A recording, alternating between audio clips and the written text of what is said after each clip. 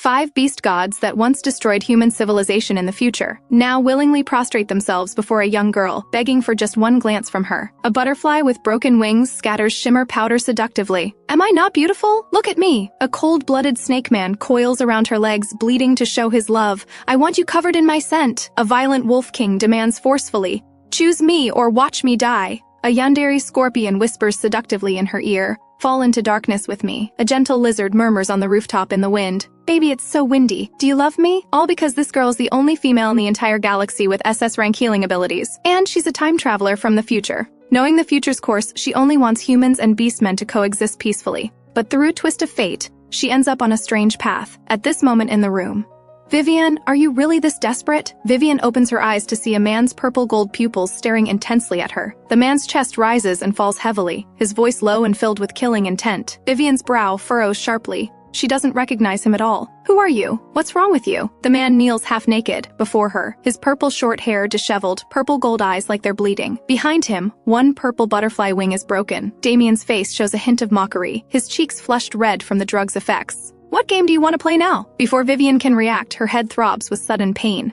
Memories that don't belong to her flood into her mind. The next second, her chin is grabbed forcefully by the man in front of her. He stares at her deadly, his voice carrying vicious intent.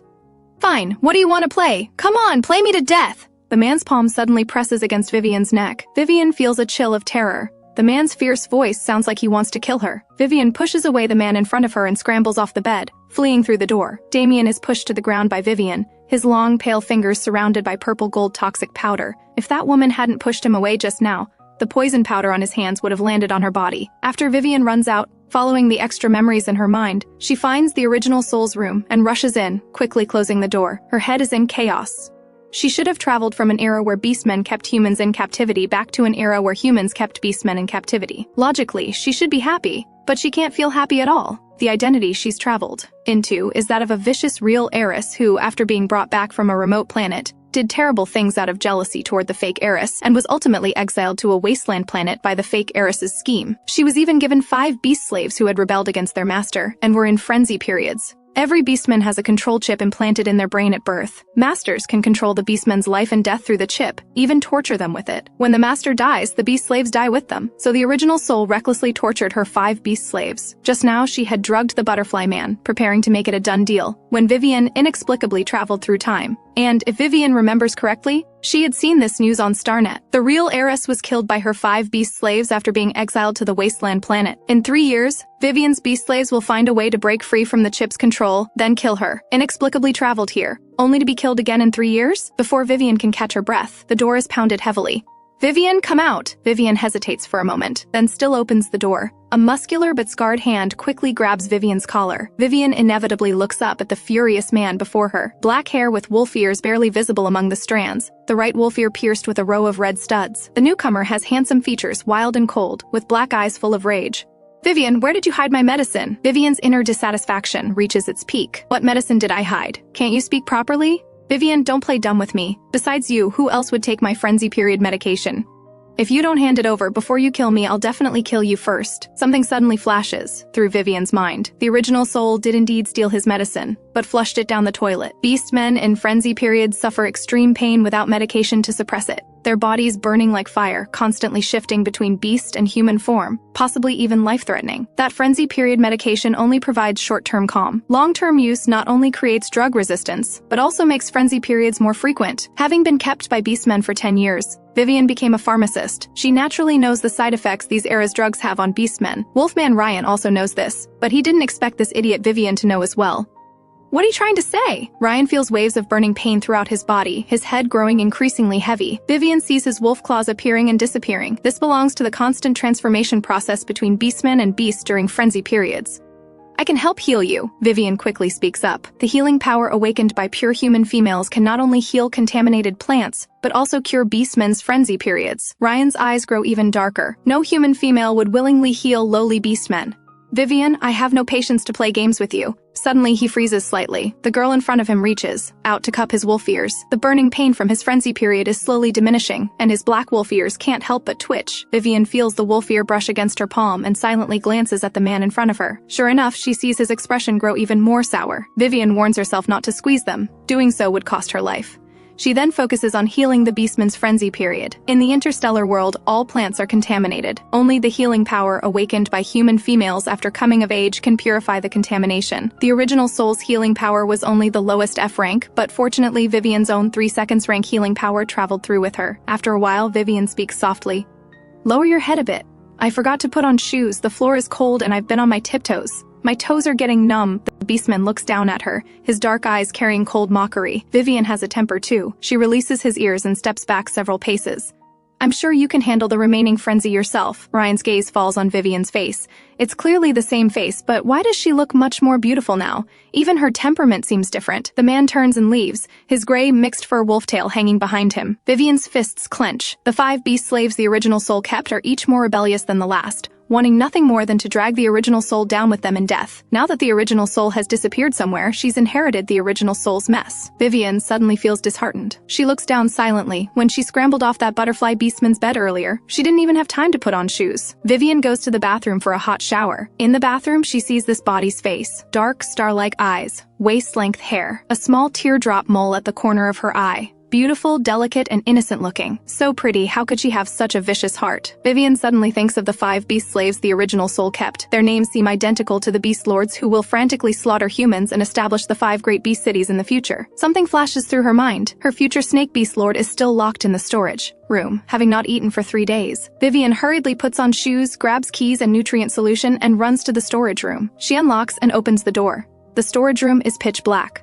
"Sir Lyndon?" Vivien habitually calls him Sir Lyndon, forgetting that the current Lyndon isn't yet the future Beast Lord. Having been kept by Vivien for 10 years, she also served as his beastman doctor for several years. Except for not being able to leave that villa, Lyndon actually treated her quite well. During their 10 years together, Lyndon had incurable frenzy periods, stomach problems, and headaches. Vivien doesn't know what he experienced in his youth. Beastmen live 10 times longer than pure humans. When he was young, her parents hadn't even been born yet. After Vivien's eyes adjust to the darkness, she sees the man in the corner clearly. A lean man leans against the corner, dark curly hair covering half his face. Under his worn black shirt, a black snake tail coils in circles, but the tail is bleeding with many missing scales. Vivien has never seen Sir Lyndon in such a wretched state. She walks forward a few steps, crouches in front of him, and instinctively wants to check his pulse. But before her hand can touch his, it's grabbed tightly. Lyndon turns to look at her. "Get lost!" Then he throws off her hand. "I'll leave in a moment." Vivien places the nutrient solution on the ground. "Your confinement is over. These are nutrient solutions. After you drink them, you can leave this place." Bang! The glass shards of the nutrient solution cut across Vivien's forehead. Vivien freezes. Sir Lyndon has never treated her this way before. He seems to be looking at someone else through her. Lyndon looks down with disgust. When Vivien was 8 years old, her parents were killed by a frenzied beastman. It was Snake Beast Lord Lyndon who saved her when she was frozen in fear. The slight pain on her forehead brings Vivien back to her senses. She sees that Lyndon's entire palm is embedded with glass shards. Vivien glances at the man in the corner, then turns to leave and returns, bringing a medical kit and dragging another person with her. At this moment, Ronin is wearing silver-white pajamas, his silver hair falling to his waist. Ronin imperceptibly pulls his hand away from Vivien's grip. "Master, what can Ronin do for you this late at night?" Vivien hands him the medical kit, pointing to Lyndon in the corner. "Heal him, or you'll die with him." A flash of disgust crosses Ronin's heart, but he doesn't show it. After Vivien finishes speaking, she leaves. Ronin can't understand Vivien's behavior. She clearly hates snakes the most, yet tonight she's acting very concerned, dragging him over to treat Lyndon in the middle of the night. Lyndon thinks of how that woman's forehead was still bleeding, yet she brought a lizard with medical skills over, and then left. Vivien returns to her room, feeling this night has been truly exhausting. She puts a pink bandage on her forehead in the mirror and goes to bed. The next morning, the door is gently knocked. "Master, breakfast is ready." Vivien finishes washing up, gets dressed, and comes out. From her inherited memories, she knows the original soul made Ronin responsible for her 3 meals. Ronin also became the least beaten beast slave because of his good temper, medical skills, and cooking abilities. After eating a few bites of breakfast, Vivien looks at the man beside her and speaks quietly, "Sit down and eat with me, or it'll get cold." "No thank you, master. You eat first." Vivien seems to have expected this and doesn't say more, finishing breakfast before leaving.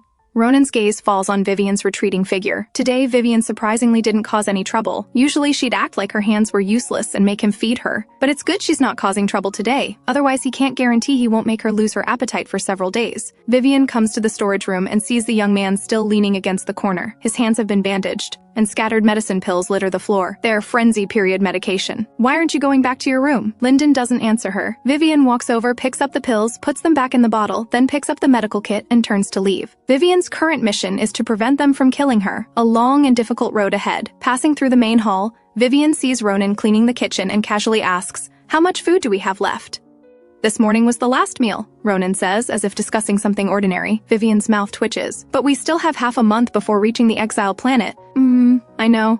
Ronin glances at Vivien and responds casually. He leisurely cleans the dishes, unhurried and elegant, looking like the master of this place. Actually, besides understanding Lyndon particularly well, Vivien knows nothing about the other few people. "Call everyone else over. I need to discuss something with everyone." Ronin takes a napkin and slowly wipes the oil stains on his hands. Though already clean, he keeps wiping until his fingers turn red. Ronin seems to dislike cooking, but the food he makes is exceptionally delicious. Why torture himself? All five had unhappy childhoods, kept by humans since childhood, beaten at will. Vivien should be grateful that when she was kept, he didn't enjoy whipping people like the others did. She's seen 4 of the 5 people, and there's still one she hasn't met. Vivien searches her memory for the original soul's interactions with him, wanting to faint but unable to. In half a month, everyone has been tortured by the original soul. She plucked the snake scales, she whipped the wolf man, she broke the butterfly man's wings, she beat the lizard man, and she beat the scorpion man too. Vivien waits on the living room sofa. Before long, Ronin slowly walks back, with no one behind him. Vivien stands up from the sofa.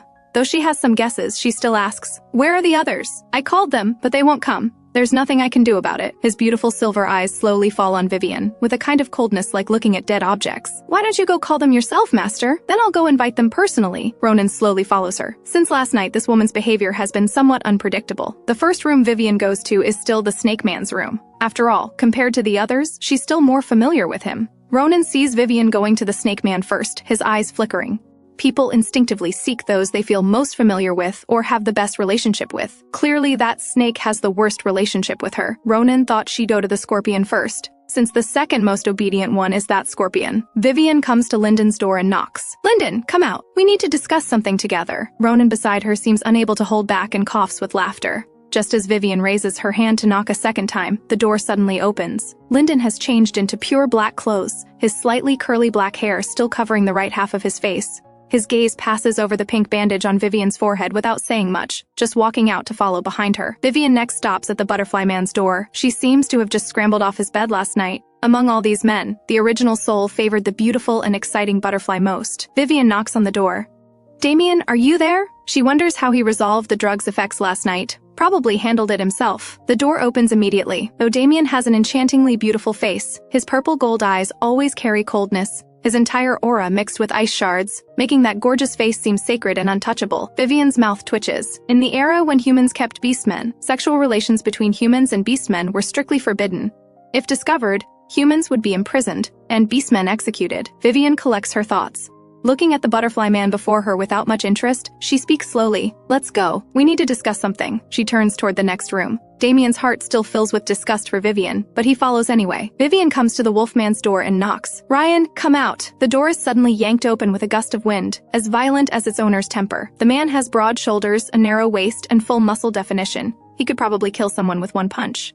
Vivien appears especially petite in front of him. "What is it?" Ryan's gaze sweeps over the people behind Vivien before settling on her. "What, having another whipping session?" Just as Vivien is about to push open the door to find the last beastman, the door opens. A young man with deep teal short hair wears a matching V-neck shirt, white gauze wrapped around his neck, looking both sexy and alluring. Dylan looks at Vivien with a smile, his voice carrying a seductive drawl. "Are you here to supervise today, Vivien?" Vivien falls silent. From the original soul's memories, she learns that after being exiled, all the original soul's assets were confiscated. And living on a wasteland planet definitely requires money. The original soul made the Scorpion Man do borderline beastmen streaming on Starnet every day to earn money. Sometimes she would stream master training beast slave content with the Scorpion. Vivien feels dizzy. Come out for a meeting together. Vivien really wants to erase those memories from her mind. "But Vivien, I'm still streaming. The top donor just arrived, and I can earn lots of money for you to spend." He speaks while slightly raising a gauze-wrapped, slender hand, red blood stains faintly visible at the wrist. This hand hasn't been cut today yet. Vivien gets dizzy thinking about his streaming content. If it were just simple borderline content, that would be fine, but in an era where beastmen have extremely low status, the top donors like seeing the Scorpion Man covered in blood. Dylan doesn't believe Vivien's words at all. He innocently blinks his peach blossom eyes, his expression enchanting and alluring. I'm using other women's money to support you, Vivien. Aren't you happy? No need. Vivien's mouth twitches. As for how to earn star coins, I'll have solutions later. She's a pure human female, with 3 S-rank healing power and a pharmacist with 10 years of clinical experience treating beastmen. She's not worried about employment at all. Dylan laughs softly. Then I'll go turn off the stream now. But when he turns around, all the smile disappears from his face. This woman once forced him to do borderline streaming, and now that he's making money from streaming, she suddenly tells him to stop. He wonders what she's really thinking. Vivien, I've turned off the stream. Good. Everyone come over together. Vivien comes to the starship's living room sofa and sits down. You all sit too. Vivien, you're the master. We're lowly beast slaves. How dare we sit on the same sofa as you? Ryan speaks with sarcasm. Then I order you all to sit down. Is that acceptable? Ronin naturally sits in the seat next to Vivien, his voice calm as he speaks slowly. Thank you, master. With the first person seated, the others also take their seats one by one. Except for Ronin sitting close to her, the others all sit far away. Since everyone's here, I'll speak directly. I know that in the past half-month, I've done many excessive things to you all. It's okay, Vivien. You can do even more excessive things to me. Dylan speaks, his peach blossom eyes blinking affectionately. Don't pity me. Hearing him say this, Vivien doesn't dare take it seriously. As one of the future beast lords, the scorpion is a passionate, smiling, grim reaper. The sweeter his words, the more ruthless his killing. Vivien's lips move. From now on, let's get along well. I won't hit you anymore either. I know you definitely won't believe me when I say this now, so I'll prove it to you with actions in the future. When the time is right, I can also let you leave. But that depends on your performance. What does performance mean? Ronin asks softly. Vivien turns to look at him. Be good to me. A strange feeling passes through Ronin's heart. All right, master, just call me by my name from now on. Vivien looks away. Is this another new game where you want us to please you? Ryan sneers. She continues. I've laid out the rules. Whether you're willing to try is up to you. Several people are all considering the truthfulness of her words. Dylan, however, grins with a brilliant smile. Vivien, but I want to always be your slave. Vivien automatically ignores his words. Not a single word is sincere. Now I need to talk about the second matter. We still have half a month before reaching the exile planet, but we're out of food. Ronin beside her quietly watches Vivien, wanting to see how she'll solve this. I don't have a single bottle of nutrient solution left. Ryan speaks ominously. You took all our nutrient solutions. Vivien did indeed take all their nutrient solutions. When she traveled through, the original Soul's room only had 10 bottles of nutrient solution left. But last night, Lyndon smashed 5 bottles, so only 5 remain. Vivien thinks about this and glances at Lyndon. He also seems to sense something and looks at her. One red narrow eye half closed, always looking at people with cold, lazy indifference. She silently looks away, not asking about the nutrient solution, but instead inquiring, do any of you have seeds? Vivien, I don't have grain seeds, but I have cloud plum flower seeds. Dylan grins and speaks.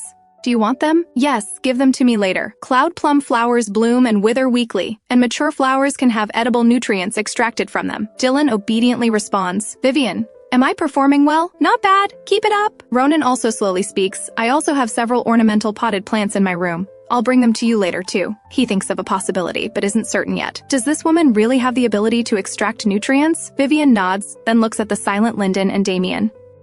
Bring me the potted plants from your rooms too. Lyndon is truly taciturn, but Damien probably just doesn't want to acknowledge Vivien at all. Neither of them speaks or pays attention to her. Vivien, Ronin breaks the awkwardness. Everything on this starship belongs to you. Whatever you want later, I'll accompany you to get it. Vivien turns to look at Ronin and nods. She thinks Ronin getting beaten less had its reasons.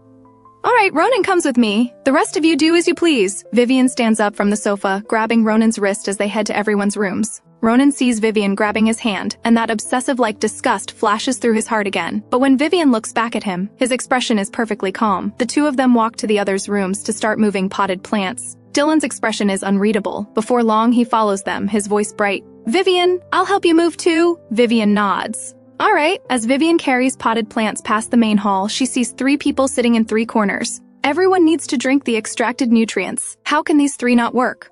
Ryan, you go move too. Lyndon, Damien, you two come with me. I have something to tell you. Ryan stands up briskly. I'd like to see what tricks you're up to. Then he goes to help Vivien move potted plants. Damien's beautiful purple gold eyes carry coldness, half his face bearing the purple gold shimmer, powder that belongs to butterflies. Undeniably, he's truly beautiful and eye-catching, with gorgeous colors that draw attention at first glance. His gaze falls on Vivien like looking at trash.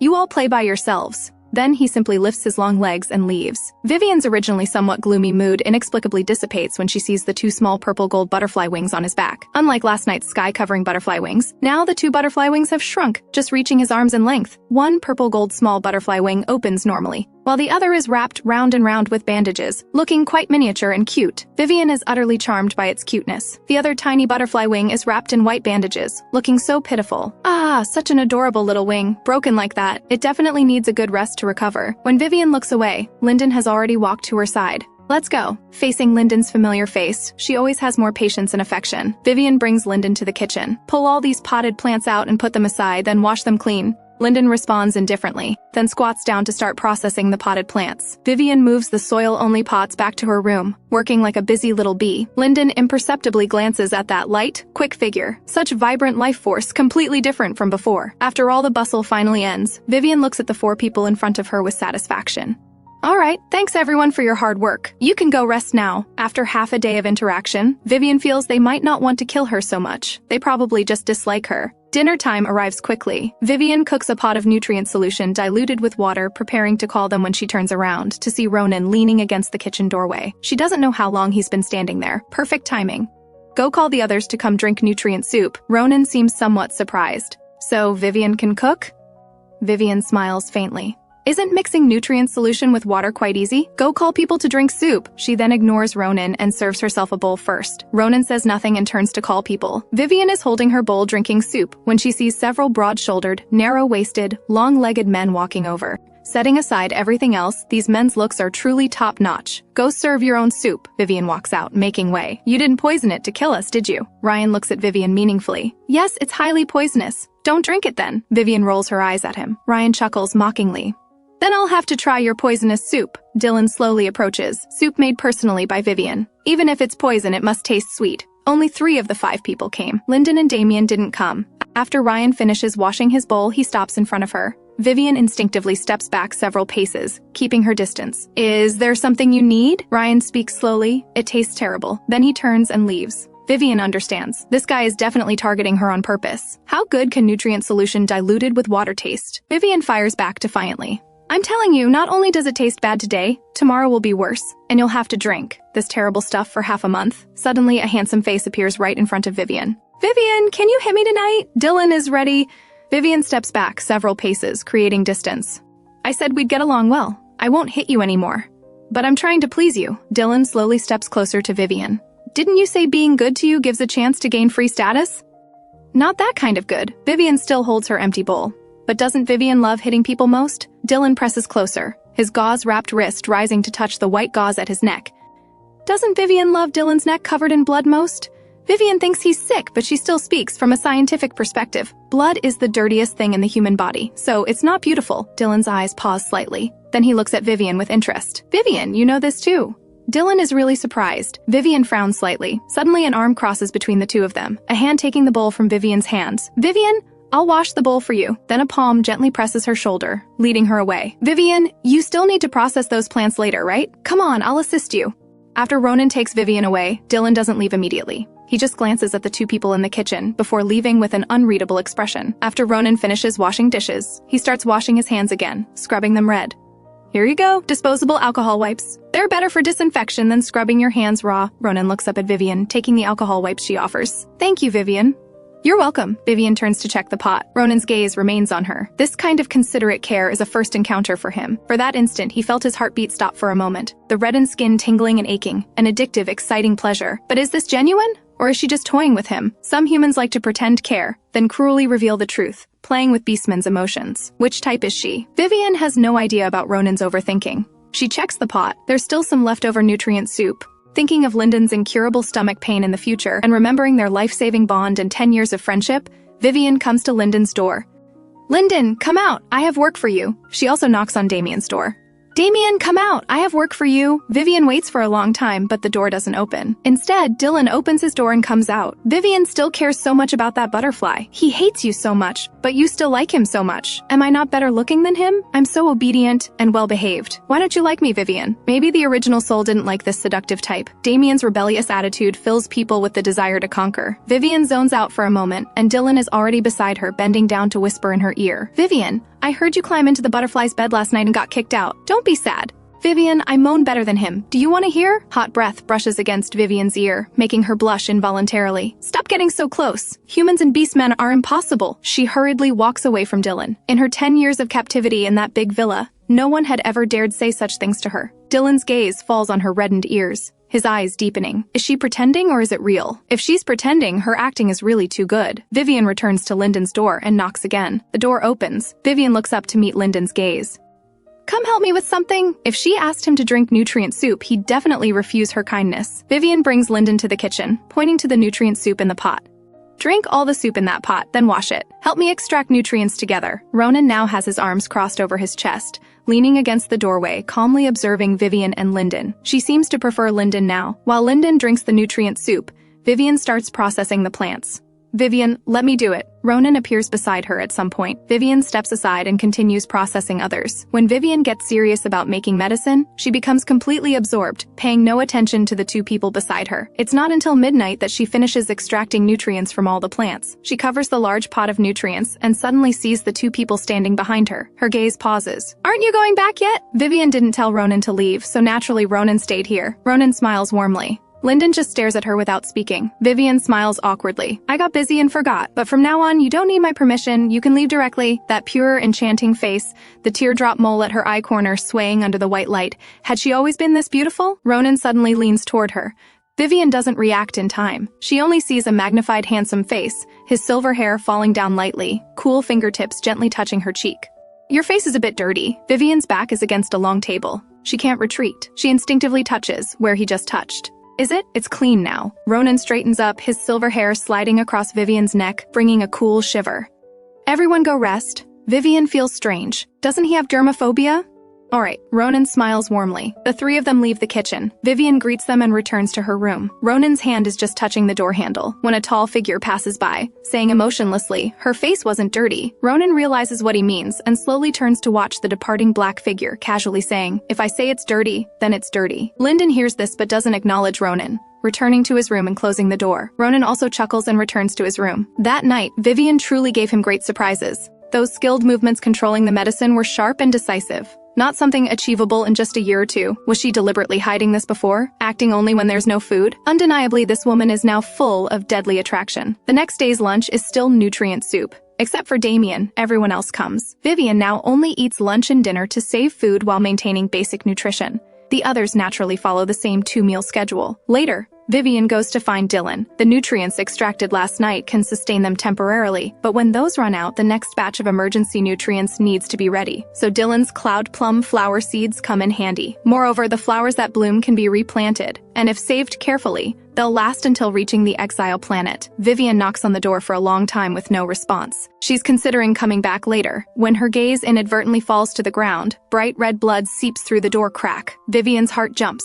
She immediately pushes open the door and enters. What greets her is glaring red on white tiles. Rock music blares throughout the room. As soon as Vivien enters, she feels her eardrums pounding and ringing. The young man stands on white tile floors, his white gauze shirt stained red with blood, gray pants also spattered with blood droplets like blooming snowflowers. He props one hand on the table, gaze fixed on the holographic virtual transparent streaming panel in front.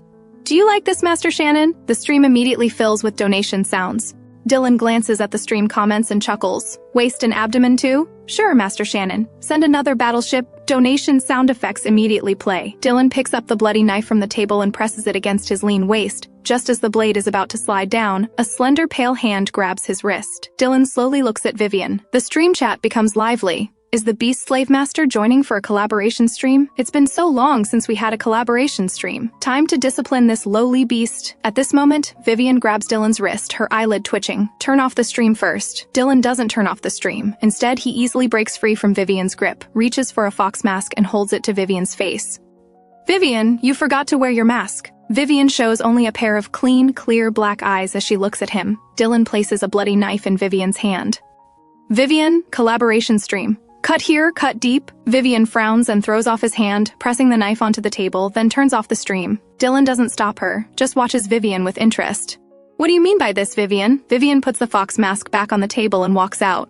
Wait here, I'll get the medical kit and be right back. Dylan's gaze deepens as he watches Vivien's retreating figure. Beastmen heal quickly. This blood won't cause fatal blood loss. Why is she getting a medical kit? Is she worried about his wounds? Vivien quickly returns with the medical kit. Let me treat the wounds first. Dylan sees her return with the medical kit and hears this sentence. For a moment, it creates an illusion that treating his wounds is the top priority. He lets Vivien treat his wounds. Vivien's eyelid twitches. Doesn't this person feel pain? After Ronin, she thinks Dylan is also sick. After treating his wounds, Vivien looks up at him. Dylan smiles enchantingly. Vivien, why do you care about me so much?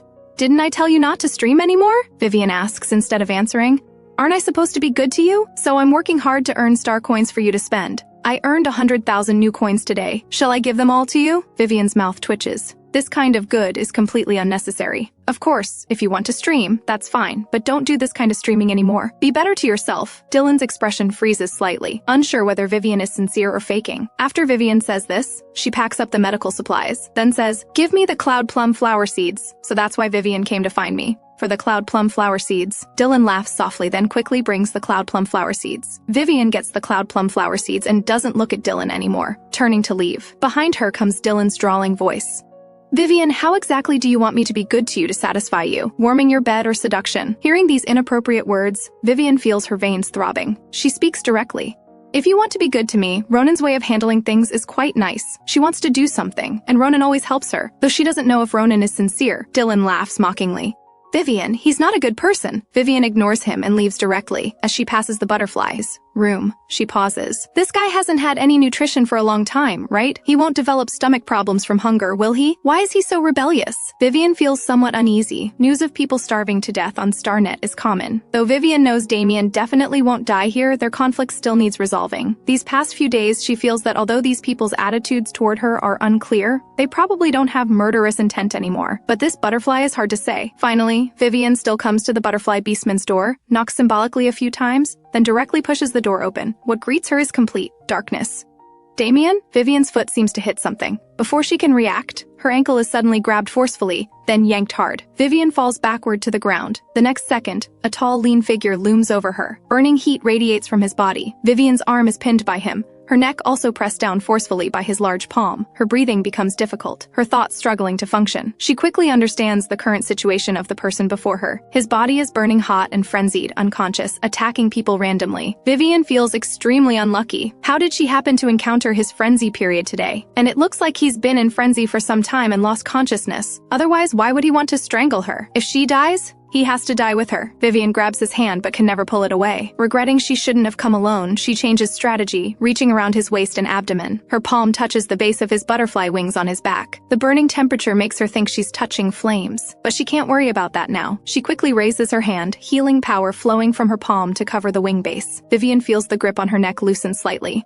The butterfly wings tremble slightly from the gentle touch. Vivien breathes a sigh of relief internally. But the next second, the man on top of her circles his arm around her waist, holding her tightly, his face pressed against hers, trapping her beneath him. His butterfly wings behind him faintly produce shimmer powder, suddenly spreading to cover Vivien above. The room is too dark. She can't see clearly and doesn't notice the faint shimmer powder. Vivien is completely pinned down and can't move. She can only help him cure his frenzy period first. Vivien's hands circle around Damien's back, palms touching his butterfly wing bases. This is the most sensitive area for butterfly men. Usually when helping beastmen cure frenzy periods, Vivien wouldn't touch here, but now she can't reach anywhere else. Butterfly wings are not pleasant to touch at all. Like touching sticky powder, healing power continuously flows from her palms. As her palms touch the butterfly wings, those beautiful wings produce more and more shimmer powder. Vivien doesn't notice. Faint gasping sounds echo in Vivien's ear. Vivien freezes completely. Sure enough, beastmen's sensitive areas can't be touched carelessly. She notices the large amount of shimmer powder. The butterfly wings tremble slightly. Golden shimmer powder falling on Vivien's face. The powder has a sweet, fruity candy fragrance. When butterfly men court, they make their wings especially beautiful to attract the opposite sex's attention.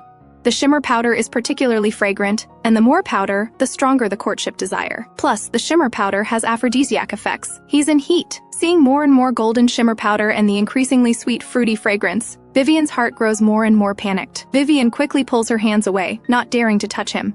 Damen, wake up! I'm Vivien, the Vivien you hate! But she can't push away a beastman with enormous strength at all. Damen holds her tightly, his voice extremely dry and hoarse, pleadingly kissing Vivien's neck.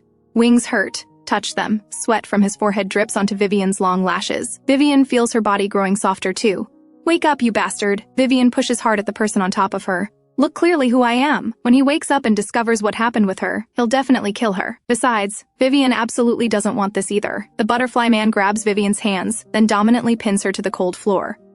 You touched me first. Damien's voice is low and hoarse, his consciousness hazy, seeming awake yet drunk. His voice seems to carry a trace of grievance. She initiated it, and now that he's agreed, why is she still struggling? Vivien realizes she can't break free from an adult man's restraint. She can only make him relax first, then catch him off guard and push him away. Damien seems to notice her quietness too. The pressure pinning her gradually lightens. Just as Damien is about to kiss her lips, Vivien suddenly pushes the person away. But before she can get up, a large hand grabs her ankle again, and she heavily falls to her knees. The sweet shimmer powder fragrance leaves her whole body weak. Vivien's current feeling is like a horror movie. The monster behind the protagonist grabs their ankle and drags them into the abyss.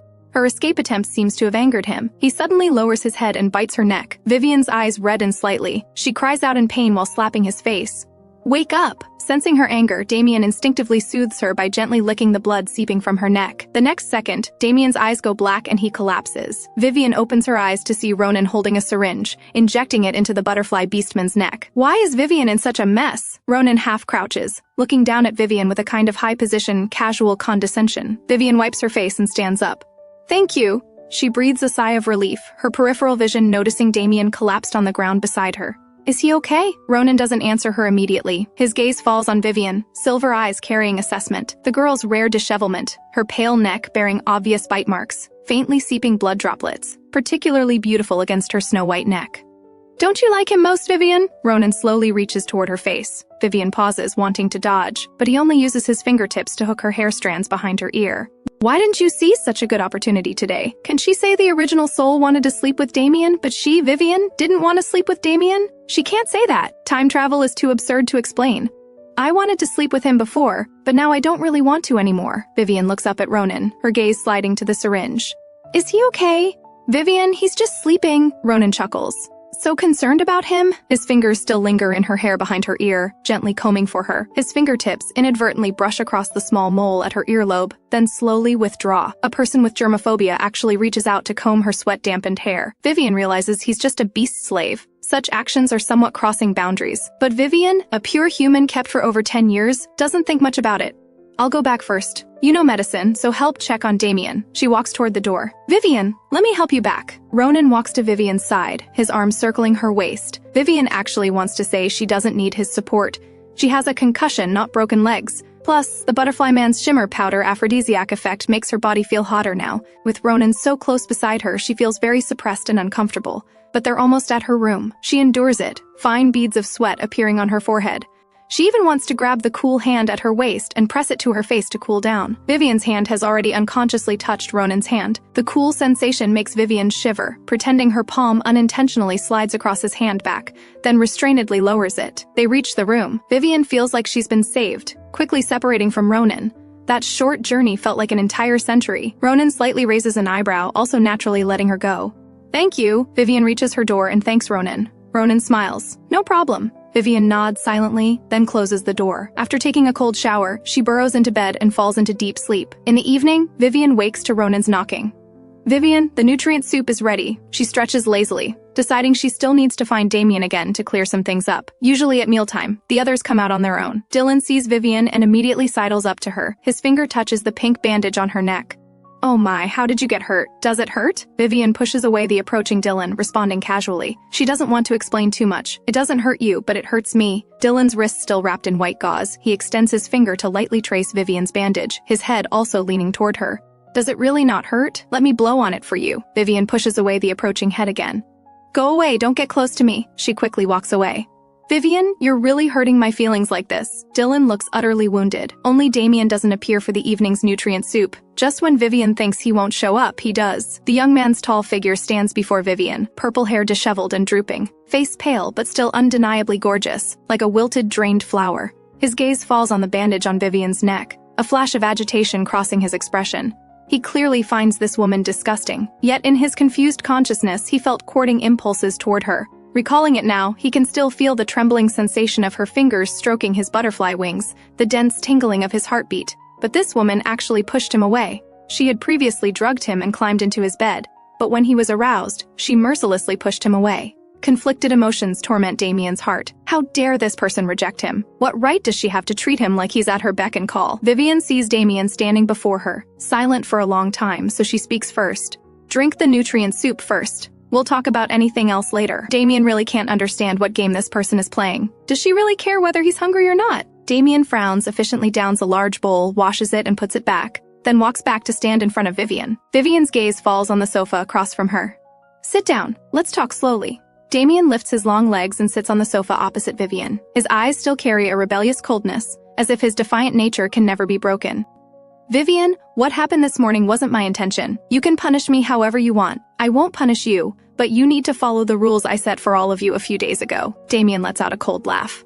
Please you? In your dreams. Vivien takes a deep breath. Why do these people always twist her words? When I said, be good to me, I meant like friends being good to each other, not the fawning obedience between master and servant. Vivien looks at the other beastmen as well. Listen carefully, all of you. The purpose of this rule is so we can coexist peacefully, let bygones be bygones, and owe each other nothing. Being good to me is my standard for evaluation. When I feel you've met this standard, I can give you free citizenship and let you leave. Vivien really hopes they won't misunderstand her meaning anymore. If we want to be even, why make it so complicated? Damien looks at her coldly. Cut off one of your arms, and we'll be square. His wings were broken by the original soul, so now he wants Vivien to cut off her own arm. Vivien frowns slightly. She wasn't the one who tortured them, so why should she cut off her arm? If that's the case, you don't have to follow the rules. When all the other men leave, you can stay by my side as my servant forever. Washing clothes, cooking, kneeling to serve me, and such. Damien's face darkens. Can we really be friends? Dylan suddenly smiles with interest. No longer be lowly servants? Vivien glances at Dylan, not understanding the point of his question. Over these past 2 weeks, each of them has acted more like the master than she has. Saying they can get along, like friends, is already generous. After all, in the original soul's memories, servants in other households knelt to serve their masters. But these 5 servants on the starship are rebellious to the core, constantly looking for chances to break free from chip control and kill the original soul. Vivien collects her thoughts and nods lightly. She doesn't really like how humans and beastmen interact in this era anyway. You're so kind, Dylan smiles. Vivien feels like he's being sarcastic but doesn't say anything more. Damien just frowns, stands up, and leaves without a word. She doesn't know if he actually heard what she said, but over the next few days, when Vivien calls him to come drink nutrient soup, he does come out, though he still doesn't give her a friendly look. After several more peaceful days, they're almost at the contaminated planet for exile. Vivien finally feels that while they can't reach the level of good friends, at least they no longer want to kill her. But this thought is shattered, again today. This morning, when Vivien wakes up, she feels dizzy and disoriented. She stares at the 2 or 3 overlapping images of herself in the mirror, shakes her head slightly. This makes the images multiply even more, and soon nausea surges up. She grips the sink and vomits violently. After a while, when she recovers, Vivien checks her own pulse and her heart goes cold. She goes out, takes out her medical kit, and starts mixing an antidote. This body has been poisoned, and it was poisoned before she arrived. It's a slow-acting poison that first makes people confused, then gradually stupid, and finally kills them completely. As for who poisoned her, Vivien has many suspects. The poison was administered about half a month ago, so the fake daughter in the capital could have done it since she originally wanted to kill the original soul anyway. Butterfly Man Damien's glitter powder acts as an aphrodisiac during courtship, but becomes toxic powder when killing. Snake Man Lyndon's teeth also contain venom. Scorpion Man Dylan's tail tip is also poisonous. Lizard Man Ronin is skilled in medicine, so he could also have administered poison. Wolf Man Ryan currently has no suspicious aspects, but he might also be hiding poison. Everyone is highly suspicious. Vivien wipes her face. Fortunately, the medicines in the medical kit can be broken down and mixed to neutralize the poison in her body. After drinking the antidote, Vivien breathes a sigh of relief, but she still needs to drink the antidote several more times to completely clear the toxins. Vivien looks at the cloud plum flowers growing in her room. They can be harvested again. After this harvest, they'll reach the contaminated planet. After refining this batch of nutrients, she'll need to figure out how to earn star coins. A knock sounds at the door. Vivien opens it to see Ronin at the doorway. Is something wrong? Ronin looks down at her, his silver hair falling slightly. He speaks slowly, I'm not feeling well today. Then he pushes open the door and enters her room. Vivien doesn't think much of it and follows him in. What's wrong? Ronin sets down a cloud plum flower and glances at Vivien. Helping you harvest cloud plum flowers. The two don't speak further, and quietly finish picking all the flowers together. These days, Ronin has been the most considerate to her, though she wonders if he's two-faced. After all, getting along well with someone also means having the best opportunity to poison her. Vivien notices his white clothes and pants are all dirty, so she casually remarks, "You'll have a lot of laundry to do today, won't you?" Ronin casually replies, "I throw away all clothes I've worn. Where would a servant get so many clothes to change? And he wears similar outfits every day, either white or gray. Do you have that many clothes? There are still 10,000 pieces in my hub ring. I see." Vivien says quietly. That's still wasteful. You'd throw away 365 pieces of clothing a year. Ronin seems to glance at Vivien casually. Clothes are recycled like garbage, just like how you bathe every day. Do you think that wastes water? So you think clothes have about the same value as water? Vivien remarks seemingly casually. That kind of value system must come from having countless star coins. Only when you don't lack something, or even have too much to use, would you devalue it as worthless. Vivien suspects he's very wealthy, but as a beastman with low social status in interstellar society, where does his money come from? Moreover, their star coin accounts are all linked to hers. Except for Dylan's account having income from borderline live streaming, the other 4 have 0 in their accounts. Vivien's eyes flicker slightly. By saying this so directly, Ronin is basically telling her he's very rich. According to this era's regulations, servants belong to their masters, and servants' money also belongs to their masters. Vivien senses that all 5 men are hiding money to varying degrees.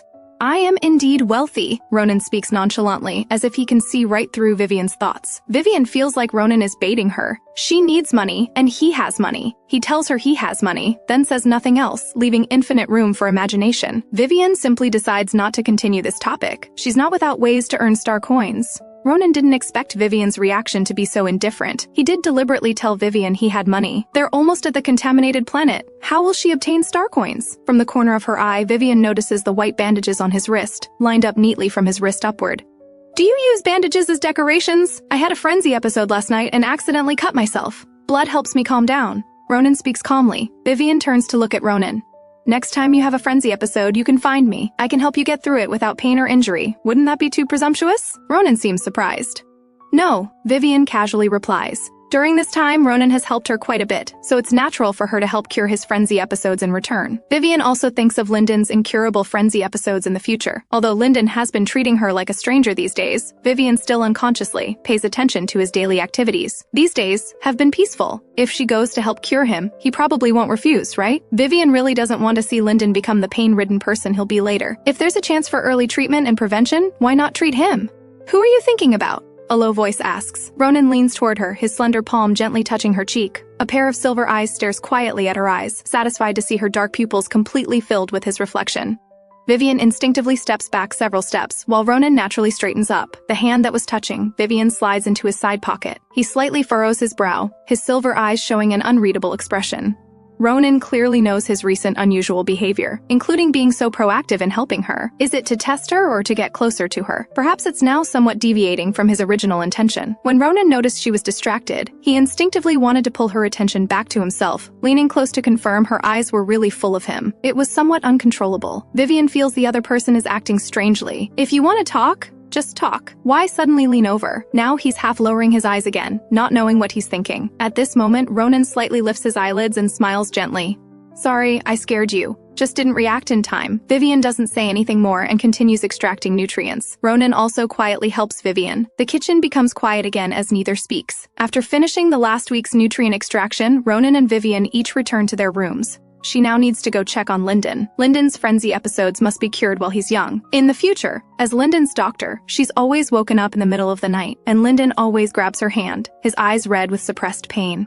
Vivien, my head hurts. Vivien, I don't feel well. Sometimes Vivien even hears him talking deliriously. Vivien, hold me. Vivien, without you, I'll die. Vivien naturally knows this. Without her treatment, he'll eventually kill himself. She naturally doesn't realize that the future Lyndon loves her to the extreme, but only dares to restrain himself by holding her hand. Vivien quickly comes to Lyndon's room and knocks. Lyndon, I need to talk to you, but after knocking for a long time, no one opens the door. Vivien thinks for a moment, turns back to her room to get several prepared sedative injections, then returns. The current Lyndon isn't the future Lyndon after all. On the other side of the door, the room is pitch black. Lyndon sits on the floor, leaning against the door. His upper body is naked, his black snake tail alternately stretching and coiling, showing he's in unbearable pain. The frenzy episode medication has run out. Now he can only endure it himself, but Lyndon still has some consciousness. He knows Vivien came knocking, yet he hasn't opened the door. These days, Lyndon has noticed that Vivien seems to treat him differently from the other men. She cares whether he drinks nutrient soup and whether he has wounds on his body. Why does she pay so much attention to me? Didn't she say snake men are the most disgusting? Sometimes he even wonders if she likes him. Lyndon really can't tell if she's paying attention to him or if he's the one paying attention to her every move. He hides in his dark room, listening to her footsteps. noticing that when she passes his door, her steps always slow slightly. He can hear when her footsteps are light and cheerful. Lyndon thought Vivien might have developed some feelings for him. Until that time she went to the Scorpion Man's room to treat his wounds, he heard her say Ronin's name the most. And that day when she entered the Butterfly Man's room and got trapped by him, he stood behind the door for a long time.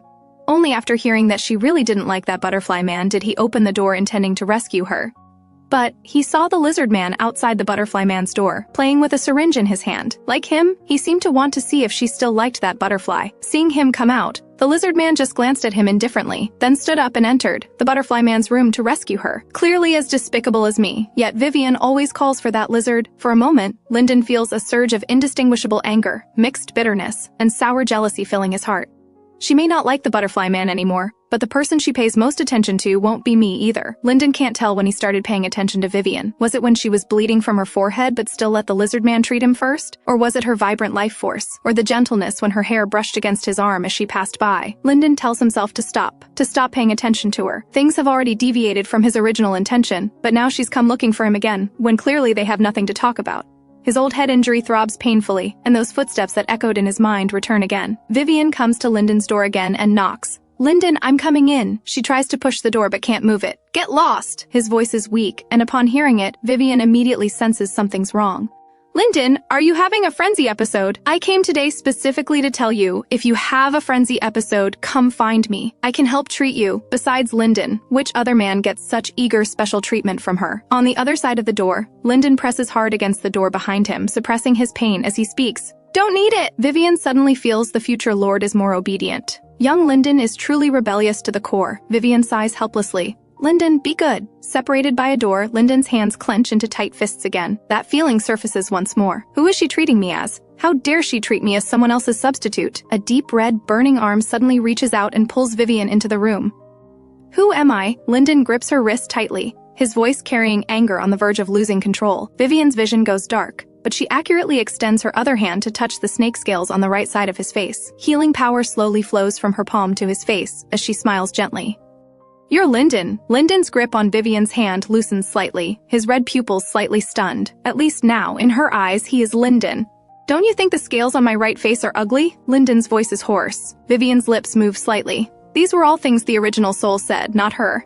"They're beautiful," she speaks softly. "When light falls on them, they emit gentle, colorful, gorgeous light. So you don't need to cover your face anymore. You're so handsome, why hide it?" Lyndon can tell she's speaking from her heart. It's precisely because of this that his heart fills with dense, sour sweetness. Vivien's healing power caresses his face, gently tucking the fallen black curls behind his ear. The burning pain of the frenzy episode disappears, replaced by fragrant, gentle hands. His snake tail reaches the wall and turns on the light. Lyndon's gaze falls on Vivien's face. The sudden brightness lets him clearly see the emotions she can't hide on her face. In this instant, he'll know whether she's lying or sincere. The girl seems only slightly stunned by the sudden light, her gaze quickly falling on his face. She looks up with a gentle smile. Do the scales really emit gentle, gorgeous, beautiful light? No fear, no disgust, only gentle acceptance. Her palm still touches his right face, warm temperature flowing through, pain driven away, leaving only lingering softness. Vivien's eyes flicker as the snake's scales fade away. She sees the red mole at the lower right corner of his thin red lips. Beautiful. Lyndon stares at her without speaking.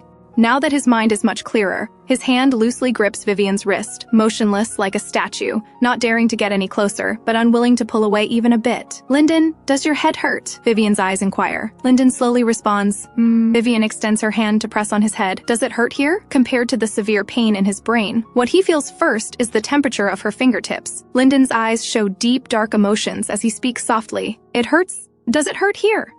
"Very much." "What about here?" "Also very much."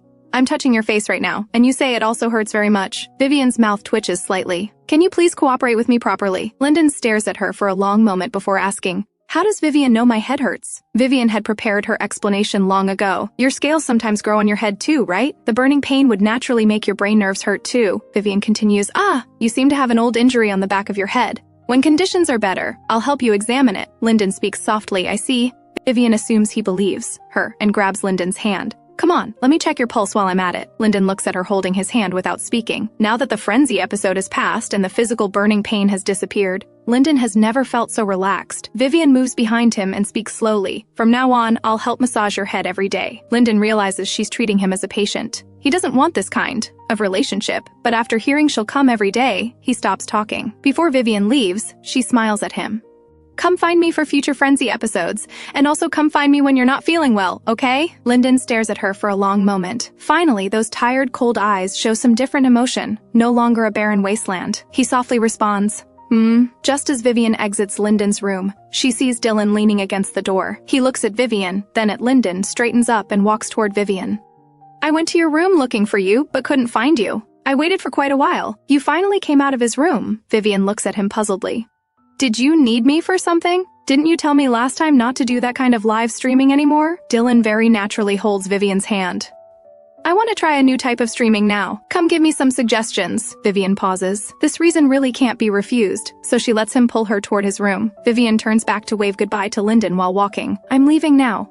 Just before being pulled into Dylan's room, she sees Ronin watching her from not far away. But the next second, Vivien is already inside Dylan's room. Meanwhile, Ronin grips the door handle with slight force, his silver eyes flashing with bone-chilling coldness as he pushes open the door and enters. On the other side, Lyndon just watches Vivien enter the Scorpion's room, and his expression becomes tired and cold again. The contaminated planet is almost here. You can't survive without money. After pulling Vivien inside, Dylan throws himself into the sofa, arms spread wide. His deep green shirt is unbuttoned and wrinkled to the extreme, the luxurious green shirt revealing large areas of abs and chest. His whole demeanor screams boss-level sitting posture. Vivien's eyes flicker. This kind of lazy, playful, leisurely temperament is usually only seen in people in positions of power. Vivien suspects these men already have their own power bases behind the scenes. She suddenly understands. People who are meant to be in positions of power, how could they possibly submit to humans as servants? Vivien speaks indifferently.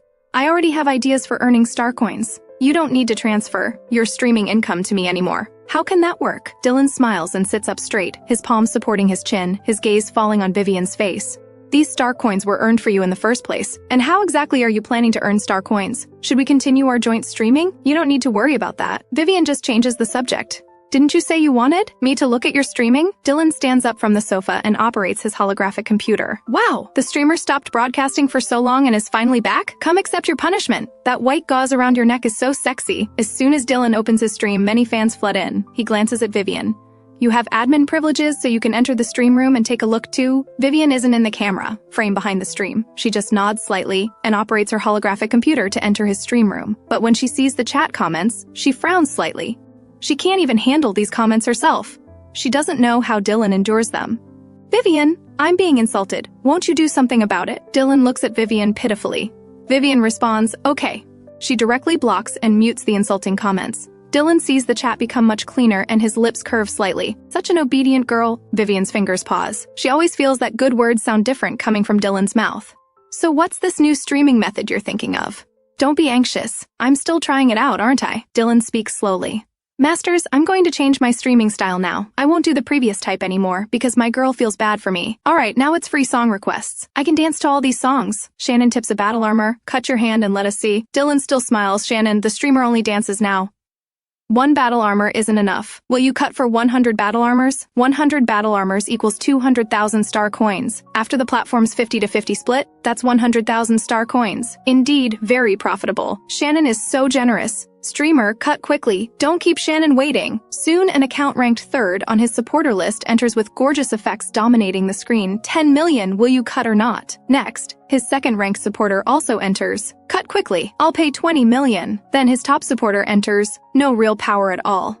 I'll pay 50 million. Streamer, spill some blood. The chat becomes extremely lively. Wow, unprecedented spectacle. Dylan's expression doesn't change at all, still wearing that casual, carefree smile. But whether to cut or not depends on my girl. Meanwhile, Vivien notices that the top 3 supporter accounts only follow Dylan, and each has tipped him tens of millions. They all seem to be new accounts. Isn't this loophole too obvious? She furrows her brow slightly as a suspicion surfaces. These 3 accounts might all belong to Dylan's people, but this is just her guess. Thinking about it this way, these 3 accounts appeared from the very first stream. If these are accounts of Dylan's subordinates, then he's just tipping himself and ordering himself to cut his hand. That's seriously messed up, isn't it? Vivien collects her thoughts, exits the page and looks at Dylan. What's wrong? Did you see the chat comments? Dylan grins. So, should I cut or not? Vivien speaks slowly. I told you to decide for yourself. She pauses slightly, then operates her holographic computer to exit her admin privileges and walks toward the door. I'm leaving first. You don't need to tell me about your streaming anymore. Also, she pauses slightly. You don't need to test me anymore either. Dylan feels that Vivien is angry. He quickly closes the stream and grabs Vivien as she walks past him. What are you talking about? How am I testing you? Vivien turns to look at him. You know very well what I mean. Dylan meets Vivien's clear, transparent eyes. Those beautiful eyes seem to see right through him, making his heart pound with excitement. You've gotten smarter. Dylan looks at Vivien with a bright smile. The top 3 supporters are all your people, right? Vivien speaks indifferently. Dylan, you're quite wealthy too. Tipping money to yourself to punish yourself? Dylan's eyes crinkle with amusement. I admit you're guessing, but congratulations. You guessed right. Are you angry? Dylan looks at Vivien, his cerulean eyes completely innocent. Because I lied to you? Just don't do it again, Vivien speaks. After all, his tests only involved him hurting himself. Vivien didn't really get hurt. Her only displeasure is probably just not being trusted. But not being trusted is understandable, considering what the original soul did to them before. Then I won't do streaming anymore. Dylan's eyes curve slightly. I have more star coins than I can spend. If it wasn't for you forcing me before, why would I sell my body?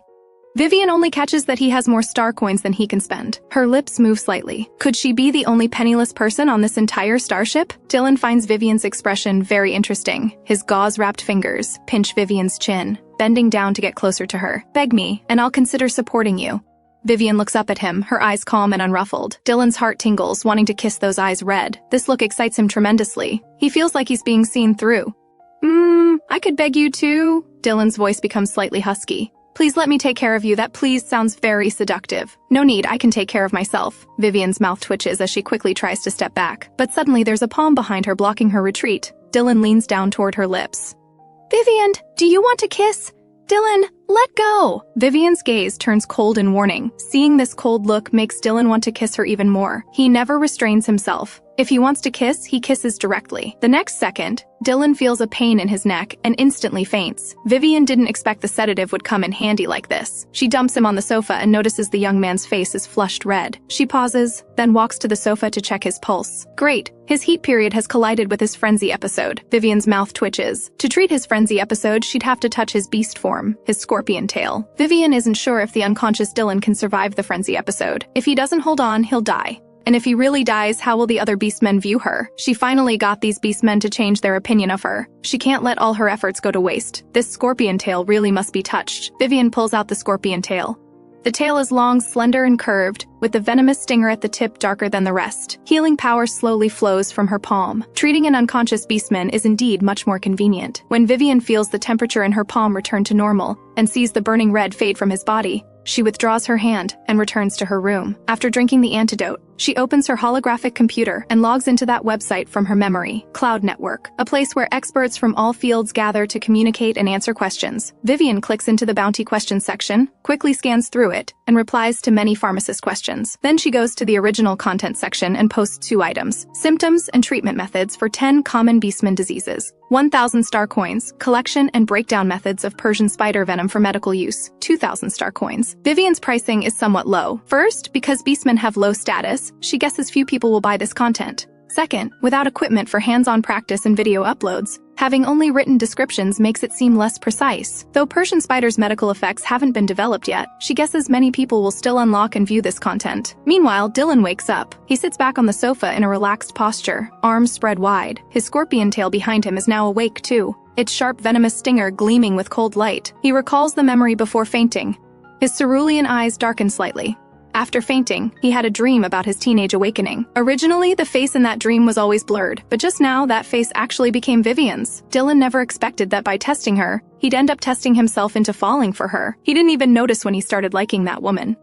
No, it must be the frenzy episode affecting me. How could I possibly like that woman? Right. It's because Vivien is the only female on this starship that I lost control. But now his mind is full of thoughts about Vivien. Dylan frowns and opens the surveillance on his holographic computer. He breathes heavily while staring at Vivien's slender, pale fingers gripping his tail in the computer screen, as if anticipating Vivien's next move. He sees Vivien simply place her palm on his scorpion tail and keep it there. His heart grows restless. Touch it! Go touch the tail tip! But Vivien in the video only provides healing treatment without any extra actions.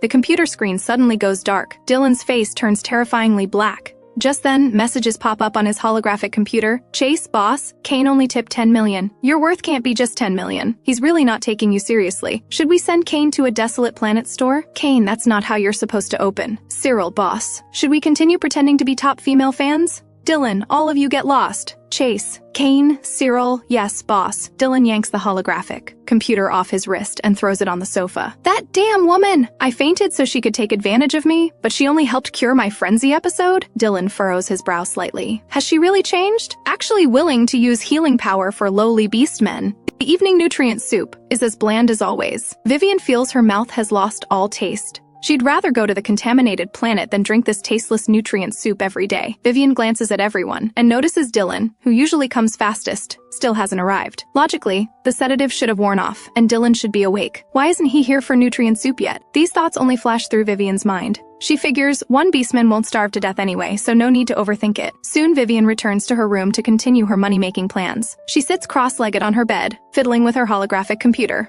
The questions she answered have already earned her 10,000 star coins, and her original content has earned 1 million in income. Mainly, the Persian Spider post has been unlocked by over 500 people, while the Beastmen post has only been unlocked by 10 people. After the website takes its 30% cut, she's earned over 700,000 total. Vivien feels like she's benefiting from knowledge from the future. After all, many problems that will no longer be problems in the future. Vivien's private messages have also increased significantly, but she just skims through them. Just as she's about to close private messages, a message pops up. Blaze. A beastman's wound is infected. If I don't have the 100-spirit herb you mentioned, can I substitute with other herbs? She's happy to answer this type of question. Vivien returns to the private message page, follows the person back, and sends a message. 100-spirit herb works by clearing and dispersing. Cloud leaf has the same effect. Mixing it in won't cause problems. She also sends detailed methods for processing these herbal extracts. Blaze, thank you. Vivien, you're welcome. Their conversation ends there. Vivien wants to lie down and rest, but someone gently knocks on her door. Vivien goes to open it and sees Ronin at the door. Ronin, is something wrong? Does your treatment offer still stand? Ronin half lowers his thin, reddened eyelids, looking down at her with a voice that's become somewhat hoarse. Vivien pauses, only now noticing Ronin's face is completely flushed red, like it's been stained with blood. But he still stands gracefully without any sign of distress, his voice only slightly hoarse. Dense sweat beads on his forehead, and his silver hair falls slightly on both sides. He's always dressed in white with skin like cold jade, his hair and eyes silver, always giving the impression of snow-like purity. So when this blood-red color stains him, it becomes particularly obvious and somewhat bewitching. Even during his frenzy episode, Ronin remains quite calm, maintaining his composed demeanor throughout. I endured for a while, but it seems I can't bear it anymore, so I came over. Ronin speaks slowly, his gaze falling on her. If it's inconvenient for you, I can continue taking medication. He seems about to turn and leave. It's convenient. Vivien quickly pulls him inside. Come in. She didn't expect that. As soon as she grabs his hand, she feels a burning heat sink into her palm. She looks down to see his arms covered in fresh blood. Vivien's eyebrows raise slightly. Ronin speaks casually. I mentioned it to you last time. Blood helps me stay calm. This calming method isn't very good. Vivien's mouth twitches as she quickly pulls Ronin to find the medical kit to treat his wounds. As Ronin follows her inside, his white tail emerges from his waist and gently closes the door behind them. The bone-white lizard tail hangs behind him, silver scales arranged in neat rows like dragon bones with sharp angles. This lizard tail also somewhat resembles a dragon's tail, but now it just hangs gracefully at his side. Due to the frenzy episode, his tail shows blood-red light through the bone color, each scale seeming to glow red. After pulling Ronin over, Vivien begins treating the knife wounds on his arms. She looks at these neatly arranged cuts in slight silence. Soon Ronin's arms are covered with rows of pink bandages. During this time, his face grows redder from the frenzy episode, but his gaze remains calmly fixed on Vivien. This makes Vivien think his frenzy episode isn't very severe, so when she reaches out to touch his tail, she's completely unprepared. The scalding heat makes her immediately pull her hand back. This level of frenzy episode is definitely very serious and painful. Is it very hot? Ronin's voice is clear and elegant as he inquires gently, his slender, slightly reddened hand naturally grasping Vivien's hand. Are my hands not as hot? Vivien instinctively nods. Not as hot. Ronin smiles slightly, his eyes crinkling gently. He guides Vivien's hand to his tail. Can you adapt slowly approaching like this? Ronin inquires gently. Vivien nods. Something feels unusual, but she can't quite grasp what it is. When she's about to figure it out, Ronin naturally moves away from the back of her hand. Then I'll trouble you. Vivien's attention is also drawn to the tail's temperature. Green healing light flows from her palm, slowly relieving the temperature. Very powerful healing ability. Ronin's silver eyes flicker slightly. He remembers Vivien's previous healing was only F level. This level of healing power definitely can't be F level. Vivien responds casually. Ronin stares at her. Perhaps she's hiding secrets just like him? This is Ronin's first time actively letting a human female heal him. Human females consider healing beastmen an insult to themselves. But doesn't Ronin also consider human human female healing an insult to himself? Only now he finds himself craving her hand to caress his tail more gently. Obviously, he could have continued enduring today, but seeing her go to that snake's room, then to that scorpion's room, he didn't want to endure anymore. Vivien's healing power is indeed very effective. Cool relief spreads from her palm throughout Ronin's tail area. Ronin's unclear consciousness gradually becomes lucid again. Doesn't Vivien touch when healing beastmen? Ronin smiles as he speaks. Vivien glances at the lizard tail. This tail covered entirely in silver scales would be rough to touch. She doesn't really want to touch it. She prefers fluffy things. Among these 5 men, only Ryan is fluffy. His ears are especially nice to squeeze. But Ryan clearly would never let her touch him, so forget it. The current situation of minding their own business is pretty good. Before Vivien can say anything, Ronin speaks, "Do you find my tail unpleasant to touch?" Vivien really wonders if Ronin has mind-reading abilities. How can he see through her thoughts? It's alright. Vivien smiles awkwardly but politely. Everyone knows what's going on. No need to say it out loud. How embarrassing. That's understandable. Ronin smiles naturally. Girls generally like fluffy things, right? By saying it so casually, he makes Vivien's embarrassment seem unnecessary. Since he doesn't mind, Vivien doesn't need to mind too much either. Yeah, I also like fluffy things, so Vivien becomes much more natural. What's the difference between touching my tail and touching a fluffy tail? Why don't you feel it? Vivien unconsciously follows Ronin's line of thinking and instinctively strokes the lizard tail lightly. Her fingertips brush against the hard scales, still carrying some residual heat. Ronin's silver eyes flash with excitement. How is it? Vivien withdraws her palm. If there's a difference, it's probably just the difference between having fur and not having fur. Ronin chuckles softly. That's exactly right. Vivien also smiles. Ronin stares at her for a moment, then naturally reaches out to ruffle Vivien's hair. The smooth strands slide through his fingertips, making them involuntarily curl and tremble slightly with excitement. Before Vivien can react, Ronin has already withdrawn his hand. He stands up unhurriedly and speaks gently, "Thank you for tonight. Rest well." Vivien also stands up. No problem at all. After Ronin leaves, Vivien falls silent. She feels the atmosphere just now was somehow strange. Did she get led along by his train of thought? But there doesn't seem to be anything particularly odd about it. Vivien decides not to think about it and goes to wash up and sleep. The following days are particularly fulfilling for Vivien. She goes to massage Lyndon's head every day and spends the rest of her time busy earning star coins. Only Dylan, this guy, after disappearing the first day, starts coming to harass her every day afterwards. Today is no exception. Bang, bang, bang, the door keeps knocking without stop. Vivien approximately each call of her name sounds different, with varying tones and inflections. Open the door. I'm your husband approximately. Last time you even took off my pants, you have to take responsibility for me approximately. I'm here to warm your bed. Okay approximately. Dating a beastman is so exciting. Really don't want to try? I'd rather risk being executed than date you. Aren't you moved? Vivien is annoyed beyond measure. She opens the door and grits her teeth. What exactly do you want? You finally open the door approximately. Dylan smiles. I miss you so much approximately. We see each other every day. Miss what? Dylan grabs Vivien's hand and presses his cheek against her palm. During his heat period, all he thinks about every day is Vivien. He can't control himself of thinking her. Vivien's mouth twitches as she tries to pull her hand back but can't. It's the last day of my heat period. Please, pretty please. Dylan's cheek nuzzles against Vivien's soft palm, his cerulean eyes covered with a layer of mist, looking pitiful. Vivien speaks with a fake smile. As far as I know, beastmen can endure their heat periods. Just endure it and you'll be fine. You won't die. The wound on my neck seems to hurt a little. Dylan half lowers his eyelashes, his neck still wrapped in white gauze, his gaze looking at her mournfully and innocently. Do you remember? You cut many wounds here. Vivien's lips move slightly, but she still can't say anything. It's the sour lemon face when you can't even complain. The original soul did those things, not her. Should I check if you have other wounds? Vivien, beastmen have strong recovery abilities. You can punish me however you want. Besides, it's all Dylan's fault for not being obedient. How could I blame you? Dylan just holds Vivien's hand against his cheek. If you can't get over it, just punish this hand that hit me, and I won't be angry anymore. Vivien's eyelid twitches. How do you want to punish it? Don't tell me he wants to chop off her hand for revenge. Dylan reaches out and removes the white gauze wrapped around his neck, then slowly winds it around Vivien's slender wrist. What are you doing? Vivien doesn't understand. The next second, Dylan grips her hand and pulls it back, lowering his head to kiss her fingers. Hot breath and moist kisses fall on her pale, jade-like fingers. Do you like this punishment? Dylan grips her wrist tightly. Vivien doesn't know whether being punished by having her hand chopped off is more severe, or being kissed on the fingers by a beastman is more shocking and explosive. Dylan, you've really lost your mind. Vivien finds it absurd, yet her ears turn uncontrollably red. She's never seen anything this intense in 2 lifetimes.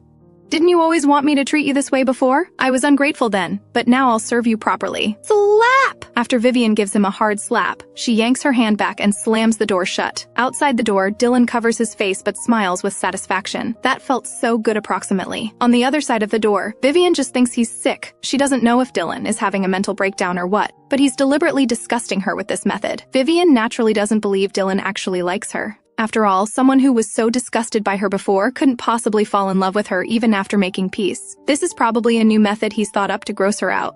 Dylan has been getting more and more provocative with her these past few days. She feels this can't continue. If he thinks he can disgust her, and he knows she doesn't like it, what if she pretends to really like it? Then she'd be the one disgusting him. Vivien's thinking is based on her firm belief that Dylan absolutely doesn't like her. She also thinks of Dylan as one of the 5 beast lords, constantly surrounded by scandals. This further confirms that he's just deliberately playing and toying with her. The current young scorpion beast lord already shows signs of his future flirtatious nature. Vivien returns to bed to continue earning star coins. Blaze, are you there? A beastman's face is turning blue with cracks appearing, and he's foaming at the mouth. What could be the cause? Can you be more specific? The beastman accidentally touched a white leaf and became like this. He sends a video. Vivien clicks it open to find it's in a forest. A beastman lies unconscious on the ground, exactly as described. Face blue with black cracks, foaming at the mouth. After thinking, she sends her guess and treatment ideas. Since I haven't personally diagnosed him, this is just my experience and thoughts. You can consider whether to adopt them or not. The other person doesn't reply immediately. Soon a transfer comes through. Blaze transfers 50,000 star coins. Thank you, it worked. Vivien accepts it. Later, Blaze asks her many more questions about how to treat injured beastmen, though unclear why he always has injured beastmen, and various different types of poisons or seemingly fatal wounds. He transfers money each time, so Vivien is happy to answer him. You're different from the doctors I know. You should have guessed I'm a beastman, right? But you're still willing to answer me. Vivien did indeed guess this. If he were human, how could he care about a dying beastman? You pay, I answer. Normal transaction. I'm a bounty hunter beastman. The injured ones were all my subordinates. Before, when they were poisoned or seriously injured, they were hard to cure and died quickly. Even if we captured a doctor for treatment, they wouldn't live more than a few days. You're very professional, thank you. Beastmen doctors have very low status. Why did you choose to become a beastman doctor? Personal choice. I hope we can meet and get to know each other someday. In a dark forest, several crows fly through the woods. The ground is covered with thorns and weeds. A wolf man sits on a rock, wearing black combat gear. One of his calves looks like it was bitten, revealing a large hole. But instead of bleeding, it exposes chaotic, sparking mechanical wires inside. Several other beastmen in the same combat gear crouch beside him. Boss, that beastman doctor's location is hard to trace. Cloud Network's firewall is too difficult to breach. A beastman scratches his head while holding his holographic computer. No rush. The wolfman glances at his computer. He leaves his last message. Let's meet if there's a chance. But silence is the only reply. I was too eager. I should chat with her more and find clues about her location from her words. This idea can be implemented slowly later. I must get this beastman doctor into my team. The wolfman's black eyes are coldly sharp. Soon his holographic computer starts flashing red warning lights continuously. Another man sees this and speaks, Boss, these androids are so fragile, they're damaged again. It would be better if you came here in person. Everyone falls silent. Previously during a mission, a subordinate's mistake led to the boss being captured, having a chip implanted in his brain, being assigned to several human masters and tortured. Now he's bound to a woman and exiled to a contaminated planet. Boss, should we go to your exile planet to pick you up? And kidnap that woman while we're at it. Control her so she has no chance to give orders or commit suicide. Ryan's expression turns cold as he speaks slowly. She's not bound to just me. The other beastmen aren't easy to deal with either. They won't just let me take her away alone. But boss, you can only connect to robot bodies through your computer to fight with us each time. One person seems to feel indignant for Ryan. Not only does this consume more mental energy, but that woman always tortures you. What if those other guys aren't easy to deal with? We're not easy to deal with either. Ryan directly slaps that person's head. Mind your own damn business. Your current task is to fix this garbage robot body properly. The sensitivity and contact response can't keep up at all. If it still can't keep up next time, I'll beat you to death. Yes, boss. The man immediately becomes much more obedient. After all, the boss's leg getting bitten this time was due to this robot's slow speed, and when the boss says he'll beat someone, he really does it. Ryan operates his holographic computer. Soon the wolfman's body falls straight to the ground. On the other side, Ryan wakes up in his room on the starship. He looks at the consciousness-linking holographic computer on his wrist. This type of paired computer is like a holographic game, extremely expensive. But people like them who risk their lives for star coins can naturally afford it. Ryan opens Cloud Network and checks his private messages, finding that this Vivien person still hasn't replied to his message. Meanwhile, Vivien did see his message, but she doesn't understand the situation with beastmen and doesn't know what kind of person he is. She thinks being online friends is nice enough, so she decides not to reply and just ignore it. On this day, Vivien notices the sky outside the window is misty, with only a blue, phosphorescent, high-tech landing pad on the ground. Within several hundred miles around the landing pad, she can't see any buildings at all, just withered weeds and contaminated plants. It looks extremely desolate. They've reached the exile planet. The starship's rumbling voice announces, "Criminal Vivien, please exit the starship within 10 minutes. Vivien takes her medical kit and walks out of her room to see 5 people waiting at the starship's hatch. Things have been quite harmonious recently. The poison in Vivien's body has been cured, which means the poison wasn't administered by these 5 people, but by people from the capital. So she smiles and greets them. "Have you all packed your things? We're ready to go down." "All packed." Dylan's peach blossom eyes curve slightly. "Yeah, packed." Lyndon also responds. "We've reached the contaminated planet. There's hardship waiting for you to endure. Are you happy?" Ryan sneers coldly. "Would you rather continue drinking nutrient soup?" Vivien looks at his disgusted expression and smiles without hiding her amusement. He always dampens her mood like this. Ronin reaches out to take the medical kit from Vivien's hands. "I have a hub ring, let me keep it for now." The group exits the starship. 4 or 5 men in black uniforms stand at the exit. "Everyone come for scanning." Vivien walks down and a scanner beside her sweeps over her body. The others also go through scanning in turn. Soon a staff member speaks. "You can only stay at the landing pad for 1 hour. After 1 hour you must leave the landing pad or the pad's attack system will automatically scan and shoot you." Vivien immediately looks down at her holographic computer, notes the time, then walks into the landing pad hall. She bought many packages online that were all mailed to the landing pad, but logistics is extremely slow. After over 10 days, they're still in transit. It's best to buy oxygen mask suits within an hour. Ronin glances at Vivien. Because the contaminated planet's air pollution reaches 95%. Once you inhale this air, mild cases get sick, severe cases get contaminated, genes mutate, body deteriorates, and eventually die. He reaches out to hold Vivien's hand and walks forward. Although the landing pad stores are outrageously priced, they can still afford it. Vivien follows Ronin forward, the other 4 following behind. Seeing Ronin holding the woman's hand while she allows it, the other 4 show various expressions. This guy, who's spotlessly clean, with hair falling to his waist, and severe germophobia, actually takes the initiative to hold that woman's hand. Walking together, they look particularly well matched. Dylan finds this scene particularly jarring. What's this supposed to mean? That lizard has fallen for that woman too? Lyndon stares darkly at Vivien's back like a sickly vampire thirsting for blood yet restraining himself. Why doesn't she pull her hand back? Why is she holding that person's hand? Why doesn't she come hold mine? Damien feels irritated, and not just because seeing the lizard beastman holding Vivien's hand makes him irritated. He feels irritated every time he sees Vivien. Ever since that time when he was confused and tried to court Vivien, he sometimes dreams about her. He feels disgusted on one hand, yet can't help thinking about her hand gently stroking his wings. So every time he sees Vivien, he remembers this, and remembering it puts him in a bad mood. He watches the 2 people holding hands ahead. Vivien hasn't come to bother him for a long time. Didn't she used to like him most? Why doesn't she continue bothering him? Damien doesn't know why he's angry. The worse his mood gets, the colder his expression becomes. The glitter on his side profile seems to brighten with anger, making his ethereally beautiful face look even more coldly stunning. The glitter on his small butterfly wings behind him also brightens accordingly. Ryan is somewhat surprised. Usually after drinking nutrient soup, he returns to his room to put on his holographic computer, his consciousness sinking into another mechanical body to carry out missions. He hasn't paid attention to how the others get along with Vivien, now seeing the germophobic lizard actually take the initiative to hold that vicious woman's hand. What exactly has been happening lately? Vivien brings her 5 companions to the shopping center. She originally wants to buy them some gifts to improve their relationship, but the prices here are ridiculously high. Clothes that cost over 100 star coins on the Starnet are selling for 100,000 here. This is highway robbery! Although she has gradually earned about 7 million star coins before coming here. After buying daily necessities, medicinal herbs, and alchemy equipment on the Starnet, she only has over 1 million left. This is only enough to buy 2 oxygen masks, but oxygen masks can only last 1 day, so she also needs to buy reserve oxygen. 1 day's reserve oxygen costs the same as an oxygen mask, 500,000 star coins.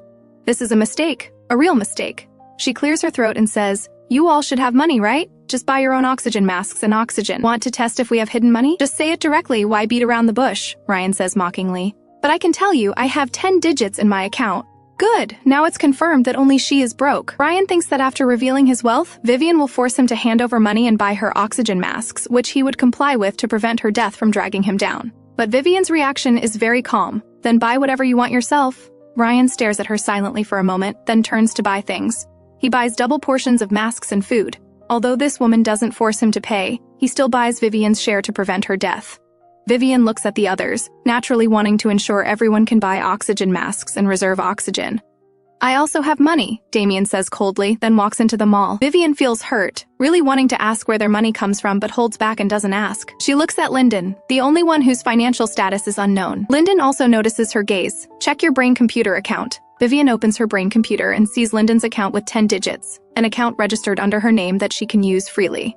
Lyndon speaks in a cool, clear voice. Spend freely. Vivien's heart pounds. She feels no guilt using Lyndon's money, probably because she's used to spending his money in the future. Well, she has an instant feeling of becoming rich. Spend freely are truly the most beautiful words in the world. Nearby, Ronin raises his eyebrows slightly, his silver eyes moving emotionlessly as he glances at Lyndon, who returns the cold look briefly before looking away. Vivien, Dylan walks to her side, his voice carrying a drawling tone. Whatever you want to buy, I'll buy it all for you. Vivien ignores Dylan. Since you all have money, go buy your own things. I'll also go buy what I need. Ronin naturally walks beside her. I'll go with you, Vivien. I'll go with you too, Dylan also leisurely follows. Lyndon stands in place, silently watching Vivien between the two men. That scorpion keeps talking, and she directly covers her ears. The lizard also talks to her, and she wears an agreeable smile on her face. Suddenly, she seems to notice something and stops walking. Lyndon knows she finally notices him. He sees her walking back toward him, and he doesn't avoid her. His red eyes flash with unclear pleasure. Vivien turns and sees Lyndon still standing in the distance. She hurries back and grabs his hand. You haven't gone to find things you want to buy. Do you want to shop with me?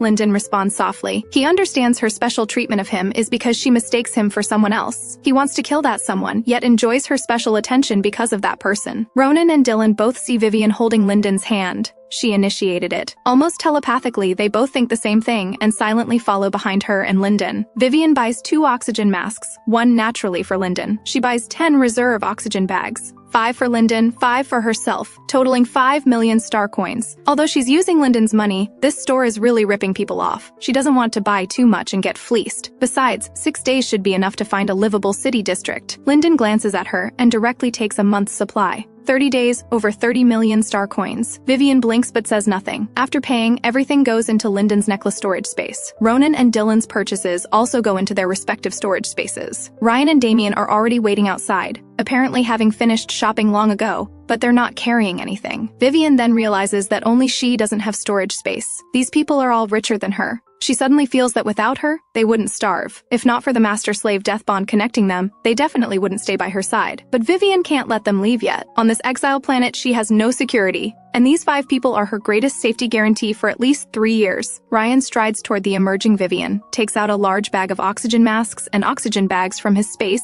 and throws it to her. Take it. Then he leaves emotionlessly. Damien sees this scene and frowns slightly. He also bought some for Vivien, but since the wolf has already given them, Damien stops his steps toward her. Vivien falls silent, guessing that Ryan is just afraid of her death dragging him down to die with her, so he bought them for her.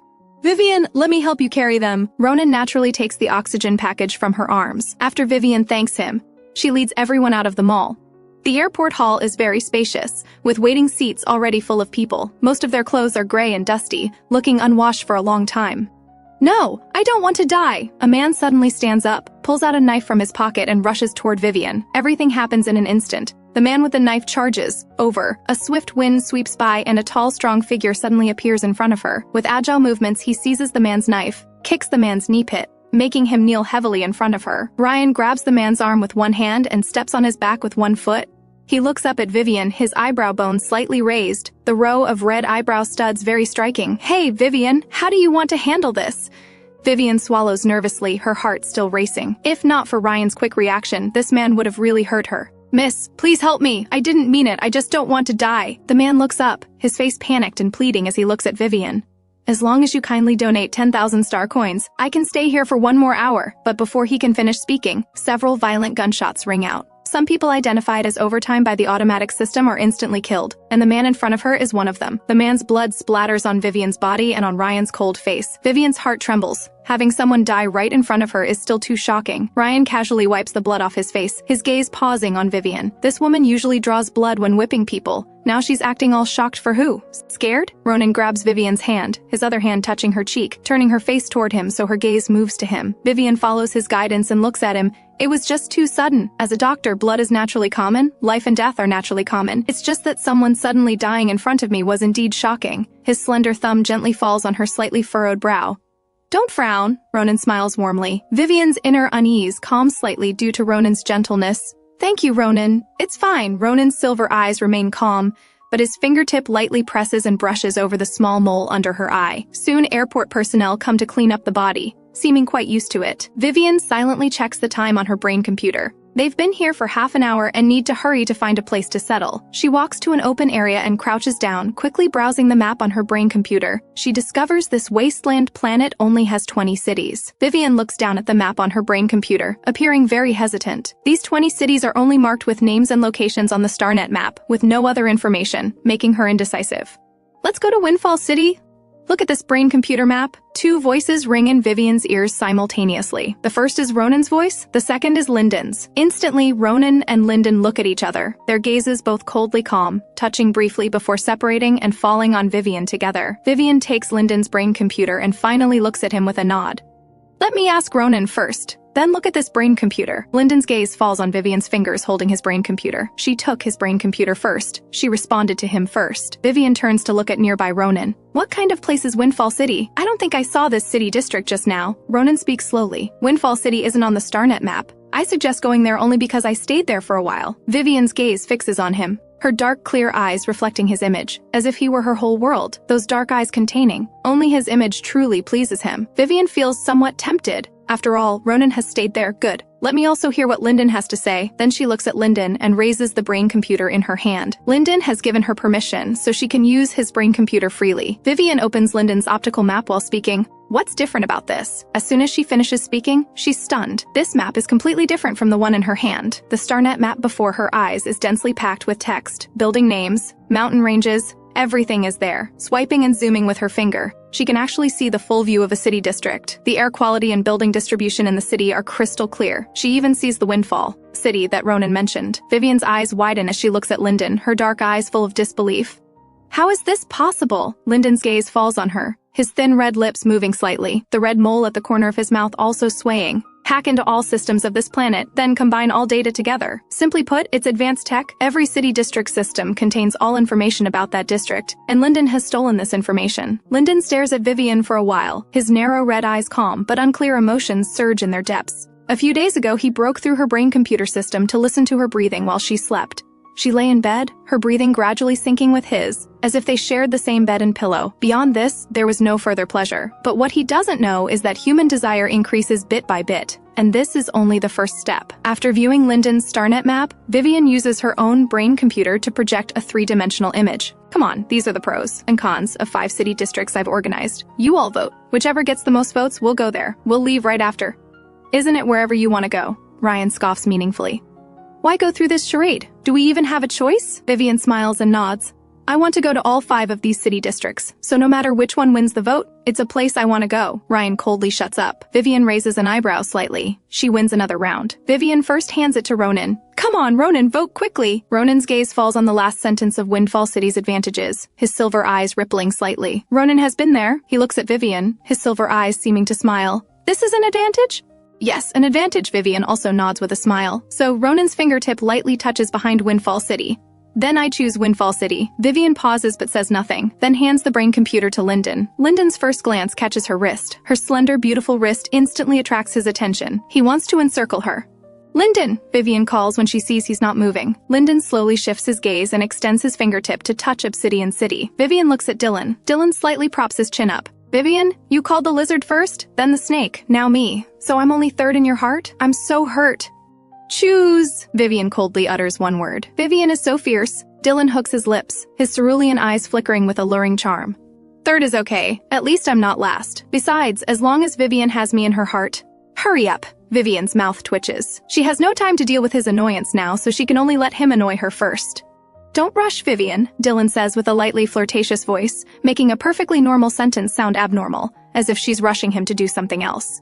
Dylan chooses Cloud Peak City. If you ask why he chooses Cloud Peak City, it's simply because he's annoyed with the lizard and snake, so he won't choose the same as them. Just as Vivien is about to call Ryan, Damien's gaze falls on her first. He clearly heard Dylan's words. Whoever she calls next ranks fourth in her heart. Damien doesn't understand, the irritation rising in his heart. How dare she rank him last? The angrier and more unhappy he gets, the colder his expression becomes. Ryan also looks at Vivien with a watching the show expression. Come on, Vivien, am I fourth or fifth in your heart? Vivien's words get stuck instantly. Every time she hears Ryan's asking for a beating tone, she wants to punch him. I'm telling you, you're dead last. Vivien smiles slightly, then moves the brain computer in front of Damien.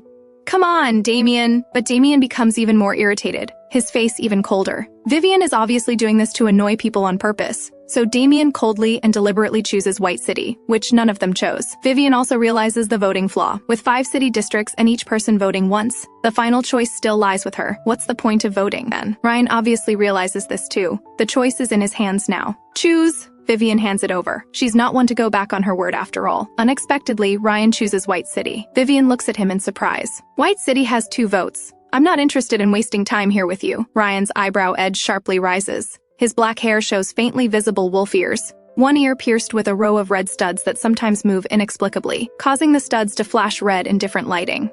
Then let's go to White City, Vivien decides immediately. They have 10 minutes left and should leave. Just as Vivien stands up, a teasing voice sounds behind her. What a cute little butterfly, are you seducing me to whip you? Vivien looks toward the voice. A woman in a black dress walks over. Behind her follow 5 people, crawling on all 4s following the woman. The 5 beast humans crawling makes her feel like humans crawling on the ground. The woman ignores everyone and walks directly to Damien, reaching out to touch his face. Vivien frowns, flirting with her person right in front of her.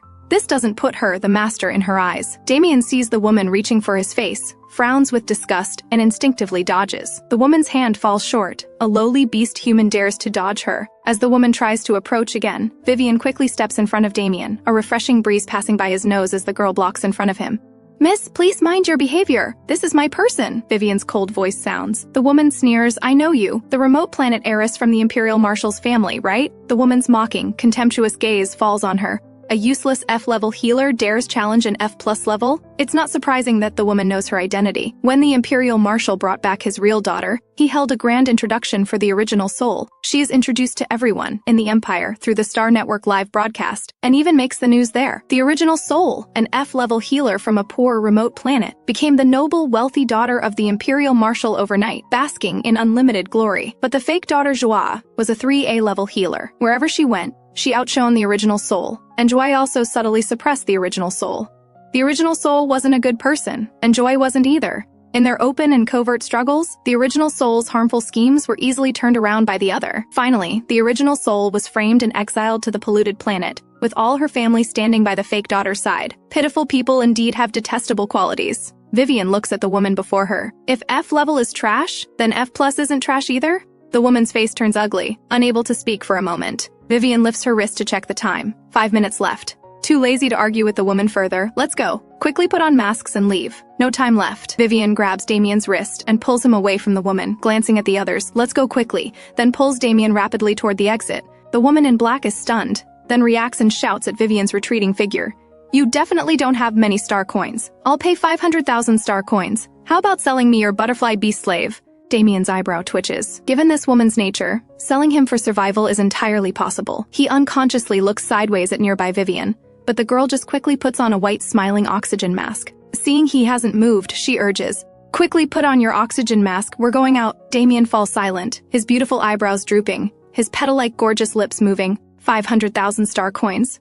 Aren't you tempted? Vivien belatedly realizes and hurries to speak. Don't worry, I won't sell you. Quickly put on your oxygen mask. With just minutes before execution, this person isn't even nervous, still thinking about whether she'll sell him. She really doesn't know what to say. Damien finally puts on his oxygen mask. In the final seconds, they leave through the airport gate.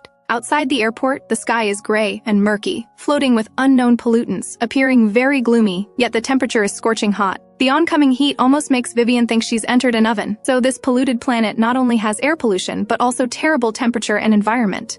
Let's go. Vivien falls silent, looking at the map and walking toward White City. White City is close, but walking there will take 3 days. During this time, they'll need to replenish nutrition solutions in the next city district. However, Looking at the map, it will take 2 days of walking to reach the next city district, and she can't replenish nutrition solutions before then. Vivien has prepared to go hungry for 2 days. After all, drinking nutrition solutions outside might risk inhaling polluted air, and this polluted air is toxic. As the sky completely darkens, the temperature drops sharply.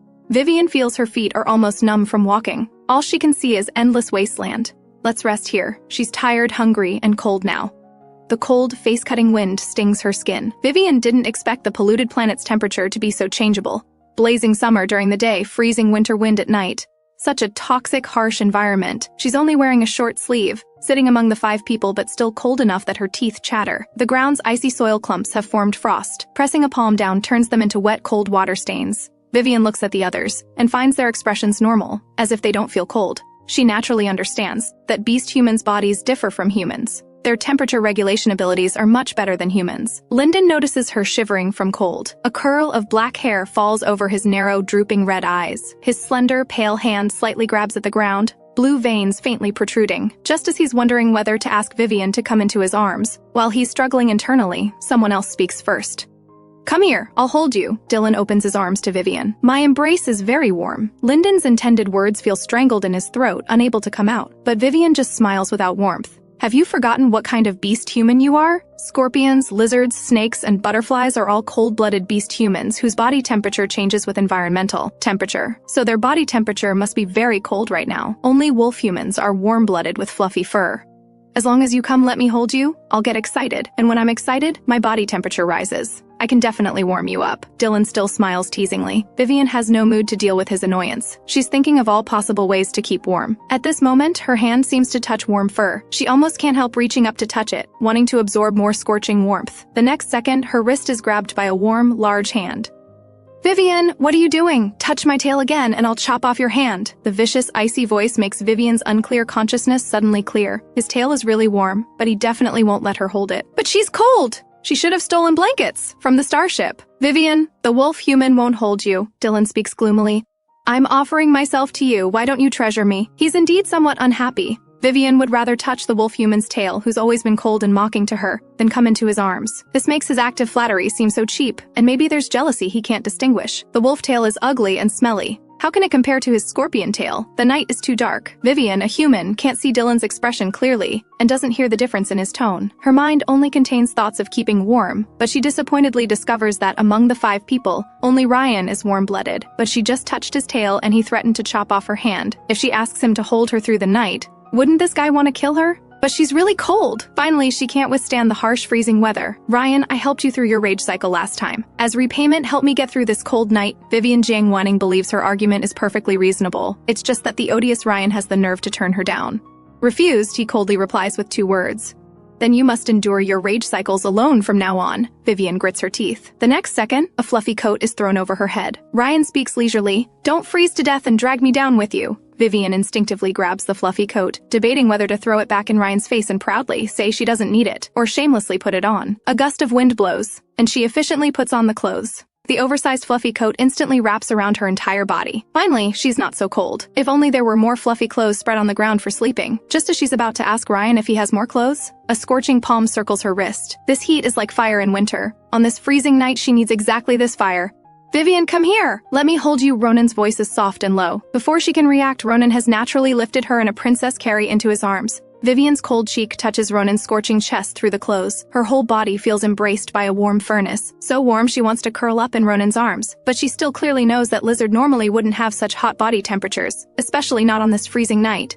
"What's wrong with your body temperature?" Vivien asks. "Rage cycle." Ronin calmly states these 3 words. Actually, after Vivien's healing last time, his rage cycle hasn't occurred for a long time. Tonight, he simply injected himself with rage cycle-inducing drugs. As long as his body temperature rises, he can hold her, and she won't refuse. His body burns and aches, but holding her makes this pain pleasurable. "Rage cycle? Let me heal you," Vivien says, reaching to find his tail. The next second, her hand is covered by another large hand, sinking into his finger gaps. "No need," Ronin says in a low, hoarse voice. The polluted planet's night brings howling cold winds. The entire black night is thick as ink, without a trace of light. In this cold wasteland, Vivien hears Ronin's hoarse voice. The rage cycle's temperature will help you through this night. Instantly, she seems to understand. Her whole body freezes. He says no treatment because he wants to use the rage cycle's rising temperature to help her through this cold night. Vivien's emotions are extremely complex. She can indeed nestle comfortably in his furnace-warm embrace through the night, but Ronin will suffer all night. That won't do, she bites her lip, struggling to get up. But Ronin gently yet firmly keeps her in his arms, his voice calmly showing no trace of suffering. The rage cycle just makes me hurt for one night. But if you're tired, hungry, and cold, do you really want to freeze to death on this cold night? His tone softens. Sleep quickly. Save your energy. We still need to travel tomorrow. Vivien stops struggling, pressing her lips together. Tell me if you can't bear it. She remembers Ronin's kindness.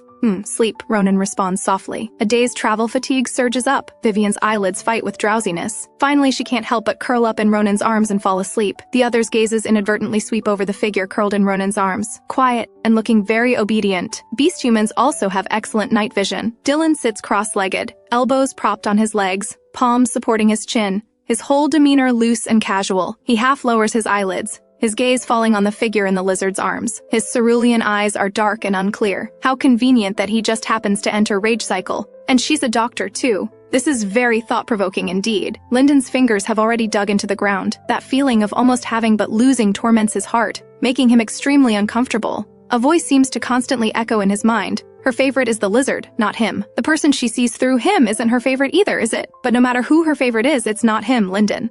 The red in his red eyes seems to spread to the corners. A gloomy, bloody coldness. They all notice the lizard's unusual attitude toward Vivien, and they all see that the one with the best relationship with Vivien now is that lizard. They wonder if the lizard is doing this for Freeman status or something else. If it's for Freeman status, isn't this behavior a bit excessive? Several people have different thoughts. The cold wind continues to rage wildly. The beast-transformed parts of Ronin's body burn with extreme pain, but his expression under the mask remains calm. If not for the dense sweat on his forehead and his flushed skin, you couldn't tell he's truly enduring rage cycle pain. He wraps Vivien's curled hand in front of him with his reddened, slender palm. His large palm easily envelops her hand completely. The world falls utterly silent, save for the howling wind. Ronin's eyelids hang half low, his silver eyes fixed on the figure in his arms for a long while. His gaze overflows with unspoken emotions, a tumult mingled with the shriek of the wind and the frantic, excited pounding of his own heart. He looks at the smiling mask on her face. What a pity. Such a good opportunity. But she's wearing a mask. He can only gently extend his finger to stroke her mask, as if he can feel the warmth of her face through it. Such a pity. Beast humans aren't allowed to be with humans. Even if he likes her, he can't say it. But it doesn't matter. He'll make this world's rules change. Whoever holds power gets to set the rules. Lyndon and Dylan see this scene without any surprise, only burning anger in their hearts that makes them want to kill Ronin. Holding her is one thing, but touching her hand and mask, even her ear, they find it particularly irritating. In the beast-human world, one female with multiple males is very common. But whether they are serpent folk or scorpion folk, both are utterly selfish, possessive, and vicious beasts. They like to monopolize one female. In their world, their woman is their master. They worship their mate as master. The butterfly's eyebrows twitch violently seeing this scene, his inner irritation reaching new heights. This stupid woman doesn't even know she's being coveted. As a human, she lets a lowly lizard hold her. Don't humans pride themselves on being noble? Aren't beast humans no different from livestock in their eyes? Damien's eyes darken, his expression ugly. Ryan is quite surprised. The lizard must have brain problems to actually like a human. In comparison, his mate selection is simple and brutal. Busty, cat-eared female beast humans. Unfortunately, female beast humans don't possess healing power. They also have rage cycles like male beast humans. Only human females have healing power. Anyway, Ryan feels he could never like a woman like Vivien. The sky gradually brightens and temperature rises quickly. When Vivien opens her eyes, she sees Ronin's smiling mask. His oxygen mask is the same as hers. Her thoughts return and she hurriedly asks, "How is your rage cycle?" Ronin takes Vivien's hand and places it on his neck, slowly speaking, "Feel if the temperature is normal." "It's fine now." Vivien sighs in relief. "That's good." The temperature is rising again. Vivien quickly removes the fluffy coat. She looks at Ryan. "Ryan, do you want your coat back?"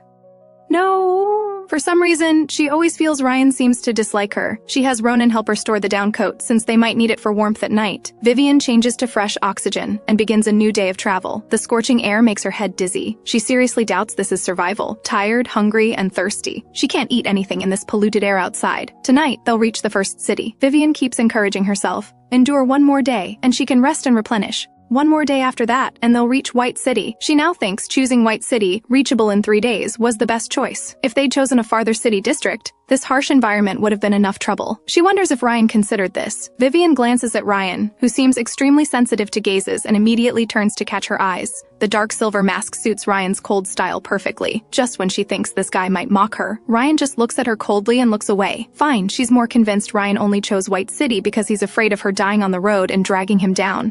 Want to hold hands, Vivien? Dylan comes to her side and directly takes her hand. Vivien belatedly tries to pull her hand away, but Dylan grips tighter, laughing.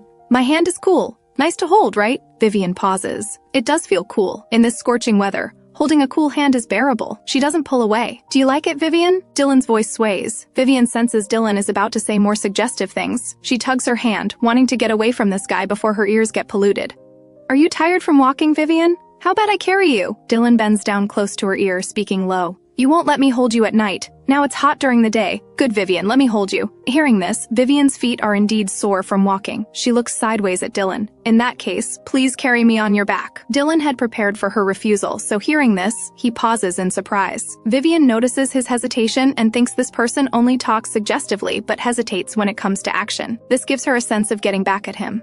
What? Didn't you say you'd hold me? Carrying on your back is the same. You're not willing? She smiles slightly. Of course I'm willing, Vivien. Dylan snaps back and immediately agrees, walking in front of Vivien and crouching down. Vivien pauses, then quickly climbs on.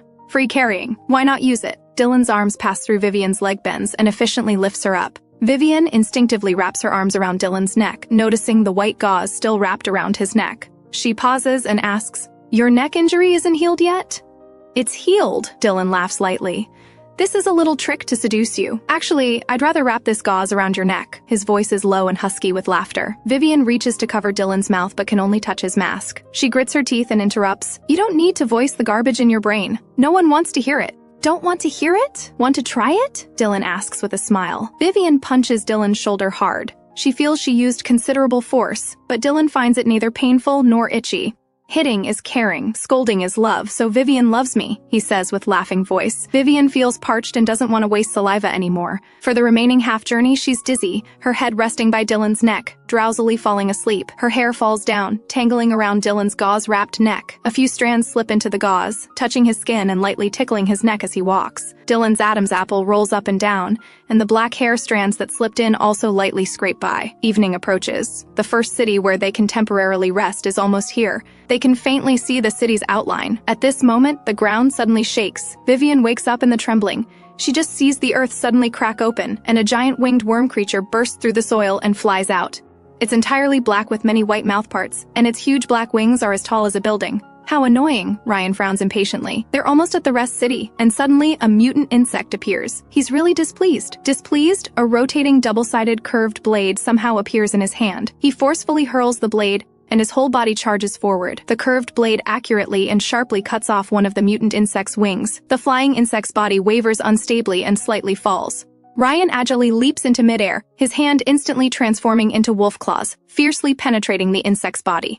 His sharp claws instantly tear apart the insect's body, extremely bloody. Ryan picks up his blood-stained double-sided blade from the ground, looks up at them. Let's go. Vivien falls silent, also noticing the first city has finally arrived. They can enter to temporarily replenish nutrition and rest. She pats Dylan's shoulder. Put me down. Dylan obediently sets her down. Let's go, she nods, feeling like she's surviving in the wilderness. Not only is the environment harsh, they've encountered mutant insects. Without companions, she doesn't know if she could survive to reach the city district alone. The group walks toward White City District. Ryan, is your arm okay? Vivien asks with concern. In the dim, dusky wasteland, temperature slowly drops again. Ryan is covered in blood, unclear whether it's his or the insect's. His arm seemed to be bitten by the insect's mouthparts. She wonders if he's injured. Hearing Vivien's inquiry, Ryan just glances at her slightly and responds casually, then stops looking. He efficiently stores his double-sided blade, and the group quickly arrives outside White City. White City's perimeter consists of layers of black brick and stone. The entire city doesn't look large. No main and secondary city divisions. It's a small city, but being close to the airport means there are still quite a few people queuing to enter. At the city entrance, 4 men carrying guns, wearing bulletproof vests and oxygen masks conduct money-collecting, people-permitting operations.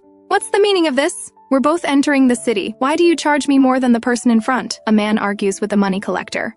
He's staying 1 month, you're staying 1 day. Different charging standards. The armed man appears very impatient. Don't you see the notice posted on the wall? These are White City's fee standards. If you think it's expensive, get lost. Soon the man tremblingly pays enough money and walks in. City entry has 2 different passages. The man took the second passage. Soon, a man with a megaphone shouts, "Before entering the city, read the wall notice before queuing. No time to explain so much to you." Vivien pauses and walks over to read the wall notice. The general meaning is that long-term and short-term stays have different fee standards.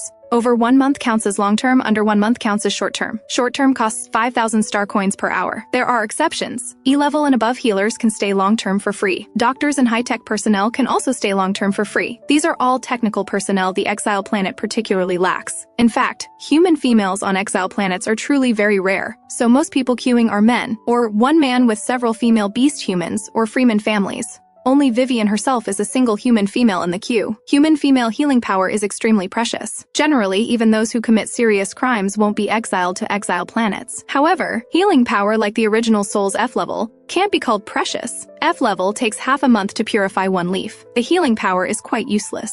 Soon the queue reaches her.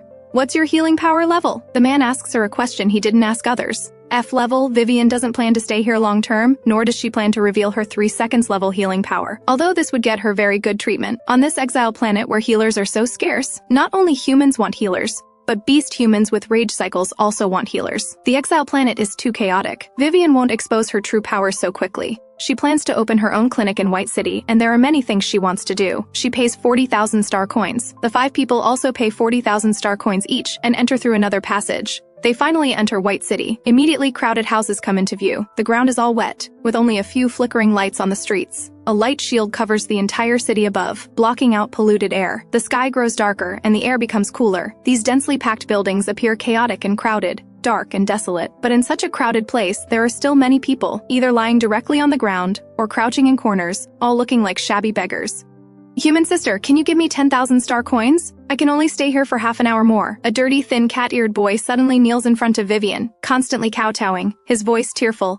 "If I don't have 10,000 star coins, I'll die here soon." The city district system is the same as the airport system. It can identify people who exceed their time limit and then shoot them. Vivien's steps halt. She looks down at the thin, cat-eared boy whose spine bones protrude. Nearby, Ronin frowns slightly, about to remind Vivien not to make meaningless charitable donations. "But I can save you for 1 hour. Can I save you for a lifetime?" Vivien speaks gently. 1 hour. I'll work hard to earn more money to survive. The cat-eared youth constantly kowtows to her.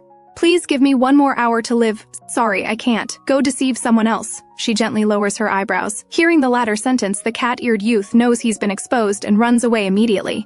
"Oh, I thought you were going to pay up, Vivien." Dylan's laughing voice comes. Vivien falls silent without speaking. Although she knows this time was a scam, she also knows many cases might not be scams. As she said, she can save them temporarily, but not permanently. Moreover, in slums like this, there are too many such children. As long as she gives to one, countless children will swarm over afterward, under survival pressures. Where is there room for kindness?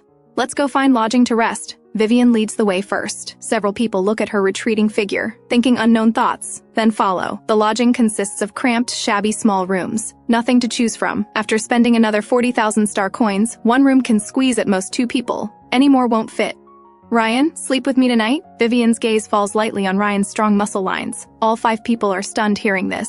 "Vivien, what did you say?" Ryan reacts and his black eyes immediately turn fierce, his tone very unpleasant. Vivien pauses, realizing her words were ambiguous, and hurriedly explains, "I don't mean that." She adds, "I think someone will knock on my door tonight. You look fierce and seem quite capable of fighting. When someone comes in, you beat them up. If not for this room only fitting 2 people, she'd want to stuff all 5 people in 1 room for greater security." The others instantly understand. In such a mixed, chaotic place, having her, a girl, sleep alone in a room is indeed unsafe. "I can also fight well, Vivien." Dylan smiles lightly and volunteers, "I also have poison. I can definitely protect you well. Let me sleep with you." The other person sleeps on the floor, Vivien says flatly. This bed can only fit 1 person. The only extra space is the floor under the bed. She doesn't want to inconvenience Ronin and Lyndon. Dylan is too sleazy and gets passed over. Between Damien and Ryan, she naturally chooses Ryan. Of course, the others don't know Vivien's thought process. They just think Vivien chose Ryan because she saw his combat ability on the road and his solid muscles. "For you, Vivien, I'm willing to sleep on the floor." Dylan acts like he doesn't care. He speaks with unclear mockery. Besides, some people's muscles might just look good but be useless. Truly powerful people hide their strength. Ryan naturally hears the mocking meaning and finds it even more ridiculous. Not only does the lizard act differently toward this woman, even this scorpion's attitude toward her is different. What advantages does this woman have besides being pretty? But Ryan is very rebellious. The more others don't want him to do something, the more he wants to do it. Fine, I agree. Tonight I'll sleep with you. Ryan agrees very efficiently. Vivien thought she'd have to persuade Ryan more, or they'd ultimately fail to agree and she'd end up sharing a room with Lyndon. Ronin has a cleanliness obsession. Vivien feels bad asking him to sleep on the floor, and she doesn't want to sleep on the floor herself. If they couldn't agree, she'd only have Lyndon sleep on the floor. After all, future Lyndon sleeps on the floor quite often. Sometimes future Vivien wakes up to find Lyndon lying on the floor beside her bed. Her thoughts return. Since Ryan agreed, she doesn't need to think about failing to reach an agreement. Good. You all quickly go pay and go to your respective rooms to rest. Vivien immediately issues a dismissal order. Vivien really won't consider me? I can provide special services besides protection. Dylan's mountain green eyes stare at Vivien, his peach blossom eyes full of sentiment, his voice carrying seductive undertones. Bye-bye, Vivien only says these 2 words. Ronin and the others don't say much, just look at Vivien for a while before turning and leaving. Only Dylan still teasingly asks, Vivien, free 8-pack abs to touch. Want to feel them? Vivien pushes him out. The door closing sound is her answer. Dylan looks at the closed door and sighs lightly, his eyes dark and unclear. He can only leave. Vivien finally takes off her oxygen mask. She feels her face can finally breathe again. She sits down casually on the edge of the bed, but as she inhales, she nearly wants to vomit. This city's air quality is definitely not good. It won't cause viral infection, but it definitely doesn't smell good. Like everything around is filled with garbage smell. Vivien hurriedly drinks nutrition solution to replenish her nutrition, then simply washes up. After returning to bed, everything flows smoothly. The only good thing about this lodging is the suitable temperature, not like the raging cold wind outside. Tonight she can sleep well. Vivien lies on the hard blanket, covered by a blanket used by who knows how many people. But fatigue overcomes everything. She just wants to sleep now. As Vivien prepares to turn off the light, she finally notices Ryan standing motionless. Ryan, aren't you going to drink nutrition solution, wash up and sleep? Vivien's voice is very soft and slow, asking. People lying down wanting to sleep sound less guarded than usual, much gentler than normal. Ryan pauses and falls silent. Maybe he still hasn't adapted to actually being able to coexist peacefully with Vivien in the same room. This woman really seems to simply want him in the same room, without wanting to do anything to him. Ryan doesn't respond to Vivien, so he directly turns off the light, quickly finishes washing and changing clothes, then directly leans against the wall by the door for light sleep. In darkness and silence, everything becomes obvious. Ryan, do you have blankets in your storage space? Vivien's voice has become soft, due to nearly falling asleep. No, Ryan coldly replies with, then you must have coats. Just cover yourself with a coat. I won't give you the blanket. Vivien's speaking voice grows softer and lighter, gradually becoming silent. Ryan doesn't speak either, just half lowers his eyelids. His 2 wolf ears tremble slightly several times as if itching. Damn, this evil woman. Why does she speak so softly? It must be because she's nearly asleep and confused. This woman would never call him Ryan so gently normally. Ryan's wolf tail behind him keeps sweeping back and forth, apparently sweeping at nothing. In the middle of the night, footsteps come from the door. Ryan pauses, hearing from the footsteps that it's 2 men. Unexpectedly, this woman guessed quite accurately and has good vigilance. Whispered conversation comes from outside the door, this room. Although the woman wore loose clothes, from my experience, she definitely has an amazing figure. And those exposed hands are so white and tender. She definitely never did manual labor before exile. Where's the aphrodisiac? Quick, take it out. Rustling sounds come from outside. Ryan silently stands up, his tall figure noiselessly crouching by the wall, black sharp eyes calmly waiting. He puts on his oxygen mask, like a patient hunter waiting to kill prey with one strike, anticipating finishing off the prey. A straw pokes through the broken door crack, releasing smoke. The men outside wait a while longer. Soon the door lock clicks, and one man gropes in the dark toward the bed, making disgusting chuckling sounds. Ryan's gaze remains calm. After both men enter, his figure suddenly moves. He kicks the rear man's abdomen, directly sending him flying into the wall. His arm also swiftly chokes the other man's throat and heavily slams him to the ground. The other man covers his stomach and pulls out a dagger to stab at Ryan. Cold light flashes, but Ryan's figure dodges instantly, immediately seizing the man's dagger and pressing him to the ground. The violent fighting naturally wakes Vivien. Click! The dim bulb lights up. Ryan's black, sharp, murderous eyes meet Vivien's gaze. Vivien is slightly stunned, her eyes quickly falling on the 2 men Ryan has firmly pinned down. They look at Vivien's oxygen mask and feel like they failed completely. Who could think that with oxygen being so expensive, someone would still wear an oxygen mask while sleeping? Yet, the woman in this very room does exactly that. Quickly throw them out. Vivien's eyebrow twitches as she hurriedly speaks. Ryan's eyes also flash with disgust. He quickly grabs the 2 men and throws them out. After handling them, he returns and closes the door, continuing to crouch in the corner by the door wall. In the narrow corner, his entire tall body crouching there seems somewhat wronged, his 2 wolf ears moving slightly. The right ear has a row of red studs that flash slightly in the dim light as the ear moves. A wolf tail unconsciously sweeps randomly on the floor. Vivien's black eyes flicker.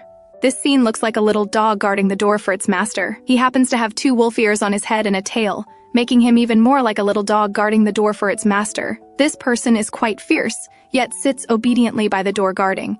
She finds this scene quite adorably contrasting. Vivien checks the time. 4 hours have passed. She clears her throat. You haven't been sleeping this whole time, have you?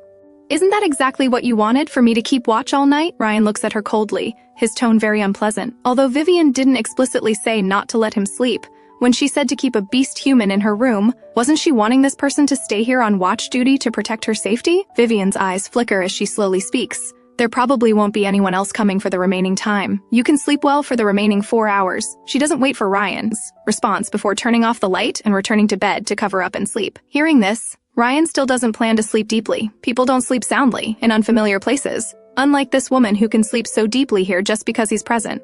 So she trusts him quite a bit. The room becomes quiet again. Vivien originally wants to continue sleeping, but the room on the right makes door-opening sounds. She pauses and becomes slightly more awake. The left room also makes door-opening sounds. She can even hear people sitting in chairs drinking water loudly. She thought the soundproofing here was good, but now discovers it should be that the room occupants hadn't returned. Now that people in both rooms have returned, it's become noisy. The two adjacent rooms make washing sounds. Vivien thought they'd go to bed after washing, but unexpectedly, more intense activity follows. Some unspeakable movements from next door. Adult understandable sounds. Spring has arrived. It's breeding season again. Both neighboring rooms start up, with Vivien's quiet room sandwiched in between. This world feels so strange. Will she sleep for the remaining 4 hours? Bang! Ryan's fist slams hard into the wall, immediately causing dust and lime fragments to fall.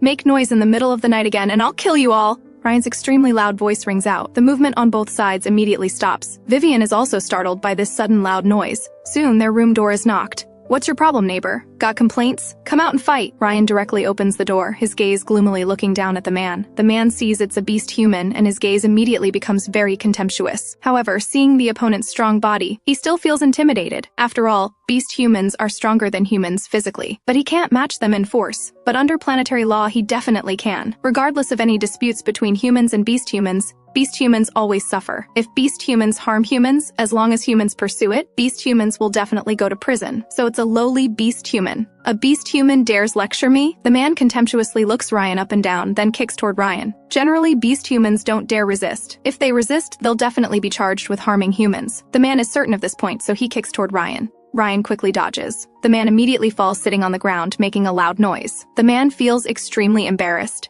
Gets up pointing at Ryan and shouting, "Good! You beast human dare to dodge! Wait here, don't leave! I'll get the city guard to arrest you right now." This world is like this. Beast humans' freeman status means they don't need to be slaves anymore, but their status and position remain very low and humble, with no rights or guarantees. Ryan frowns. If Vivien weren't here, he would unhesitatingly kill the person and then silently leave. No one could catch him. But now he's tied to a woman. If he really lets this man go, people really will come to arrest him. Under the city district's surveillance system, he can only be obediently arrested, and this Vivien won't stand up for him either.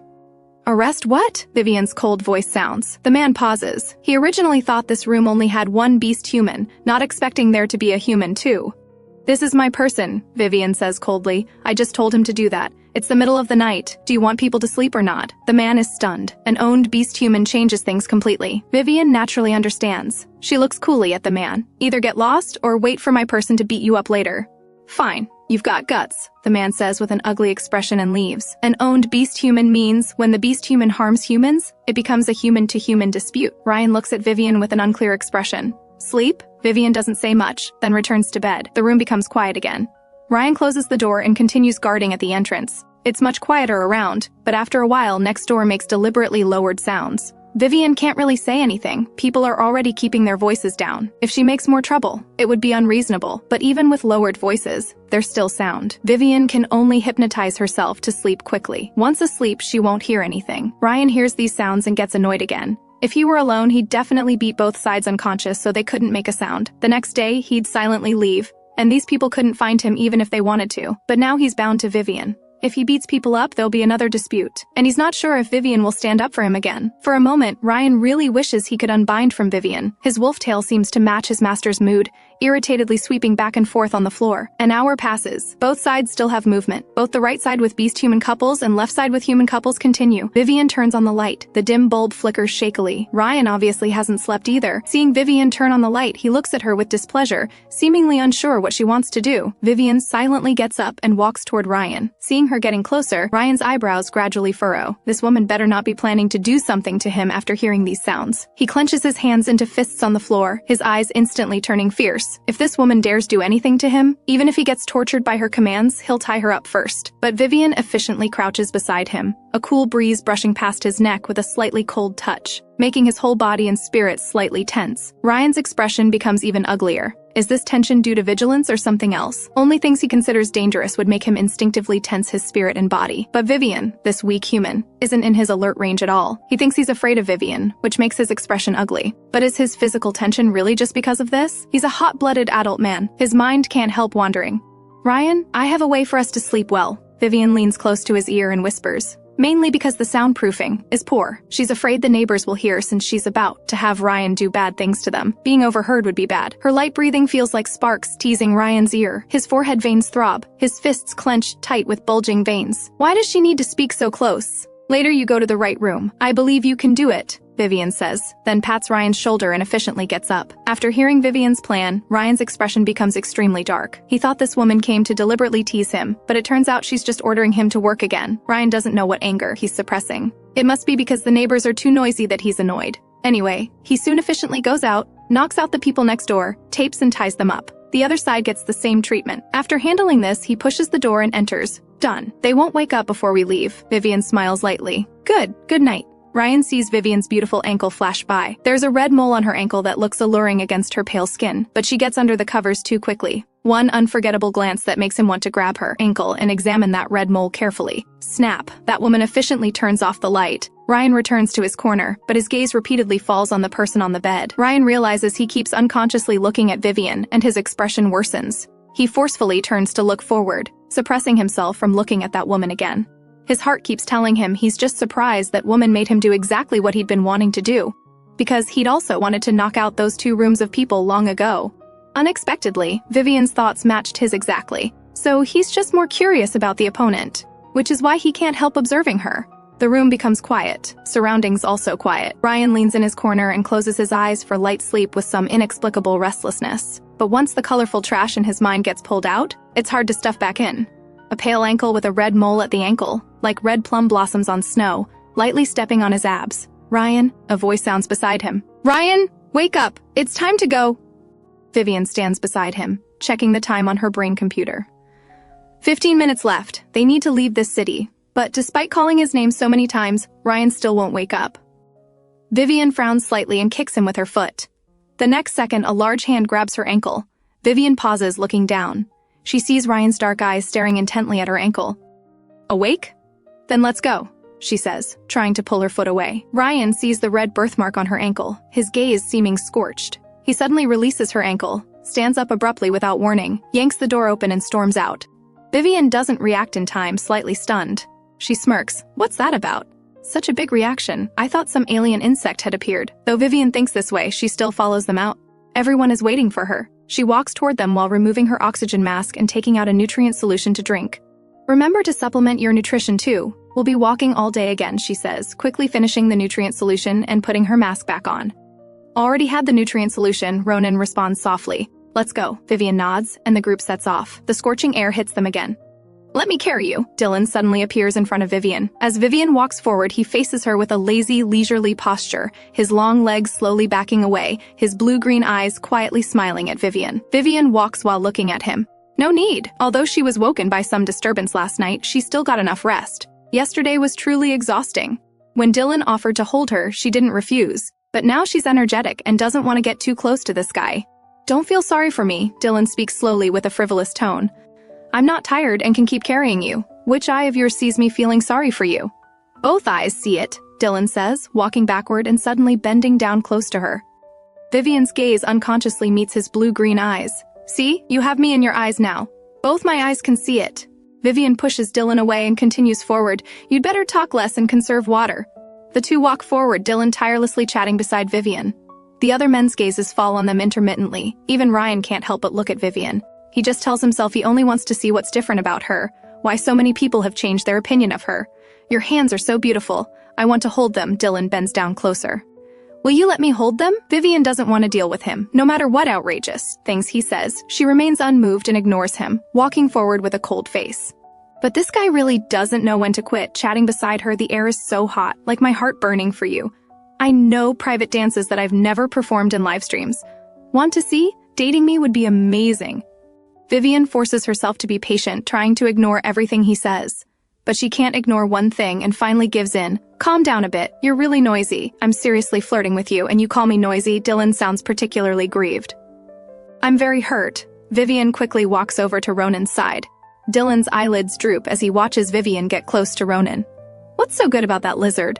A hypocrite who's not a good person at all. Though he's not a good person either, at least his badness is obvious, unlike certain lizards who act noble but have the blackest hearts. Dylan feels irritated, knowing he's annoyed Vivien, and doesn't approach again. Ronin seems to notice Vivien coming over, glancing at her. Vivien nods lightly and walks quietly. Both walk forward quietly. Vivien feels that walking beside Ronin makes her whole being calm down. White City's walls are built with white stone, much higher than Black City, and the area is larger. A huge light shield covers the city above. You can tell the air inside is good. Looking from afar, there are quite a few people in line. Vivien walks over and finds announcements on the wall, similar to Black City's except all prices are higher. For permanent residents, it's 50,000 star coins per person per month. Vivien calculates. For 6 people, they'd pay 300,000 star coins monthly. But her 5 beastmen are quite wealthy. They can each pay for themselves. Later, she'll pay for herself. 50,000 star coins per month. After figuring this out, Vivien gets in line, with the others following. Suddenly there's commotion ahead. A rabbit-eared boy is kicked over, falling at Vivien's feet. He has 2 pink drooping rabbit ears, pink eyes brimming with tears, and a pink mask covering his face. Only his exposed ear has a pink cross earring that sways in the light.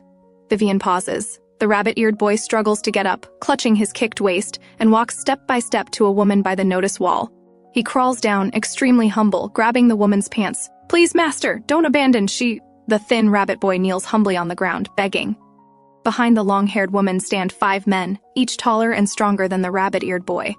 The woman kicks the rabbit boy away again, crossing her arms over her chest. I don't have that many star coins anymore. Either make yourself useful and find the next master, sell yourself and give me the money, or die outside White City. She passes by Vivien and goes to the back of the line. The rabbit boy looks around blankly among the queuing people. The line has both humans and beastmen, but only humans can buy and keep beastmen. The chip in the rabbit boy's brain still belongs to the long-haired woman. To survive, he must find the next master to buy him and transfer the chip ownership. Only then would he truly have a new master. Otherwise, as the long-haired woman said, he must either find the next master or die outside. The rabbit boy starts begging from the humans in line, kneeling humbly beside a human woman. Miss, would you buy me? Since White City is a large city with good air and facilities, Vivien has already seen several women in the line. Are you good-looking? The short-haired woman asks directly. Everyone queuing outside wears oxygen masks, so you can't tell who's attractive. Only body shape is visible. The rabbit boy has a slender figure, short pink hair, wearing a white shirt and black pants, clean and youthful. Good-looking, the rabbit boy answers softly. All right, how much to buy you? The short-haired woman asks. The long-haired woman behind Vivien speaks up. Buying him costs 200,000 star coins. Too expensive, can't afford it. I'll offer 50,000 star coins, the short-haired woman says leisurely. The air falls silent. Vivien watches this drama with detachment. Even if she had money, city fees are 50,000 star coins monthly, plus housing and various expenses inside. Definitely a huge cost. She's afraid she can't even support herself. Such beastmen trading scenes are common in the original Souls memories. As long as the master wants to sell, the beastmen can be traded at will. Minimum 100,000 star coins, the long-haired woman compromises. Then I can't afford it. Little pink rabbit, you'll have to find someone else. The short-haired woman waves at the rabbit boy, pays her fees, and enters the city. The rabbit boy begs one by one, but gets either kicks or colder insults. Vivien frowns at this scene, feeling uncomfortable. Whether it's current beastmen trading or future human trading by beastmen, both make her equally uncomfortable. But this is how the era works. She can't change it right now. Miss, 100,000 star coins, could you buy me? The rabbit boy kneels before her, his shirt showing his thin back and visible bones, extremely frail. His voice grows more hoarse and strained. Vivien remains silent for a long time, just when the rabbit boy thinks this woman won't buy him either. Vivien speaks, what can you do? The rabbit boy is stunned. Previous people either asked about his looks or deliberately toyed with him, asking extremely humiliating questions. I can cook, do laundry, and many household chores, the rabbit boy quickly responds. Vivien is somewhat tempted. The 5 beastmen will eventually leave, and she can't always make Ronin cook. She usually focuses on experiments and can't manage daily life well. Besides, she planned to hire someone or a beastman for household help anyway. Buying him now saves him and serves her purpose, killing 2 birds with 1 stone. Dylan laughs beside them. Hey, Lizard, he's here to steal your job. Don't lump me together with him. Ronin glances at Dylan indifferently. Okay, I'll buy him, Vivien decides. Her articles published on Cloud Network still generate income. She can afford 100,000 star coins. Hearing this decisive statement, the rabbit boy suddenly looks up at Vivien, his pink-red eyes looking at her weakly, seemingly unable to believe it. Let's go find your original master. Vivien steps out of line. The rabbit boy freezes, then quickly gets up and follows Vivien. She walks to the long-haired woman. 100,000 star coins, complete purchase. The long-haired woman agrees readily. No after-sales service for any future problems. Vivien pauses. This statement really treats beastmen like merchandise. But she says nothing, silently transferring money via brain computer. The other party touches Vivien's brain computer with hers, transferring the rabbit boy's brain chip ownership. The transaction is complete. After confirming everything, Vivien tells the rabbit boy, "Let's go." She returns to the end of the line. Shay follows her to the back. "Master, I'm called Shay," he says softly, voice still hoarse. "Thank you for saving me, Master. I'm called Vivien." Vivien only says this. The rabbit boy isn't like her 5 rebellious beastmen who don't respect their master. He's more like a beastman tamed and domesticated by this era. Vivien won't deliberately tell him not to call her master. She saved him to help with household chores. "Shay will remember," he says, lowering his eyes to hide the nervous fear in them. "As long as the new master has any personality, surviving is all that matters." But he's not worth 100,000 star coins. His face has an ugly burn scar. Saying he's good-looking was a lie. He wanted to survive. The original master didn't expose him, and even raised the price. A disfigured beastman couldn't sell for even 10,000 star coins, yet the original master sold him for 100,000. Shay is terrified, his throat even drier. The final result might be a beating or being sold cheaply. But being able to enter the city and live a few more days, he's willing to endure it. He has more important things to do. After Vivien pays Shay's city entrance fee, they enter. She sees White City's interior. Clean, orderly ground and buildings. Most buildings are 2 to 3 stories high. White City is divided into main city and sub-city. The buildings look the same and are neatly arranged. The only difference is the main city has better air, while the sub-city's air is average. Vivien sees a large shop with White City resident registration written on it. Let's check it out. She signals everyone and walks over first. Just as she's about to enter, a man at the door blocks her. Servants cannot enter. Vivien pauses, looking back at the 6 people behind her. "Vivien, we'll wait for you here," Ronin says with a gentle smile. At the back, Shay is shocked that Ronin dares to call their master by name. Even more unbelievable, the master isn't angry. "Then wait outside for me," Vivien says, entering alone. Ronin seems to notice Shay's gaze, glancing at him indifferently. Shay quickly lowers his head, while Ronin casually looks away. Inside the housing consultation office, Vivien learns that servants cannot register for long-term residence. Only free beastmen and humans can. "Miss, according to your requirements, I found a 2-story house with 7 bedrooms, 1 bathroom, 1 kitchen, and 1 backyard. Monthly rent ranges from 100,000 to 500,000. Which would you prefer?"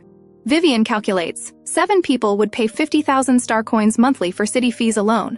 She chooses the middle option at 300,000 monthly rent. After completing the brain computer procedures, Vivien gets a set of keys. She leads the 6 people through many alleys to lane 11. A row of ordinary 2 to 3-story buildings with no decoration. Opening the rusty iron gate, Vivien says, "There are 7 rooms here. Everyone can choose first. We each get a room." Vivien chooses first, Ronin says gently. "Yeah, I'll live next to Vivien." Dylan is more direct. Vivien doesn't waste time, directly choosing the 2nd-floor room facing the backyard. "Then I'll take Vivien's right side," Dylan quickly claims. "I'll take Vivien's left side." Ronin unhurriedly chooses the room to Vivien's left. Vivien goes upstairs to organize, not caring much about how they choose the remaining rooms. Everyone has a place to live. The room is quite basic. 1 window, 1 bed, 1 cabinet, 1 desk. That's it. Not even as luxurious as the Exile starship rooms. Vivien removes her oxygen mask. The air here is indeed much more normal. "Ronin, let's go out and explore," she calls from her room. "I wonder if there are shopping centers or markets in the city. We need to get bedding, furniture, everything needs setting up." "Vivien, why don't you ask me to come with you?" Dylan slowly approaches. "Where are you going?" "I'm bored too, let me come along. I'm going to familiarize myself with the surroundings. If you're bored, you can help Shay clean the main hall." "There's nothing to clean when there's nothing here," Dylan says casually. Shay, who is wiping the table with a cloth, freezes. He's terrified that Vivien might think he's useless. He doesn't care about others, denial, but he fears Vivien might think the same. And he's a disfigured beastman. Shay notices Vivien's gaze lingering on his mask, and his mental defenses crumble instantly. He falls to his knees with a thud. Hands on the ground, pink head hanging down. Please punish Shay for deceiving Master. His voice trembles slightly, slender fingers pressed against the ground turning red, his arched back showing thin bones. This sudden action startles Vivien, who was walking normally. She instinctively steps back several paces, then asks after recovering, deceived about what? And stop kneeling all the time. Shay swallows with difficulty. Master, Shay is a disfigured beastman, not worth 100,000 star coins. Vivien belatedly realizes what he means. She asks, were you lying about being able to cook and do housework? Shay responds confusedly, no. Then that's fine, she says matter-of-factly. I bought you to cook and do housework. If you have this ability, then my 100,000 star coins aren't wasted. Shay quickly starts kowtowing. Thank you, Master. Don't kowtow, Vivien frowns. I don't like people kowtowing to me, or kneeling. Shay quickly stands up, bowing 90 degrees. Thank you, Master. Vivien pauses, saying nothing, turns and leaves directly. This is a beastman domesticated and tamed by humans. Humans have branded servility into his heart. Vivien doesn't know if buying this person was right or wrong. But having bought him, what can she do? She can only take it slowly. Others seeing Shay's condition say nothing, all recognizing this as someone enslaved for a long time. Even Dylan is unusually quiet, probably remembering some of his own bad memories. They're all four-limbed creatures. Why should beastmen be kept like livestock? So he killed all the masters, who kept him. His neural chip was originally bound to a vegetative person under his control, but someone transferred his neural chip and bound it to Vivien. His years of wild freedom were terminated, forced to be exiled with Vivien. Dylan has been looking for that traitor. Free beastman status means escaping the neural chip. That's why Vivien's condition was so tempting back then. Only when the master issues a chip deactivation command does the chip become ineffective. No unbinding method has been found yet. He really wants to implant such chips in human brains too. Vivien feels Dylan beside her suddenly turn sinister, as if radiating coldness. She feels that scene just reminded them of their servant status. The previously blurred relationship has become clear again. Oh my, I almost forgot. You're also my master. Dylan smiles, but the smile doesn't reach his eyes. Why haven't you been hitting me lately when I've been so presumptuous? His dark emotions churn. He even suspects he's gradually being tamed by Vivien, tamed in the name of love. Damn it, where has she given him love? How did he fall for this woman? Is she deliberately pretending to flirt with him unintentionally? Humans toying with beastmen's emotions isn't uncommon. Vivien just feels baffled. I said I wouldn't hit you anymore. Then does Vivien think I can get free beastman status? Vivien glances at him and looks away. We'll see. She feels Dylan still looks like he wants to kill her, so she changes the subject.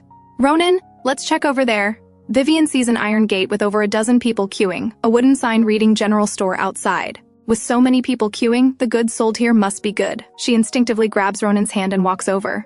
Dylan, not far behind, slows his steps, watching Vivien ignore him and pull the lizard away from him. In the damp alley, the tall young man stands alone, wearing a deep green shirt and straight black pants. His deep green hair falls slightly, green bangs half covering his eyes. A wave of hurt and jealousy washes over his heart, bringing dense, sour pain. Vivien, you win! If you could love me, I'd accept being tamed by you. Dylan laughs self-mockingly and hurries to catch up with Vivien, an open iron gate with over a dozen people queuing, both men and women. Vivien didn't expect to queue just to buy groceries. How novel. Soon she sees a man come out, followed by a rabbit girl. She belatedly realizes this should be a beastmen trading shop. How can there be so many people trading beastmen? The exile planet people shouldn't be universally wealthy, Vivien wonders aloud. It's probably not beastmen trading, but beastmen rental, Ronin says calmly, showing no extra expression. Soon, Vivien realizes Dylan is missing. She stops and turns to see Dylan in the distance. Dylan stands there, seemingly because Vivien finally noticed he was lost, and slowly walks toward her. You finally realized I was lost, he says with a smile. 13 minutes and 52 seconds. He stops in front of Vivien, bending slightly to look down at her. Could you notice sooner next time when I get lost? Wasn't it him who wandered off? How did it become her losing him? Let's go continue looking for where to buy groceries, Vivien says flatly and turns around. The next second, her wrist is suddenly held, and Dylan's soft voice comes from behind. I just asked around for you. Lane 15 has someone selling the groceries you want. Vivien turns and nods. Then let's go. She tries to pull her hand from Dylan's grip, but Dylan directly leads her forward by the hand. I'll take you there, he says. If she won't actively hold his hand, then he'll actively hold hers. Vivien follows Dylan to lane 15. When they reach their destination, Dylan releases Vivien's hand. A grocery store hidden in such a remote place is unusual, but with scarce resources, it's people looking for stores, not stores looking for customers. This makes sense. Come in. Dylan pushes open the door, looking at Vivien. Vivien walks in accordingly, with Ronin following behind. This is really an ordinary living room. No counter, no visible goods. Doesn't look like a store but a residence. A young man quickly comes downstairs. What would you like to buy? I'll get it directly from Hubspace, for you. Vivien pauses. Can you get anything? The young man pats his chest. Naturally. If you wanted stars from the sky, I'd have someone pluck them down for you.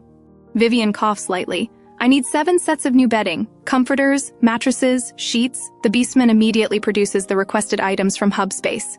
He really has whatever she wants. Vivien pauses and asks, do you have hub rings, bracelet spaces, anything like that? Naturally, the young man nods, immediately producing a row of necklaces and rings. Customer, pick whichever you like.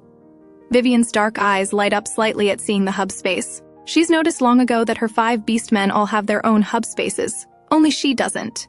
It's inconvenient carrying anything usually. Vivien finally chooses a fine silver chain necklace with no decorations. As she puts it on her neck, a pair of slender hands cover her fingers. Let me help Vivien put it on. Ronin's gentle voice sounds behind her. Vivien lowers her hands and nods. Okay. Also behind her, Dylan stiffens, his hand frozen midair. His cold eyes look at Ronin with murderous intent. He watched Ronin unhurriedly beat him to it, placing hands on Vivien's neck. This damn lizard, he needs to find a way to kill him without Vivien noticing. Dylan's expression darkens as he slowly lowers his suspended hand. The young man sees his boss's expression and knows the boss really wants to kill that lizard. Daring to compete with his boss for a woman. This lizard is truly tired of living. Ronin naturally senses the scorpion's cold, killing intent, but doesn't spare him a glance. His thin eyelids droop slightly, silver eyes emotionally moved, gaze falling on Vivien's slender neck. His fingers slowly help Vivien clasp the necklace, cool fingertips touching the woman's skin, making his long lashes tremble slightly. Is this what it feels like to like someone? Even touching her skin with his fingers brings strange excitement and joy. But such brief contact must end. He helps Vivien clasp the necklace, then slowly smooths her hair. Done. Thank you, Vivien glances at Ronin. Ronin's lips curve in a slight arc, his face showing gentle smile. It's nothing. Ahem. The young man quickly coughs loudly, his face turning cold. Hey, are you buying or not? Don't you see my boss's face getting worse? Vivien turns back. How much total? Everything she needed, the young man had for sale. She even got hub space, solving most of her problems. She can accept any high price. But she guesses the price the beastman quotes might be beyond what she can currently afford, so she plans to use Lyndon's assets. 8 million star coins total. Vivien is stunned. This price is too low. A hub space alone should cost at least 10 million star coins. The young man thinks he quoted too high. The boss told him not to quote too high, but not too low either. He frowns, tentatively asking, then 7 million star coins? Vivien looks even more surprised. The young man thinks the price is still too high, feeling conflicted, so he continues. Then 6 million star coins? Dylan hears his subordinate's words, his eyelid twitching, internally cursing. This idiot! Who doesn't know he's desperately trying to give things away? Vivien suddenly looks at Dylan. Dylan's expression changes. Unpredictably, the young man nervously lowers his head. Did he do something wrong? The customer thought the price too high, so he lowered it. He completely doesn't dare raise the price. Dylan also notices Vivien looking at him. The two stare at each other silently for a while, then Dylan comes clean. Oops, you found out. Then these things are free. A gift for you. Vivien's dark eyes flicker. Friendship price, half price. After all, I bought your share too, plus treating your frenzy period before and my mental damages. Half price is compensation for me. Dylan raises an eyebrow slightly. Fine, half price. Finally, Vivien pays over 30 million star coins, pays up and leaves. After returning to their residence, Vivien distributes the items and spends half the day organizing her room. She showers and climbs into bed. Today was truly a busy day. Exiled planet's nighttime temperature drops sharply again, but Vivien is now wrapped in soft blankets. Tonight is the most comfortable night in days. Lyndon chose the room directly below Vivien's. He hears Vivien's footsteps upstairs, the light, happy sound of jumping onto bed. He hears her cheek lightly brushing the blanket, her sleeping breath sounds. The round, paper-thin listening device sticks in his ear. He sleeps on his side with the ear pressed down. The breathing sounds seem even closer. The next day, in the yard, Vivien and Shay are pulling weeds in the backyard together. Her ordered items will arrive at Exiled Planet's airport in 3 days. She plans to build a shed in the yard for both experimental equipment and growing medicinal plants. Before crossing over, Vivien was researching a purification reagent that could change soil conditions. Of course, she won't only do this experiment, she needs to make money to support herself and Shay. As for the other 5, judging from Dylan's behavior yesterday, she guesses they definitely have their own forces privately, and since she doesn't restrict their freedom, they definitely can support themselves. Vivien plans to tell them later. Monthly rent should be split evenly, and city fees they should each pay their own. She'll pay collectively then. Vivien crouches by the weeds, pulling for half an hour. Master, please drink some water. I can handle the rest. Shay holds out a cup of water to Vivien. He wears a pink mask, pink eyes only daring to focus on Vivien's chin. Servants cannot look directly into their master's eyes. It's disrespectful. Vivien takes the water he offers. It's so hot. Why are you still wearing a mask? Isn't it stuffy? Shay stops pulling weeds. Shay's appearance is ugly. To avoid disturbing master's viewing comfort, it's better to wear a mask normally. Vivien grabs his arm and pulls him up, her gaze falling on his mask. Take off the mask. Let me check your disfigurement condition. Shay's body stiffens, mechanically removing the mask from his face. Vivien finally sees Shay's disfigured face clearly, a pair of beautiful pink eyes blooming on a wasteland. Perhaps this face wasn't wasteland before, but beautiful to match those pink eyes. Now it's like this. Who knows what inhuman torture he endured? Shay stands quietly, waiting for Vivien's judgment. Will she regret buying him because his face is too disgusting, or will she feel disgust toward him because of this face? But Vivien only analyzes Shay's facial injuries, like examining a patient: burns, iron brand marks, knife cuts, cigarette burns. If not severe, her medicine could help him recover. But this damage is too thorough. She can no longer save it. Don't wear the mask normally. It's bad for your facial skin, Vivien says slowly. Go wash your face with warm water and rest. Work again this afternoon. The gentle voice reaches Shay's ears. No disgust, no revulsion. Shay lifts his half-lowered eyes, for the first time moving his gaze from Master's chin to Master's eyes. He sees a pair of extremely calm dark eyes, as if they could embrace everything. He says softly, Master, let me finish handling these tasks before washing my face. I am the Master. You must listen to me, Vivien says, pulling Shay's hand toward the house. Halfway there, they encounter Ryan. Since Vivien doesn't restrict their personal freedom now, Dylan and the others greeted her and went out. Though they didn't say what they were doing, she guessed they were definitely pursuing their grand cause. Now only Vivien, Shay, and Ryan remain in the house.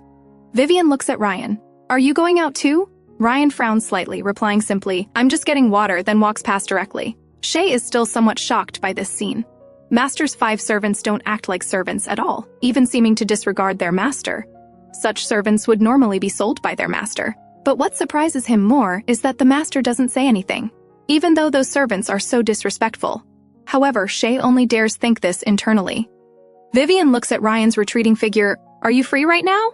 Ryan turns around, a row of red studs on the ear glows with a red light. What do you want me to do? Help me organize the backyard. Ryan just stares at her silently without speaking, but his actions move toward the yard. After instructing Shay to rest well, Vivien also walks to the yard. Just pull all these weeds and pile them together. Got it, Ryan responds coldly and quickly dives back into the grass pile. Vivien belatedly realizes that today's Ryan isn't mocking her and is so obediently pulling weeds. She blinks lightly, sitting on the backyard steps and browsing her brain computer. She's published many original articles on Cloud Network and answered many questions from medicine makers. She's now a well-known figure on Cloud Network. After logging in, she first replies to messages. Blaze usually asks about various beast injuries. When discussing these topics, they chat casually, and Vivien has somehow maintained contact, mainly because she finds this person quite polite.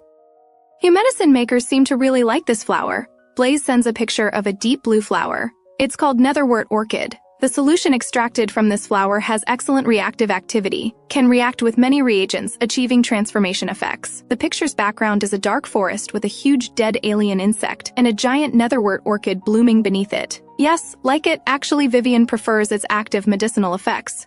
She doesn't notice that after sending her message, Ryan working nearby also pauses. Ryan puts down the weeds and operates his brain computer several times. Vivien soon receives Blaze's reply. Do you need any? This forest has many of these flowers. If you want them, I can have my team pick some and ship them to you for free. Vivien is tempted. These are wild netherwort orchids. But she doesn't want to get involved with netizens in reality. And recently, someone on Cloud Network offered 50 million star coins to expose her information. Fortunately, Cloud Network's creator is an extremely skilled computer expert, and user information is nearly impossible to steal. So Cloud Network still has an unsolved mystery. Cloud Network creator's information. Bounty 100 million star coins. Thank you. No need. Okay. By the grass pile, Ryan replies with an okay. He naturally realizes this doctor still doesn't want to connect with him. He doesn't push further. Now, many problems can be solved by asking questions on brain computer, which has reduced Ryan's team's death and injury rates. But precisely because of this, Ryan wants to recruit this person to his team even more. He plans to wait until they're more familiar before making this invitation. After closing his brain computer, Ryan looks up at Vivien sitting on the steps. The woman sits on the highest step, her her two straight long legs extended. A section of fair ankle is exposed, a beautiful red birthmark catching his eye. She lowers her head, browsing her brain computer, her whole posture relaxed and comfortable. Ryan thinks that ankle would look even better with a thin gold chain around it. Realizing what he's thinking, his gaze darkens further, and he crouches down to violently pull weeds in frustration. Damn it, it must be the color waste material's influence. Since only Vivien was in the room then, dreaming of her was natural. He couldn't possibly like this stupid woman. Soon Ryan finishes cleaning the yard. Vivien looks at her brain computer when suddenly the light in front of her seems blocked by a wall. She looks up to see Ryan's gloomy face. Such a strong, tall man standing before her is quite intimidating. "Done?" he says in a cold, hard voice. Vivien silently shifts her gaze to the neatly organized yard. "Thanks for your hard work." She supports herself on the ground to stand. "Next time you need help, you can ask me too."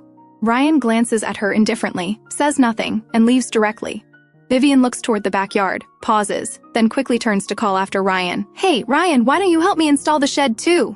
Ryan's footsteps up the stairs halt. He turns to look at Vivien, his handsome, sharp face expressionless. "Thanks for the trouble," Vivien says with a grin, her beautiful dark eyes curving cutely and cunningly. After realizing the thought that flashed through his mind, Ryan's face turns even uglier. He strides toward Vivien. "Vivien, you're really getting better at bossing me around." Vivien's eyebrows jump. She hasn't bossed him around that many times, has she? So petty. This guy walks toward her with big strides like bringing wind, very much like he's going to beat someone up. Is he really going to hit her? This thought flashes through her mind as her feet instinctively back away. Who knew he only strides to her side, and seeing her backing away, he stops. He snorts lightly, and his gaze seeming to say, "What kind of person do you think I am?" then goes directly to the yard to help her install the rain shelter. The city has light shields blocking it. Even if it rains, it won't fall in. "What do you want a rain shelter for?" Ryan looks at Vivien questioningly. "The shed can also block light. I want to make an experimental shed here. Although exiled planet's daytime light is always gray light is still light. You can do experiments too?"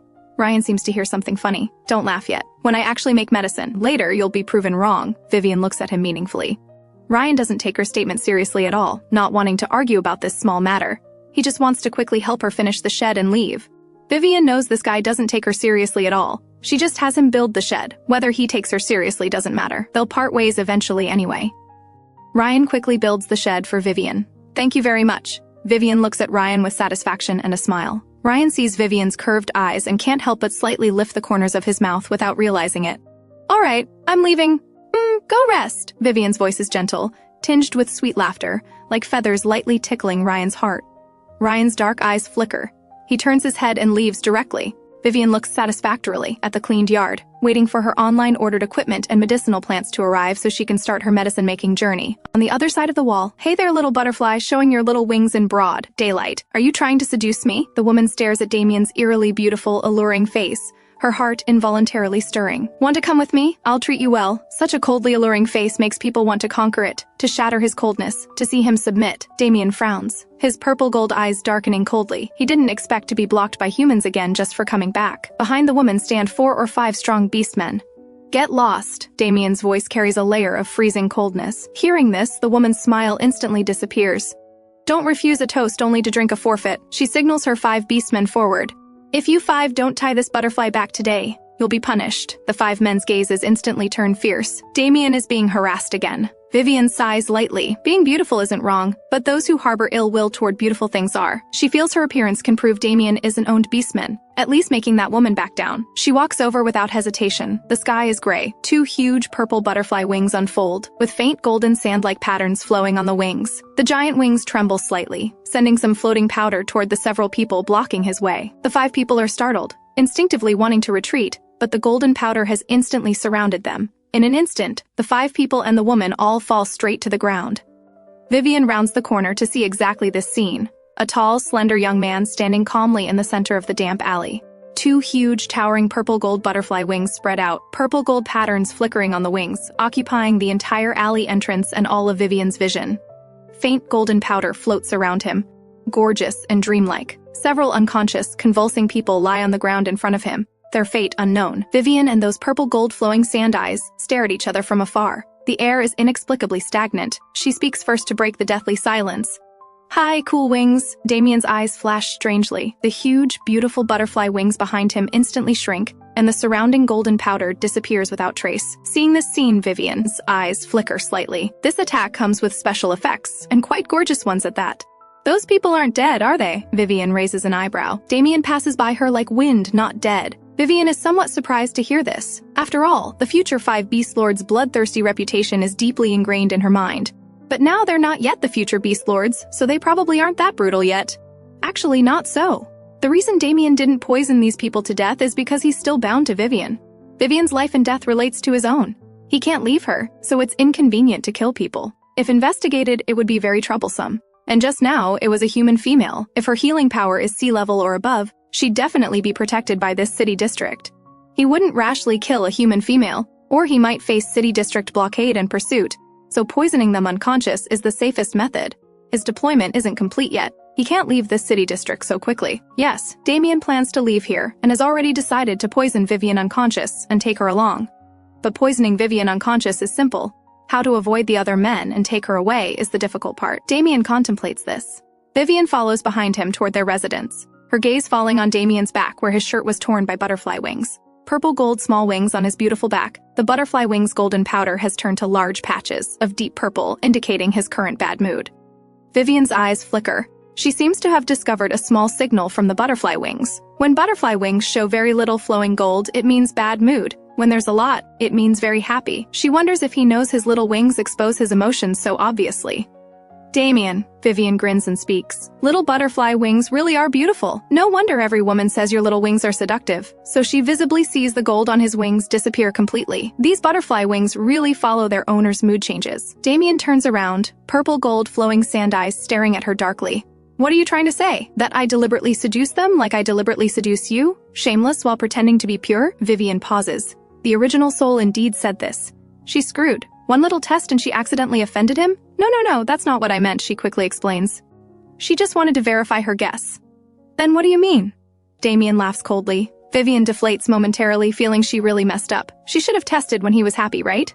But Vivien feels saying his butterfly wings are beautiful wouldn't make him happy anyway, since he already dislikes her. Testing when he's angry shows the clearest effect.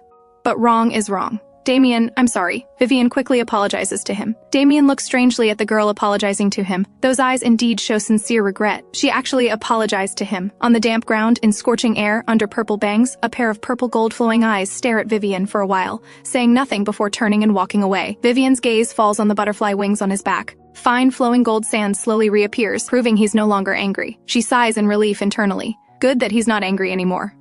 At midnight, Vivien wraps herself in a blanket, curled on the sofa. She originally planned to hold a small meeting about co-renting with the 5 today, but Dylan still hasn't returned. Ryan's sharp eyebrows raise. Next time call me when everyone's here. I don't have the habit of waiting for people. Vivien glances at him without saying anything, then checks her brain computer. She's called Dylan's brain computer so many times and sent so many messages with no response. What is this guy doing outside? Why isn't he back so late? Just then, the door is pushed open and Dylan walks in. Everyone looks toward Dylan at the door. Dylan notices everyone gathered in the living room and pauses slightly, his deep green bangs falling over peach blossom eyes that lift slightly. Oh? So many people waiting for me? Why are you back so late? I called your brain computer so many times and sent so many messages. No replies, Vivien says. Vivien, do you know how misleading that sounds? Dylan comes to Vivien's side, bending slightly closer to her. Master, don't be angry. My brain computer was broken by someone. Next time I'll definitely come back early, and if I don't come back, I'll report to my wife, he says. A faint bloody smell comes from him. Vivien falls silent, probably understanding why he didn't reply to messages and return so late. This guy probably offended many people and got attacked going out. But this isn't reason for him to address her randomly. Thank you, I'm not called master, and I'm not called wife. Please call me Vivien from now on, she says, silently moving away from Dylan, then looking at the others. Since everyone's here now, let's have a quick meeting. She lists the city fees and rent costs, then says, except for Shay, from now on you consciously give me city fees and rent. I won't restrict your freedom either. Go wherever you want. And you each solve your own food and shelter problems. I believe billionaires like you won't object. Go wherever we want. Damien's purple gold eyes look at Vivien darkly. Then cancel the binding. The binding will definitely be cancelled. As for how to cancel it, please refer to the rules I mentioned before. Vivien smiles politely. Alright, that's all. If there are no problems, go back to sleep.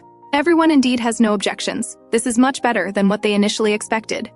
Vivien prepares to return to her room to sleep, but Ronin calls her. Vivien, hold out your hand. Ronin's silver eyes are extremely gentle and beautiful, slightly lowered as he looks at her. Vivien is puzzled but still extends her hand. Ronin takes out a square object and places it in her palm. This is a warming gadget. You can use it when cold. I've sent the usage instructions to your brain computer, he says. Vivien assumes it's ordinary high-tech warming equipment, so doesn't refuse, thank you, Ronin. She holds the small square that feels silk-like yet moldable in her hand, eyes full of curiosity. Silk-smooth texture yet moldable. What amazing material. Good night, Ronin reaches up to pat her head. Before Vivien can react, Ronin has already turned and returned to his room. These rooms aren't really soundproof, and beastmen's ears are even more sensitive to sound, so when Ronin goes to find Vivien, the others know. Damn lizard, how does he know just what to do? Today, Dylan was indeed chased by enemies. To prevent those people from discovering his relationship with Vivien, he delayed a long time before returning. Vivien takes Ronin's gift of amazing material back to her room. She opens her brain computer and indeed sees usage instructions from Ronin. Following the instructions, Vivien touches the material and clearly sees the square in her hand transform into a silk blanket longer than a person. What material is this? So smooth and moldable, with such good extensibility? She pokes Ronin's chat box. This is a type of extensible fire shadow rock, with some other thermal materials added. Vivien searches for extensible fire shadow rock and finds this material is mainly used in mecha shells, costing 30 million star coins each. Such expensive material. Who uses it to make warming items? I took some jobs today. Made this from leftover scraps for you. Seeing this message, Vivien's eyebrows jump. What jobs? Making mechas or something? She doesn't know, but she's already guessed he's not only a doctor, but also a mecha engineer or mechanic. Mecha engineers naturally make mechas, while mechanics make various equipment and machinery.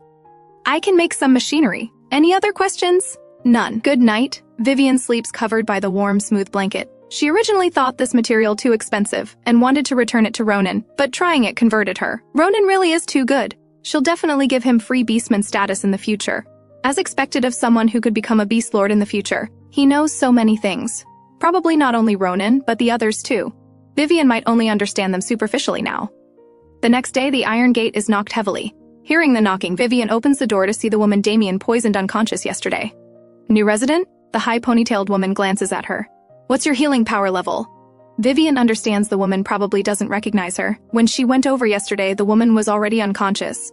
Is she not here about Damien poisoning them? You are? Vivien doesn't answer but asks back, observing the situation. See the building next door? That's where I live. I'm your neighbor, the woman says arrogantly. I'm Lynn, healing power level C+. She didn't expect it to be a neighbor.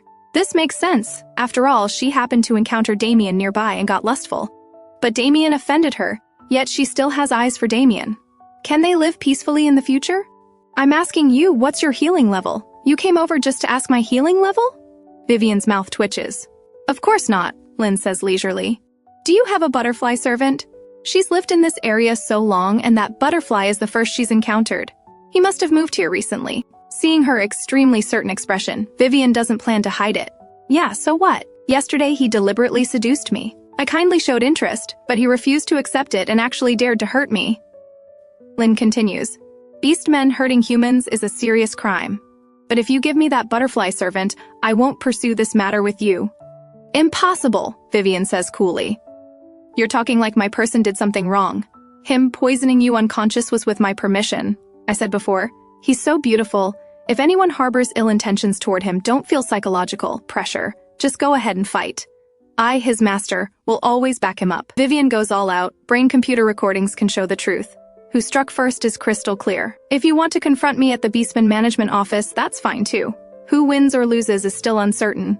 Lynn stands in the hallway with disbelief written all over her face. He's just a lowly beast slave. Why do you care so much about him? Meanwhile, Damien hears the commotion outside and emerges from his room. He catches this exact sentence, and his figure freezes slightly in place. His gaze slides toward Vivien, as if waiting for something. I just care. So what? Vivien responds coolly. Damien's fingers tighten slightly around the door handle. Lynn looks at Vivien thoughtfully, then a knowing, teasing smile spreads across her face. So you have that kind of relationship with your beast slaves? Although Lynn doesn't specify what kind of relationship, Vivien understands from her expression exactly what she means. Without evidence, you shouldn't talk nonsense, Vivien says quietly. This isn't the future era where humans and beast men can freely fall in love. What's there to be afraid of? I have that kind of relationship with my beast men too, Lynn says bluntly. But your reaction makes me doubt you actually don't have that kind of relationship with them. She crosses her arms over her chest, raising an eyebrow at Vivien. Anyway, as long as you don't get pregnant by a beast man, it doesn't matter how you interact with them privately. After all, beast men are just playthings for relief. Why are you telling me all this? Vivien's lips twitched slightly. Would she like beastmen? Even in the future era when humans and beastmen could freely fall in love, she never seemed to like anyone, human or beastman. So want to exchange beastmen for play? Just temporarily share master privileges. You can control my beastmen, and I can control yours. Lynn smiles with a hook of her lips. Vivien is stunned by this woman's words. No need, she refuses. This is completely treating beastmen like commodities. You have such good-looking beast slaves and don't play with them? Are you sick? Don't play too much. It's unhealthy for body and mind. Anything else? If not, I won't keep you company. Vivien starts to close the door when she sees Dylan returning from outside. Vivien, I'm back! Dylan says, not noticing Lynn at the door at all. He only looks at Vivien, his face bright with a cheerful smile. Were you specially waiting for me to come home? Lynn outside suddenly widens her eyes. It's you! You're that edgy scorpion from Starnet. Then you must be his Rose Master. Oh, you've watched my live stream. Dylan responds calmly. Vivien also realizes that the original Soul's Starnet name was indeed Rose Master. Lynn hadn't recognized her before because the original Soul and Dylan wore masks during their joint live streams.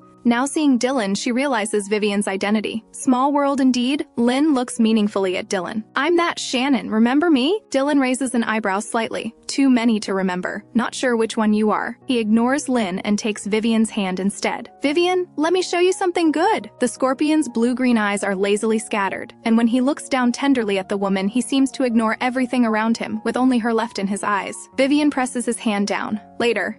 Let me see off my guest. She looks toward Lynn. Lynn notices the scorpion's attitude toward Vivien and pauses. Her beastmen have never treated her the way this woman's beastmen treat her, but she quickly brushes away that complex emotion. They are just a beast's slaves. She really doesn't understand why this woman treats them so well. When long-standing fixed concepts of an era are instilled, many people don't realize that beastmen might have thoughts just like humans. No need to see me off. I'll go myself. Lynn stares at Vivien for a while. What good luck. The butterfly beastman is so good-looking, and this scorpion beastman is quite seductive too. Being able to buy such beautiful and fun beast slaves, what great fortune. After saying this, she turns and walks away directly. Vivien pauses. The other party seems to have forgotten her original reason for coming here. She doesn't know if she still holds a grudge. But now that she's left, Vivien says nothing and closes the door. Vivien, do you also think I'm seductive? Dylan grasps Vivien's hand, intertwining their fingers. Vivien, other masters all toy with their beastmen. You should come toy with me too. His fingers brush across the back of Vivien's hand. Didn't you just say you wanted to show me something? Vivien changes the subject. Dylan chuckles softly, taking out a green ring from hub space and placing it on her ring finger. Vivien, you humans seem to like wearing rings on the ring finger, representing that the flower has an owner. Vivien watches Dylan push the ring onto her ring finger. It's fine, she can take it off later anyway. But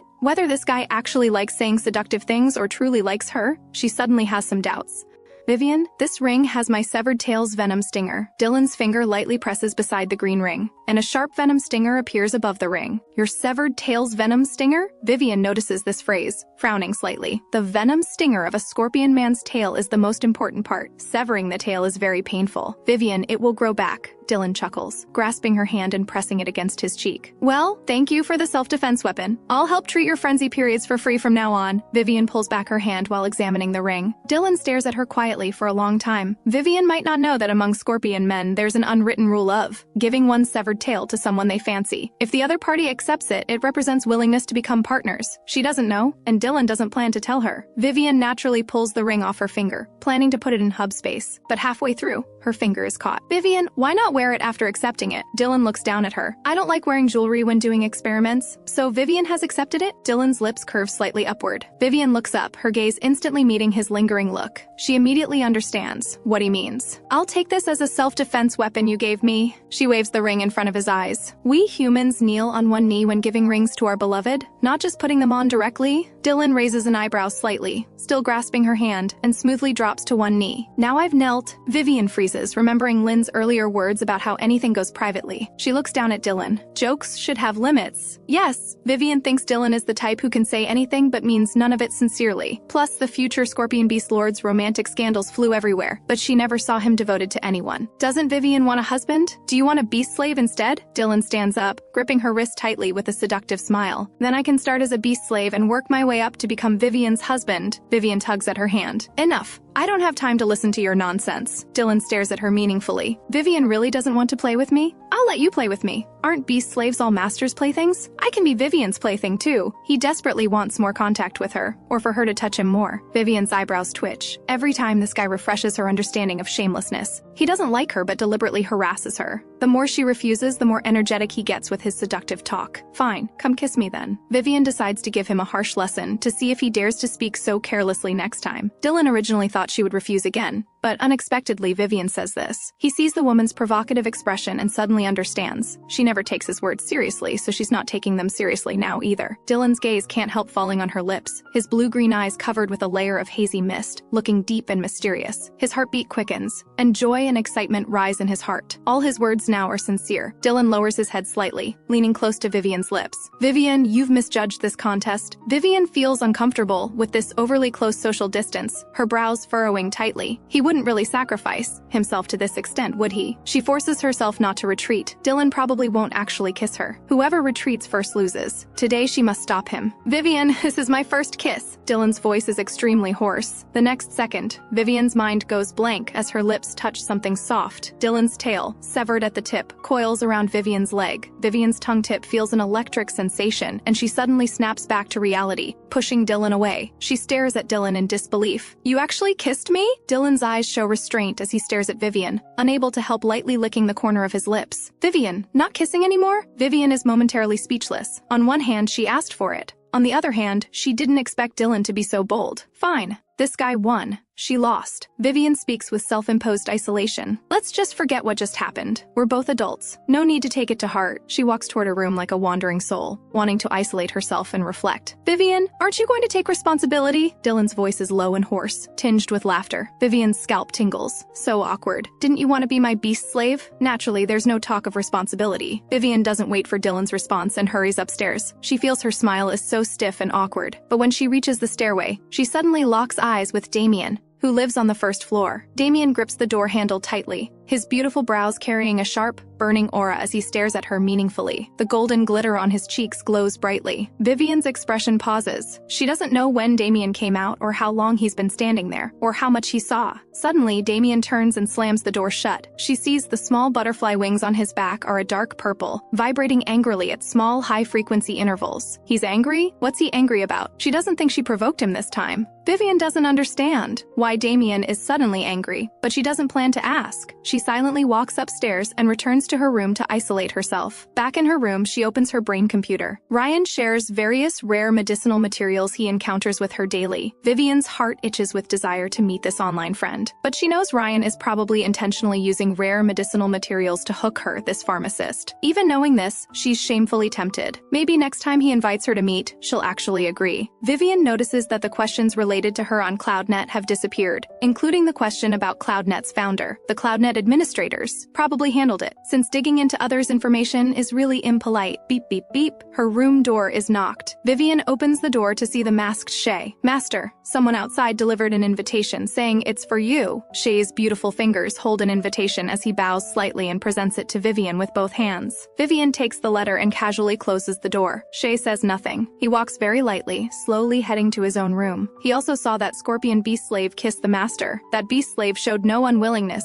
only desire and affection in his eyes. This proves one thing. The master is truly good, never whipping beast men, much less torturing them. Vivien opens the elegant invitation and sees City Lord's invitation written on it, pausing slightly. She doesn't seem to know White City's City Lord. Why would he invite her as a guest? This invitation clearly states her name, time, and location, inviting her tomorrow evening at 7 p.m. to Villa 01 on Main Street 1 for dinner. She doesn't know why White City's City Lord would invite her, but since he is the City Lord and she's living in his city, she should give him some face.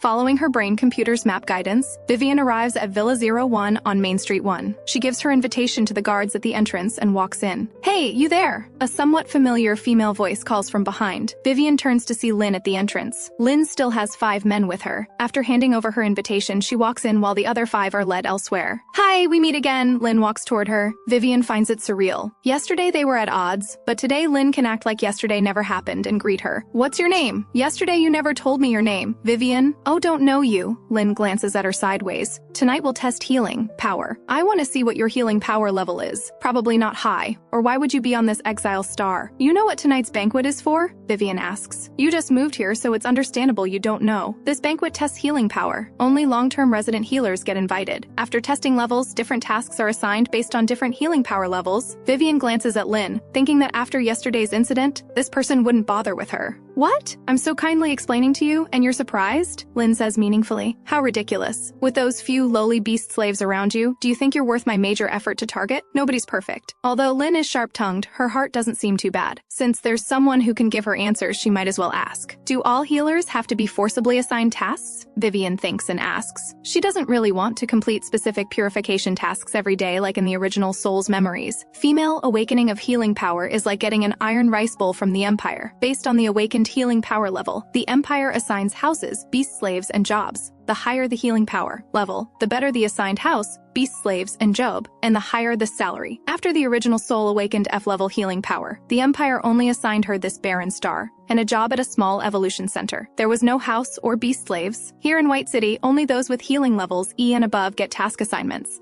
If you're F level, you won't be assigned tasks, naturally have no benefits, and can't come here for weekly dinners. I see, Vivien nods thoughtfully. After participating in the healing power level test, Vivien walks on the street thinking about which person to bring with her to pick up packages in 2 days. The next second, a thick arm suddenly extends from a nearby alley. Before she can react, her mouth and eyes are covered, and she's dragged into the alley. Don't move. We only need you to help our boss get through his frenzy period. We won't harm your life. A man's vicious voice rings in Vivien's ear. If you dare scream or shout, we can't guarantee we won't kill you. Vivien's heart beats violently, her long lashes trembling uneasily. She nods lightly without struggling, following the man's steps backward into the alley. She knew the city wouldn't be safe, but she didn't expect to encounter danger on her first solo outing. Vivien presses her lips together. It seems she'll need to bring a beast man when going out in the future. Soon, the man's footsteps stop. I'll let go in a moment. Don't scream. If you dare scream, your head will hit the ground the next second. Vivien nods obediently. She hears more than one person's footsteps. With too many people, escaping becomes even more difficult. She realizes these beast men must be specifically lying in wait here to catch human women. After all, the city lord holds banquets for women with E-level and above healing power every weekend. Vivien's hands are locked behind her, and her brain computer and hub space necklace are torn off and casually thrown on the ground. A black silk cloth covers her eyes. After being tied up, a huge force pushes her shoulder, and she's pushed directly to the ground. Her palms and elbows sting with pain. Don't remove the blindfold. If you see our boss's appearance, you can forget about staying alive. Just walk inside quickly. Our boss is waiting inside. The speaker's voice shows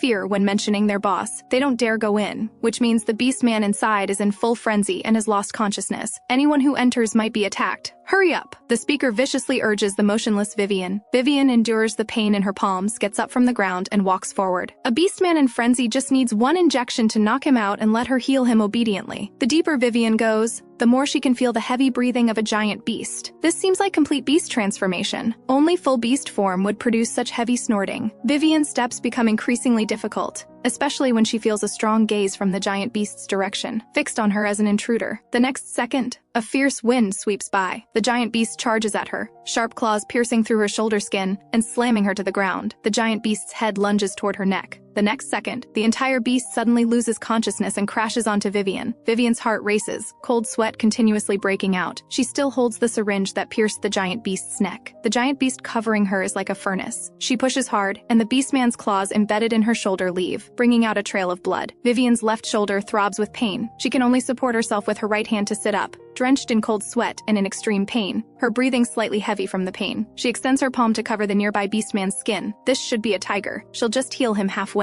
Soon, Vivien slowly withdraws her hand, stands up slowly, and walks outside. Her eyes are still covered with black silk. Vivien just feels truly unlucky. She was walking home peacefully when she was roughly grabbed to do healing, getting injured all over. Done? The beastmen outside see Vivien emerge and ask in low voices. Done, Vivien responds without changing expression. But my healing power level is low, so the effect isn't great. Actually, she could completely heal that beastman, but the shoulder pain makes her unwilling to do so. Several people exchange glances, and one quickly goes in to check, coming out and nodding. He doesn't know how she knocked out their boss, but their boss's temperature has dropped. proving he was indeed healed. The remaining frenzy, heat, and pain their boss should be able to endure. "Can I go now?" Vivien asks. Soon, her hands and feet are bound with rope again, and she's thrown back into the secluded alley. Well, it's not as bad as she imagined. At least they truly kept their promise and let her go, neither kidnapping her nor killing her afterward. Vivien spits out the black cloth stuffed in her mouth, but the rope is hard to break free from. She can only slowly inch along the wall, searching for her hub space. There's a dagger in hub space that can cut the rope. Her brain computer and necklace should be thrown around here somewhere. Vivien endures her shoulder pain and inches slowly when suddenly footsteps sound from the alley entrance. Her heart feels like it's being squeezed tightly by a hand. She wouldn't be this unlucky, would she? Now with both hands and feet bound, if someone comes with ill intentions, she can't resist at all. The footsteps stop in front of her. A wind sweeps by and the person seems to crouch down. "It's me." For some reason, Vivien's voice suddenly becomes a bit hoarse. It's Lyndon, not someone else. How good. Lyndon's long, narrow red eyes stare at the pitiful, disheveled Vivien, his heart filling with dense, fine threads of heartache. Who did this? He will find out. His slender fingers untie the black silk from Vivien's eyes. He bows his head and half kneels in front of Vivien, helping her untie the rope around her ankles. Vivien looks at Lyndon, quietly helping her untie the rope, his slightly curled hair falling across his cheek. His skin is extremely pale and cold, making his thin lips appear extremely red,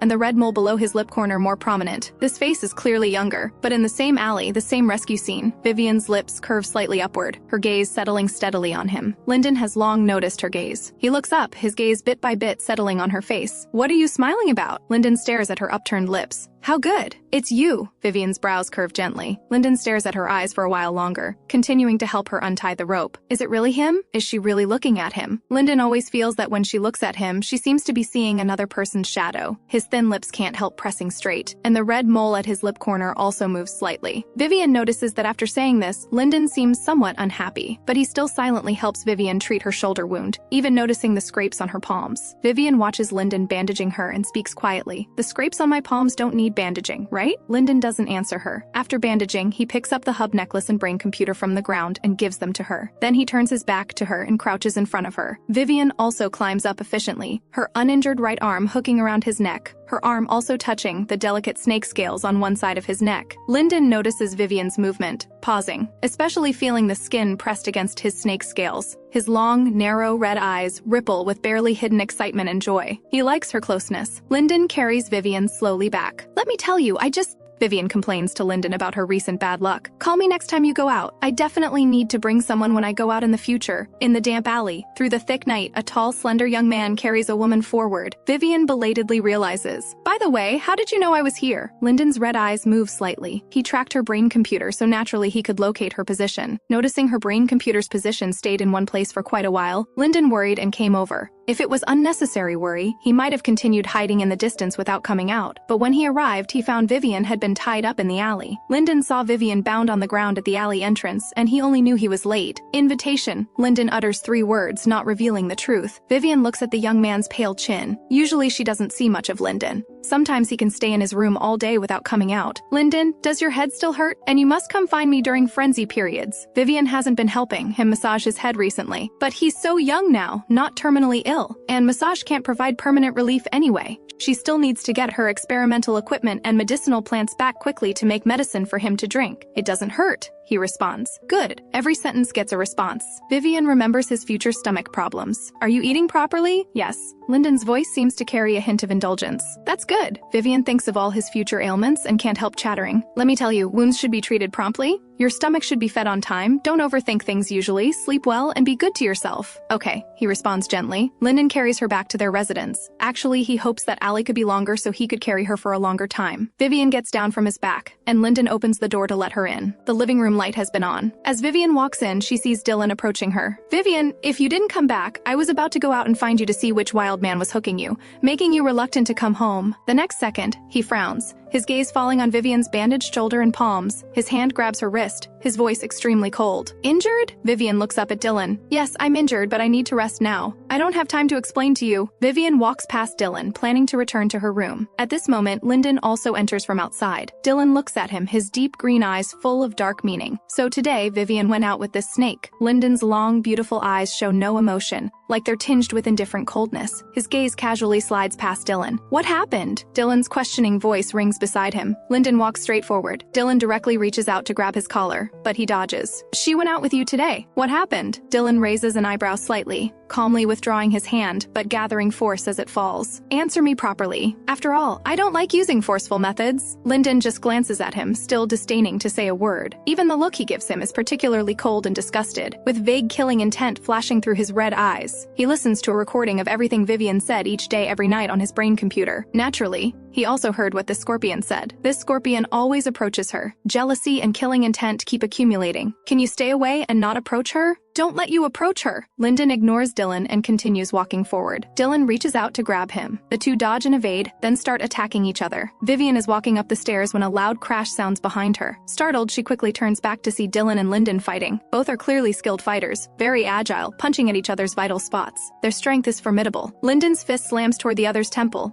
but Dylan dodges. The fist lands directly on the floor, and the tiles instantly crack into several pieces. Dylan realizes this guy wants to kill him, and his mood darkens further. His blue-green eyes turn vicious, his entire aura becoming more sinister and sharp. His elbow strikes heavily at the other's neck. The two attack each other mutually. The sofa splits directly in half, and both are sent flying. The iron door is also smashed out. Vivien sees the sofa split in half, the broken door, and the living room in complete chaos. She feels her blood pressure rising. She hurries down from the stairs, rushing to the doorway, looking at the two still punching and kicking with agile, vicious attacks. Stop fighting! But neither pays attention to her. If you keep fighting, I'll activate the chips in your brain domains and forcibly make you stop, Vivien shouts angrily. Especially seeing blood flowing down Lyndon's forehead makes her heart jump. He already has headaches. She sees Dylan about to swing his fist toward Lyndon's head again. Extremely worried and anxious, she shouts, "Dylan, stop it!" But Dylan still throws the punch. Lyndon tilts his head to dodge, and Dylan is counter-slammed against the wall. Vivien sees Dylan's forehead bleeding as much as Lyndon's. So angry! Doesn't Lyndon know he has a headache condition? And that Dylan, doesn't he usually say he listens to her? Called out so many times and he still won't stop. Where's the listening? Vivien stands at the doorway, her lips twitching. She doesn't know how they started fighting. Now seeing both injured equally badly, their skills evenly matched, she suddenly feels they can fight if they want to. Let them hurt themselves. The two haven't used weapons, just pure physical competition, like venting their respective frustrations. Lyndon's face is cold. Why approach her? You can't approach her. Don't approach her. Damn scorpion, stay away from her. Get lost. Dylan frowns. This damn snake? What's he doing going out with my wife? Why did my wife ask the snake to go out with her instead of me? My wife's injuries. How did they happen? This damn snake can't even protect one woman. This waste. Both want to kill the other. But with Vivien here, they can't kill each other in front of her. Suddenly, another person appears beside Vivien. Vivien, you're injured. Ronin naturally grips her wrist. Come on, let someone more professional treat your wounds properly. He pulls Vivien toward the house. Don't worry, they won't die. Vivien silently shifts her gaze back. She thinks Ronin is right. They won't die. She won't worry about it anymore. And she already tried to intervene, but they didn't listen. So let them fight outside. Just don't come in and ruin the furniture. Both notice the lizard taking Vivien inside. They simultaneously stop attacking, looking at each other with particularly dark gazes. Then both say nothing and go inside separately. After following Ronin inside, Vivien remembers he said he'd help treat her wounds again. No need to trouble yourself. This is already properly treated. Vivien smiles gently. And I can handle it myself too. Yeah, Dylan says, his mouth and forehead bleeding, looking somewhat sickeningly crazed. He slowly walks in. Vivien needs rest now, not wound treatment. This lizard wants to benefit from others' conflict. I won't let him succeed. Vivien looks at Dylan and Lyndon. Lyndon's long lashes half droop, slightly covering the red coldness, silently passing by as if ignoring everyone, heading toward his own room. Lyndon, remember to treat your wounds,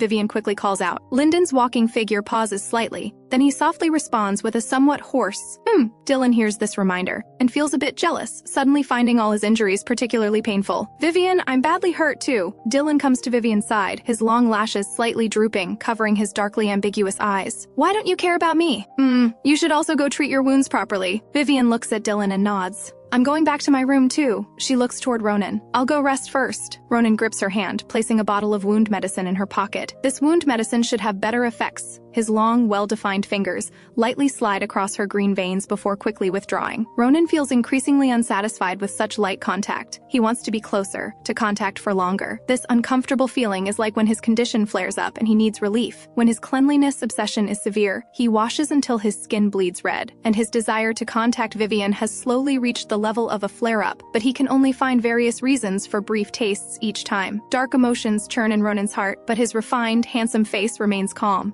Vivien looks at the wound medicine Ronin just gave her. If Ronin says the effect is good, it should be excellent. She wonders if it contains any high-grade medicinal plants. Thank you, Ronin. She smiles. It's nothing. Ronin gently touches her head, then naturally turns and leaves, because staying longer would make him unable to resist touching her more, but he can't find any reason. Ronin walks quietly back while slowly opening his brain computer, sending a sentence to an encrypted mailbox 1 year's time. I need you to accelerate. Everything, only when caged and controlled in the palm of one's hand, is most reassuring. Humans have caged beastmen for too long. It's time for beastmen to cage humans. On the other side, Vivien also turns to go upstairs, but Dylan immediately blocks her, bringing his bloody face close to her, dragging his voice and gasping.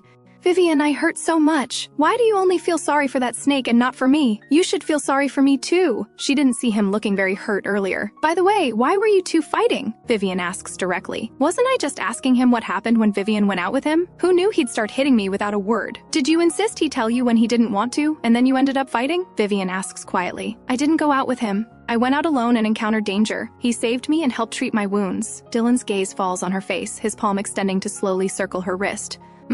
I understand now. Actually, even if that snake refused to say, he had ways to find out. The fight started simply because he thought they went out together, and she got injured. Remember to replace these sofas and things. Vivien looks up at Dylan. I'm going upstairs to rest. Okay. Dylan tightens his grip on her wrist, then quickly releases it. Vivien turns and returns to her room. She originally planned to set off for the airport to get her packages tomorrow, but after tonight's incident, she decides to rest and heal for another day before going out. The packages require personal pickup, so she can't ask others to help. On the other side, Lyndon's room has no lights on. Only darkness remains in the room, not letting in a trace of light. A bloodied and slender hand holds a brain computer with a thin monitor pressed against his ear. He takes out the collected recordings of Vivien's voice to listen to. He looks down at the brain computer's projection, the faint light reflecting his pale face. His forehead blood has slightly dried, with slightly curled hair falling on both sides of his cheeks. His thin eyelids half droop, his gaze unblinkingly fixed on the small projection. The projection screen shows the lines of Vivien's voice pitch when she speaks. Suddenly, he quickly cuts off the brain computer projection. The thin monitor at his ear is also thrown to the ground. They kissed. Severe headaches spread up. Lyndon's large, slender fingers press hard against his forehead, fresh blood continuously flowing from the wound, blurring his eyes. His back arches tightly, as if unable to breathe. Headaches, and his heart feels pressed tight, throat constricted, suffocating, hazily difficult to breathe. His legs have already transformed into a huge coiled snake tail,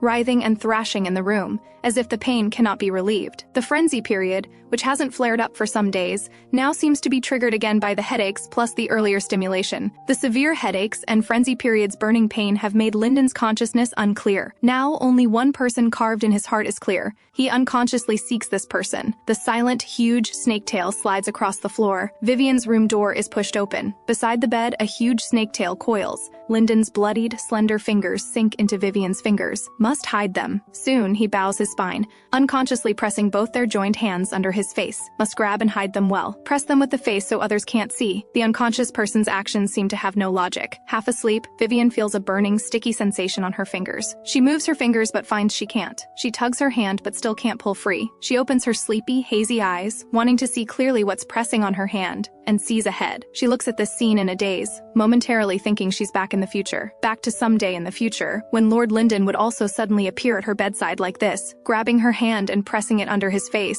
After many times, Vivien had grown accustomed to it. Lord Lyndon, she speaks drowsily. She thinks it's the future, so she calls him Lord Lyndon. But after looking around the room, her not quite clear mind becomes clear again. She realizes it's not back to the future. She's still in the past. The one lying by her bedside grabbing her hand is still the Snake Beast Lord, just the young Snake Beast Lord. For some reason, Vivien lightly curves her lips and bends her brows. Whether future or present, does he still have this habit? Actually, she doesn't know that this habit only exists because of her. Vivien notices the hand gripping hers is particularly hot, and sees the snake tail coiled on the ground. She quickly reaches out to touch his face, momentarily forgetting her left shoulder is still injured, pulling with a twinge of pain, but her palm has already touched Lyndon's face, feeling the burning heat all over. This is a frenzy period flare-up. Vivien's palm also feels dried blood. She opens her brain computer's illumination and lifts the slightly curled hair from his forehead with her left hand, indeed seeing the untreated wound. She sighs softly and can only help him get through the frenzy period's heat first. Green, gentle healing light slowly falls on his face covered with fine snake scales. She looks down at the young Snake Beast Lord like this. He doesn't seem particularly different. The same reluctance to speak. Lyndon slowly opens his hazy eyes, his face unconsciously pressing closer to Vivien's gently stroking palm. His long, narrow red eyes are unconsciously unclear but beautifully red. Seeing this familiar appearance, Vivien can't help smiling slightly. The unconscious beast lord, whenever she gently places her hand over, will obediently follow her hand. She raises an eyebrow slightly, deliberately moving her palm away a bit. Sure enough, Lyndon's thin lips press straight, his face following her palm and pressing against her palm again, gently nuzzling. Vivien's right hand is still gripped tightly by him, her index finger caught between his fingers. She curves her lips, warmly stroking his face. The frenzy period's burning pain slowly disappears, and consciousness gradually returns. When Lyndon's consciousness clears, those unconscious actions also flood back into his mind. His long, narrow red eyes meet Vivien's downward gaze. His breathing becomes chaotic for a moment. In the dim room with only the brain computer's faint glow, the atmosphere seems slightly sensual. Lyndon's heart beats frantically and chaotically. The overly close eye contact feels like scalding kisses licking across the eyes. Slightly burning, his long lashes can't help trembling slightly. The next second, he half lowers his eyelids, his voice lightly hoarse. He seems to want to explain his reason for being here but can't find a suitable reason. Finally, he just softly utters two hoarse words. Sorry. Vivien looks down at him, her dark eyes flashing with surprise. The future Lyndon, every time he regained consciousness, had completely calm eyes. Those red eyes would stare at her for a long time before he directly got up and left, without explaining anything to her, or needing to explain anything to her. After all, he was Lord Lyndon, and she was the one he kept caged. Now it's reversed. He's her beast slave, and their positions have changed accordingly. For some reason, Vivien feels secretly pleased. Well, the tables have turned. In the future you caged me, now it's my turn to cage you. And young Lyndon isn't as good at hiding emotions. Just now when he regained consciousness and they made eye contact, that flash of confusion and panic in his red eyes, she saw it clearly. Vivien curves her lips and smiles, speaking slowly. It's fine. No matter when, as long as it's a frenzy period knocking on my door, I won't be angry. Just come whenever,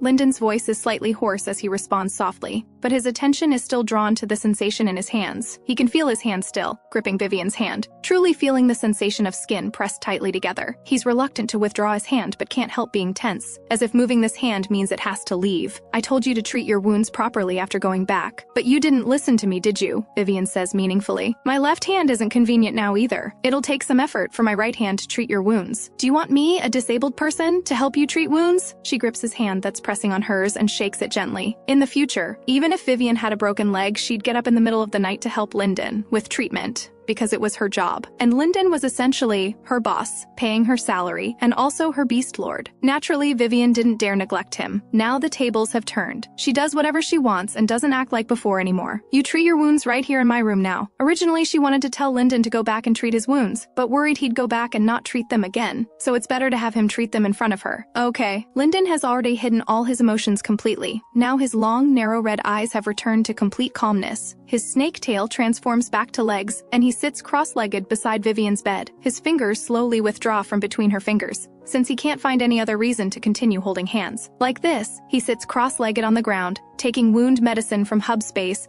and slowly beginning to treat his injuries. The air becomes quiet again. Lyndon can feel Vivien's gaze constantly on him. He half lowers his eyelids, appearing calm on the surface, but his heartbeat is violent, his heart seeming to heat up and tingle because of this gaze. He likes her looking at him like this constantly, with only him in her eyes. Vivien watches Lyndon sitting cross-legged on the ground, treating his wounds, still caringly asking, "Does your head hurt?" Today he fought with Dylan and got his head injured. Clearly he already has headache problems, yet he still fights with people. Doesn't he know that in the future, this headache condition cost her so much effort and she still couldn't cure it? She needs to cure it while the condition isn't too severe yet. Lyndon hears this and his mind flashes again with the fact that he and that scorpion kissed. A surge of resentment rises to his heart, and his head starts aching slightly again. He's silent for a long time before coldly saying one word, hurts. So for the remaining quiet time treating wounds, he doesn't say another word. Vivien pauses and knows he's unhappy again. Although she doesn't know why he's unhappy, she knows when he's unhappy, his head definitely hurts again. She extends her hand to lightly cover his head. Don't think about unhappy things. You must be thinking about unhappy things. She just doesn't know what his unhappy things are. Lyndon freezes. Did she notice so keenly? He thought his unhappy expression wasn't obvious. Perhaps he thought she wouldn't pay such detailed attention to him,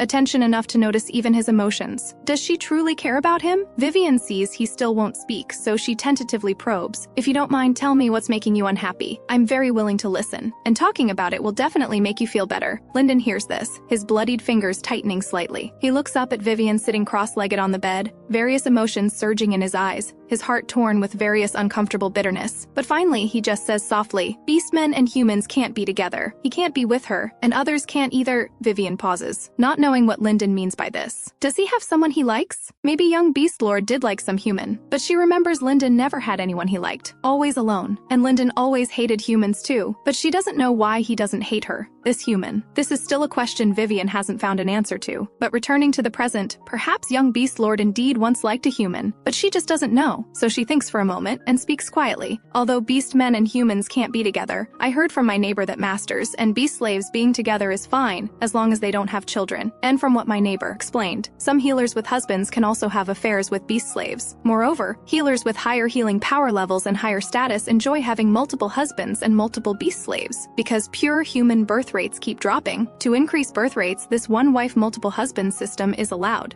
And if you don't find a partner before age 20, the Empire will forcibly assign you one. Even so, it can't save the increasingly low birth rates. Humans will ultimately be eliminated, and the Beastman era will arrive, because that's how the future is. But this reminds me now. The original soul is already 19, just a few months from 20. If she doesn't find a partner and register for marriage, she'll be assigned one." Lyndon, after hearing masters and beast slaves being together is fine as long as they don't have children, misunderstands. He thinks Vivien means she doesn't mind being with beastmen. Lyndon's long, narrow red eyes move slightly, his thin red lips also moving as if wanting to say something, but still doesn't speak. He also doesn't mind being with her, even if he can only be her beast slave on the surface without a legitimate husband status. He looks up at her, his red eyes rippling with affection that wants to be expressed but can't be spoken. "Which human woman do you like? Let me see if I can help you make connections and transfer some master privileges." Vivien probes. The affection rippling in Lyndon's eyes seems instantly frozen. "No." He lowers his brows and eyes, hiding the gloom and darkness in his eyes. After treating the last wound and putting away the medicine in hub space, Lyndon slowly stands up, smoothly turning toward the door. "I'll go first." Vivien pauses. Lyndon is definitely unhappy again, so she casually says, "Rest well, don't overthink," so the room door closes. Vivien thinks that no matter who young Snake Beast Lord likes now, he'll still be alone in the future. This means at this time, he and his crush never achieved anything. She, having never been in love, can help with matchmaking, but asking her to teach Beast Lord how to pursue someone, forget it. She's just his future doctor, not a love counselor. After figuring this out, she continues lying down to rest. Afterward, Vivien stays in the house for 2 more days healing. During these 2 days, Dylan knocks on her door daily, saying he wants to help change her bandages. But Vivien, disabled but determined, uses her right hand to treat her left arm's wounds herself, refusing Dylan's requests. When her wounds heal well enough, she should set off for polluted Star Airport to get her packages.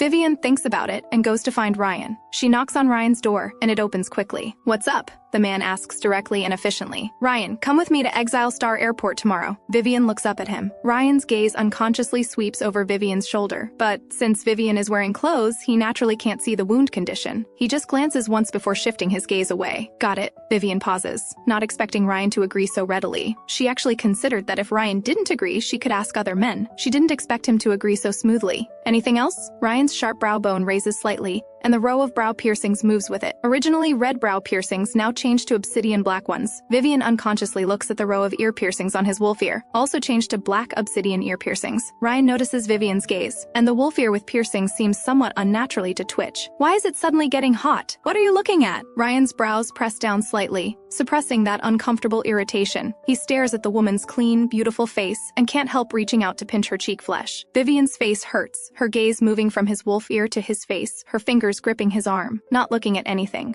Quickly let go. Actually, she wants to say, "Can I even look?" Ryan releases her face accordingly, but his rough fingertips still lightly brush, feeling that soft touch like cotton. His gaze lingers on her slightly reddened cheek for a moment, something flashing in his dark eyes before quickly concealing it. "So tender?" Back in her room, to make picking up the package more convenient, Vivien sends Lynn a message. "Do you have a hover car?" "No, but the city lord does. Want me to help you borrow one?" "Borrow a hover car, and I'll owe you a favor. You can repay the favor with a beast slave. Then forget it." "Oh, come on, it doesn't have to be a beast slave. I'll help you borrow it. Come find me tonight, and I'll give you the hover car." The evening grows cool again, surrounded by thick darkness. Only the light from upstairs room windows illuminates the area. Vivien goes to the door of Lynn's small building next door. She knocks, and the door opens quickly. A handsome young man with red hair hair and 2 red fox ears on his head appears before her. However, his face bears many whip marks, completely destroying that beautiful appearance. She pauses, feeling she should advise Lynn not to abuse her beast slaves. Because one day in the future, when beast slaves find a way to crack the neural chips, the first person they'll kill will be their own master. Master isn't home. She said if you came, you could come in and sit, the red-haired fox-eared young man says softly, looking down. Master will be back soon. Vivien nods and walks into Lynn's house. It's decorated luxuriously and beautifully with all kinds of furniture. The fox-eared young man brings up fruit and offers her water. Please enjoy, he says, bowing slightly and handing the water to Vivien with both hands. Vivien reaches out to take it, saying thank you. The fox-eared young man's dead-water eyes move just slightly, then quickly return to their deathly stillness.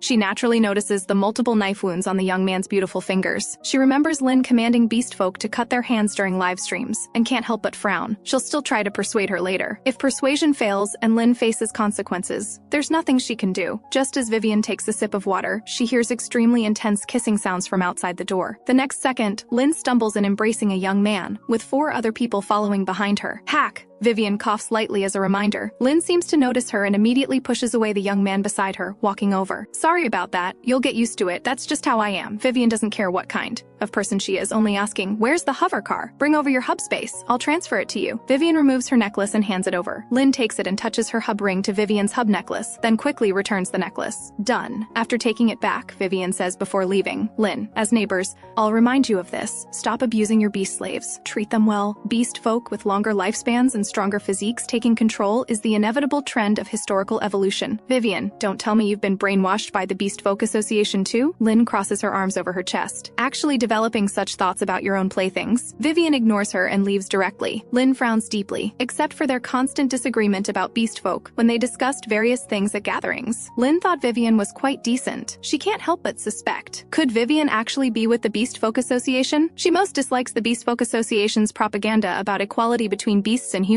After Vivien borrows the hover car and returns to her small building, her brain computer receives a bombardment of crazy messages from Lynn. Vivien, the Beast Folk Association is just a brainwashing organization. Don't let them brainwash you. And isn't human dominance good? Why would you want to overthrow everything you're enjoying now? Everything benefits us. Exploiting beast folk isn't exploiting us. Vivien pauses. Because she's from the future. 3 years from now, beast folk will find a way to crack the chips and overthrow human rule. By then, beast folk will start reverse domesticating humans. And the further into the future, the closer humans will be to extinction. Vivien feels she's arrived in a bad era. Humans have kept beast folk for thousands of years, but she's arrived during the transition period, from human rule to beast folk rule. Thinking about 3 years later still gives her a headache. She doesn't want to and can't manage this trend. After all, human birth rates are already extremely low, while beast folk birth rates are extremely high. Human extinction is an inevitable trend. This is the result chosen by history and the times. Her current idea is to do what she loves. Looking at Lynn's message bombardment, Vivien only replies, what would happen if the neural chips in beast folk brains were cracked by the beast folk themselves one day? She intended this as a reminder, but Lynn directly replies, impossible. Beast folk don't have that ability. Vivien doesn't want to say more and directly sets Lynn to do not disturb. The next day, Vivien goes out with Ryan. Can you drive a hover car? She asks, looking at Ryan sideways. Ryan glances at her, seemingly saying, isn't that obvious? What, you can't? No, Vivien says straightforwardly. The original soul lived on a remote planet without money to buy a hover car, and in the future she always stayed in the villa without opportunities to drive one. Ryan didn't expect Vivien to admit it so readily. I can, he says, his gaze moving away from her clean white ears tucked with hair, simply agreeing. The two leave White City. The hover car travels extremely fast. What would normally be a 3-day journey takes only half a day by hover car. After several days, Vivien returns to Exile Airport. Entry still requires paying star coins by time. There are still many people and beast folk here. Truly, even breathing costs money. Ryan, remember to protect me.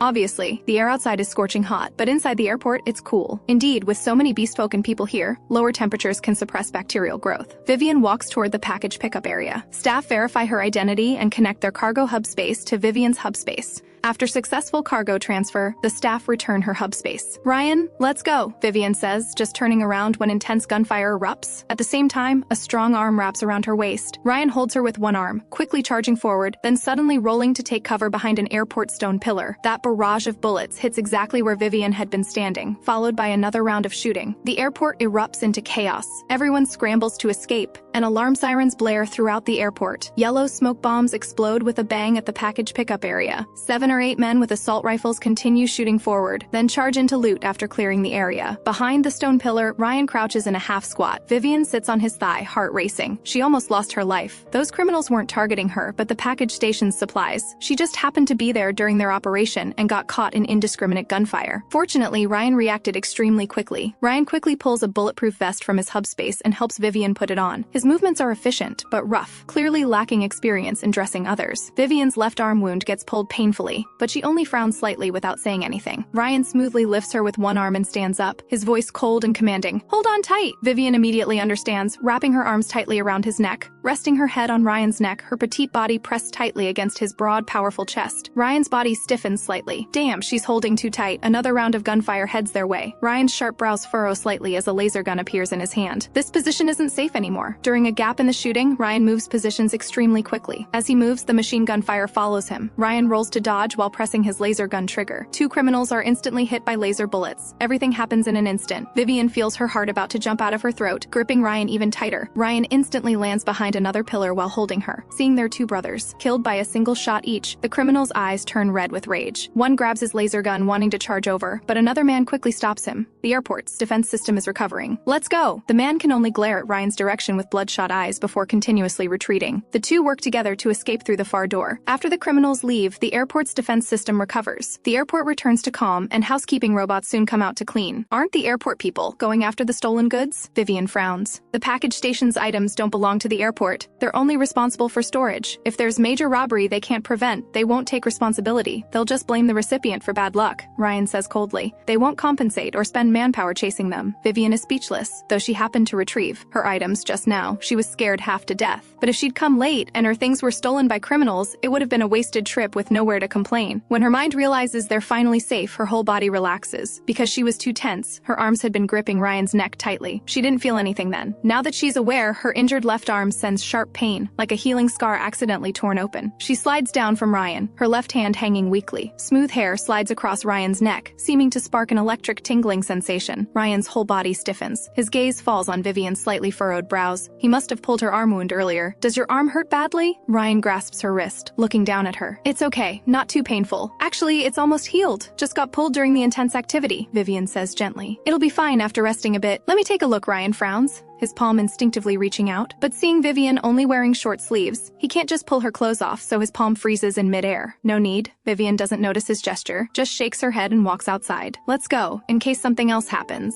Ryan pauses, lowers his hand and follows. His tall figure follows behind her like the most loyal bodyguard, full of security. Ryan stares at Vivien's back for a long time. What's going on? Why does this woman look better and better? And her hands are soft. Waist is soft, voice is soft, even her hair is soft, and fragrant too. Ryan's brows furrow deeply, trying to force these thoughts out of his head. He absolutely will not like this vicious woman. But the instigator of all this remains completely unaware. Now in the airport, Vivien and Ryan plan to drive back to White City, but unexpectedly, fierce winds suddenly rage outside the airport. Even through the glass dome, they can hear the constant humming of wind outside. Soon, black rainwater falls from the sky, gradually turning the ground into a shallow black lake. "We can't go back," Ryan says, looking outside the airport. "This rain will last 3 days." Vivien turns to look at Ryan. "Are you sure?" "Probably." Ryan's gaze moves to Vivien's face, simply uttering one ill word. "Then let's pay for 1 day's fees first." Vivien still trusts Ryan. She pulls Ryan to a wall area. "Let's wait here for now." Ryan's gaze passes over Vivien's hand holding his. Her hand is indeed very soft and white. His rough palm can't help but gently grip back, voice slightly hoarse. "Okay." The next second, Vivien's hand slides from his palm like a swimming fish, leaving only tail-like ripples that keep the lake surface unsettled for a long time. Outside the airport, contaminated rainwater pours down crazily. The howling wind shakes the airport's glass dome slightly. Because of the rain, the surrounding air seems even cooler. Vivien quickly takes out a down jacket from her hub space and puts it on, looking like a dumpling leaning against the wall. She feels like she's here for survival. The harsh weather of the exile planet. Without shelter, it's really hard to survive. That black rainwater obviously carries contamination elements. If accidentally touched, the body would likely mutate or get sick. Vivien hides by the wall, browsing her brain computer. Dylan sends another message to bother her. "Vivien, it's raining. Are you trapped at the airport and can't come back? Are you okay? Next time you go get things, remember to find me. I'll accompany you. I'd be very happy to serve you. Vivien,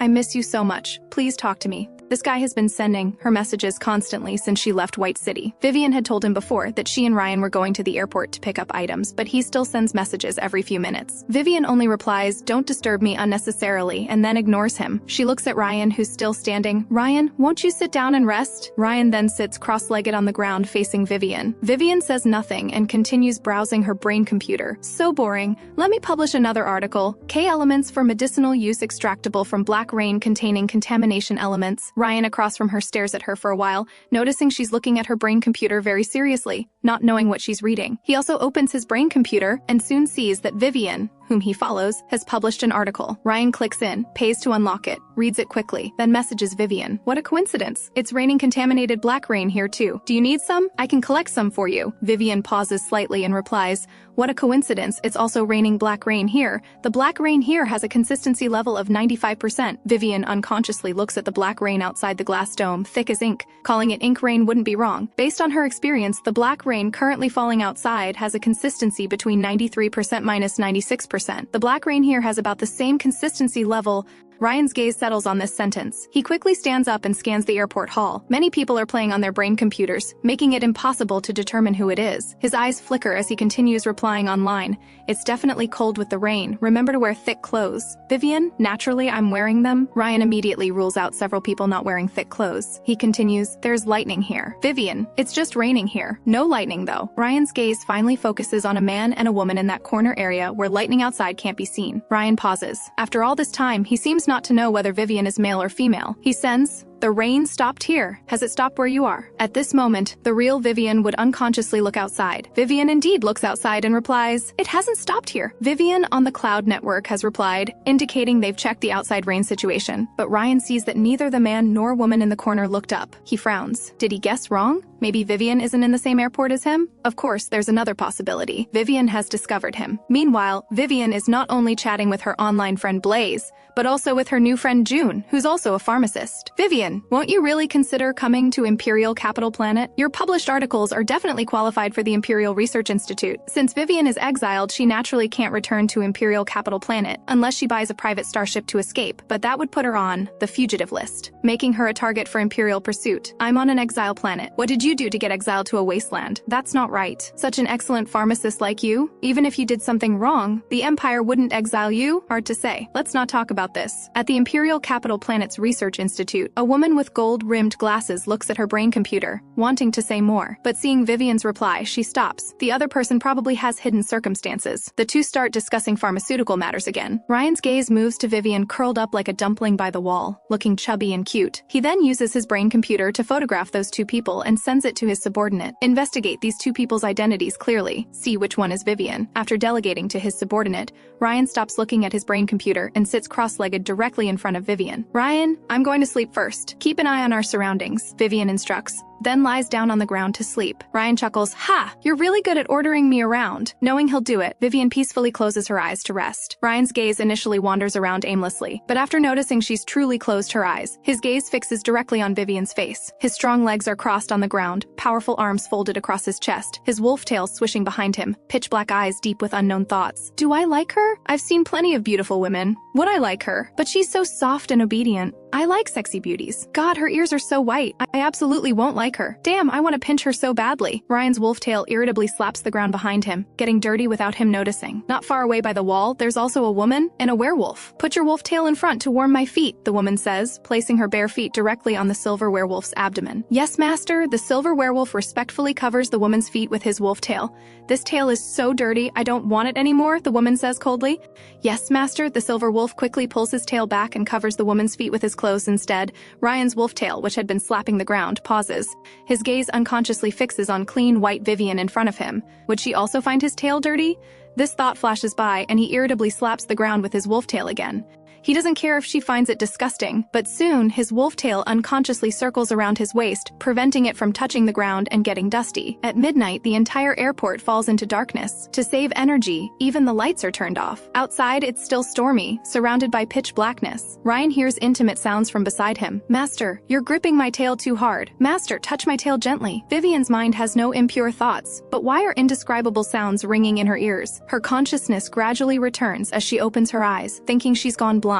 Everything is black, pitch black. nothing visible in the darkness. All her senses seem magnified. She hears continuous, indescribable sounds. Is the airport playing videos? Something furry brushes against her leg and wraps around her ankle. Vivien's heart jumps with alarm. She instinctively pulls her leg back and quickly turns on her brain computer's light. Looking closely, there's nothing there. She quickly looks toward Ryan beside her, finding him sitting cross-legged with eyes closed like he's meditating. She quietly calls out, "Ryan." Ryan lifts his eyelids to look at her, voice slightly hoarse. "What's wrong?" No one sees him pressing his tail firmly under his buttocks, as if preventing it from doing strange things again, or hiding something. The skin at the base of his tail is slightly red and hot, and even both ears have turned red. Vivien scans the ground around them but sees nothing furry. She falls silent for a moment, then says, "Nothing." She'll wait to see if that furry thing comes back. Then she'll stab it with a needle and catch the culprit. Her gaze casually sweeps around, and through her wrist brain computer's dim light, she sees many indescribable scenes. Vivien quickly turns off her brain computer's light, as expected on an exiled planet. Even the airport hall serves as a bed. Why does she always encounter people doing indescribable things whenever she's with Ryan? This is truly sinful. Everyone's so open here. Vivien leans back against the wall, voice somewhat awkward. Then she feels the wall trembling slightly. Humans can't see anything in complete darkness, but beast folk can see clearly even in total blackness. Ryan sees Vivien scooting forward like a little dumpling. So cute. His chest vibrates with an extremely soft chuckle, and his heartbeat spills out with the pleased laughter, appearing especially indulgent and sexy. His heart tingles with numbness. He wants to pull her into his arms so badly. He thinks his brain really has problems, or else why would he find her pleasing everywhere, beautiful everywhere, likable everywhere? Vivien pauses. Though she doesn't know why Ryan's laughing, she still asks, "Ryan, how much time has passed from when I fell asleep until now?" "It's 3 a.m. now. You've slept for 7 hours, Ryan says slowly. Vivien pauses. How to get through this long night? With indescribable sounds everywhere, she feels she can only keep her eyes open until dawn. She opens her brain computer and starts channeling her boredom into productivity, contributing to humanity's pharmaceutical cause. She continuously publishes articles. Ryan's brain computer vibrates.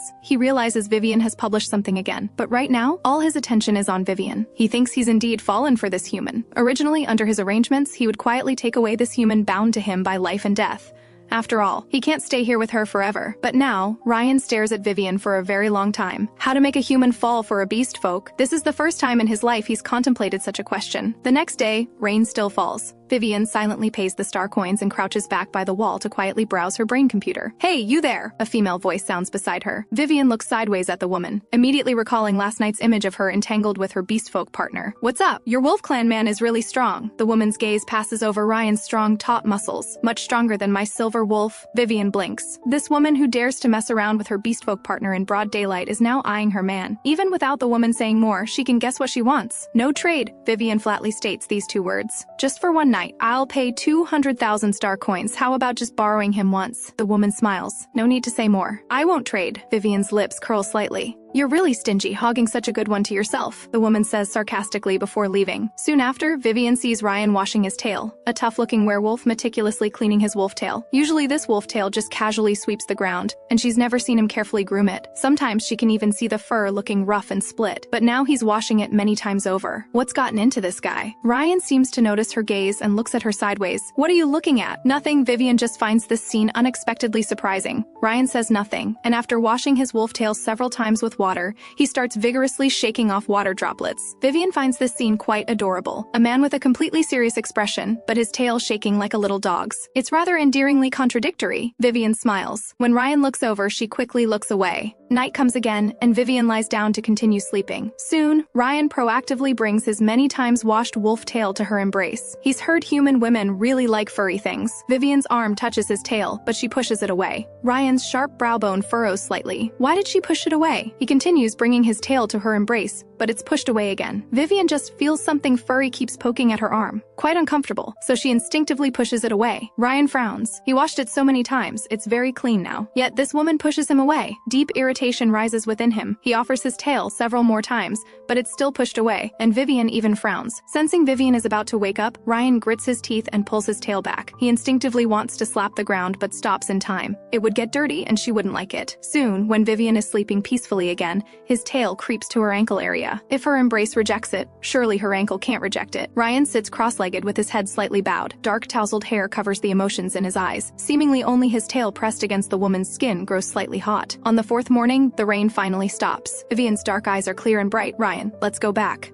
Ryan responds hoarsely, his reddened eye corners looking at her, seeming to hold some different kind of deep affection. Vivien thinks he didn't sleep well and comfortingly pats his arm. Come on, Ryan. We can get a good sleep once we're back. Ryan stares at Vivien's retreating figure and slowly follows. Actually, the redness in his eyes isn't from lack of sleep, but from being tormented red by his own intense desires. On the third night, his tail still circled the woman's ankle, pressed close against her skin, unable to resist gentle caressing. But he grew increasingly unsatisfied, and influenced by the surrounding environment, various thoughts kept surging in his mind. Finally, he could only restrain himself until his eyes turned red. The two walk out together. Vivien takes out the hover car. Just as she opens the car door, several gunshots ring out. She's suddenly pressed into the car by Ryan. The hover car door immediately gains many holes. Get in, Ryan commands coldly. Vivien quickly climbs to the passenger seat. Ryan slams the door shut with a bang and throws himself over Vivien. The front windshield shatters, glass shards flying and cutting Ryan's back and arms. Vivien's heart races. Why are they under gunfire as soon as they come out? Ryan quickly gets up and starts the hover car. Outside the airport, several men who had robbed the package station earlier look sinister, aiming guns at the hover car above and firing laser shots. But the hover car takes off, moving extremely fast, completely dodging their laser bullets. The next second, those men are suddenly hit by bullets, instantly killed with headshots. Everything is handled in just a few minutes. Vivien lies flat in the passenger seat. Feeling the gunfire stop and the hover car gradually stabilize, she notices Ryan's wounds. When the windshield exploded earlier, he had shielded her from the flying glass shards. Ryan, set the route for autopilot. Let me treat your wounds, Vivien says, seeing his bleeding hand. She happens to carry a portable medical kit.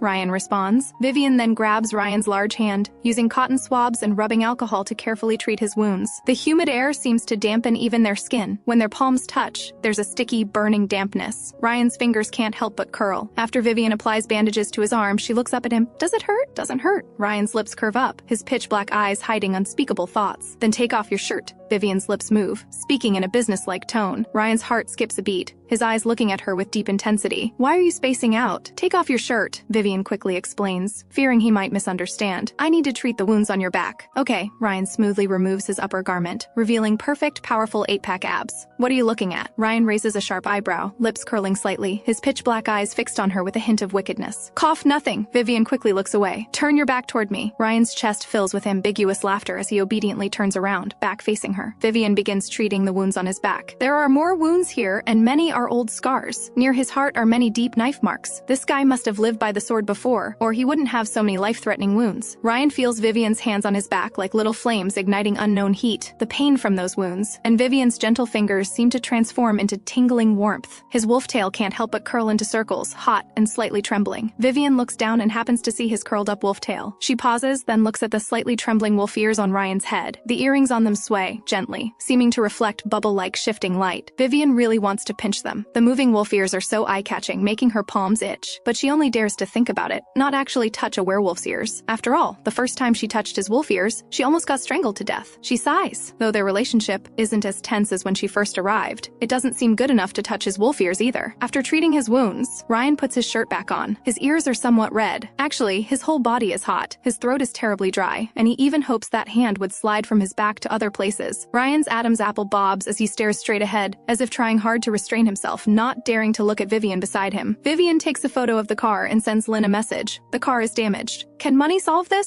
Just return the car directly to the city lord. Whatever the city lord says, that's how you'll handle it. Vivien has to go return it herself when she gets back. Actually, if the other party doesn't accept star coin compensation, she has a new hover car to compensate with. It's just a bit heartbreaking. So her first approach is to ask if they accept star coins. Half a day later, the two finally return to White City. Vivien is somewhat tired, not just from the journey, but from the shock of gunfire and dancing between life and death. She walks ahead, planning to go back and rest first. Vivien, can you shoot? Ryan's voice sounds behind her. Vivien turns to look at him. Yes. Future Lyndon had taught her how to use various firearms. Ryan pauses. He thought she didn't know about these things, and had planned to use teaching her to shoot as a way to improve their relationship. But hearing this answer, he seems even more interested in her. Then how about I teach you to drive a hover car? Ryan strides to catch up. Vivien only replies, "We'll see. Right now she just wants to return to her room and lie on her bed to rest." Just as she returns to the front of her small building and pushes open the door, she's caught off guard by someone embracing her. "Vivien, you're finally back!" Dylan hugs Vivien tightly. "I missed you to death." The cool embrace seems to dispel the scorching air. Vivien freezes for a moment. After reacting, she tries to push Dylan away, but can't. Instead, she's held even tighter, her cheek pressed closer against his chest. "Hey, let go!" Dylan releases her but lowers his head close to Vivien's face. "Vivien, didn't you miss me?" Vivien pushes Dylan away and walks into the house. "No." Dylan follows closely behind her, drawling, "Vivien, you're so heartless. We even kissed, but you change your attitude so quickly?" Outside the iron gate, Ryan slowly walks in, casually pulling the door shut behind him. He slightly raises his eyelids, his pitch-black eyes looking toward Vivien walking upstairs, and the scorpion following behind her. "Choose me for romance. I'm super sweet, not interested." "Then what was our kiss the other day?" "An accident." Vivien takes clothes, planning to shower, and finds Dylan still following her. She pauses and reminds him, "I'm going to shower." "Ah, I know." Dylan's gaze lightly falls on her, nodding leisurely. "Are you planning to squat outside while I shower?" Dylan's expression flickers. "That's not impossible, though the bathroom door is opaque iron, and nothing can be seen." "I hope not to see you when I come out." Vivien looks at Dylan with a fake smile and shuts the iron door with a bang. When she finishes showering and comes out, she indeed doesn't see Dylan. She quickly returns to her room to lie down and rest. A night passes. The next day, after Vivien sleeps well and gets up, Shay walks into her room. "Master, I'm here to help you clean the room." Vivien waves her hand casually and looks at the working rabbit youth, suddenly remembering the nutrient solution she gave him should be running low. "Shay, you finished all the nutrient solution I gave you before, right?" Vivien takes out a box of nutrient solution from her hub space and hands it over. "Tell me when you finish it from now on, or sometimes I'll forget." Shay has noted it. He reaches out to take the box full of nutrient solution, quietly saying thank you. He still wears a mask and quietly exits after finishing the housework. Vivien plans to go to the city lord's house today to return the car. Who should she find to go with her? After the airport incident, Ryan's sense of security in her heart has skyrocketed.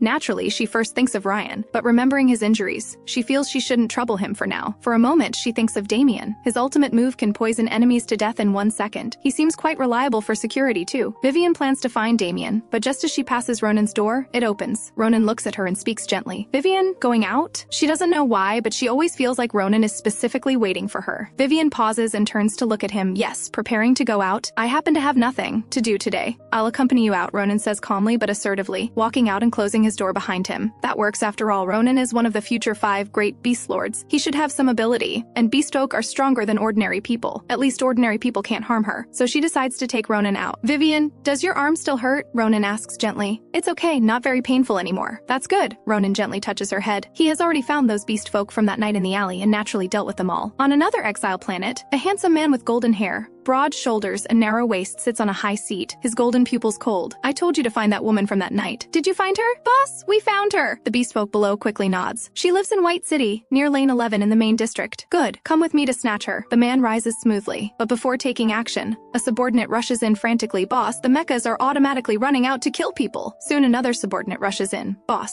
the city district system has crashed. The defense shield disappeared. Contaminated air is flowing in." "Boss, several brothers died in women's beds." "Boss, the city walls have collapsed." "Boss, all the food in our cold storage has been robbed." The man's golden pupils first show shock, then rage. "Which bastard dares to mess with me?" Just as he's about to say more, he suddenly feels chest pain and violently coughs up purple blood, then collapses. An entire city disappears in 1 day. So many incidents naturally couldn't all be done by Ronin alone. All 5 of Vivien's beast folk took action. Ronin commanded subordinates to destroy city walls and made mechas go berserk attacking beast folk. Lyndon paralyzed the city district system. As for those beast folk who died in women's beds, naturally those were the ones who had grabbed Vivien that day, all eliminated by Dylan's subordinates. The cold storage food was robbed by Ryan's people. The poison the man was hit with was administered by Damien's people. The several beast folk seem to have an unspoken understanding. Vivien belongs to them, others can't touch her and pay the price. Outside the city lord's villa, Vivien stands at the entrance with Ronin. "Hello, I'd like to see the city lord. Tell him I'm here to return the hover car." She politely addresses the guard. "Please wait, I'll ask for instructions." The guard nods, operates on his brain computer, then looks up at her. "The city lord says just hand the hover car to me." Vivien pauses but still speaks. "It's like this. The hover car is quite severely damaged, so I came to ask how the city city lord wants to handle it. The guard lowers his head to operate his brain computer again. Soon he looks up. The city lord requests your presence. Please follow me. Vivien follows the guard inside, but an arm blocks Ronin. Beast folk are not permitted entry. Please wait in the rest area over there. A trace of extremely dark coldness flashes in Ronin's eyes. Vivien also turns back. Ronin just looks at her mildly. Vivien, you go ahead. I'll wait outside for you. His gaze is gentle and calm, as if he doesn't mind this treatment. At this moment, the two are separated by an arm, like being divided by a deeply embedded chasm. The discrimination and contempt humans have for beast folk seems impossible to eliminate. Vivien feels an indescribable emotion rise in her heart. Ronin is so excellent, skilled in medicine and a mechanical engineer, yet because of his beast folk identity, he can't even enter a small city lord's villa. Okay, I'll be out soon. Vivien follows the guard to the second floor study and meets the young city lord again. City lord, would you like to see the damage level of the hover car? See if Starcoin compensation can solve it. Vivien gets straight to the point. No compensation needed. Quinn's lips move. Just come work for me for a month to pay the debt. No wonder Lynn told her to return it herself. She knew this would happen. What kind of work? Vivien looks at Quinn. How many hours per day and is their salary? Quinn smiles slightly. Pharmacist's assistant. The working hours are from 9 a.m. to 6 p.m. Naturally, there's no salary for debt work. A month is too long. Half a month? Vivien thinks she'll be staying in White City long-term, so it's better not to offend the city lord to avoid trouble. Fine, Quinn smiles. Vivien returns the damaged hover car to Quinn, exchanges brain-computer contacts with him and the pharmacist she'll be working with, then leaves the city lord's study. Outside the villa, Ronin waits quietly for her. Vivien quickly walks over. Ronin, let's go! Ronin naturally takes her hand and walks out, like a boyfriend holding his girlfriend's hand. The guard at the entrance gives Ronin a meaningful look. Such an insubordinate beast folk, yet that woman said nothing. Ronin, do you need to go somewhere?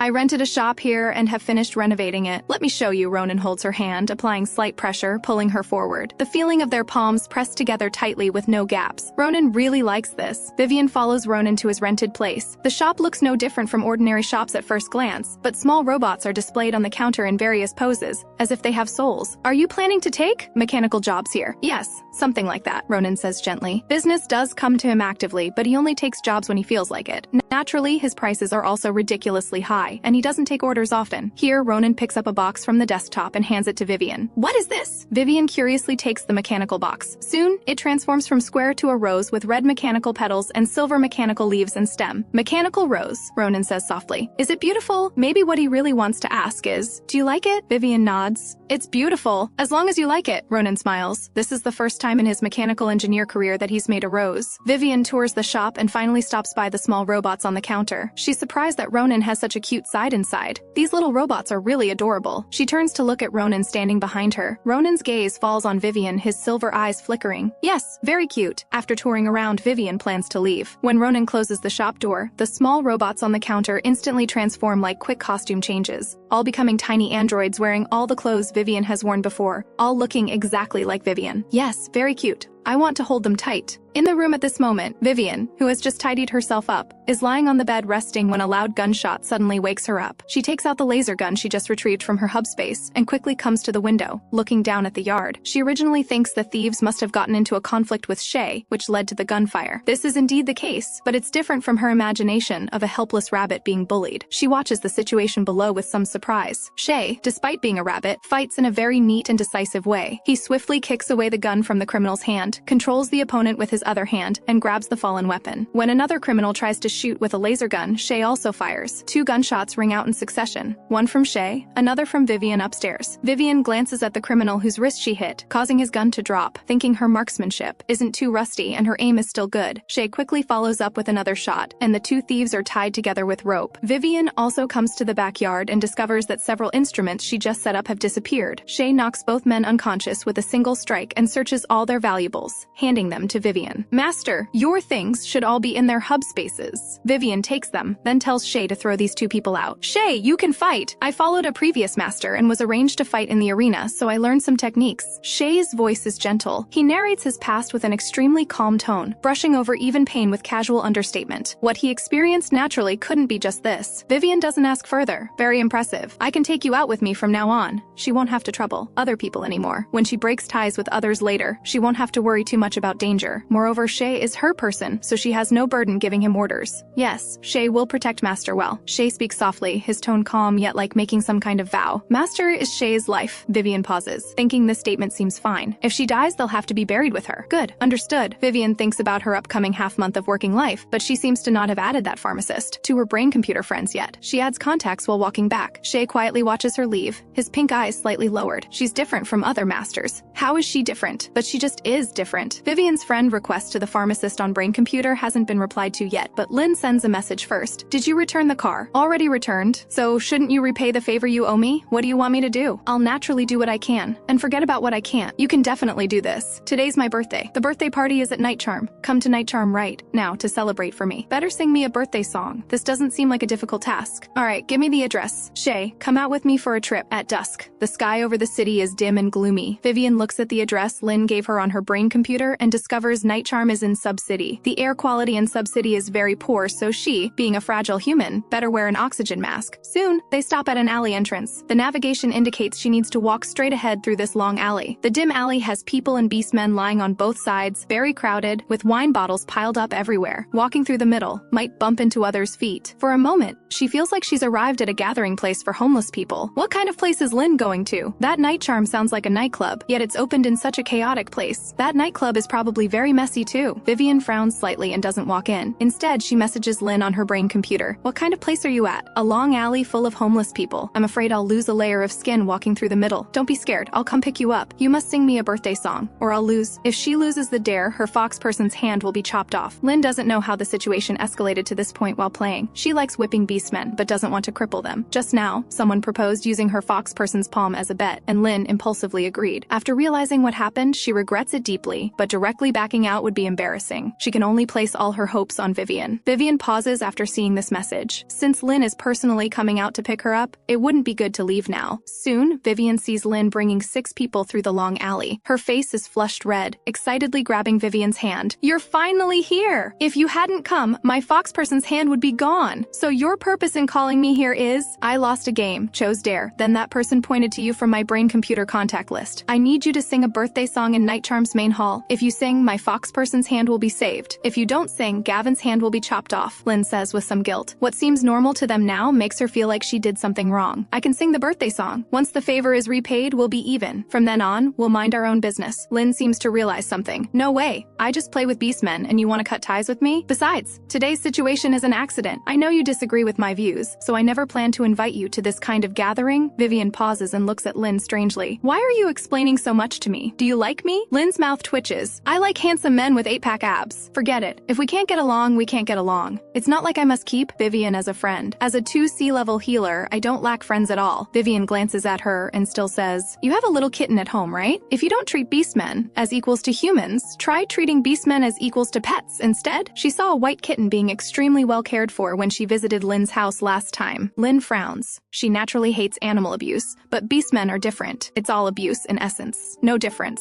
Lynn is stunned. Vivien seems to have pulled her out of the fixed mindset of humans keeping beastmen. She speaks. Vivien, you must be someone from the Beastmen Association who gives persuasive speeches, right? You're so good at brainwashing others that I think what you say makes sense. The two slowly walk through the long alley, with Lynn leading the way and Vivien following slightly behind. A big hand tries to touch Lynn's butt as she walks past. The next second, a silver gun barrel presses against his outstretched palm. A dirty, disheveled man with tangled hair looks up. He sees a woman wearing a smiling mask, her slender, beautiful fingers holding a silver gun against his palm. When he looks over, the pistol suddenly points at his forehead. The man is startled. Vivien simply withdraws her gun and continues walking forward. Lynn's 6 people and Shay all follow behind Vivien, so they clearly see this entire scene. The 7 people now have various expressions. Lynn, still unaware, turns back to talk. By the way, why are you wearing a mask? Although the air here isn't as good as in the main city, it's not bad enough to waste money on an oxygen mask, right? I like wasting money. Vivien only replies this way. When views differ, just give random explanations to shut the other person up. Lynn stops talking. After all, it's not her money being spent. Vivien and Lynn's group finally pass through the crowded alley entrance. 2 white fox people squatting by the wall in the alley also see Vivien's gun scene and hear what she says to Lynn. Jude licks his lips, his amber eyes bright like sunshine. Brother, that woman just now was so cool. I think I fell in love at first sight. What if I want to chase her? His twin brother Luke's amber eyes are calm and emotionless as he speaks. Just gained free beastman status from human hands. And now you want to go back to being a slave under humans? The two have identical appearances but completely different personalities. Jude laughs. I won't be a slave. I want to become her partner. Dream on, you can have anything in your dreams. Luke leans against the wall preparing to sleep. I'm serious. I think she's different from others and won't abuse beastmen. If I could become her beast slave, it wouldn't be bad either. Jude keeps talking to himself. Her temperament is very special. Although she's wearing a mask, I think she must be very beautiful. Her exposed hands are also particularly beautiful and white. I must chase her! Luke's eyes still don't open, but a scene flashes through his mind. Her skin is indeed very white, and that exposed ankle is both white and slender. He could grasp it with one hand. Hee, she's really beautiful! Jude obviously hasn't seen Vivien's full appearance yet, but he's already completely infatuated, squatting by the wall making perverted silly laughs. Luke lifts his eyes. This is the first time he's seen his brother's first romantic awakening. He really is single-minded. Humans discriminate against beastmen. They'd never look favorably upon a stupid beastman like him who picks up trash. Luke continues resting with closed eyes. Vivien and Lynn enter Night Charm. As she expected, this place is chaotic and disorderly, with demons dancing wildly. Intense rock music is deafening, and colorful neon lights are dizzying. Before Vivien can react, she's pushed onto the stage with a microphone shoved into her hands. The only spotlight instantly focuses on her. The rock music stops, and everyone in the hall looks toward her. Vivien, wearing her smiling mask, slowly raises the microphone and speaks. Today is my friend Lynn's birthday. This birthday song is for her. In such a crowded place, she still gives Lynn face. Many people sing along. Lynn somehow feels moved to the point of tears. Hearing Vivien's voice, she seems to return to when she wasn't yet a vicious woman. What's this about? It's just a bet, yet it's made so pure and romantic. She decides to listen to Vivien and never abuse beastmen again. The birthday song is sung warmly and lively. Dylan, coming down from a luxurious private box on the second floor, hears this familiar voice and suddenly looks up at the stage. His eyelids slightly lower, his blue-green eyes dark, fingers gripping the stair railing, fingertips tapping lightly on the cold handrail. His lips curl with an ambiguous smile, carrying a trace of faint coldness. Great, coming to his store to celebrate for another man. Dylan's jealousy crawls up his heart like dense ants, causing discomfort. His blue-green eyes stare tightly at Vivien on stage wearing the smiling mask. After finishing the birthday song, Vivien comes down. The nightclub quickly returns to intense rock music. Let's go! She greets Lynn and prepares to leave with Shay. But several women push her and Lynn to the main hall booth. Don't go! It's Lynn's birthday today. You must stay and have a couple drinks. Before Vivien can react, a cat person is pushed over and pressed into her arms. The cat person even takes the opportunity to wrap around her neck. The next second, the cat person is roughly pulled away. Dylan kneels with one leg on the sofa where Vivien sits, leaning down aggressively, close to Vivien, pressing her against the sofa. Dylan lowers his head and chuckles softly in her ear. Vivien, how could random cats and dogs serve you better than I can? Vivien is somewhat surprised to see Dylan appear here. Lynn mentioned that Night Charm got a batch of new beastmen. So Dylan came here to work as a male model? Before she can react, her earlobe feels a slight pain. Dylan bites her earlobe, then gently holds it in his mouth. The girl's white ear instantly becomes red with blood. Dylan's heart beats fast, his blue-green eyes shrouded in darkness, his Adam's apple rolling gently. He originally wanted to bite her painfully to vent his dissatisfaction. How dare she come to his store to hire male models? But after just one bite, he can't help wanting to please her or craving something. Before Dylan can react, the next second a slap lands on his face. Vivien just feels this person is sick. Are you insane? Biting my ear? Dylan looks at Vivien, blue-green hair falling over his eyes, his voice carrying a trace of crimson. Vivien, don't hire other people. Hire me, okay? I'm available whenever you call. Hearing this, Vivien misunderstands even more. Looking at Dylan with an inscrutable expression, don't you have plenty of money? Why do you still come here? To work as a male model? She thinks of the future Scorpion Beast Lord's promiscuous deeds. Perhaps this guy doesn't lack money but just likes coming here as a male model for thrills. Vivien's mouth twitches. Dylan pauses after hearing this, then innocently speaks. Vivien, today is my first day at work. I bit you too hard just now, sorry. Don't complain about me. I'll be gentler this time and will definitely serve you well. He says this while lowering his head to kiss her again. Vivien directly presses her palm against his mouth. No need. I came here by accident and am preparing to leave now. She pushes Dylan away, wanting to leave the booth but is grabbed by one of the women. The party isn't over yet. Dylan also walks to her side, putting his arm around her waist, his blue-green eyes dark under the ambiguous lighting. Vivien grabs Dylan's green tie with one hand. She looks up and Dylan obediently follows her movement, leaning down. This position looks exactly like she's pulling him down to kiss her. Dylan's heartbeat quickens due to the woman's action. His dark eyes stare at her, lips slightly parted, tongue tip licking his own lips, already prepared for a kiss. Vivien turns her head toward the other woman. I'm taking him to have some fun. The woman looks enlightened, glancing at Vivien, then at the scorpion person, and speaks. Hey, this scorpion person looks really exciting. No wonder you're so eager to go play. Go ahead, I won't delay your good time. Lynn keeps being forced to drink. Seeing Vivien leave with the scorpion, she thinks there shouldn't be any problems, so she continues drinking and playing happily. Vivien changes from grabbing Dylan's collar to holding his hand as they leave. Dylan naturally understands. He's just a tool. Vivien, do you want to touch? Dylan speaks casually. Vivien thinks he's really shameless. She really wants to slap his butt to see if he's truly this thick-skinned and won't feel embarrassed. She doesn't know if it's because the pain in her ear makes her somewhat annoyed. Seeing Dylan about to say flirtatious dangerous words again. Vivien slaps his butt. The teasing words Dylan was about to say immediately stop, his whole body slightly freezing. She really slapped his butt. His cheeks turn slightly red, his ears also burning. His lips move. You really slapped it? This is Vivien's first time seeing Dylan look so embarrassed. Like getting back at him, she feels very happy inside. She smiles with curved lips, arms crossed over her chest. Didn't you tell me to hit it? What, now that I hit it, you're unhappy? Dylan is momentarily speechless. He mainly didn't expect she would really slap it. How can a man's butt be casually hit? Dylan lightly moves close to Vivien's ear. There are too many people outside. Give me some face. You can hit however you want when we get home. Unknown to him, this scene has been seen by his subordinate. Kane stands there, jaw nearly dropping in shock, eyes full of disbelief. Heavens, what am I seeing? The boss actually got his butt slapped by a woman, and he even looks shy. My god, I must have been stung by a scorpion tail, that's why I'm having hallucinations. Kane feels like he's about to die. His boss's confident appearance during negotiations and his shy look after getting his butt slapped by a woman keep alternating in his mind. Finally, Kane leaves with difficulty. As long as he didn't see it, the boss is still that commanding business boss. Hearing Dylan's words, Vivien thinks he won't act flirtatious anymore, but unexpectedly he suddenly says they can do anything when they get home. I'm going back. She also struggles to say this sentence. I'll accompany Vivien back. Dylan grabs her hand, turning his head to stare at her ear for a while, wanting to confess to her again. But she always seems to treat his behaviors as unreasonable troublemaking, never taking them to heart. No one else would let him please them like this. Stupid woman. Before Vivien can walk out of Night Charm, she suddenly realizes, where's Shay? Where did he go? She stops, quickly searching for Shay's figure in the dancing crowd. What is Vivien looking for? Dylan asks, lowering his head. Shay. I came with him. We separated when I went on stage, and I haven't seen him since. Vivien pulls Dylan back. Let's go find him. Vivien, what did you come here to do today? That Lynn lost a bet. I came to sing a birthday song and return a favor. Dylan pauses. So Vivien appeared here not with some wild man. And the birthday song she sang wasn't for some wild man either. His heart naturally becomes much more pleasant. As long as it's not a man, it's fine. Where did he go? Vivien frowns. He definitely wouldn't leave me. Something must have happened. Dylan naturally doesn't care where that rabbit went, but seeing Vivien so anxious to find that rabbit makes him extremely displeased. Still, he sends a message to his subordinate. Go find the rabbit youth who followed the woman with the smiling mask inside. That rabbit looks quite honest and shouldn't develop any feelings for his Vivien. Finding him back shouldn't be a problem. Vivien directly brings Dylan to the counter. A friend of mine is missing. Please let me see your surveillance here. The server just smiles slightly. Sorry, customer, our surveillance can't be shown to people casually, but if the money is right, we can definitely open access for customers. Vivien thought she'd need to use some means, like pulling out a gun or something, but it turns out only money is needed. She hands star coins to the other party, then brings Dylan to the surveillance room. Dylan's brain computer has already received a message from his subordinate. Boss found him. He was taken into a private room by a man, and he seems to have voluntarily followed that man. Dylan quickly browses through the private room surveillance video Kane sent. In the surveillance room, they can only check the surveillance from when Vivien and Shay separated. He sees Shay encounter a man who says something to Shay, and Shay anxiously follows him into the private room. Vivien hurriedly calls Dylan. Dylan, let's go to private room 203. Dylan casually responds and reaches out to hold Vivien's hand. Through the private room surveillance, Dylan knows that Rabbit is being abused. The people inside are all desperate criminals.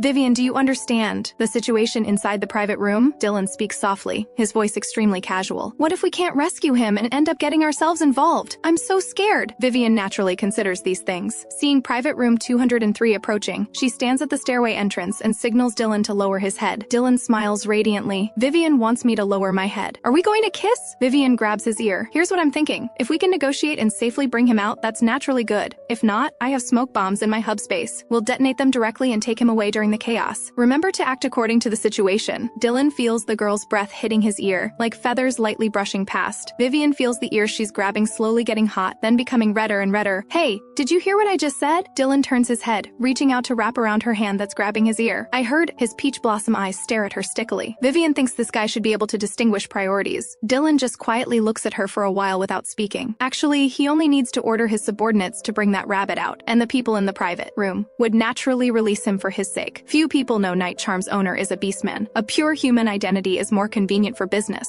So many business partners don't know Dylan is a beastman. Outside private room 203 stand two burly bodyguards. For a moment, Vivien's eyebrows twitch. The people inside should have some background, either wealthy and powerful or desperate criminals being hunted. She silently pauses, guessing she might have to hand over her hub space later. She quickly ties up her hair and hides two small smoke bombs in her hair. Dylan sees the scene and blinks gently. He seems to like her more and more. She's like a treasure. The more you dig, the more surprises you find. When the two reach the door of private room 203, they're indeed stopped by bodyguards. Who are you? You captured my beast slave. I'm here now to take him away. Vivien's expression is calm. The two bodyguards look at each other, and one goes in first. After a while, that bodyguard comes out. Boss Kin says you can go in, but you must leave your hub spaces. Vivien pauses for a moment, as if thinking about something, then reluctantly hands over her hub space to the other party. After finally entering this private room and seeing Shay clearly inside, Vivien's eyes tremble, and a trace of anger rises from her heart. What did these people do to Shay to make her person like this? Her fingers can't help but clench. In the dim private room filled with smoke, alcohol and e-cigarette smells mix together, making the already stale air even more unpleasant. Shay's white shirt is already soaked with alcohol. He kneels on the ground, his two pink droopy rabbit ears hanging down. He seems to have been hit by wine bottles, with blood faintly visible seeping out. Pink hair ends still drip with alcohol. Blood and glass shards mixed together scattered around Shay. Next to Shay kneels another man, exactly the person who led Shay away in the surveillance. Vivien can't figure out why Shay would follow him in, doesn't know what happened inside, but she knows Shay must have suffered abuse here. Vivien looks up at the man sitting on the central sofa. The man sits with crossed legs, wearing a red shirt with jet black hair. The man looks toward Vivien. To be precise, from the first moment she entered, his gaze has been on her. He raises his chin and whistles flirtatiously. "Hey, beauty, wanna play together? I came to take my beastmen away." Vivien slowly walks toward Shay. Shay seems to finally notice something and suddenly turns back to look at Vivien. He still wears a mask on his face, but the blood flowing from his forehead has already stained the mask red. "Then you need to ask if he's willing to leave." The man just curves his red lips and chuckles. The bald man next to Shay suddenly looks at him with a sinister gaze, as if warning him of something. Shay notices this. He slightly lowers his pink eyes, ignoring the bald man's warning, stands up and walks to Vivien, his voice hoarse as he speaks. "Master, I'm sorry." Shay left without reporting to Master. Vivien pauses. "What happened?" "Master, please go back first. I'll return later." I beg Master to give Shay some time to handle his own affairs. Shay won't run away. Vivien pauses. The chip in his brain is still bound to her. Does he not want his life? She doesn't think he dares to run. Setting this aside for now, Shay is her person. How could she feel at ease letting him stay here alone? "Just tell me what it takes for you to leave. I'll help you solve it. I'm your master. A beast slave's affairs should naturally be handled by me, the master." Shay hesitates, seeming to consider whether to involve Vivien in this matter. Master has already been so good to him. He really has no face to involve her further. "Beauty," the man on the sofa speaks slowly, "your beast slave said he wants to help this bald fool bear 100 bottles of wine to pay off debt. It's 21 bottles now, with 79 bottles remaining." Vivien looks at the cases of wine bottles nearby. These wines are extremely expensive, yet now they want to smash them at will, and they're smashing them on people's heads. She turns to look at Shay. "You volunteered?" "Yes, Master, I volunteered. There are 79 bottles left. I'll be done bearing them soon." Blood flows down from Shay's forehead. "How much debt? I'll pay it for him." No need for smashing wine bottles. Vivien doesn't investigate the reason anymore. Problems that money can solve aren't problems. The man smiles. If you want to pay his debt, then it's not about paying money, but using something else to offset the debt. How about playing a game? The man leans forward in his seat. "If you win, the debt is wiped off." "What game?" Vivien frowns. Shay keeps advising Vivien to go back and keeps saying he can solve it himself. But Vivien and that man keep conversing, ignoring Shay's words. One wants to take Shay away, one is interested in Vivien. "Can you play darts?" The man's lips curve up. Vivien looks at him and asks, "Yes." "What are the game rules?" The man unhurriedly takes out a dart with red tassels hanging from its tail. He stares at Vivien with interest. "Very simple. Your beast slave and this bald fool together will stand over there with wine bottles on their heads. We split the remaining bottles in half. Whoever finishes exploding all bottles first wins." Vivien's eyes half lower. "What if I lose?" She can play darts in the future, but she's no expert. Winning or losing is hard to predict. The man smiles. "We'll talk about what happens when you actually lose." Vivien frowns, thinking. Dylan suddenly steps out from behind her. "I'll play for her." The man sees Dylan suddenly emerge and stand in front of Vivien, his eyes suddenly becoming cold. He looks at Dylan with unclear eyes, sizing him up expressionlessly one second, then suddenly laughing wildly the next. "Fine!" There's a type of person who, for no reason at all, you just find extremely annoying upon first sight. The man in the wine-red shirt laughs maliciously. "You want to play too?" Then the person balancing bottles has to change. "How about your master?" The man naturally assumes Dylan is also Vivien's beast slave, and this seems to be true in fact, though on the surface, Vivien and Dylan address each other as friends. "How about we play another more thrilling game instead?" Dylan smiles and reaches out to pull a gun, pointing it at the opposite side. Instantly, the man's bodyguards also draw guns pointing at Dylan. The two bodyguards outside are even more heart-racing. Wasn't that young man's hub space confiscated? His clothes have no place to hide a gun either. Where did he pull that gun from? "Don't be nervous," Dylan chuckles, his slender fingers moving the gun barrel away from pointing at the man's chest. "We're not going to shoot. Why are you nervous?" He continues speaking, his voice carrying a dragging madness. "Playing games isn't as thrilling as playing with lives. This revolver in my hand has only one bullet and 9 empty chambers. Each time we fire, the bullet's chamber position changes. We take turns shooting. Each shot can either be fired at yourself or at the opponent. Empty bullets aimed at others mean you lose. Real bullets landing on yourself also mean you lose. Dylan throws the gun onto the table. Do you dare? The man in wine-red clothes raises his eyebrows, laughing in extreme anger. Very good! I'll play with you. He picks up the gun, aims it at his own head, and pulls the trigger. Click. It's a blank. He casually throws the gun back onto the table. Dylan picks up the gun and also aims it at his own head. Just a click. Another blank. Vivien feels her heart jumping up and down. Dylan casually throws the gun on the coffee table. Come on! The man's eyes are deep and dark. He grabs the gun from the coffee table and suddenly fires at his own head. Click. Still a blank. Then the two take turns shooting. Vivien suddenly notices something fishy. 10 bullets, even numbers, are Dylan's turns to shoot. If the bullet is in an even-numbered chamber, then no matter what, the shot with the bullet will be controlled by Dylan. Moreover, Dylan just threw the gun on the table with a provocative, contemptuous manner, as if deliberately, letting the opponent shoot first, so very likely Dylan lied. The bullet changing position after each shot doesn't exist. That bullet must be in an even-numbered chamber. The facts are exactly as Vivien guesses. 9th shot, the man fires, blank gun. 10th shot, Dylan's turn, also the last shot. Only one bullet remains. This time, Dylan points the black gun barrel at the man. Instantly, the man seems to suddenly realize something, his expression becoming fierce. Good, very good. Actually got tricked. What? Can't handle losing? Dylan speaks nonchalantly. The man in wine-red shirt has a gloomy face and walks directly toward the private room exit, passing by Dylan without any pause, but stops beside Vivien. Beauty, you really raised a good dog. After the man finishes speaking, he ignores them and strides away. Other subordinates hurriedly follow and leave. Hey, you two? Dylan looks at the two men wearing colorful clothes. Return the hub spaces, or this last bullet might not guarantee which one of you two it lands on. The two bodyguards look at each other, quickly throw the hub spaces onto the table, then follow their boss Ken and leave. Dylan puts away his hub space and places Vivien's hub necklace in his palm. Vivien, let me help you put it on. Vivien has no objection. She happens to have some questions to ask him. Dylan naturally drapes the thin necklace over the girl's slender neck, his slender fingers lightly brushing against the girl's skin. Vivien feels her neck is somewhat itchy, but she doesn't pay special attention to this small matter, just says what she wants to ask. Does the bullet really change position after each shot? Dylan chuckles, slowly speaking behind her. Now that Vivien has seen it, don't be deceived by people in the future. So the truth is, he set a trap for the opponent from the beginning, step by step luring the opponent into the snare. This is a life or death game with no winning side, only a dying side. Dylan finishes putting on Vivien's necklace and stares at her white nape for a while, feeling his teeth slightly itch. He really wants to bite it. His Adam's apple rolls gently. At this time, only they, Shay, and that bald man remain in the huge private room. Shay grabs the bald man's wrist, his pink eyes ice cold. If you don't keep your word, I'll definitely go kill you. I know.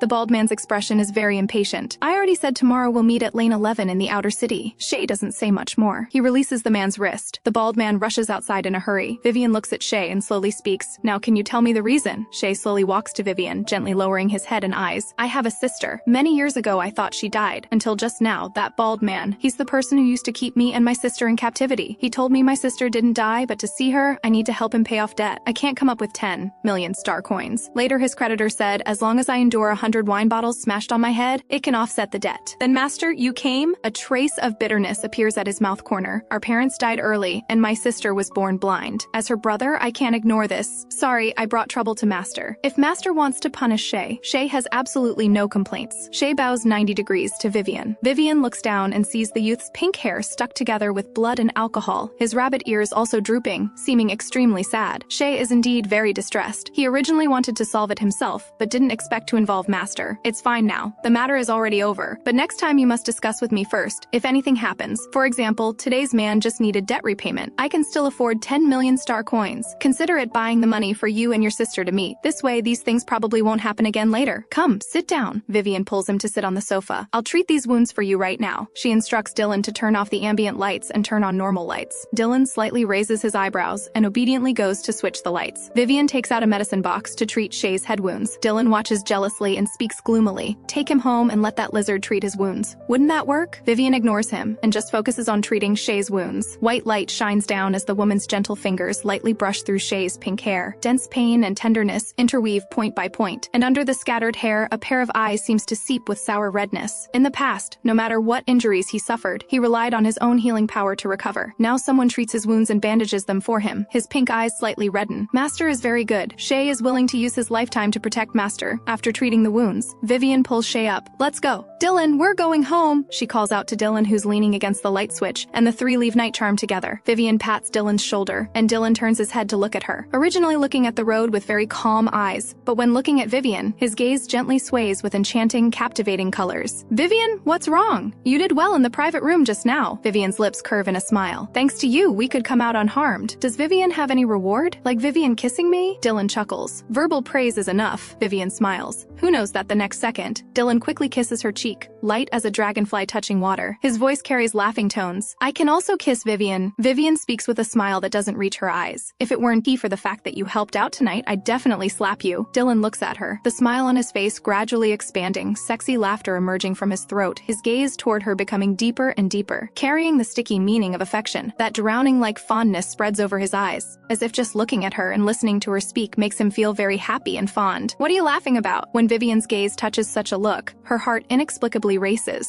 She quickly shifts her gaze away. Could this guy really have fallen for her? She changes the subject. "By the way, aren't you a male model at Night Charm? You're leaving with me now. Won't there be problems?" "Ah, Vivien, you really believe the nonsense I said?" Dylan bursts out laughing. "That was all random fabrication I made up following your words. Besides, how could Night Charm afford a male model of my caliber?" Vivien pauses. "All right then." For a moment, they just walk forward quietly. Shay looks at the two people in front of him. Can Master also be as intimate with him as she is with the Scorpion? Can he also kiss Master like the Scorpion does? When realizing what he's thinking, Shay hurriedly lowers his head even more, as if trying to hide his unseemly thoughts. He's just a beast slave and shouldn't think about such insubordinate things. But that Scorpion is also a beast slave. No, he can't think about these things. Just being able to stay by Master's side is already very good. Vivien and the two pass through that long alley where homeless people gather again. She feels several very intense gazes falling on her. Just like when she came, Vivien feels somewhat concerned, but she now has two beastmen beside her. One is even the future Scorpion Beast Lord with unfathomable strength. Although Shay is injured, his strength is still not to be underestimated. So now she's even less afraid of anything happening. One person and two beasts completely leave the long alley. Vivien brings the two back to the cabin. After washing up and preparing for bed, she suddenly remembers that the building's defense system needs to be built, so she goes to knock on Ronin's door next door. Ronin quickly opens the door. His gaze falls on her, his voice gentle and warm. "Vivien, what's the matter?" "Ronin, can you help build a defense system for the building? Tell me how many star coins you need and I'll transfer them to you. It's just a defense system. No money needed." Ronin gently touches her head. "I'll have it done for you tomorrow." Vivien's gaze pauses. Ronin says no money is needed, but she feels bad about letting him work for free. "Then is there anything you need me to do?" Ronin just stares at her quietly for a while, emotions in his eyes dark and unreadable. What he needs is her, but his expression remains gentle, his voice calm as he speaks. "I haven't thought of anything yet. Let's keep it as a debt for now." Vivien nods. "All right, then I'll trouble you. Consider it a favor I owe you." "No trouble." Ronin touches her hair again. Vivien then goes back. Passing by the mirror, she catches a glimpse from the corner of her eye. Her hair is all messy. Ronin kept touching her head just now, and she didn't even notice anything wrong with it. And thinking about it, compared to before, Ronin seems to be getting gentler and gentler with her. The previous Ronin gave her the feeling of being gentle yet extremely distant. Later, as the two communicated more and spent more time together, the sense of distance gradually lessened. Now he either touches her head or holds her hand, even taking her to his private domain. So their relationship has made great progress. Vivien feels that her relationship with several of them has improved greatly. Indeed, only through more contact will perceptions gradually change, and relationships will slowly improve. Thinking this way, it seems she has had the least contact with Damien these days, so Damien's attitude toward her is still uncertain for the moment. She doesn't know if he still wants to kill her. He hasn't abused her for so long, so he should have let go of his previous grudges, right? Vivien returns to her room and suddenly remembers that starting tomorrow, she still needs to work at the city lord's mansion for half a month. She checks her light brain. That pharmacist still hasn't accepted her friend request. She adds him again, and this time it's quickly approved. "Sorry, just saw the message now. I'm Zach. Tomorrow I need to go to the nearby White Moon Forest to continue collecting red moon bugs, so please prepare your own oxygen mask and outdoor rain and bug-proof clothing. Tomorrow morning at 6 a.m. sharp, meet at the city gate." Vivien hasn't even reacted when she sees this string of messages thrown at her. Not only does he assign tasks right after adding her as a friend, but this Vivi address really sounds like ordering around an assistant. "Teacher Zach, the work hours the city lord discussed with me were 9 a.m. to 6 p.m. She quietly sends this message to remind him not to be so insanely demanding. Besides, she needs to call someone to accompany her. Except for Shay, who would be willing to go out with her at 6 a.m. You can take compensatory leave. Come out early with me tomorrow to collect red moon bugs, and I'll give you 3 days off afterward. Working overtime for 1 day gets her 3 days off, equivalent to being busy for just 1 day to offset 3 days of time. All right, teacher Zach, 6 a.m. tomorrow. See you there. After agreeing with Zach, Vivien starts thinking about who to bring out tomorrow. The polluted forest definitely has many mutant insects and beasts. Ryan looks very capable of fighting and gives a strong sense of security. But last time at the airport, Ryan got injured. She feels too embarrassed to ask him to go out with her again. Better let him heal properly. Shay is meeting his sister tomorrow, so naturally she won't call him either. Vivien thinks for a moment and decisively chooses Damien. She knows the other guys more or less. Only Damien remains. Getting along with someone is the easiest way to see their true attitude. Even Ryan, who used to mock her openly and subtly, doesn't mock her anymore. The other guys don't pose this kind of danger either, so Vivien plans to take the initiative to test things out. Damien, come out with me at 5:30 tomorrow. Exile Planet isn't very safe. I have something to do outside tomorrow, so come with me to protect me. It's so late, she's not sure if Damien will see it, but Damien replies the next second, you've already kissed the Scorpion man, why not go find him? Seeing this message, Vivien feels like dead memories are flooding back. After accidentally kissing Dylan, she met Damien going upstairs. She greeted him, but he didn't acknowledge her and coldly closed the door. To this day, she still doesn't know how she offended him that day. Before she can figure it out, another message comes. Don't you also boss around that stupid wolf all the time? If you ask him to protect you, he'd definitely be happy to. And that lizard is so good to you, he definitely wouldn't refuse you either. That snake who fought the Scorpion for you would also be more than willing. You like them more than me now, don't you? In his room, Damien's expression is cold and icy to the extreme, his fingers jabbing at the light brain with tremendous force. Ha, likes me the most? Liar! Today you came back with the Scorpion, yesterday with the lizard, the day before with the wolf, a few days ago with the snake, and you always have that rabbit by your side. Only I am the one completely ignored by her. Didn't she used to like me the most? Didn't she used to love this face of mine the most? Damien is currently in his heat cycle. Every night he uncontrollably remembers the feeling of the woman's hands gently stroking his butterfly wings. Damn it, his emotions seem to be getting out of control. In her room, under the bright white light, Vivien looks at this string of messages, a bit stunned. In her impression, Damien looks very cold and aloof, with an aura that keeps strangers away. Even saying one sentence would be considered too much. It's impossible for him to send so many messages at once. She even suspects his light brain has been hacked. Damien, I'm coming to find you. She gets down from the bed, planning to have a face-to-face chat with him. Damien realizes he uncontrollably sent so many messages, each one reeking of jealousy. He frowns awkwardly, instinctively wanting to recall the messages. The next second, he sees Vivien saying she's coming to find him. Damien's purple gold eyes flicker violently, his heartbeat suddenly accelerating. His hand trembles, and the light brain falls to the ground with a crisp sound, rolling several times on the floor. He bends down to pick up the light brain, but knocking sounds ring out at this moment. Damien's hand, glittering with golden powder, freezes slightly. Damien, are you asleep? The woman's clean, clear voice rings out from outside the door. Damien's heartbeat becomes uncontrollably violent, his long lashes trembling slightly. The restlessness brought by his heat cycle makes every nerve ending unable to help being stirred by the woman. He wasn't like this before. Previously, during heat cycles without a desired object, it would end in one day. Now with a desired object, it's the second day, and still hasn't ended, like being unable to break free. Damien's long lashes half droop as he quickly picks up the light brain and walks toward the door. When his palm grips the door handle, his heart tightens slightly. He opens the door. Vivien looks up at Damien appearing before her. He's wearing a silk purple shirt and black pants, his entire figure tall and beautiful. Purple hair casually falls over his forehead. Purple gold eyes mysterious and alluring. On one side of his cheek, fine glittering powder faintly shimmers. She doesn't know if it's her imagination, but she feels Damien's face seems even more gorgeous. His lips redder and more lustrous, like a flower blooming more fully and magnificently. Vivien can't help but be stunned, seeing her lost expression. Damien's eyes flicker, the corners of his lips involuntarily curving upward. So she's still attracted to his appearance? This is the first time he feels his face might actually be useful. Beautiful? Damien softly speaks, his voice like aged red wine, carrying special meaning.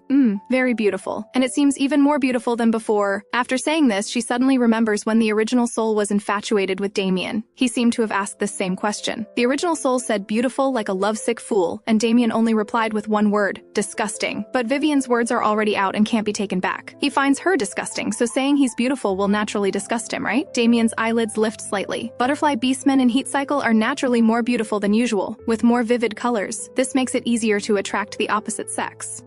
He just responds lightly. He just lightly responds with a sound, without any mockery. Vivien pauses. Looking at it this way, Damien's words now don't seem as sharp as before. By the way, do you have time to go out with me tomorrow? Exile Planet isn't safe, so I want to bring you with me. Don't worry, I won't keep bothering you. I'll ask each of the other guys too. I'm free. Tomorrow at 5:30, I'll be waiting at the door on time. Damien speaks up. Vivien blinks. Good. Tomorrow I need to go outside the city to the nearby White Moon Forest. Remember to prepare bug-proof clothing and an oxygen mask? Alright, Damien responds crisply again. This guy made all sorts of excuses on the light brain, but now in front of her he agrees so readily. Vivien almost doesn't react. Looking at him, she quietly asks, Damien, has your light brain been hacked? Damien looks down at her lips. No. Vivien pauses, as if realizing something. Then you're quite different online versus in reality. Online you typed so many words. In reality, you solve everything with one crisp sentence. Damien feels a bit helpless. This woman really doesn't understand the situation, but if she wants to think this way, let her. Damien laughs self-mockingly. Even he doesn't want to believe that string of messages was sent uncontrollably because he was jealous. They clearly have no relationship now, and he's already agreed to accompany her tomorrow. The topic should end here. Usually he should just close the door and not waste more words with her, but now he says nothing, just standing here, his gaze unable to help falling on her. Looking at her makes his mood pleasant. The glittering powder on his cheek increases, and the butterfly wings behind him gently vibrate with a joyful frequency. Do you smell a fruity scent? Damien's heartbeat stops for an instant at these words. Vivien is thinking about what this could be when Damien interrupts her thoughts. It's late. We need to get up early tomorrow. Sleep early. With that, he hurriedly closes the door. After closing the door, Damien reaches back to touch his butterfly wings. He feels a sticky, powdery substance. The floor is also scattered with glittering powder. When did so much grow? He opens his palm that just touched the wings. His fair, slender fingers are stained with golden powder, emitting a fruity floral fragrance. Damien closes his eyes. His entire gorgeous face appears extremely alluring. He takes a deep breath and uses wet wipes to clean all the powder from his fingers. Damien leans against the bed, his eyes weary and listless. The golden powder seems to prove he's already fallen for her. He just never wanted to admit that all those irritable emotions and inexplicable jealousy were simply because he likes her. Likes her. Yes, likes her. He really wants her to touch his wings again. Vivien sleeps well through the night, but getting up at 5 a.m. makes her feel like she's dying. Starting today, she's also a woman who has seen the 5 a.m. sun. Still groggy from just waking up, she gets dressed and comes out after washing up to see Damien already fully prepared, quietly waiting at the door, wearing a simple purple windbreaker. Vivien notices she seems to be wearing matching outfits with him, just that her windbreaker is gray, while Damien's is purple. She's momentarily stunned, but quickly snaps out of it. Matching outfits isn't a big deal. Damien in heat cycle appears somewhat lazy and languid, his face more gorgeous than usual, though it's covered by the oxygen mask. Did you drink your nutrition supplement? Vivien takes out a bottle to drink while also offering one to Damien. Once we go out, we probably won't be able to drink any all day. Already did. Damien speaks quietly. Vivien puts the nutrition supplement back. Has she not been in contact with Damien for too long? She feels like his tone when talking to her doesn't seem as sharp as before. Does this mean Damien has changed his opinion of her? In other words, he won't want to kill her anymore? This is a good result. Vivien quickly finishes a bottle of nutrition supplement and heads outside. Damien, let's go. Damien follows. After they leave, the entire building looks very quiet. Actually, it's not quiet at all. After all, this building's soundproofing isn't very good. Plus, beastmen have extremely sharp hearing. So whatever Vivien does in the building, everyone knows about it. So this morning after she woke up, the others couldn't sleep either. Dylan is naturally unhappy. Last night, he actually heard her say that Butterfly looked good. Good looking is fine. But she even said something like more beautiful than before. He almost couldn't control himself from going out to show off in front of her, wanting to ask who looked the best. But he knew if he showed off too much, she'd definitely find him annoying. Damn it, isn't he good looking? She's never complimented his looks. Unable to sleep all night, Dylan's eyes are slightly dark. Didn't she not care about that butterfly before? Why is she suddenly looking for him again? Memories of the woman frantically pursuing the butterfly on the exile ship surge up. His expression becomes even worse, and he gets up and leaves the building. On the other side, Lyndon also didn't sleep all night. His narrow red eyes are cold with fatigue. He said she could find him. Why doesn't she find him? In the dim room, his pale red lips are pressed into a straight line. The red mole below the corner of his lips seems to emit a cool glow along with them. Didn't she say before that she didn't like that butterfly? Soon, Ronin from the room walks out to the rooftop to build the defense tower. His face shows no emotion, appearing calm and unperturbed. But today, he seems to have gotten up earlier than usual. On the other side, Ryan gets up and pours himself a glass of water, frowning tightly. This woman likes the butterfly type, huh?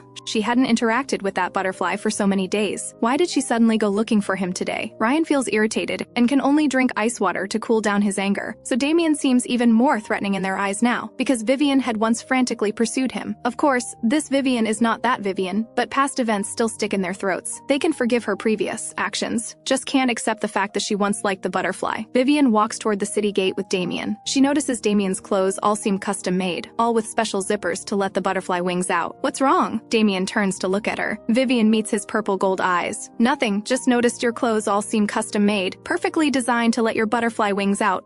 Damien responds. Indeed, his clothes are all custom-made. Vivien sees his wings have more glittering powder than usual, confirming his mood is more pleasant than normal. Coming out this early, her mood isn't actually very good, yet Damien seems joyful. For a moment, Vivien doubts her previous guess. Do the butterfly's wing sparkles really represent his mood? It's still 15 minutes until 6 o'clock, and Vivien has already already reached the city gate, just as she's about to find a place to squat and wait for Mr. Zach. A shadow looms over her. Vivien instinctively looks up to see a young man in a black windbreaker, a face as handsome as a painting, skin extremely fair, wearing black-framed glasses, appearing minimalist and clean. Like City Lord Quinn, he seems to be the collision of two extreme colors, black and white. Since you're already here, let's set off now. Zach nods crisply and heads toward the outside of the city first. Vivien hurries to catch up. Mr. Zach, how did you know I was Vivien? Logically speaking, we two should never have met. You shouldn't recognize me. She was just about to send him a message, but didn't expect him to come so quickly and find her so precisely. I guess based on your clothing. Didn't expect the first person I asked would be right. Around the city entrance, people always gather scattered here and there. Those who can't afford to rent rooms anymore, lying randomly on the ground. People constantly come in from outside, and others leave the city when their time is up. So even this early, there are still many people around the city entrance. Vivien is indeed surprised he found her among so many people, but looking at it this way, there are particularly few women, and even fewer women like her prepared to go out.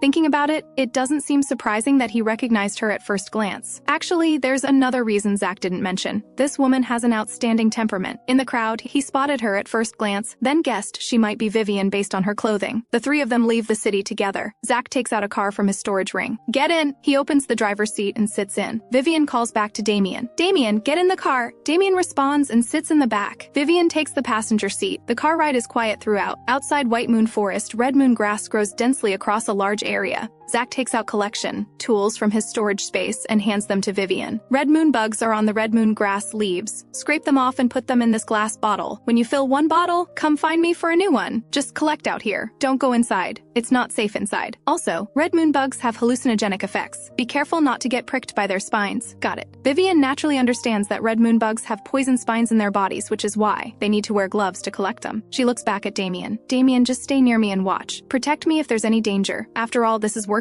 for someone else. No need to make you work for others too. Alright, Damien responds. Perhaps because of the mask, his voice seems somewhat muffled and hoarse. Body temperature during heat cycle is naturally higher than usual. With the mask on, it becomes a bit stuffy, or perhaps there's some unknown restlessness. Vivien doesn't think much of it and focuses on squatting down to collect red moon bugs. Her movements are swift and decisive, seeming very experienced at collecting these. Zach glances over casually. She must have been an assistant to many pharmacists before to be so skilled. Naturally, he doesn't think in the direction of her also being a pharmacist, even a high-level one. Indeed, which pharmacist would work as another pharmacist's assistant? Wouldn't that be lowering one's status? Zach quickly looks away. Damien watches Vivien seriously collecting red moon bugs. Her hair is neatly tied up high, her dark eyes clear and extremely focused, her white beautiful ears, her whole being carrying a unique temperament. This is the first time Damien has seen Vivien working seriously. It's very attractive. His rouge-red eyelids half droop, his gaze falling on her slender wrist not covered by gloves. Beautiful and distinct. Watching this, his ears turn red, and Damien hastily looks away. Vivien collects until her legs go numb. The surrounding air has also become sweltering. She silently looks at Zach, who's still collecting tirelessly, her eyes twitching. Doesn't he ever get tired? He really is a workaholic. Vivien is tired and wants to slack off and rest, but suddenly there's another figure beside her. A pair of slender, fair hands takes the red moon bug collection tools from her hands. Give it to me. You go rest first. Vivien pauses, turning to look at Damien. Why is he helping her? This doesn't match his attitude toward her. Even if Damien has changed his opinion of her, it should be a case of minding their own business. Not helping, but not needing help either. This sudden kindness feels quite awkward to adjust to. Damien notices she keeps staring at him and turns to look back. Surprised I'd help you? Pretty surprised. Damien looks at her for a while, then softly speaks. You can come trouble me more often in the future. After saying this, he looks away. In the dim White Moon Forest, all the trees are completely black. Even the grass grows in various polluted black-red colors. Vivien feels this White Moon Forest doesn't match its name at all. Everything around is dark and black, similar to a black moon forest. Red moon bugs are red, hiding on top of red moon grass. It tests one's eyesight quite a bit. Vivien, being a pharmacist, can naturally spot and collect them efficiently. But Damien, a complete outsider, collects them particularly fast too. She naturally doesn't take Damien's words about troubling him more to heart. Today's testing purpose has been achieved. Damien no longer has murderous intent toward her. Vivien casually sits cross-legged on the ground to rest, watching the fine glittering powder on Damien's fair fingers, the same as the golden powder faintly shimmering on his cheek. These are beast characteristics. She suddenly realizes Damien isn't wearing gloves. What if he gets stung by a red moon bug? She takes off her gloves and hands them over. Damien, put on gloves before continuing. Damien feels that staying near Vivien makes his heat cycle seem increasingly intense. He craves contact with her. Then trouble Vivien to help me put them on. Damien extends his hand to her, even squatting. His figure is still taller than Vivien by quite a bit. Vivien looks at the hand he extends. Well-defined knuckles, faintly glittering with powder, but the skin at the finger joints shows a reddish tint, as if he had been gripping something tightly before. This is nothing. Helping him put on gloves is no big deal. Vivien grasps his hand and starts pulling the glove onto his fingers. When their fingers accidentally touch, Damien feels the sensation in his palm magnified instantly. Vivien's fingers are soft and warm. He can't help but tremble, his fingers slightly, really wanting to grab her hand directly and bring it elsewhere. His attention is completely drawn to Vivien, so he naturally doesn't notice a red moon bug crawling onto his other hand. The poison spine pierces his hand, but Damien doesn't realize it. He only notices his consciousness seems a bit dizzy. He thinks it's caused by his heat cycle and doesn't think much of it, because the desire produced during heat cycle always makes one feel dizzy. Give me your other hand. Vivien raises her hand toward him. Under the hallucinogenic effect of the red moon bug, Damien hears this as kiss my hand, or rather, he wanted to kiss her hand in the first place. The sounds of wind and rustling leaves around him seem to stop. He can only hear Vivien's voice. Damien obediently grabs her hand and lowers his head to kiss it, except he forgets he's wearing a mask, so his lips touch his own cool mask instead. Vivien pauses and withdraws her hand, looking at Damien with surprise. Although there's a mask between them, this action still looks like kissing her finger through the mask. Damien couldn't possibly do such strange actions for no reason. She thinks of something and grabs his other hand. Sure enough, she sees a new red swelling on the back of his hand, clearly stung by a red moon bug. She instantly understands. Hallucinogenic effect. What does this person think he's seeing? Come with me quickly. Vivien's eyes twitch as she hurriedly grabs his hand and heads toward an empty area nearby. Damien feels the world suddenly spinning. His thinking becomes slow. Vivien pulls him along and like a marionette, he follows her. What's wrong? Zach notices the situation here. Nothing. My companion got stung by a red moon bug, Vivien briefly explains. I'm helping him clear the toxins now. Alright, Zach nods. Call me if you need help. Vivien nods. Okay. She hurriedly takes out the medical kit and pulls Damien to sit down. She finds antidote in the medical kit. After drawing it into the syringe, she reaches for Damien's hand. Just as Vivien grabs Damien's hand, before she can pull it over, Damien grasps her hand and places it on his butterfly wings. She instantly feels a sticky, powdery substance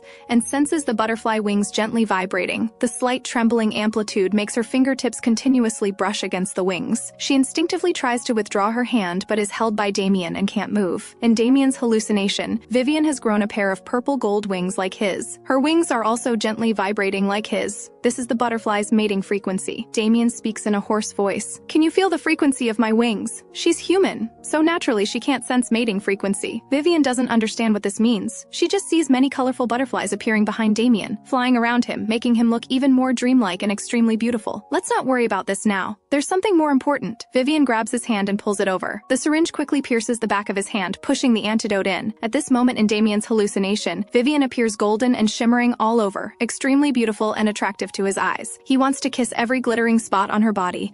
The glittering represents that she likes him. He likes her very much too. Vivien puts a pink bandage on the back of Damien's hand. Damien slowly reaches toward her side, his purple gold eyes also tinged with red as he looks beside her. Vivien follows his gaze to look behind herself, only to see Damien seeming to grab at the air behind her, looking silly and confused. It seems the red moon bug's hallucinogenic effect hasn't worn off so quickly. She wonders what he's seeing, what he's trying to grab. She notices there's a lot of golden powder behind Damien. She doesn't know what happy thing he's seeing in his hallucination to be so joyful that his entire butterfly wings are shimmering with fine light. In Damien's hallucinatory world, he's grasping Vivien's butterfly wings, gently and slowly caressing them. Vivien gets up, preparing to continue collecting red moon bugs, but her wrist is encircled by Damien's palm. Damien looks at her with reddened eyes, his voice rough and hoarse. You can't leave. Our butterfly wings are synchronized. Why do you still want to go? She touched his butterfly wings and agreed to the mating frequency. She should touch his butterfly wings back now. They should caress each other, and after that comes intertwining necks. Vivien blinks. Damien, what are you touching? Your butterfly wings? Damien says while reaching out to stroke the air behind her. Vivien chuckles softly. I'm human. I don't have butterfly wings. Hearing this, Damien stares at her blankly, his gaze moving behind her to see the purple gold butterfly wings slowly disappearing. His thoughts gradually clear. Yes, she's human. She doesn't have butterfly wings. Just wait here. I'll go collect the bugs first. Damien's eyes droop, his ears extremely red. Soon, Vivien walks back and crouches in front of him, efficiently extending her hand. A fresh fragrance drifts over. Damien's heartbeat suddenly skips a beat. He instinctively looks at Vivien, his purple gold eyes very red, flashing with other chaotic emotions. I'm here to get the gloves. Give me the gloves from your hands, Damien swallows, as if moistening his somewhat dry throat. He slowly removes the gloves and places them in Vivien's palm. After Vivien puts them on, she goes back to collecting red moon bugs. Damien still sits cross-legged on the ground, his fingertips gently stroking the bandage on the back of his hand. The butterfly wings behind him have stopped trembling, but the fruity floral scent from the golden powder still attracts colorful butterflies around him, circling and refusing to leave. The purple gold wings flap impatiently, seeming to want to drive away those butterflies. They're not even the same species. He's a beastman. They're insects, and the fragrance from the golden powder isn't meant to attract them. Damien flaps his purple gold butterfly wings. The small butterflies surrounding him are forced to flutter with his movements, looking particularly dreamlike and gorgeous. Vivien continues collecting red moon bugs until noon arrives. Let's go back. Zach's voice rings out. It's 12 o'clock now. Let's go back to rest and replenish energy. This afternoon at 3 o'clock we'll meet at the city gate. Vivien stands up and hands the bottle to Zach, then looks toward Damien, who is already sobered up. The young man's tall figure leans casually against a tree, strings of butterflies circling around him, refusing to leave. His butterfly wings behind him just flutter casually, lazy and languid. She also finds Damien's little butterfly wings quite cute. Damien, let's go back. Damien slightly raises his eyelids and silently walks to her side. The three of them head out together. Vivien keeps watching the little butterflies following Damien's wings. She reaches out to play with them while asking, Damien, why do these little butterflies keep following you? At this moment, she also smells the fruity floral scent on Damien, seeming somewhat familiar, like she's smelled it before. Just as she's about to remember the answer, Damien interrupts her train of thought, probably because of today's cologne. Actually, while Vivien was collecting red moon bugs, Damien had already wiped the golden powder off his body. Otherwise, if Vivien saw the excessive glittering powder on his wings plus the scent, she should be able to guess he's in heat cycle. Hearing this, Vivien's eyes flicker slightly. This morning, she didn't smell any cologne on him. This statement clearly has holes, and this scent seems the same as the one produced when he was in heat on the exile ship last time. He's in heat cycle. Damien naturally doesn't know that his deliberate attempt to hide his heat cycle actually made Vivien discover it because it was too deliberate. He only notices Vivien reaching out to play with the little butterflies around him, but can't catch them. Do you like these little butterflies? Vivien pauses. She was actually just casually disturbing those little butterflies. Just as she's about to withdraw her hand, Damien grabs her finger. No need to catch them. I can make them fly to you automatically. Damien's finger touches her ring finger, and fruity scented golden powder falls onto Vivien's finger. Soon, several butterflies come to her side, landing on her ring finger stained with golden powder. Colorful butterflies take turns perching on her finger. Vivien watches this scene in amazement. She moves her finger and shifts her hand away, and these butterflies follow along in circles. Damien's gaze inevitably falls on her finger. Her hands are truly beautiful as butterflies. As the three of them walk out of White Moon Forest, those butterflies don't follow anymore. Zach remains silent throughout, maintaining a businesslike demeanor. He takes out the car. Let's go. He doesn't pay much attention to Vivien and Damien's conversation. Vivien responds, glancing at Damien. Let's go, Damien. She plans to find someone else to accompany her this afternoon. After all, Damien is in heat cycle, and her testing is complete. Damien no longer wants to kill her. From now on, she'll just focus on her own affairs. Zach quickly drives away. Vivien parts with Zach at the city gate. On the way back, she looks at Damien and speaks. Damien, you should rest well in the building this afternoon. You got stung by a red moon bug. Better avoid any other effects. This afternoon, I'll find someone else to go out with me. She still doesn't mention his heat cycle. Just now in White Moon Forest, when Damien said the golden powder scent was cologne, he clearly didn't want her to know he was in heat cycle. So she'll pretend not to know. Damien speaks softly, his voice seeming to carry a trace of joy. I'm fine. I can continue accompanying you this afternoon. Vivien falls silent for a moment. When did he become so enthusiastic toward her? This feels quite awkward to adjust to, considering how much he used to detest her. No, you should rest in the building. Injuries need proper care. Even small injuries are still injuries. After Vivien says this, the air becomes slightly silent. Damien stares at her for a while before finally speaking. Is it because you care about me, or do you just want to bring someone else out with you? Is it because I didn't perform well today that you don't want to bring me anymore? Damien feels extremely hurt for a moment, his heart feeling like it's suddenly being squeezed by a hand. Although Damien's tone is light and shows no emotion, Vivien still hears his intense concern beneath the calm inquiry. I naturally care about you, she speaks matter-of-factly. Although she doesn't know what he's concerned about, she's just worried about his heat cycle. All of Damien's painful emotions instantly dissipate. How is he becoming more and more uncontrolled, liking her more and more? Even his emotions can't help but fluctuate violently because of one sentence from her. Damien half lowers his eyes and continues speaking softly. Then next time, come find me, Vivien. Vivien nods. I will. Everyone needs to share the workload equally. She can't just keep overworking one person. She feels Damien now now truly considers her a friend. No blackening, no wanting to kill her. Not bad. Big brother, who are you looking at? A girl's soft voice rings out. Shay's gaze withdraws from Vivien's retreating figure and falls on the rabbit girl before him. Pink long hair, pink rabbit ears. The girl is beautiful and cute, but her pink eyes lack focus. Shay looks at his sister and gently asks, "You can't see. How did you notice I was looking at someone else? I sensed your gaze hasn't been on me since just now. Were you looking at your master? The sky on Exile Planet is always gloomy." Shay wears a mask with white gauze wrapped around his head. The rabbit girl in front of him has an abnormally pale complexion, holding a blind cane in one hand, but her exposed right leg is mechanical. Both their eyes are somewhat similar, and their experiences are each pitiable in their own way. "Yes, she's my master," Shay speaks gently. When mentioning Vivien, his eyes can't help but curve with happiness. "She's a very good person. I'm living well now." The rabbit girl is Sky. She genuinely feels her brother's heartfelt joy. That's wonderful. Sky is now a pharmacist's assistant and living well too. "You don't need to worry about me anymore." Shay looks at his sister's mechanical leg, his smile bitter. But the past is past. What matters is the present. He reaches out to touch Sky's head. I understand." The bald man over there keeps signaling to Shay, indicating he shouldn't chat anymore. Shay furrows his brow and gives Sky all his star coins and nutrition supplements. "Next time I'll come see you again." "All right," Sky responds softly. Two men in black clothes and sunglasses walk to Sky's side. "Let's go. I'm going back now." Sky is led away by the men in black. Shay walks up to the bald man and grabs his collar. "What kind of place is my sister staying in? Why are there bodyguards following her all the time? Why is her complexion so pale? And why is she so thin?" The bald man looks completely impatient. "You'd better not pry. You're under someone's control. Yourself. How can you manage your sister? Just tell me." Shay's pink eyes stare directly at the bald man. The bald man impatiently curls his lip. "Your sister is now a test subject for Ronin Pharmaceutical Company. Even if you had money, you couldn't take her away." The bald man has some connections with the pharmaceutical company boss, which is how he got this one chance to bring her out. The next second, Shay punches the man directly to the ground. "Who told you to sell her there?" The bald man's expression darkens. "When the mutant insects attacked that year, she was bitten and lost a leg. If a pharmacist from the pharmaceutical company hadn't taken a liking to her, she would have died long ago. How could she still be alive to meet you?" Shay's weapon in his hand slightly freezes. At that time, he couldn't even protect himself. How could he have protected his sister? The bald man takes the opportunity to break free from Shay's grip. "Finding me is useless. If you're capable, go to Ronin Pharmaceutical Company and rescue your sister. If you want to rescue her, do it quickly. After that pharmacist finishes collecting medicinal materials here, he'll take your sister away from this exile planet." The bald man leaves cursing. Shay stays on the ground saying nothing. After a long while, he stands up and slowly walks toward the dark, chaotic alley. "This time, I will definitely protect you." Vivien drinks her nutrition supplement, takes a nap, and after her light brain rings, gets dressed and goes downstairs. Lyndon, wearing a windbreaker similar in color to hers, is waiting at the door. "Let's go, Lyndon." Vivien smiles. "Is your head still hurting recently?" Lyndon speaks softly. "No pain. If he says it hurts, she might make him stay and rest, not take him out. Finally, she's come to find him. That's good. Tomorrow I'll have time to make medicine for you." "Good." Lyndon turns to look at her. Unstoppable affection hiding in the depths of his eyes.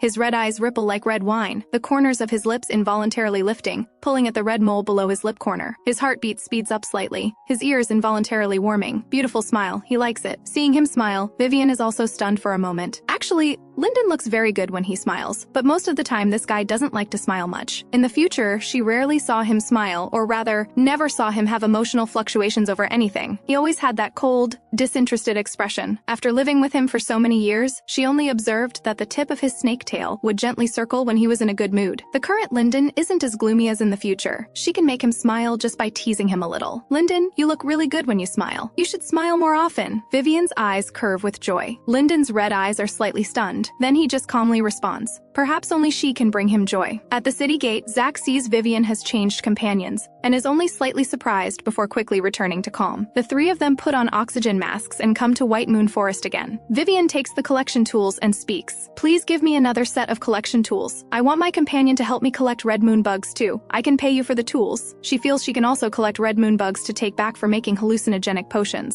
Since she brought Lyndon along, might as well put him to use. "No problem. Collection tools aren't worth much money. Here you go." After receiving the tools, Vivien looks at Lyndon. "It's very simple. Just sweep these red moon bugs into the bottle. Got it?" She hands the collection tools to Lyndon. "You collect here." "All right." Lyndon takes the tools and begins collecting seriously. As night falls, Vivien needs to turn on her light brain's illumination to see clearly. She glances at Zach, who's still working efficiently. Beastmen have better night vision than humans, so they don't need illumination. Just like Lyndon right now. A guess forms in Vivien's mind. The city lord is named Quinn, and these two share the same surname. If Zach is a beastman, then City Lord Quinn might also be a beastman. Only beastmen who have completed their transformation and can freely switch between forms can disguise as humans. But beastmen and humans have different genes. She wonders how they evaded detection. Vivien thinks about it but doesn't plan to do anything. Whether the City Lord and Zach are human or beastmen, as long as they get along well, that's fine. She has no intention of investigating or reporting them. After 10 p.m., Vivien puts on her down jacket and looks at Zach, who works like a machine, never tiring. Not getting off work yet? Done now, Zach speaks. Vivien sighs with relief and hands him the bottle and tools, then walks to Lyndon. She naturally takes the 3 bottles of red moon bugs he collected and helps him remove his gloves. Lyndon, thank you for your hard work. Lyndon watches Vivien help him remove his gloves, sweetness involuntarily rising in his heart again. Even these small gestures can make him feel joyful. Being with her always makes him happy. As the 3 of them pack up to leave, a tremor suddenly comes. More than 10 people suddenly run out from the inner area of White Moon Forest, the illumination from their light brains so bright it's blinding. Just as Vivien is about to raise her hand to block the light, a slender, large hand already blocks her eyes. She turns to look at the silent Lyndon beside her. Lyndon also looks down slightly, his gaze falling on her. Before she can react, Lyndon's narrow red eyes flash with coldness. His other hand quickly wraps around her waist, jumping away from their original spot in one motion. After Lyndon brings Vivien to safety, she turns to look behind them. A giant mutant insect with black wings crashes down exactly where she had been standing. The mutant insect blocks those people rushing out from the forest's inner area. Those people pull out laser guns and keep firing. Zach quickly reaches Vivien's side. Let's leave quickly. Those people somehow provoked a mutant insect. Vivien nods. The 3 of them quickly head out. Suddenly, a middle-aged man in a white coat is thrown and crashes in front of them. Their eyes meet involuntarily. I'm a pharmacist. My leg is broken. Can you take me out with you? The middle-aged man hurriedly speaks. I'll reward you handsomely once we're out. The people he brought are battling the mutant insect. He's carrying 100,000 insect eggs from that mutant insect. Black mutant insect eggs have great research value. Dr. Griffin, I'm Zach. Zach pulls up Griffin and supports him as they walk quickly forward. Lyndon also grips Vivien's hand tightly as they walk forward together. You're that pharmacist? I was planning to visit you these few days. Griffin speaks slowly. What are you doing here? Zach asks. I saw that article posted by Vivien on the Cloud Network. Black mutant insect eggs can cultivate longevity cells in perennial plants. I happened to be here collecting blackwood fungi, so I took its eggs too. Griffin speaks excitedly. That guy Vivien's publication directly advanced my thinking by 100 years. Now I'm very confident I can extract longevity cells while I'm still alive. Do you want to apply longevity cells to humans? Zach speaks slowly. Exactly. You know I've always been searching for the reason behind beastmen's longevity. That guy Vivien's article gave me inspiration. Vivien glances at this middle-aged pharmacist. In the future, no humans can achieve longevity, and the longevity gene chains of perennial plants are difficult to replicate and apply to humans. Regarding this pharmacist, speculation, she won't say much. Several people quickly leave White Moon Forest and finally return to White City. Thank you, Zach.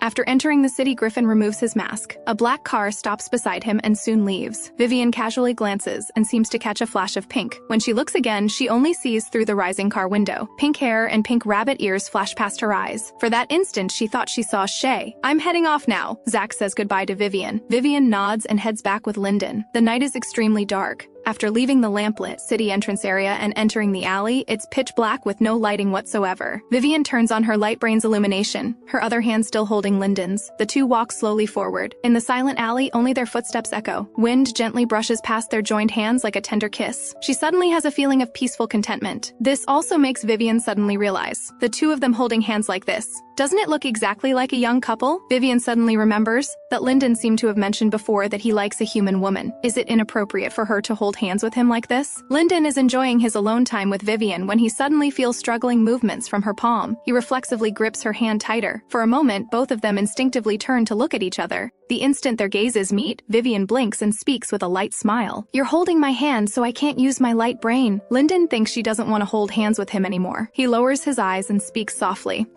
Go ahead and use it. Vivien raises her hand to fiddle with the light brain, seeming somewhat distracted. Who is the human woman Lyndon likes? She lowers her eyes and sighs. This guy probably likes someone but would never say it out loud. Originally, she didn't want to interfere since it's someone else's feelings, but she feels if she doesn't help, this guy will probably forever hide in the shadows. The other person might never know he likes them until death. Vivien's mouth twitches slightly. Maybe this guy is just destined to be alone? Naturally, she doesn't know she's guessed everything correctly because even after transmigrating, the future her never knew Lyndon liked liked her. She is messing around with her light brain without any goal. Having become his family doctor, does she also need to serve as a relationship counselor? Meanwhile, at Vivien's door, Dylan stands with arms crossed against the wall, his gaze darkly sweeping over the other guys, before letting out a meaningful light laugh. What? Can't sleep tonight, everyone? Coming out to bask in the dark clouds? Ryan's tall figure squats at the door, his gaze constantly looking toward the alley entrance, as if waiting for someone. His tail sweeps the air somewhat irritably, ignoring Dylan's words. Ronin stands calmly, his tall figure not leaning against anything, a pair of emotionless silver eyes looking down, his gaze falling on the light brain on his wrist. Damien also leans sideways against the wall, looking toward the alley entrance, seemingly waiting for someone. Seeing no one responds to him, Dylan isn't embarrassed and continues casually. Then tonight's dark clouds are really very nice to bask in. Soon footsteps come from the alley entrance. Almost instinctively, all four men's gazes lock onto that direction. The next second, a woman and a beastman walk back. It's Lynn. Lynn is pressed against the wall by the beastman, being kissed intensely, completely unaware of the four guys next door waiting for Vivien to come home. Lynn doesn't notice, but her beastman does. Someone's here, his hoarse, embarrassed voice rings out. Lynn pauses and turns around to see the four men at Vivien's door. That dead girl Vivien is so damn lucky. She thought having a scorpion and a little butterfly was enough, but didn't expect there to be such good-looking lizard and wolf too, and they all seem to be waiting for their master. Lynn is extremely envious. Out of sight, out of mind, she hurriedly pulls her beastman back into the house. After a while, movement comes from the alley entrance again. Lyndon, let me tell you, if I liked someone, I would definitely take the initiative and confess. Vivien speaks in a casual chatting tone. Whether they like me back or not, at least being proactive gives results. Being passive gets you nothing. Is that so? Lyndon looks at Vivien. What if I get rejected? Vivien gently pats his shoulder. Getting rejected is fine too. Life isn't just about romance. Lyndon lowers his eyes, but all he wants is her love. Running footsteps approach, bringing a gust of wind as someone rushes to Vivien. Vivien, why are you back so late? Dylan stops in front of Vivien, his hands gripping her arms. I sent you so many messages, but you didn't reply. I always report to you when I come back late. From now on, when you come back late, send me a message too, okay? Dylan's palms wrap around her hands. Vivien, I want to be more special in your heart, different from the others. Morning was the butterfly, afternoon was the snake. Can't he see me? I'm in front of her every day. Shouldn't she think of me first? Vivien sees the love and longing overflowing from his eyes without any concealment. Her heart pounds heavily. Could this guy really like her? The next second, Dylan's shoulder is suddenly grabbed from behind and thrown aside, hitting the wall with a bang. His original position is replaced by Ronin. Vivien looks at Ronin appearing before her. Someone who doesn't seem to fight actually has such strength. Ronin blocks Vivien's impulse to turn and look at Dylan. One hand pinches her earlobe, his gaze falling on the small mole on her earlobe, his voice carrying special meaning. Such beautiful earlobes would be a waste without wearing something. This is an earring I made myself. I'm giving it to you. I hope you'll like it. Vivien reaches up to feel tassels with a slight coolness. Thank you. The upper part of this ear clip is a silver lizard hook shape. That little red mole seems to grow on the lizard's heart. Below are silver tassels shimmering with faint light. You worked hard today. Go back and rest well. Ronin reaches out to touch her head. Vivien finds herself in a dilemma. Lyndon in front, Dylan behind, Ronin beside her. Why does the atmosphere feel so strange? She quietly pushes away Ronin beside her and smiles to ease the awkwardness. I'm going in first, but there are still two guards on either side of the door. Ryan raises his eyebrows slightly. Back? Good that you're back. Damien glances at her, then turns and enters the house. Vivien looks at Ryan, then at Damien. Were you all waiting for me tonight? Obviously. Ryan's cold gaze sweeps over the other men. Waiting for me for what? Ryan doesn't explain, just calmly walks to Vivien's side. Free tomorrow? No, I need to make potions tomorrow. What's up? How about the day after? I'll take you somewhere fun. Vivien's expression freezes slightly. What's fun on this exile planet? It's either polluted vegetation or polluted air, plus mutant insects and wild beasts. There might even be robberies. Is Ryan planning to take her to fight mutant insects? We can have fun anywhere. Ryan turns to look at her, like a holographic game. Wanna try it? Except his holographic game world is the real world.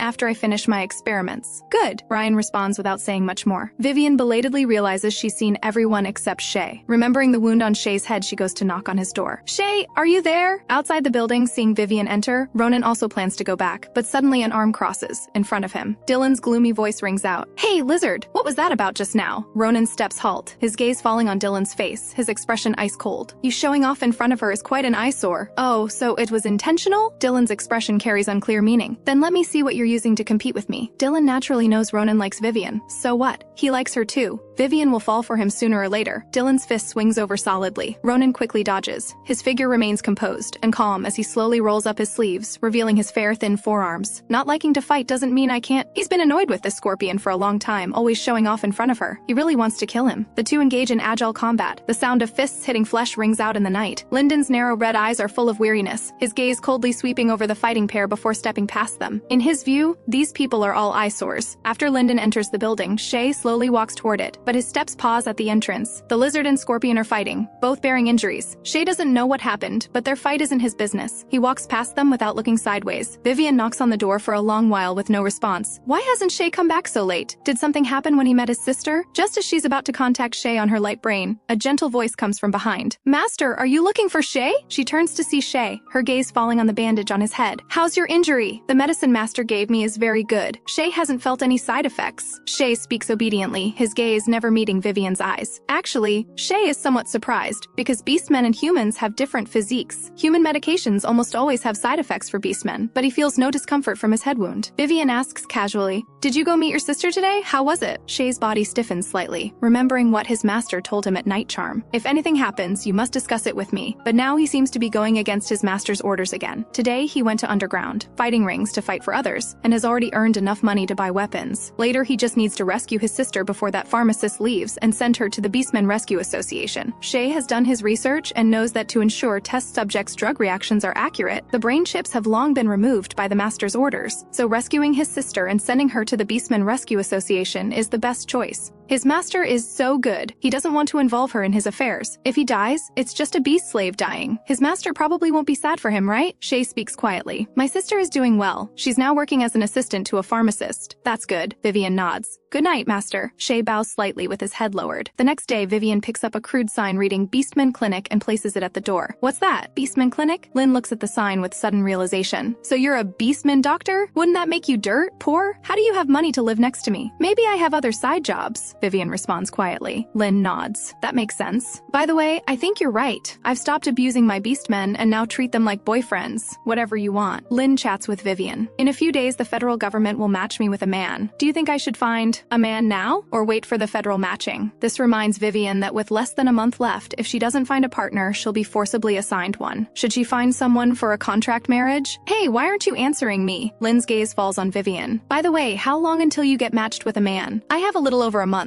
As for your first question, I suggest following your own wishes. I'm going back. Vivien turns and sees Lyndon. She waves hello. What will you do in a month? Lyndon looks down at her, his voice carrying some fatigue. Probably find someone for a contract marriage. You can marry me. Lyndon's voice is cool and slow, seeming to carry some difficulty and nervousness when saying this, just hidden beneath his cool tone, making it hard to detect. Those guys all seem to have developed different feelings for Vivien. They're all working hard to pursue her, trying to make Vivien focus on themselves. Lyndon's eyes lower slightly. He feels awful. His position in her heart seems to be gradually falling to last place. But you're a beastman. Vivien speaks matter-of-factly. Lyndon keeps waiting for her answer, expecting rejection, but gets this response instead. I also have human identity. He looks gently into her eyes, his weary cold eyes now churning with affection about to overflow. I can register marriage with you? Soon, he just slightly lowers his brow, burying those emotions deep inside. Vivien blinks gently. Won't this be detected by the system? Besides, don't you have someone you like? Wouldn't this be inappropriate for us? Why don't you try to directly hack the system and register my information as married? Lyndon stares at Vivien for a while. He can naturally hack it directly, but he wants his human identity to register marriage with her. Can't. He only utters one word, then stares at her for a long time. The words "the person I like is you" burn like fire in his throat, circling but unable to come out. His lips move slightly. I have more than one human identity. You can choose any human identity to register marriage with. Hearing this, Vivien no longer hesitates. She speaks sufficiently. Good, let's register marriage right now. Lyndon gets his wish hearing this sentence. Despite being mentally prepared, his heart still can't help rippling like lake water, finally surging into a tsunami.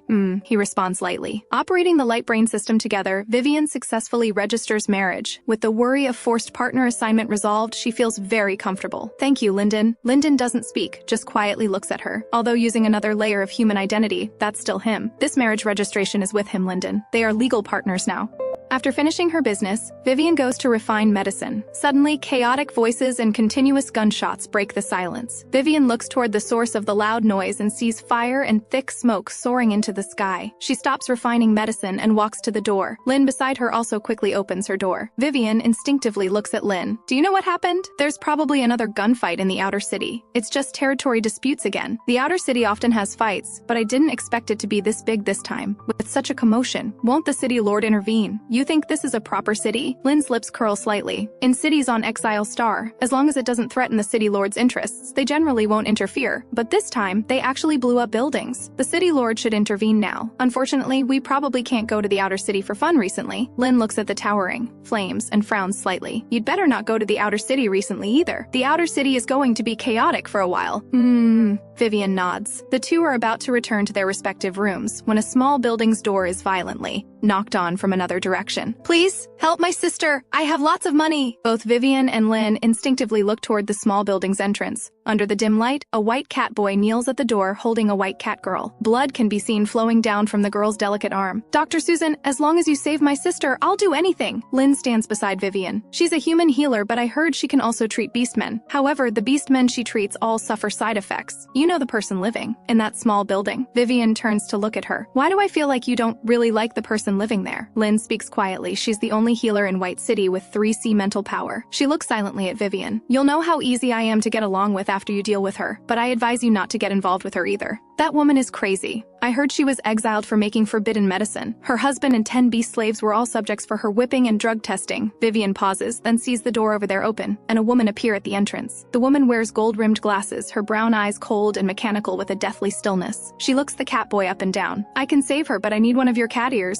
On the other side, Vivien quickly walks over. Lynn hurriedly follows beside her and blinks. Are you going to play the hero? No, I'm going to steal customers. Lynn pauses and hurriedly follows to join the excitement. After hearing the woman's words, the white cat boy's entire body stiffens slightly, but his expression quickly calms down. He had long heard that this healer's fees were extraordinary. Cutting off one ear to save his sister's life was naturally worth it. Wait! A voice rings out. Both the woman and the white cat boy look toward Vivien. I'm a new beast healer. I don't need ears, just regular fees. Want to come to my place for treatment? Your sister's chest pierced by a laser gun can't be delayed any longer. But the white cat boy just quickly picks up the little girl and turns to look at the woman who wants his ear as payment, his voice extremely anxious. Please hurry, Dr. Susan. Susan glances at Vivien, then simply turns and goes inside. The cat boy hurriedly carries his sister inside too, leaving only scattered bloodstains at the door and two slender figures outside. Vivien is stunned. The white cat boy would rather cut off an ear than let her help treat his sister, but she quickly understands. She has no reputation at all, and her treatment abilities are unknown. The white cat boy couldn't possibly gamble his sister's life. While Dr. Susan's fee requires his ear, her ability to treat beastmen should be better than other nearby healers. The white cat boy's choice is understandable. You have no reputation as a beast healer. Who would choose you? Lynn speaks quietly. Besides, what kind of beast healer actively seeks out customers? That looks completely unreliable. Vivien doesn't look particularly disappointed. I wanted to treat his sister well, then have him advertise for me. Her clinic's customers are probably just free beastmen now. Free beastmen have independent choices, so naturally they'll seek treatment when sick, and Vivien treats this demographic. Advertisement? Lynn asks directly. Why don't you just pay to register your shop on the city district map? Some people will follow the brain computer map to find you. Ronin said those city districts on the brain computer map are paid displays, and the actual situation isn't good, but undeniably this method does bring many unsuspecting people. Alright, Vivien nods and walks back. But this kind of thing requires monthly payments, right? Lynn follows her back. Pay for 1 month, and it only shows for 1 month. Next month you have to pay again. 1 month is fine. Vivien speaks casually. Beast healers are different from other healers. I specialize in treating beastmen, while other healers cause side effects and trigger other diseases when treating beastmen. With recent chaos in the outer city, many innocent beastmen will probably get caught up in it. It's exactly when beast healers are needed. With scarce healer resources in the city, you'll definitely make a fortune recently. Is that so? Vivien thinks thoughtfully. That's indeed a good opportunity. I'll pay to upload my shop to the city district map later. Thanks. If your beastmen get injured, you can come find me. I'll heal your beastmen once for free. Vivien turns to look at Lynn. After all, this person brought her quite a bit of information. Hey, that's perfect. Lynn smiles and raises her eyebrows. I was just planning to take my beastmen to check their old injuries. She thinks her relationship with Vivien has gotten closer, so she moves closer to ask, hey, how do you make everyone around you love you? Although I've reformed, they still haven't opened their hearts to me. Vivien is puzzled. Which eye of yours sees that they all love me? As for improving relationships, keep working hard yourself. Your 5 beastmen definitely all love you. Lynn feels jealous. Otherwise, who would come out to blow in the northwest wind late at night just to wait for you to come home? Don't overthink it. Vivien smiles without warmth. All 5 of them liking me? How is that possible? They're just worried that, if I die, they'll be buried with me. But Dylan seems serious about it. Actually, after getting along with these 5 people,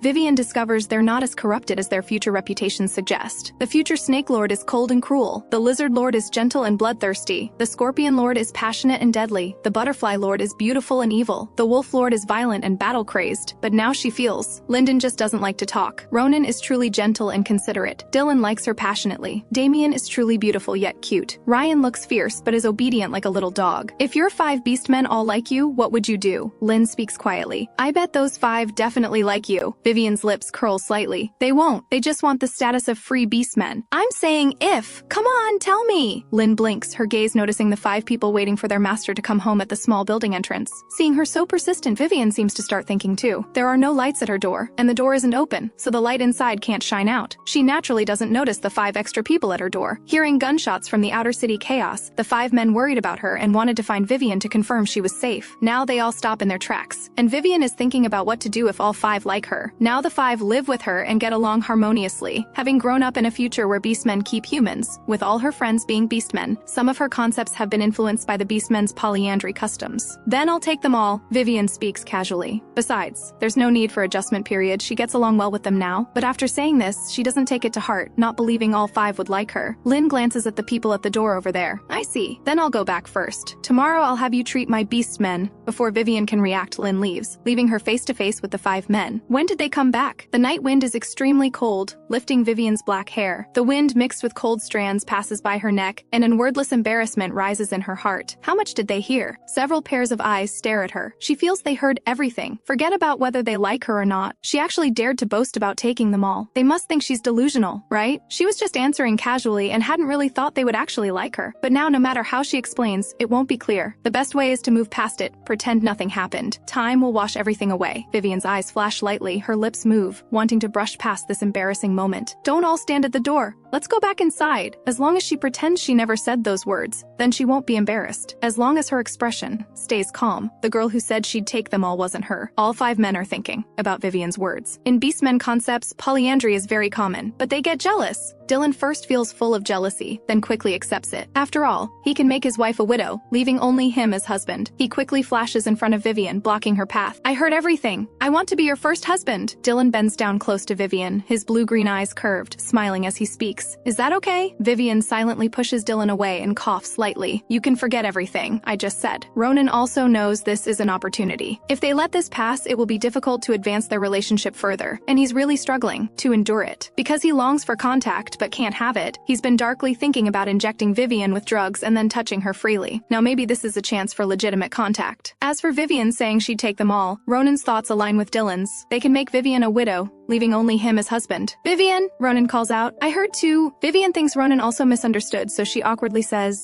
don't take it to heart. I said those words casually, but before she finishes, Ronin's slightly hoarse voice rings out. If you want to take someone, you can take me too. Vivien's explanatory words get stuck in her throat, and her heart skips a beat. She already knew Dylan likes her, but Ronin likes her too? The other 3 also follow with their confessions to Vivien. All 5 confirm they've fallen for her, and her earlier words about taking them all if they all liked her seem to give them great courage. Ryan swallows hard, seemingly wanting to hide his violent heartbeat. Vivien, I like you too. Take me too. Vivien's lips move. Ryan, don't follow the trend. Ryan can't help but laugh. Who's following trends? I already liked you. If you don't believe me, stab me and see if I fight back. Vivien's initially tense mood suddenly becomes amused. Who proves they like someone this way? This fool. Vivien. Damien looks at Vivien with his beautiful eyes, his purple gold pupils fantastical and gorgeous. Vivien's eyebrows jump. Damien won't also say he likes her, will he? You know I'm in mating season recently, right? Damien smiles lightly, his coldness melting to leave only beautiful, alluring eyes. The gold powder that day was because I was in heat. What I want to say is, butterfly courtship shimmer doesn't lie. It only shines brighter for the one you love. Vivien, I like you. Will you mate with me? Looking at Damien's face that seems like a flower bloomed to ripeness, beautifully decadent, Vivien's heart can't help but beat violently. This face is really beautiful. She can't help but blush, and her heart raced just looking at it. Although she had some suspicions, hearing it still surprises her. Vivien covers her face. She really wants to escape. She instinctively looks toward Lyndon. Lyndon definitely doesn't like her. He already has a human woman he likes. The air is slightly cool, but Lyndon's voice carries fire sparks as it rolls over. The human woman I like is you. Vivien just feels her ears burning. For a moment, memories of future and present interactions flood her mind. She suddenly realizes that whether in the future or present, the human woman Lyndon likes seems to be her. Are you telling the truth? Vivien's voice is somewhat hoarse. Dylan hadn't expected the other 4 would also confess. Now it's like all 5 are bound together. If Vivien rejects them, all 5 get rejected together. No one gets the good outcome. He absolutely won't let Vivien take only others and not him. I gave you my first kiss. You ask if it's real? Dylan laughs lightly. The others remain silent, just staring at Vivien with deep emotion. That restrained, patient love suppressed in their eyes finally can't be held back anymore and floods out like a deluge. Vivien's heart pounds like drums. I'll give you an answer tomorrow. Her voice trembles with nervousness as she quickly passes between the 5 beastmen. Everyone rest well. Soon she returns to her room, single for over 10 years, suddenly having 5 handsome men confess. It's quite overwhelming. Back in her room, having just escaped the confession scene, Vivien's face flushes red. Without a word, she messages, Lynn. You deliberately asked me that question just now, didn't you? Lynn quickly replies, how was it? Those 5 all like you, right? Lucky girl, you're blessed. Are you taking them all?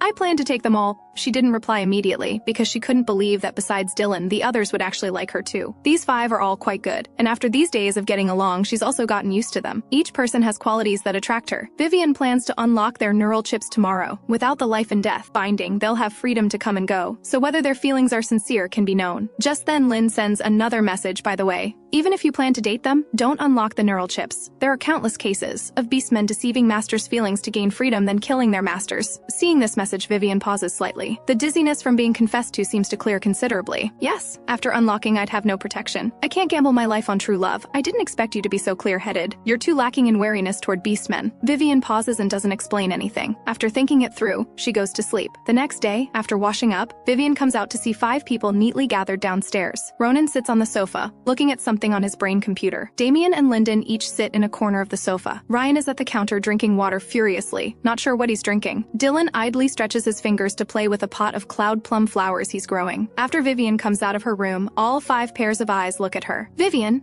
how's your consideration going? Dylan walks over with a smile. If you're going to reject someone, you have to reject everyone. You can't favor just one. If he gets rejected, the others shouldn't have it easy either. Do you want to be rejected? Hearing this, Dylan's body stiffens slightly. Then he speaks pitifully, of course not. But it's okay if you just take me. Vivien speaks slowly. What if I want to take the others too? Dylan grits his teeth. Then I want to be the head husband. The other 4 also come around her, staring at her with extreme nervousness. Vivien touches her chin. But Lyndon and I are already registered, so logically he should be the head husband. She suddenly realizes that the marriage registration was Lyndon's calculated result, not just casually solving her matching problem. Beastmen and humans can't register, Ronin says slowly. I registered with his human identity. Vivien turns to look at Ronin. If I can't be head husband, I want to be second husband, Dylan says leisurely. Forget about head husband, or not. We'll all end up in the same grave anyway. Don't worry about these things, Vivien speaks slowly. I said last night I'd give you an answer today, so the answer is the same as what I told Lynn last night. I'll take you all, so let's try being together first. Good, tonight I'll warm your bed, okay? Dylan moves close to Vivien, his face beaming with expectant smiles. Vivien, check your brain computer account. Ronin's voice rings out softly. My dowry? Vivien's heart races as she silently opens her brain computer account, then sees Ronin's account under her name has gained over 10 digits. This dowry dazzles her eyes, and she discovers the other 4's accounts also gained over 10 digits. Beast slave accounts are registered under their master's names, and incoming money can't be transferred out. Usage also requires master permission, so all this money is hers to spend freely. What dowry? Dylan snorts coldly. That all belongs to Vivien anyway. I'm also hers. The other 3 don't say anything, but the account numbers directly prove these are their astronomical dowries. Now she's a billionaire. With this money, she can focus on research. She doesn't know if their feelings are real, but this money is definitely real love. The happiness feels substantial right now. Material love makes people happy. Wife, tonight your husband will wash clean and warm your bed. Dylan excitedly moves close to Vivien. Vivien silently pushes his face away. We'll talk about bed warming later. All right, I need to refine medicine. You all go do your own things. But now all 5 are immersed in the joy of being legitimate and just want to stay close by Vivien's side. They don't want to go anywhere. Seeing the 5 don't want to leave, Vivien blinks slightly. Don't worry, everyone will have a chance to warm the bed. Monday, Lyndon. Tuesday, Ronin. Wednesday, Dylan. Thursday, Ryan. Friday, Damen. Saturday and Sunday I'll randomly pick based on my mood. Why am I on Wednesday? Dylan thinks this is ranked by favorability and is naturally unhappy. But he suddenly realizes today is Wednesday and instantly transforms from gloomy to happy, looking very pleased. Oh, today is Wednesday. That's fine then. I like Wednesday. I'm the first to warm your bed. Lyndon and Ronin, hearing they're ranked first and second, feel secretly pleased. But hearing Dylan's words, their joyful little flames get doused with water. The 2 look at Dylan simultaneously. Ryan originally felt sour about being ranked later, but after hearing Dylan's words, he suddenly feels enlightened. Tomorrow is my turn. Can we really do that so soon? Actually, it's not impossible, just super nervous. Damen is also excited. The day after tomorrow is my turn. Finally, I can have my wings touched. Anticipating yet nervous, Vivien smiles. All right, everyone hurry and and get busy. I need to refine medicine too. This arrangement indeed soothes everyone's anxious hearts. Dylan's smile is extremely bright. I'll go to work right now and definitely come back early tonight to wash clean and warm your bed. Good, good, Vivien responds casually. She really just means literal bed warming anyway, nothing else. Ronin also needs to handle some machines at his shop and also plans to create some trouble so that Scorpion can't warm any bed tonight. Lyndon says nothing, just operates his brain computer while leaving. He should create more incidents to prevent that Scorpion from coming back. Ryan also needs to do missions. But during missions, he keeps secretly searching for information on how to serve women well, preparing for tomorrow's bed warming. Only Damien and Vivien remain in the courtyard. I don't have anything to do. Do you need help? Damien asks gently. Then help me wash these herbs clean, then put them in machine number 1. I'll operate it later. Okay, Damien responds. On the other side, in the dark forest full of various beasts, poisonous plants, and insects. Boss, what's gotten into you today? You're so fierce! Ryan's mechanical body's arm has cracked open again. He casually sits cross-legged on a rock, ignoring his subordinate, just quickly asking, did you find Vivien? The cloud network is too hard to break into. I suspect the cloud network founder is L, the #1 on the hacker rankings. I've had several computers counter-hacked already. Then keep investigating. I have something to do. Leaving first, before the person can react. The mechanical body instantly shuts down like it lost its soul. What's wrong with Boss today? The beastman scratches his head. He was prepared for Boss's slap, but unexpectedly he just left like that. I think I saw Boss searching how to warm a woman's bed on his brain computer, another person says hesitantly. The others look surprised. Boss, that kind of person can actually get a woman?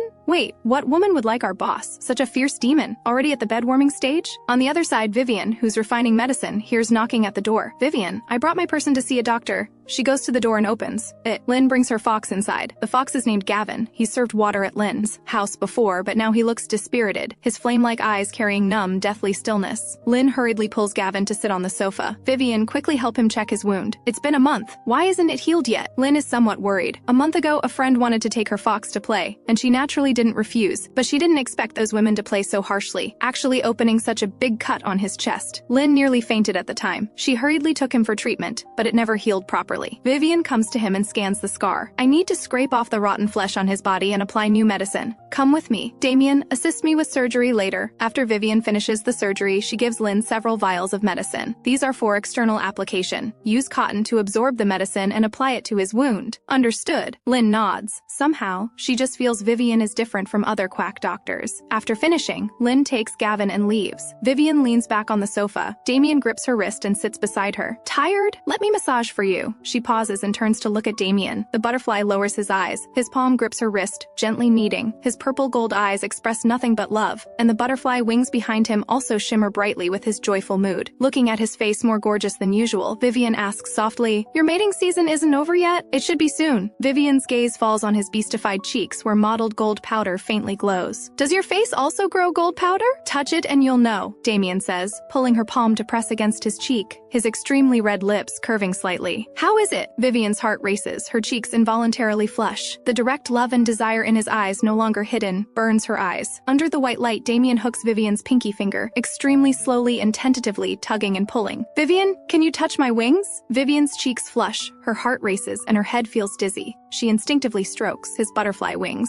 I like it very much. Damien's slightly heavy breathing brushes past Vivien's ear. Vivien, among butterflies, expressing love means stroking each other's wings. I also want to express my love for you. Vivien grips Damien's wrist, forcing herself to stay calm. Damien, that's enough. I want to rest. Damien lowers his eyes and releases Vivien, watching her leaving figure, his gaze dimming slightly. The seduction failed. Seems he still needs practice. He once disdained such words, but now he's starting to study frame by frame how to attract people. After returning to her room, Vivien covers her face hard, obviously seduced by Damien until her soul was floating, but she still chickened out. She has to comfort herself that she just wants to cultivate feelings more, not wanting intimate contact so quickly. After showering, Vivien lies down in bed and discovers Zach sent her a message. Wait for me at the City Lord's Villa entrance tomorrow. We're going to a pharmacist exchange meeting together. Okay, Mr. Zach, she replies and prepares to turn off the lights to sleep. The door is suddenly knocked heavily. I'm here to warm your bed. Dylan's blue-green eyes are filled with dark intensity. Nightcharm had so many incidents in one day, and on the way back, people came to kill him. It seems everyone was trying to prevent him from returning. Who did it is obvious. These guys actually wanted to stop him from coming back. Ridiculous. Even if Nightcharm loses 100 million, even if his legs break, he'll crawl back to warm the bed. As soon as Vivien opens the door, Dylan smoothly squeezes in. Vivien, do you like what I'm wearing? Vivien's ears turn red. This guy's clothes are too seductive. She closes her eyes and speaks softly. When I said warm the bed, I meant literally sleeping under covers together. Besides, I have to work tomorrow. tomorrow, Dylan laughs. How can he not take the meat that's right at his mouth? Their faces are extremely close,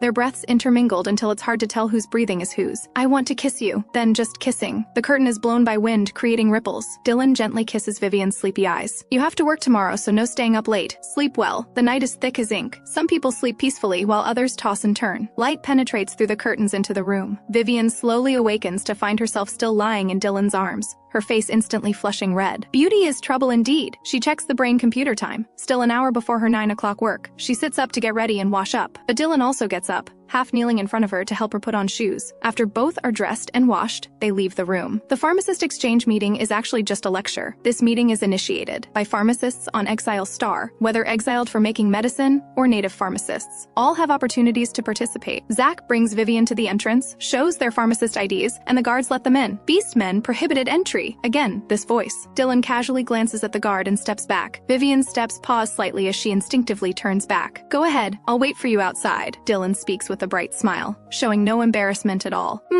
You can go do your own things first. When I'm ready to go back, you can come pick me up. Okay, I'll miss you. Dylan smiles charmingly. Vivien just nods without saying more, turning back to see Zach waiting for her. She suddenly feels like she's the boss and he's the assistant. Mr. Zach, let's go. Zach responds in his usual businesslike manner. The two walk toward the first floor lobby. While walking, Zach operates his brain computer. Vivi, I've sent you the lecture schedule. Please take interaction notes. You don't need to come this afternoon. Just organize the documents at home and send them to me. Okay, Mr. Zach. In a huge tiered lecture hall, as soon as Zach brings Vivien in, a middle-aged man waves at Zach. It's Griffin, whom they met in White Moon Forest before. The middle-aged man has refined features but sharp, penetrating eyes. Brother Zach, come sit together. Zach walks over and sits down. Vivien follows and sits beside him. Brother Zach, did you add that Vivien guy? Griffin continues, I bought all his articles and sent him many messages but no replies. Probably a weird, aloof old man. A middle-aged pharmacist behind Vivien hears them discussing Vivien and joins in. I heard that Vivien only added 5 people total on Cloud Network. I know one of those pharmacists. He only revealed that Vivien is an exiled pharmacist. Check the exile pharmacist list from the Empire Court. Might find Vivien's real identity. Vivien pauses. She indeed only added 5 people, all through coincidence. When she happened to see their messages and was interested, she'd click to communicate. These 5 online friends are Blaze, June, Seeker, Whitewind, and Vista. Except for Blaze being a beastman, the other 4 are human pharmacists. They usually only discuss medicine issues, not knowing which online friend revealed her Exile Star situation. But those people think she's a pharmacist exiled to the wasteland, when in fact, the original soul wasn't a pharmacist and was exiled for other crimes. Seems that Vivien guy isn't just an aloof old man, but also likes researching forbidden medicine, Griffin continues. Wonder what standards Vivien uses to add people. Why are you certain he's a weird old man? Zach speaks flatly. What if he's quite young? Griffin speaks slowly. Those articles can't be written without 50 to 60 years of experience. Vivien came from the future, equivalent to bringing back knowledge from 100 years later. Indeed, it would take a century to write such things. Griffin continues. These pharmacists who make forbidden medicine all hover between madness and genius. Forbidden medicine is naturally prohibited by the Empire, but some pharmacists will take extreme paths pursuing research results. Griffin deeply relates to this feeling. Like his research on longevity cells, when he can't make breakthroughs, he starts considering extreme methods, and he's indeed conducted private underground research that can't be made public. I really want to meet him. We definitely have many common topics. The lecture is starting, Zach says softly, ending their conversation. Halfway through the exchange meeting, the hall lights suddenly go out. All systems crash, the 4 doors lock, and thick choking smoke explodes in the hall. The smoke is poisonous, someone shouts. Instantly, people leave their seats, rushing toward the exits. In the darkness, Vivien silently puts on a gas mask. Mr. Zach here, Vivien stuffs one in Zach's hand. Anti-poison gas. Zach quickly takes it and puts it on. As a merman who can use voice to confuse and attack people, Zach has sensitivity to sound far beyond other beastmen. Just like when Griffin wore a mask, but he still recognized him by voice. So now he catches the slight sound of guns loading. With one hand putting on the mask, his other hand quickly presses Vivien down. Violent gunshots ring out. Griffin's painful scream comes through. Though he heard Zach's warning and quickly ducked, one ear still gets shot through. Griffin's face twists, his eyes pained and heavy. They're here to kill me! Zach turns toward the bullet source and sees a person in black combat gear standing above the hall, wearing a black mask, leaving only cold, deathly pink eyes visible. Shay's pink eyes also look toward Zach, and the long sniper rifle's dark muzzle slowly slowly aims at Zach. She pulls the trigger smoothly. Another gunshot. Zach's eyebrows jump as he quickly holds Vivien's shoulder and rolls under the seats. More gunshots follow. Griffin's bodyguards starting to fight back. Shay quickly leaves her original position as bullets hit the steel beams behind her with violent sounds. Vivien's back hits the ground, but a figure looms over her. Zach props up his body slightly and turns to look at Vivien. We need to crawl away and hide. The target is Griffin, but staying here we might get killed indiscriminately. Vivien can't worry about much else now and quickly turns to crawl sideways. Many people around have already inhaled the smoke and passed out. Outside the door, a mechanic is frantically dismantling the door lock but can't remove it quickly. How much longer? The person in charge looks anxious. Such a big accident at this meeting. He definitely can't escape responsibility. I'm trying. The mechanic clangs away at the dismantling. Move aside. A figure rushes over. Before the people outside can react, the mechanic gets pulled away. Dylan rushes to the door, one arm covered with hard scorpion shell, and violently smashes toward the door panel. Zach listens to the gunshots for a while and realizes there's only one assassin. Usually after an assassin's first shot misses and the target becomes alert, the assassin would leave first, but the gunshots keep ringing, proving this isn't ordinary assassination but revenge killing. The opponent will definitely kill their enemy at any cost. No good. We need to leave here quickly. Zach's expression hardens. Just then, the right door makes a huge crash. The entire door panel gets torn off by that arm covered in blue-green scales,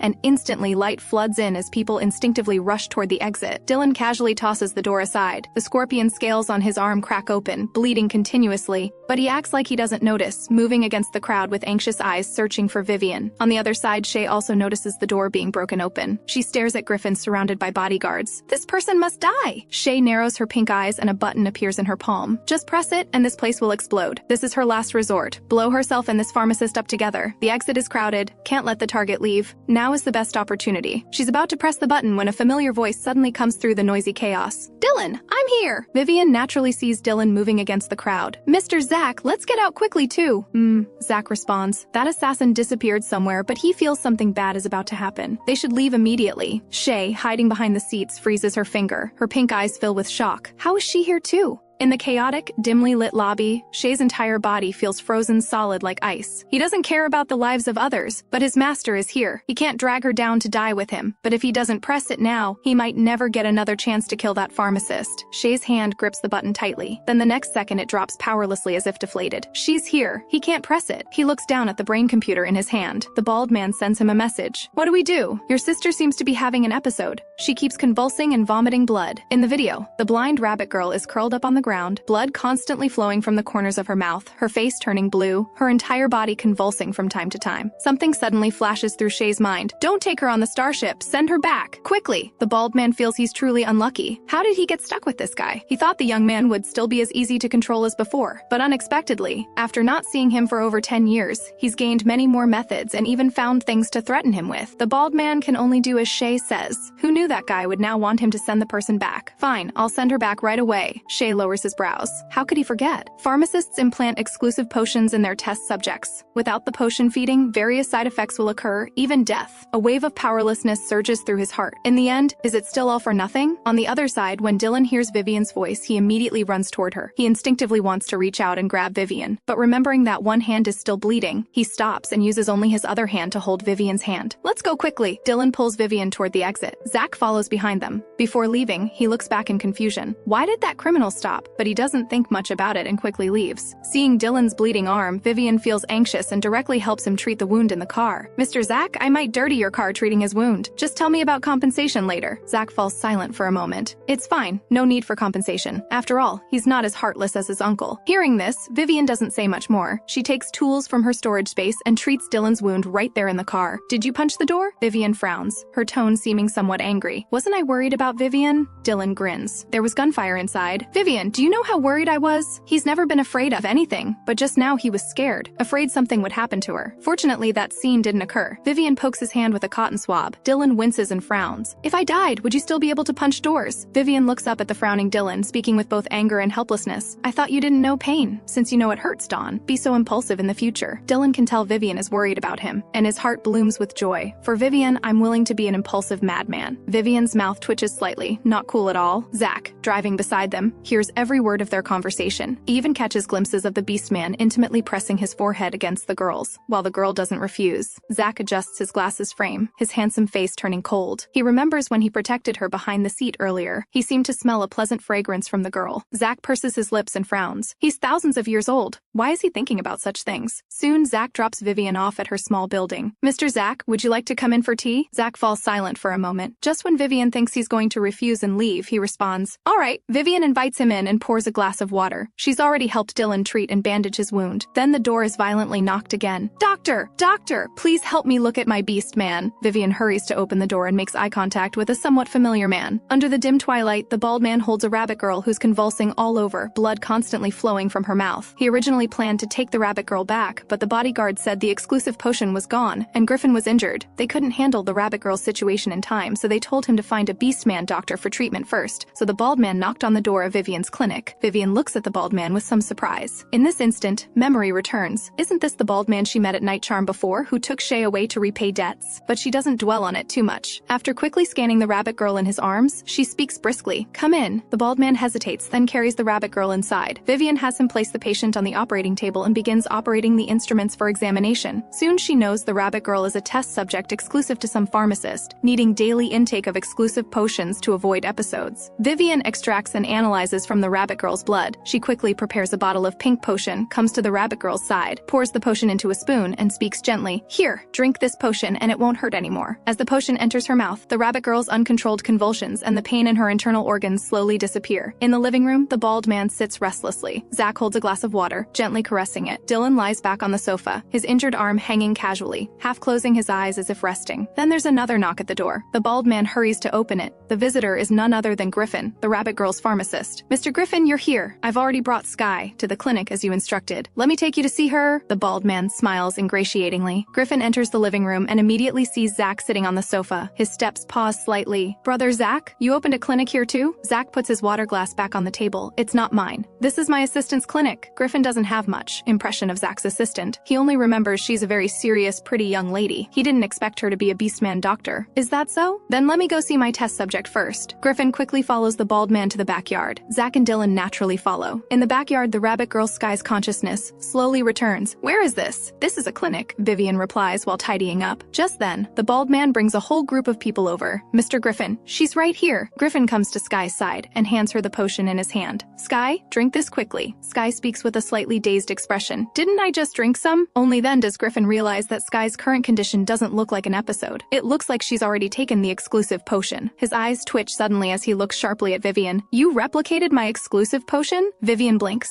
Yes, I made it. You're this rabbit girl's pharmacist? You made it in such a short time? Griffin stares in disbelief. You're not just a doctor, you're also a pharmacist? A pharmacist working as another pharmacist's assistant? Zach, standing nearby, freezes slightly at these words. Yes, why would she, a pharmacist, be willing to work as another pharmacist's assistant? Can't a pharmacist work as someone else's assistant? Griffin pauses. Of course not. Most pharmacists wouldn't lower themselves to be assistants, but the girl's expression is so calm that it makes their conventional thinking seem worthless. By the way, the consultation fee is 100 star coins. Vivien hands over her brain computer. Griffin pays the consultation fee and prepares to leave, but Vivien suddenly speaks. Pharmacist Griffin, I quite like your test subject. Could you give her to me? Griffin pauses. This is his most satisfactory test subject, and this pharmacist who came out of nowhere dares to ask for her directly. If it weren't for the fact that she's Zach's assistant, Griffin would have lost his temper long ago. Young lady, she's my most satisfactory test subject. Plus, she has traces of my experimental drugs. Pharmacists worry about their formulas being stolen, so please understand. I don't want to give her to you, but I've already figured out your recent experimental formula. You've been researching a drug to extend lab mice lifespan, haven't you? Griffin's eyes twitch. Though his ultimate goal is to create drugs that change human genes for longevity, but before that, he plans to start with experiments on white mice. Young lady, you know quite a lot. Griffin's smile fades, but what does this have to do with whether I give you my test subject? I can provide a research direction for your upcoming experiments. Vivien speaks slowly with over 95% success rate. Griffin laughs in disbelief. Young lady, do you know how many years I've been working on this experiment? You dare claim you can provide a 95% success rate approach? This approach can naturally only be applied to lab mice, Vivien states directly. So, would you trade a test subject for this approach? Young lady, I haven't heard of you in the pharmaceutical world world, Griffin says leisurely, implying why should he trust her. Vivien feels she could reveal her Vivien Cloud identity to convince him and probably get the rabbit girl directly. But she doesn't. If it doesn't work, you can take your test subject back. Griffin hesitates. He owns pharmaceutical companies. Test subjects aren't scarce. Skye is just his most handy test subject. Compared to the experiment, she's not that important. Alright, let's hear it. Griffin agrees. After Vivien explains her approach, Griffin's gaze shifts from doubt to seriousness, then to sudden understanding. The test subject is yours. I'm leaving first. Griffin now wants to take Vivien's approach and redo the experiment immediately. The bald man hesitates, somewhat suspecting this woman recognized Skye as Shay's sister, but he doesn't say much and leaves with Griffin. After some pleasantries, Zach also leaves. Seeing everyone gone, Dylan walks over to Vivien. Vivien, you're amazing. He investigated Vivien's background but found no traces of her being a pharmacist or doctor, but he can't be sure she's not hiding it deeply. None of this matters though, he just likes her. Vivien casually responds to Dylan's praise, then turns her attention to the blind girl on the bed. Skye naturally heard Vivien's conversation with Griffin. She feels confused and helpless now, curling up with her pink rabbit ears drooping as she huddles on the operating table. Vivien reaches out and holds her hand. Hello, I'm Vivien. Skye feels the touch in her palm. The woman's voice is gentle, like a soft breeze, soothing all the unease in her heart. I'm Skye, she says weakly. Do you have a brother named Shay? Vivien asks gently. Skye's fingers curl imperceptibly and she nods lightly. I'm his current master. I've heard Shay mention Vivien before. He said Vivien is very, very good. That does sound like something, he'd say. Vivien's eyes curve with a smile. Her tone is clearly meant to comfort the rabbit girl's anxious heart. Dylan walks behind Vivien, leaning forward and resting his chin on her shoulder, speaking slowly. Vivien, my hand really hurts. Come comfort me too. Instead of comforting some rabbit girl, come comfort him. Vivien glances at the rabbit girl, then at Dylan. There are people here. You really have no shame. I just like clinging to Vivien. Why should I care about others' gazes?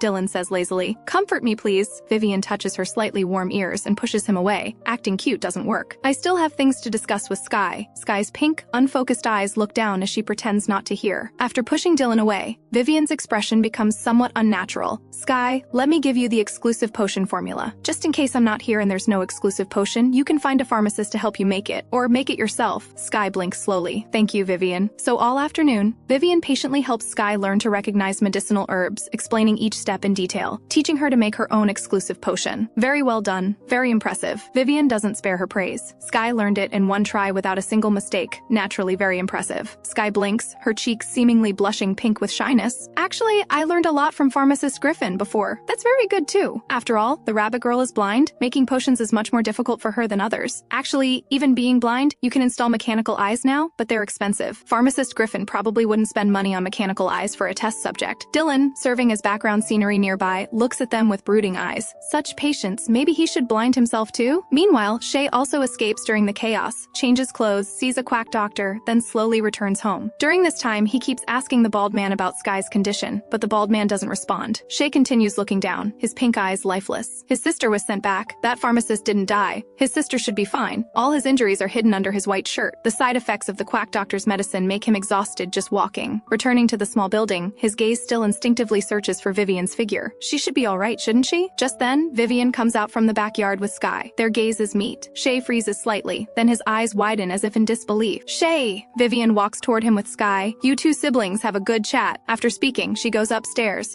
planning to summarize today afternoon's discussion with the pharmacist into a document for Zach. Vivien, what are you going to your room for? Dylan follows behind, asking leisurely. Organizing documents. Then I'll keep you company. Dylan smiles and reaches for her hand. Vivien doesn't say anything and lets him follow her back to the room. So while she organizes documents in the room, Dylan lies beside her. His injured arm rests casually as he occasionally checks his brain computer, but mostly watches Vivien, feeling like he can never get enough of looking at her. Yesterday's bed warming created many messes to clean up today. It'll probably keep him busy for a while. Dylan's face shows a sinister cold smile. He needs to properly repay those other guys too. Downstairs in the living room, after chatting with Skye, Shay understands the whole situation. He's both surprised and conflicted. He didn't expect his master to help him in the end. Vivien said, I can stay if I want or leave if I want. We can decide ourselves. Shay, can I stay? Shay pauses. This small building has no extra rooms and Skye, being blind, always needs care. He doesn't want to trouble his master anymore. Shay knows a pharmacist. I'll take you to him. You can stay with him temporarily. Skye's whole body stiffens stiffens slightly. She can tell Shay doesn't want her staying here to trouble Vivien. But quickly, she returns to her gentle, harmless appearance. Shay seems to care more about Vivien. Sky's eyes lower, her voice unreadable. It's fine. Sky can be anywhere, as long as I don't trouble others. That's Sky's greatest use. Big Brother is so annoying. Why monopolize Vivien's gentleness? She's never experienced such gentleness either. Being a test subject really hurts so much. Every time, she doesn't know what disgusting version of herself she'll face. Vivien is very good, just like Shay said. Before, Shay would give her everything. This time, give her Vivien's gentleness too. Can't you? Hearing Sky say he cares more about Vivien, Shay also pauses slightly, realizing he does seem to unconsciously favor her. The pharmacist Shay will find for you is also a very good person. You'll be fine there. Sky stays quiet for a while before slowly speaking. Can Sky still visit Shay sometimes? Of course. Shay pats her head. When Shay earns money and buys a house, I'll bring you to live separately. I won't leave you with that pharmacist forever. Sky blinks her unfocused eyes. Okay, soon. Vivien's room is knocked on. Master, I plan to take my sister to live elsewhere. Alright, I've already transferred some star coins to you. Take your sister to find a place to live first. Come back after settling her. I have something to discuss with you. Yes, Master. Soon, Shay leaves with Sky. Vivien finds the star coins she transferred to Shay have been transferred back. Vivien, finished your work? Can you comfort me now? A long arm wraps around her waist, pulling her into the room and closing the door. Vivien turns around. Dylan leans down close, their breaths mingling lightly, his mountain blue eyes filled with intoxicated love. I'm very easy to comfort. Let me teach you how to comfort me, okay? Vivien looks down and sees him holding her tightly around the waist with his injured arm, while his uninjured hand grabs her fingers. Isn't your arm injured? Hugging so tight, aren't you afraid the wound will split open? Vivien's hand gently touches his injured arm. Remembering the mottled, torn flesh she saw during treatment, she still feels heartache. Don't use this hand to hug. Vivien looks up gently. I'll comfort you. Dylan's heart trembles, his whole body tingles, his heartbeat accelerates, his cheeks flush red, and his tail can't help but quiver. Vivien, you're more seductive than I am. Dylan's voice is low and husky. He obediently lowers his injured arm and instead wraps his scorpion tail around her waist. So, how will Vivien comfort me? Dylan's mountain blue eyes are veiled with a light red mist, filled with smiling inquiry. Vivien pauses, then hooks her arms around his neck and lightly kisses his peach blossom eyes. There. Is this comfort enough? Dylan's heart itches as he drowns in this intimacy. Vivien, this won't comfort me at all. Didn't you say you were easy to comfort? Vivien questions back, her eyes filled with gentle laughter. Very easy to comfort. I'll teach you. Dylan takes Vivien's hand and places it on his Adam's apple. Vivien, bite here, and you'll comfort me perfectly. Alright. Vivien's cheeks grow slightly warm, looking at Dylan's pitiful, pet-seeking gaze. She originally planned to stand on her tiptoes, but unexpectedly he's already bent down. She only needs to lean forward to reach. Her fingertips tingle. Her whole body temperature rises. Her head grows dizzy as she leans over and awkwardly bites his neck. Vivien, do I sound good when I gasp? Vivien's entire face is about to explode from heat. She bites his neck hard. Hiss! Dylan winces with a muffled groan, pain mixed with pleasure. Vivien, you're so fierce, but I love it so much. Alright, I'm done comforting you. Vivien pushes Dylan away, turns around, and pushes him out the door. Dylan freezes for a moment, then touches his neck with his fingers. Vivien, I love it so much. Vivien, I'm going to work. I might come back late tonight. Those messes are urging him to clean them up again. Go. Vivien waves dismissively. As the cool night breeze rises, Vivien sends her organized document to Zach. Unexpectedly, just after sending it, Zach receives it the next second. Received. Thank you for your hard work today. Take a good rest tomorrow. Vivien blinks. This boss is quite nice. She won't worry about today's mental damage compensation then. Suddenly, there's knocking at Vivien's door. She opens it to see Shay has returned. Master, I'm back. What did you want to discuss with me? Come in. Vivien steps aside to let him in. Why did you return the money I gave you? How will you settle your sister without money? Don't worry, Master. I had my sister stay temporarily at a friend's house. After I save enough money, I'll buy a small building near Master's place, then bring my sister to live there. Shay explains his plan. Then my sister and I will live in the small building near Master's. Though I won't live with Master, I'll still come help Master with work every day. Shay, let me give you free citizen status. From now on, it'll be like I employ you. I'll give you a fixed monthly salary. And if you don't want to work anymore, you can tell me anytime. Shay's hands on his knees clench slightly, his long lashes half lowered. He wants to always be Vivien's servant. Or rather, maybe he wants to always be with her, no matter what status. He knows he's not worthy to be Master's partner. So, being a servant forever would be fine. Shay wants to always be Master's servant. The young man's voice is dry. It's fine. I'll give you free citizen status and you'll do the same work as now, just changing from a master-servant relationship to an employment relationship. Shay's eyes gently lower. Even though it's a master-servant relationship, he doesn't want to unbind. It feels like once unbound, their connection would be severed too. But the initiative isn't in his hands. If Vivien wants to unbind, she can easily do so. Alright, from now on you're a free citizen. Shay's voice chokes slightly. Thank you, Master. Vivien pauses. What's wrong? Aren't you happy getting free citizen status? No, Master. I'm too happy, so I'm a bit choked up. Shay smiles lightly. but only he knows the bitterness in his mouth. Vivien doesn't think much of it. After all, he's wearing a mask. She can't see his expression. 10,000 star coins monthly salary. How does that sound? Shay agrees. Thank you, master. By the way, should I lend you money first? Your sister staying at someone else's house isn't convenient. Take the money to buy a house first, then work for me to pay it back later. No need, master. Shay shakes his head. I'll be able to buy a house nearby soon. Vivien understands his pride. All right then, master, I won't be living in this small building for now. I'm worried about leaving my sister alone at my friend's place. He trusts his friend but doesn't trust his sister. That's fine. Vivien nods. Shay lifts his pink eyes to glance at Vivien, then quickly looks away. Master has no thoughts about him staying elsewhere. Yes, he's just an insignificant servant after all. Good night, master. He turns and lowers his brows, hiding the watery red marks rising in his pink eyes. He doesn't know how long this employment relationship can last. The initiative has never been in his hands. At midnight, Vivien's room light has gone out. Ryan's tall figure stands outside Vivien's door, his entire face extremely dark. He carries a damp moisture, clearly having just showered, mainly to wash off the bloody smell. He came back late. Recently, his bounty team also came to White City. Ryan led the team collecting corpse bone flowers in White Moon Forest when they were pursued by many people. After he counter-killed one wave, escaped another wave, and slipped away from yet another, finally eliminating the opponents and completing the mission. It was already midnight when he returned to the small building. In this instant, standing outside Vivien's door in the cool breeze, Ryan suddenly understands something. He laughs angrily, his face growing even darker. Those guys deliberately targeted him just to prevent him from bed warming. Ryan's large hand falls on the door handle but ultimately doesn't push it open. She should be asleep now. He shouldn't disturb her. He turns and leaves. Playing this game, are they? Then nobody gets to warm the bed. The next day, Vivien sleeps in. She doesn't need to work as an assistant today, so her routine is making potions and treating patients at the clinic. The other partners are truly busy. If Vivien doesn't call them, they're generally not home. For some unknown reason, originally only Dylan reported his schedule to her daily, but now the others have started doing it too. Vivien, Night Charm is quite busy recently. I'll be back late. I'll miss you the whole time. Baby, I'm fixing mechs at the shop and we'll be back late. If you go out, definitely call me. I'll drop everything to accompany you. Vivi, something came up. I'll be back late. If you need me, I'll return immediately. Master, I'm out on a mission. I came back late last night and saw you were asleep, so I didn't disturb you. I'm free Saturday and Sunday. Choose me for bed warming. Vivi, I'll be back this afternoon. I won't break tonight's promise. Vivien replies okay to each message. Seeing Ryan's message, she responds, then Saturday you can come. Actually, bed warming doesn't matter. She mainly wants to touch Ryan's wolf ears, now that they're all her partners. Touching wolf ears should be perfectly acceptable, right? Right, she needs Ryan to properly care for his tail. Make the fur softer for better touching. But remembering how he previously refused to let her touch his tail, and scowled when she touched his ears, she decides to tease him first. She can't let him know she wants to touch his ears and tail, though she's still somewhat surprised Ryan likes her since he does.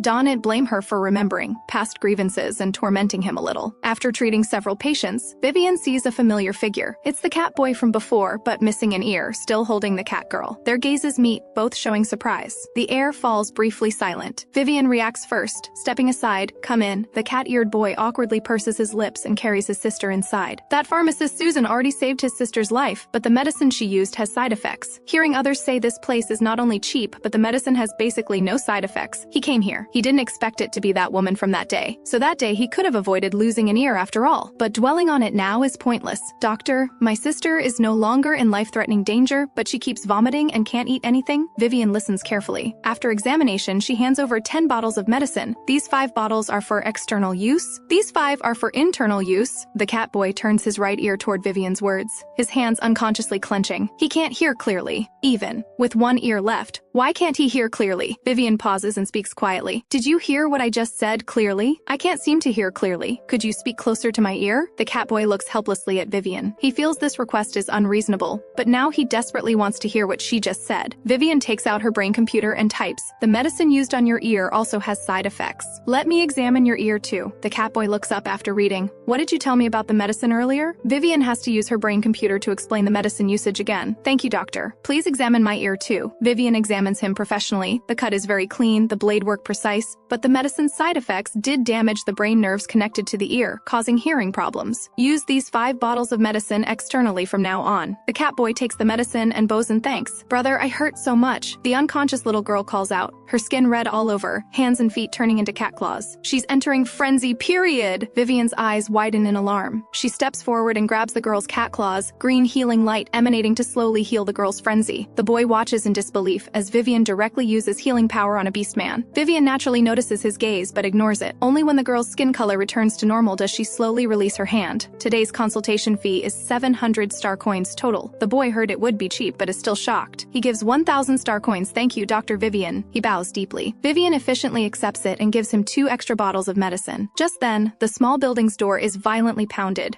This doesn't seem like someone coming for medical treatment. Vivien opens the door to find over a dozen men and women standing outside, all with unfriendly expressions, looking quite threatening. Vivien asks slowly, "What's the matter?" The people outside are somewhat surprised to see Vivien. White coat, beautiful and charming face, so stunning it's dazzling. Standing there quietly with a unique aura that makes one remember her instantly. They pause slightly before one of them speaks. "Do you know a doctor named Vivien?" Vivien blinks. "That's me." They exchange glances. A fierce-looking man steps forward. "We're doctors from White City. We need to talk with you. May we come in?" Vivien naturally understands her low prices are pressuring colleagues. She expected these people would come eventually, just not this soon. "Come in." Vivien sits on the sofa. "Sit anywhere. I won't be serving refreshments." These people naturally aren't polite either. The tattooed man gets straight to the point. "Miss Vivien, we're all doctors. You arbitrarily lowering prices and disrupting the market, isn't that inappropriate? Markets need competition. Winning patients with low prices is my competitive success. If you're not satisfied, you can compete with even lower prices too. Moreover, beastman medicine was already profiteering. My prices don't constitute market disruption at all. Looks like you won't learn without a lesson." The man's face darkens suddenly, his hand clenching into a fist as if about to hit someone. "Don't move." Vivien lightly swipes her brain computer. The ceiling suddenly reveals over a dozen laser guns aimed at them. Over a dozen black gun barrels instantly silence everyone. "Wait and see." The man's finger points stiffly at Vivien as the dozen people leave dejectedly. Vivien fiddles with the system Ronin gave her. Anyone entering the small building or backyard triggers alerts, and she can command the laser guns to attack intruding thieves. What a useful device. After closing the system, the laser guns retract into the walls. Soon, the Catboy thanks Vivien repeatedly before leaving. Vivien temporarily hides the clinic on the map and hangs a closed sign at the door. Just as she's about to close up, she notices a robot sliding over, a blue mechanical square head with anime-style round eyes and small mouth on the screen, as tall as a person, with a large pink bow tied around its neck. It turns its head and slowly slides toward Vivien. "Found Vivi baby!" The robot stops in front of Vivien. "Dear Vivi baby, I'm the exclusive robot master Ronin created for you. I can cook, do housework, and fight. I have 360 types of weapons. Please accept this gift, Vivi baby, and give me a name." Vivien is quite surprised. Ronin's robot can do so much? For housework and such? Vivien hired Shay and won't go back on that. But a robot that can fight? Does this mean she can just bring the robot when going out? But what name to choose? Vivien pats its square head. "Then you'll be called Ronin Jr." "Okay." Ronin Jr. serves Vivi baby wholeheartedly. Master Ronin invites Vivi baby to visit his mechanical house. "Alright, take me there." Shortly after Vivien leaves, Damien returns carrying an exquisitely wrapped gift box. Though he encountered assassinations arranged by the others while retrieving the gift, fortunately he was in White City and returned quickly. Seeing him return to the small building, those people also reluctantly leave. Damien looks down at the gift box, his lips curving slightly. He wonders if she'll like it. He pushes the door open looking for Vivien, but the small building is empty, not a soul in sight. Vivien arrives again at Ronin's mechanical house. Ronin stands in the center of the house. As she enters, all the machinery slowly blooms into red mechanical roses. Ronin's silver hair falls at his sides, his silver eyes filled with gentle, smiling tenderness, his refined, handsome face full of adoration. He approaches Vivien carrying a large bouquet of mechanical roses, kneels on one knee, his voice gentle and clear. "I want to become Vivi's partner. My baby can't miss out on romantic ceremony." The room full of mechanical roses seem to truly breathe, blooming together with that brilliant mood. Vivien's lips can't help but curve slightly. She leans down to accept the mechanical roses he holds with both hands, her waist-length hair sliding from her back into midair. She accepts this romance unique to a mechanic. "Thank you, Ronin." Ronin takes out a ring and slowly places it on her ring finger. "Consider this ring a wedding ring. You can do whatever you want with it, but wear it properly today." He stands up, his slender fingers interlacing with hers. "Why must I wear it properly today?" Ronin chuckles, bringing her hand to his lips and gently kissing the finger wearing the ring, his long lashes half lowered, voice tender and husky. "Because I just put it on you. If you take it off today, I'll be sad. I know baby finds rings inconvenient when making potions, so I'll just ask baby to wear it today. If you take it off tomorrow, I'll pretend not to notice." "I understand." Vivien feels the spot where her finger was kissed tingling, unconsciously curling it slightly. "Vivi, do you know why I only gave you one mechanical rose the first time, but now it's a whole bouquet?" Ronin's lips leave her finger as he looks down at her. Their faces are extremely close, slightly rapid breathing bringing subtle tickles. "Why?" Vivien's heartbeat also quickens. "Because then, I was afraid you'd discover my improper thoughts about you, so I only gave one. But now I can can express those thoughts to you. So I'm giving a whole bouquet to express my love. I haven't agreed yet. Vivien naturally understands what thoughts he means. Ronin chuckles softly, his voice low, husky, and restrained. Vivi, shall we kiss? Vivien's cheeks flush slightly. Ronin is truly gentle. She gets along with him most harmoniously since arriving here, so she naturally has some feelings for him. All right. Vivien's long lashes flutter lightly. Ronin's silver eyes flash with pleased laughter. His slender fingers weave into her hair as he leans down to kiss her lips. Baby, I love you. At the small building's entrance, Damien holds the gift box and endures a night of cool breeze. He thought returning early enough would prevent him from ending up like Ryan before, but unexpectedly she was still taken away. Damien's cold, beautiful face seems to merge with the thick night. His fingers grip the gift box tightly, wanting to throw it away but ultimately can't bear to. He places the gift box on Vivien's bed before returning to his room. The next day, Ronin drives Vivien to work. He gets out first, then walks around to help her open the car door. Vivien instinctively looks up at him. The young man's figure blocks the car door as he reaches out to hook her chin and leans down to kiss her lips again. Vivien pauses. Ronin's skin hunger is worse than Dylan's. He kisses at the slightest provocation. What about his cleanliness obsession? She thought among all the men, Ronin would be least enthusiastic about such things. Who knew she was completely wrong? And he seems increasingly addicted. Ronin helps her tuck slightly messy hair behind her ear. All right, come out. He naturally interlaces their fingers, looking at her with tender, lingering eyes. Baby looks so beautiful. I really love Baby. Master Ronin and Vivi Baby are the world's best match. The robot's mechanical yet lively, childish voice chimes in. Vivien glances meaningfully at Ronin. Did you program its speech? Ronin chuckles. Cute, isn't it? You scheming devil. Vivien pokes his hand with her index finger. With this robot by her side, constantly mentioning Ronin, won't she think of him more and more? Ronin captures her poking finger. How terrible. Vivi found out. Vivien withdraws her hand and says nothing more. Her neck is wrapped in white gauze. Ronin's neck is covered with unhealed red bite marks, yet he wears no covering, displaying them openly. His facial expression remains composed, as if he never feels shy or embarrassed. Ronin notices Vivien's gaze on his neck. Baby, what are you looking at? Nothing. Vivien quickly looks away. Ronin naturally knows what she's looking at. He squeezes her hand lightly. Baby's bites look so beautiful. I love them very much. Next time you can bite harder. Vivien pauses. This guy isn't a pervert, is he? After parting with Ronin, Vivien follows Zach to the laboratory. Why are you wearing a mask? Zach glances at her sideways. Vivien coughs lightly. I like it recently. Zach's gaze falls on the white gauze wrapped around her slender neck. Despite the gauze, a corner of an intimate bite mark still shows. He immediately understands and quickly turns away. Today I'm making potions and experimenting. You just assist me from the side. Okay, Vivien nods. The laboratory's fluorescent lights are very bright. The surrounding air generally cold, with various high-end experimental equipment everywhere. Compared to her shed-like laboratory, Zach's setup is absolutely luxurious.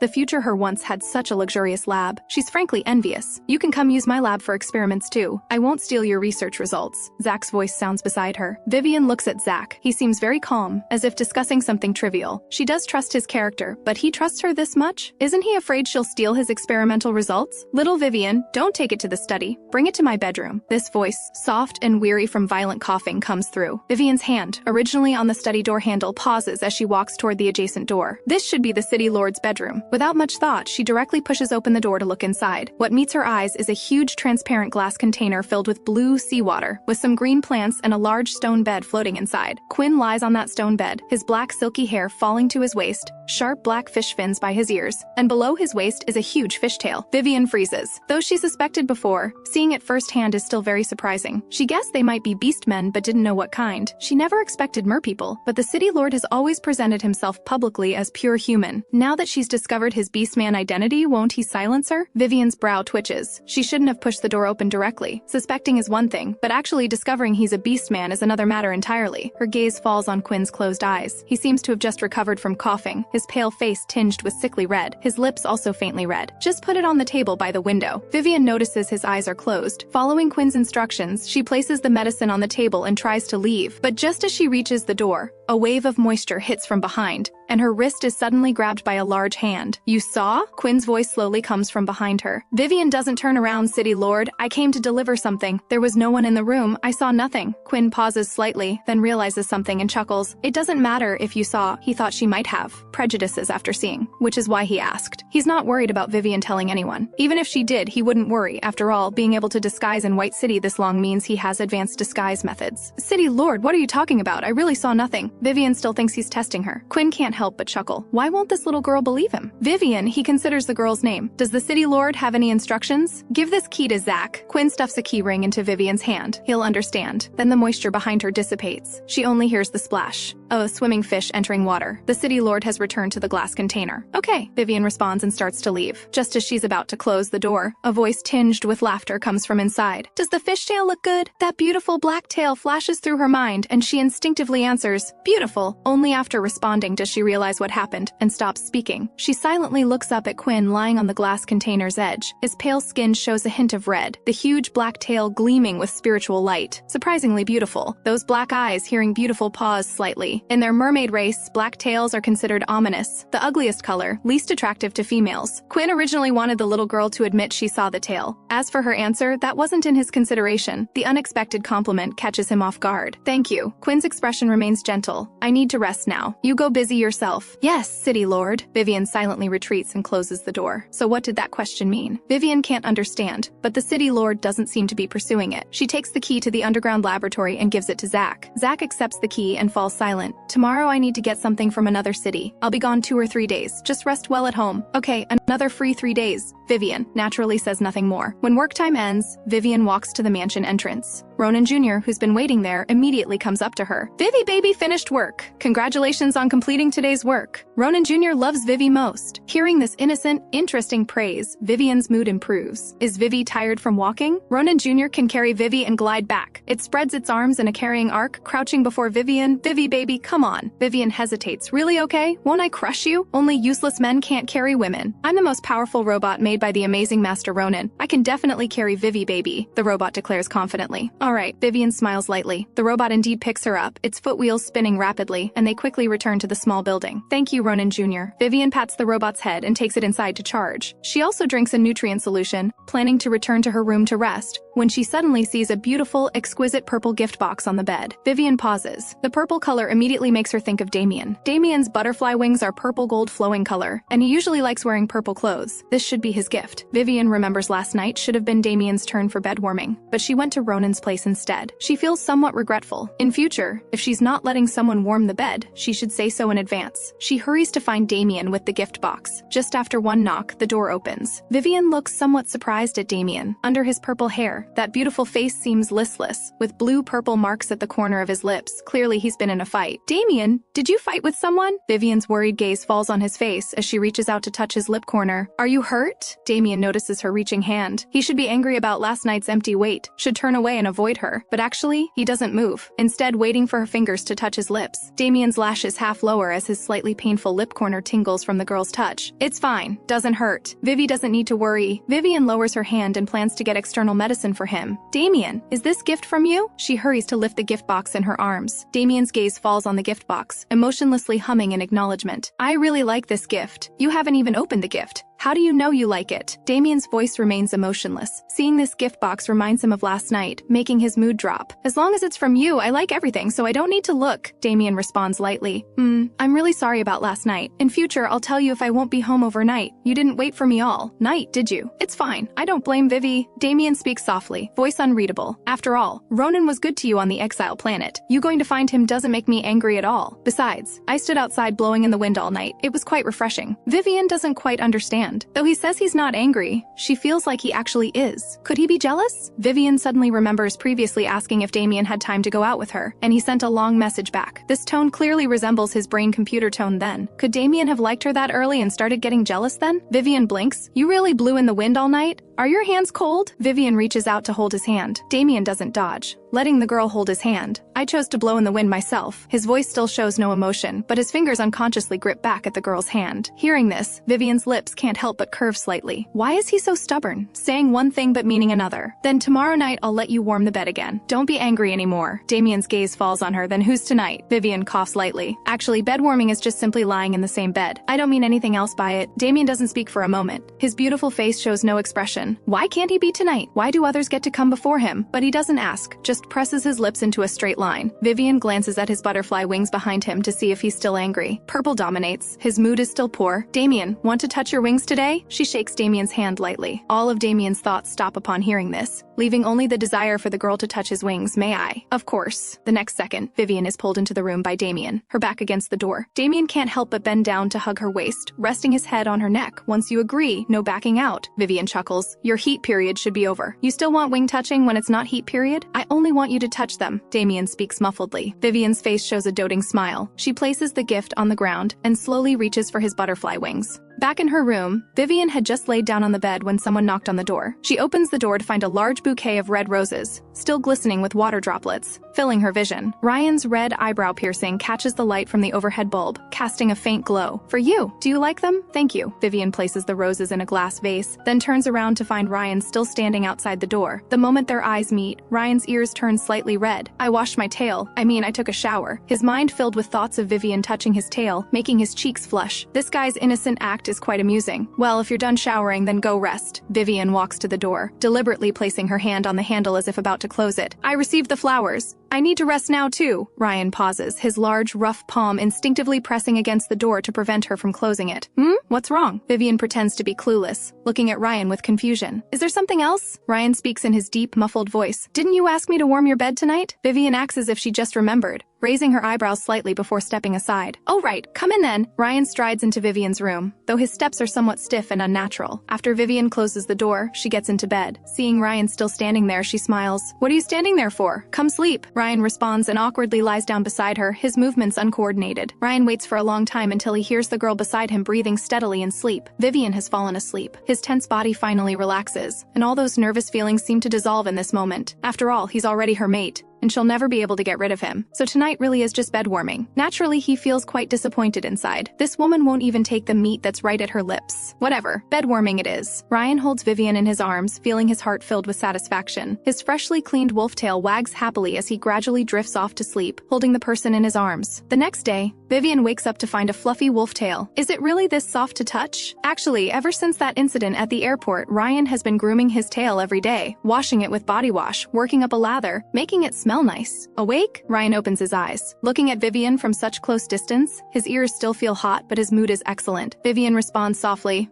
Ryan moves closer to Vivien's face, his dark eyes full of anticipation. Vivien, say my name. I want to hear it. Why? It sounds nice. I want to hear it, Ryan says directly, his gaze burning as he stares at her. No, I refuse.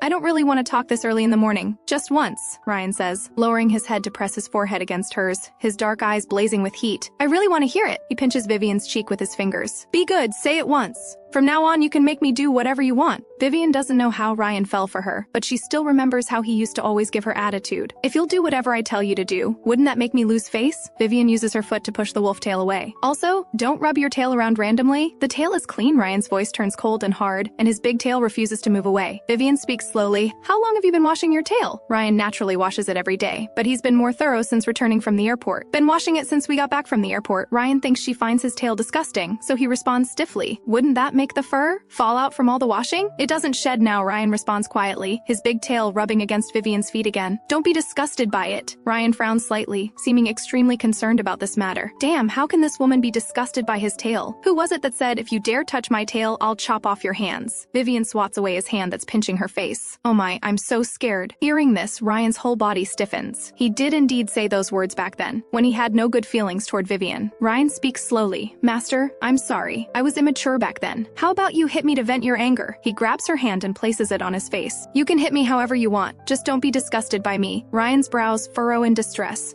Seeing him like this, Vivien can't bear to continue teasing him. This silly wolf, can't he tell she's deliberately teasing him? She gently pats his face. Silly wolf, I'm not angry. I'm just teasing you. The girl's clear, dark eyes look at him with helpless amusement. Ryan's eyes darken, and he suddenly leans down to bite her cheek. Of course, he doesn't dare actually hurt her. Don't do that anymore. My emotions are all over the place. He really thought she was disgusted with him. His emotions have never been this turbulent in his life, with all sorts of thoughts running wild in his mind. Who told you to always give me attitude before? Vivien raises an eyebrow. Ryan had only intended to bite her cheek to scare her, but the flesh is so soft and fragrant that he accidentally loses control of his strength. Vivien feels her cheek getting bitten painfully. She slaps him on the head. "Get up, you're hurting me!" Getting slapped snaps Ryan back to his senses. His teeth are still holding onto the soft flesh of Vivien's cheek, like a confused, stupid dog. He reluctantly releases his mouth. "Sorry, I'll control my strength next time." Ryan's cheeks flush slightly. He wants to bite her so badly, wants to kiss her so badly. Vivien sits cross-legged on the bed, her attention drawn to Ryan's wolf ears. Now that their previous conflicts have been resolved through their playful interaction, she wants to touch his wolf ears, but doesn't want to appear too eager, so she pretends to be attracted by his earrings and speaks reservedly. "Your earrings look pretty cool. Can I touch them and take a look?" Ryan directly lowers his head in front of her. "Touch whatever you want." "Okay,"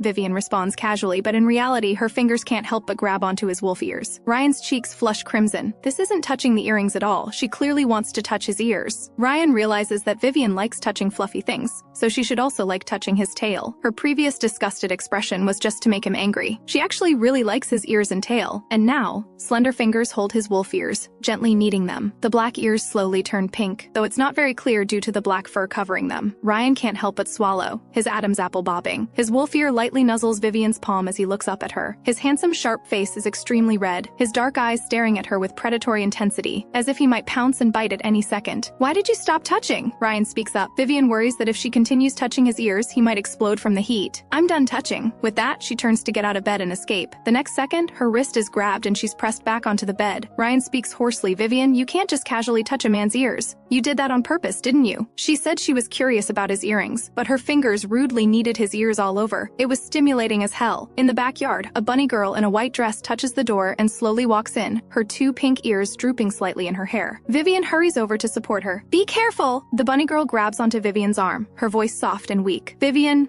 nods. "Yes, it's me. Brother came to clean today. I wanted to come find Vivien too." Vivien helps her sit down. "Sit here first. I still need to continue making medicine." "Okay, Vivien," Sky responds softly. "I won't disturb you." Vivien continues working at the lab bench. Sky is indeed very quiet. When Vivien doesn't speak, she doesn't speak either. Sitting there quietly, listening to the sounds of Vivien operating the equipment. "Do you still have your personal potion?" Vivien sits in the chair beside her, asking gently. "If not, I can make a few doses for you right now." "I still have some." Sky is well-behaved and polite. "That's good. If you run out, you can come here to get them made." Vivien smiles. "Thank you, Vivien." Sky's cheeks flush with a light pink color. "It's nothing." Vivien rubs the girl's head. "She's just too well-behaved." Sky just lowers her head, her long pink hair falling down and covering her involuntary smile. Vivien is so gentle. She likes her so much. "Let's review the herbs needed for your personal potion again." "Yes." Sky nods eagerly like a little chick pecking at rice. After Vivien teaches her about herbs for a while, Shay has finished cleaning the house and comes to find Sky. "Master, I thought you weren't home. If I had known you were here, I would have come to greet you first." "It's fine." Vivien smiles casually. Suddenly, there's violent banging on the door outside. Vivien opens the door to see a crowd of injured beastmen looking at her aggressively. "Doctor, treat me quickly!" Their expressions are frantic and anxious. Just as they're about to rush forward, a gunshot rings out. "Line up properly if you want treatment, otherwise nobody gets treated." Vivien slowly lowers her gun. Behind her in the room, rows of firearms appear, looking extremely intimidating. People quiet down for a moment, then suddenly someone looks around and shouts as they charge forward. "I was here first! I should be first in line!" This shout causes the scene to become chaotic again, directly blocking the alley. If this continues, they might even break into her building. "Quiet!" Vivien fires another warning shot. "I'm only seeing 10 people today. Those who look like they can fight well should get lost." "Why? We were here first. Why do you get to choose whoever you want?" Vivien has a vague feeling this matter isn't simple. How did so many people suddenly come for treatment all at once? It's too suspicious.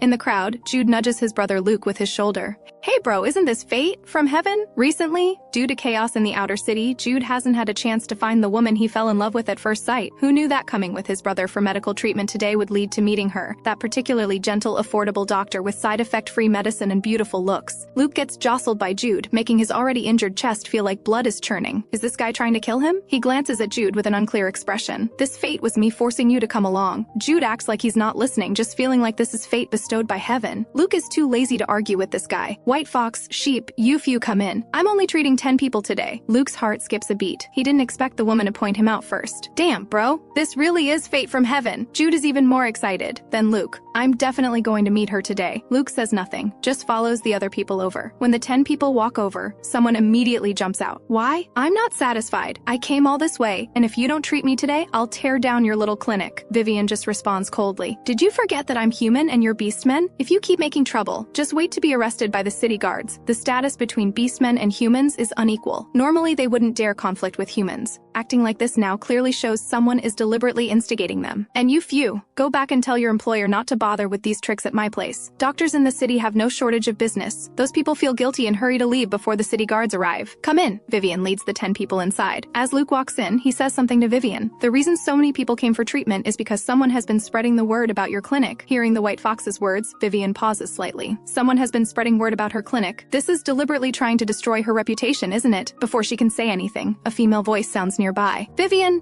Lynn returns just as those people are leaving. Didn't you promote your clinic heavily? Why are you refusing to treat people when so many came? I didn't promote it, but someone probably helped promote it on purpose. Lynn immediately understands. Those people really have nothing better to do, but thinking up this trick is quite unexpected. I thought they'd just bring people to smash the clinic directly. Yeah, I need to take them for treatment first. Let's not chat now. When are you free? The Federation assigned me a partner and he's arrived. Come with me to meet him. Lynn follows beside Vivien. Why do you need me to come with you to meet your assigned partner? Can't you go by yourself? I want you to act as my family support when we go eat together. He apparently brought his parents too. Vivien nods. What time? Around 6 or 7 tonight. I'll come find you later, Lynn says and leaves. After Vivien takes everyone to the backyard, she starts treating the White Fox young man's wound first. His wound is on his chest, probably related to the recent riots in the outer city. Jude, on the other side, doesn't want to disturb Vivien while she's treating patients, but just watches his brother enviously, as the woman he's been thinking about day and night treats him. If he had known, he would have stabbed himself too. This thought flashes through his mind, and Jude seems to grasp something. This seems like a good method. He could get injured often and come find her in the future. Soon, all 10 people are healed. Vivien can finally rest. Now that her 5 mates are very good at making money, she mainly focuses on experimental research. So this clinic probably won't see many more patients in the future. Vivien looks at the White Fox brothers nearby. Do you have anything else? Jude speaks with a bright smile. It's just that my brother might not understand some aspects of wound care afterward. Can we add your brain-computer contact information? Luke smiles with an unclear meaning. He didn't expect his stupid brother to actually know how to take things slowly. He had thought this idiot would confess directly. However, the woman has no interest in him whatsoever. Those eyes are so clean and beautiful. Sure, Vivien naturally agrees. Jude leaves satisfied with Luke. At 7 p.m., Vivien brings the robot Ronin Jr., while Lynn brings her 7 beastmen,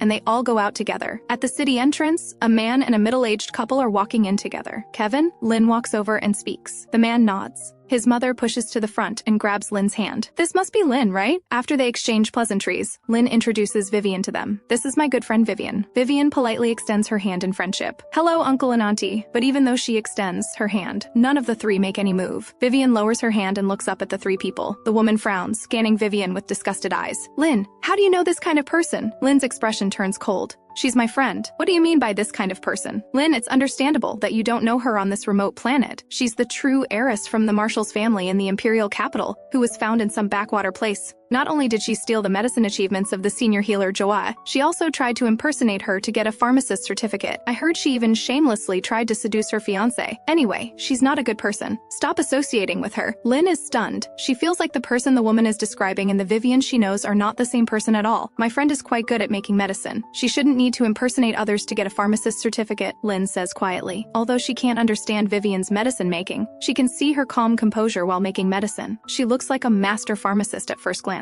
You silly girl have probably been deceived by her. This Vivien is good at pretending. She can drink 10 bottles of strong liquor and dance in nightclubs, yet you think she's an innocent lightweight? The middle-aged man also speaks up. Vivien falls silent. These are things the original soul did. Naturally none of her business, but she doesn't want to explain so much either. Lynn, I just remembered I have experiments to do. I'll go back first and won't join you for dinner. After Vivien finishes speaking, she returns to her small building to continue the remaining experiments. She needs to try some new herbs. She'll go to White Moon Forest to gather them tomorrow. Lynn's message pops up at this time. I'm very sorry about tonight. I didn't expect them to be so prejudiced against you, but don't take it to heart. I won't be influenced by them. We're still good sisters. I don't believe any of the things about you online. I only believe in these days of getting along with you. I'll treat you to some fun when I'm free. As an apology, Vivien is about to reply with, okay, when the other person sends another message. Oh right, is that thing about one night with 18 men, feeding male models drugs and getting someone killed, is that true? Vivien's finger stops on the screen. The incident is real, the truth is fake. This matter was naturally a setup by the false heiress against the original soul. The original soul also lost her reputation because of this incident, and combined with many other things she had done to disappoint her parents, When the federal court sentenced her to exile, her family said nothing. Lynn quickly sends over a video. That Joy person is having a wedding of the century with an Imperial commander in a few days. Vivien clicks to watch. Class 3, a senior healer, Joy, will hold a wedding of the century with Imperial Commander Gideon. There will be an interstellar broadcast, and the Imperial Commander will distribute 10 billion in wedding live stream red packets to the entire galaxy. I heard this marriage was originally supposed to be yours as the true heiress, but since you were exiled, the marriage went to Joie. Vivien smirks slightly. How does everyone know about these trivial matters? Read. Don't disturb, she replies, and then turns off her brain computer to continue her experiments. Time passes unknowingly. Just as she's about to start a new round of solution preparation, her wrist is encircled by a large palm. It's late. Time to rest. Vivien turns to look and sees Lyndon's narrow red eyes quietly watching her. When did you get back? Vivien looks at him with some surprise. The black coat he's wearing shows faint water droplets, likely from moisture picked up outside. Not long after you returned, I came back, Lyndon speaks softly. After returning, he stood by the yard gate watching her do experiments for a long time. Is it raining outside? Yes. Lyndon's thin lips move slightly. I'll clean up first, then rest in a bit. Vivien smiles lightly, gently grasping his cold hand. Lyndon slowly walks over to help her put away the instruments. Vivien looks at him puzzledly as he arranges the lab equipment according to her habits. Lyndon, how do you know I like to put the vessels there? You don't secretly watch me, do you? Vivien suddenly remembers the future. Every time she got lost in Lyndon's mansion that was as big as a royal city, he could always find her precisely. Lyndon's body tenses. The reason he knows is because he used high-tech means to access her brain computer's camera function. Whenever he missed her, he would activate the camera to watch her. In the dark room, the projected illusory holographic figure had no one else but her. He wanted to replace everyone else so that her world would have only him. When he reached out to touch the illusory figure, it was always empty. It was just data exported from surveillance. These things are somewhat unseemly and might even disgust Vivien, but he just can't help himself. Now that she's asking like this, has she discovered that he's been monitoring her? Lyndon's throat feels dry, his mind full of thoughts about how she'll view him after she finds out, whether she'll be disgusted, whether she'll find it revolting. A suffocating feeling surges in his chest. Why watch secretly? If you want to watch, just come watch directly. Vivien tightens her grip on his hand. When you watch secretly, I don't even know. Just like how you used to secretly like me. During her adolescent years, she had liked Lyndon, but she deliberately ignored those feelings, because in the future, she had heard someone teasingly ask Lyndon if he liked her, and Lyndon personally said he didn't like her. Someone who takes such meticulous care of you as you grow up, that love should just be paternal love, right? Later, she let it go. Under the courtyard lights, the girl looks up at him slightly, her dark, clear eyes bright and beautiful, but Lyndon feels like she's looking at someone else. He presses his thin lips together, softly uttering one sentence. Do you like me? Vivien hugs Lyndon, her cheek buried in his chest. I like you. Do you like me? The future Lyndon had personally said he didn't like her. Lyndon's gaze falls on Vivien, speaking softly. I like you. I like Vivien. I like Vivi. Vivien's heartbeat quickens, various complex emotions intertwining. Because he usually speaks so little, yet he said like you so many times. I don't know when I started liking you, but by the time I realized it, I already did. I don't know if my answer satisfies you, but this is my honest feeling. Lyndon's fingers curl slightly. He wants to hug her back, but worries about getting her clothes wet with the moisture on his body. Barely passing with 10 points, Vivien hums lightly. Lyndon looks down. What's the full score? Full score is 10 points. Lyndon's lips curve up, his voice cold but with a hint of indulgence. Thank you, teacher, for the high score. Vivien feels a bit uncomfortable. You really are like a good student. Come on, let's go back to the living room. She grabs Lyndon's hand and pulls him back. Lyndon stares at the girl's round back of her head. I always feel like you're looking at someone else through me. Do you really like me? Vivien's steps pause. Actually, seeing him always reminds her of memories of being with Lord Lyndon before, but he and Lord Lyndon are the same person. That person is also you? She looks back at him. Me? Lyndon's gaze seems somewhat confused. Yes. It's you. Vivien doesn't plan to explain the reason, but Lyndon can see from her eyes that she's not lying. Maybe she knew him before. Some things don't need to be pursued too deeply, as long as the result is what he wants. Oh, right, Lyndon. Are you free tomorrow? I want to go to White Moon Forest to pick herbs. If you're available, come with me and protect me, okay? Okay, Lyndon responds softly. Then good night. Sleep well, and we'll get up early tomorrow. Vivien smiles and waves at Lyndon, then directly closes the door. Lyndon's lips move. The words, "Can you stay with me?" ultimately remain unspoken, as if they would burn his mouth. He returns to his room, takes out monitoring earphones, and lies down to sleep while listening to Vivien's steady breathing after she falls asleep. At the same time, at the Vivien's family residence in the Imperial capital, Joy sends a message to someone. Is she dead? She must have died long ago. Even if she wasn't killed by those 5 slaves during their frenzied period, she would have starved to death on the exile planet.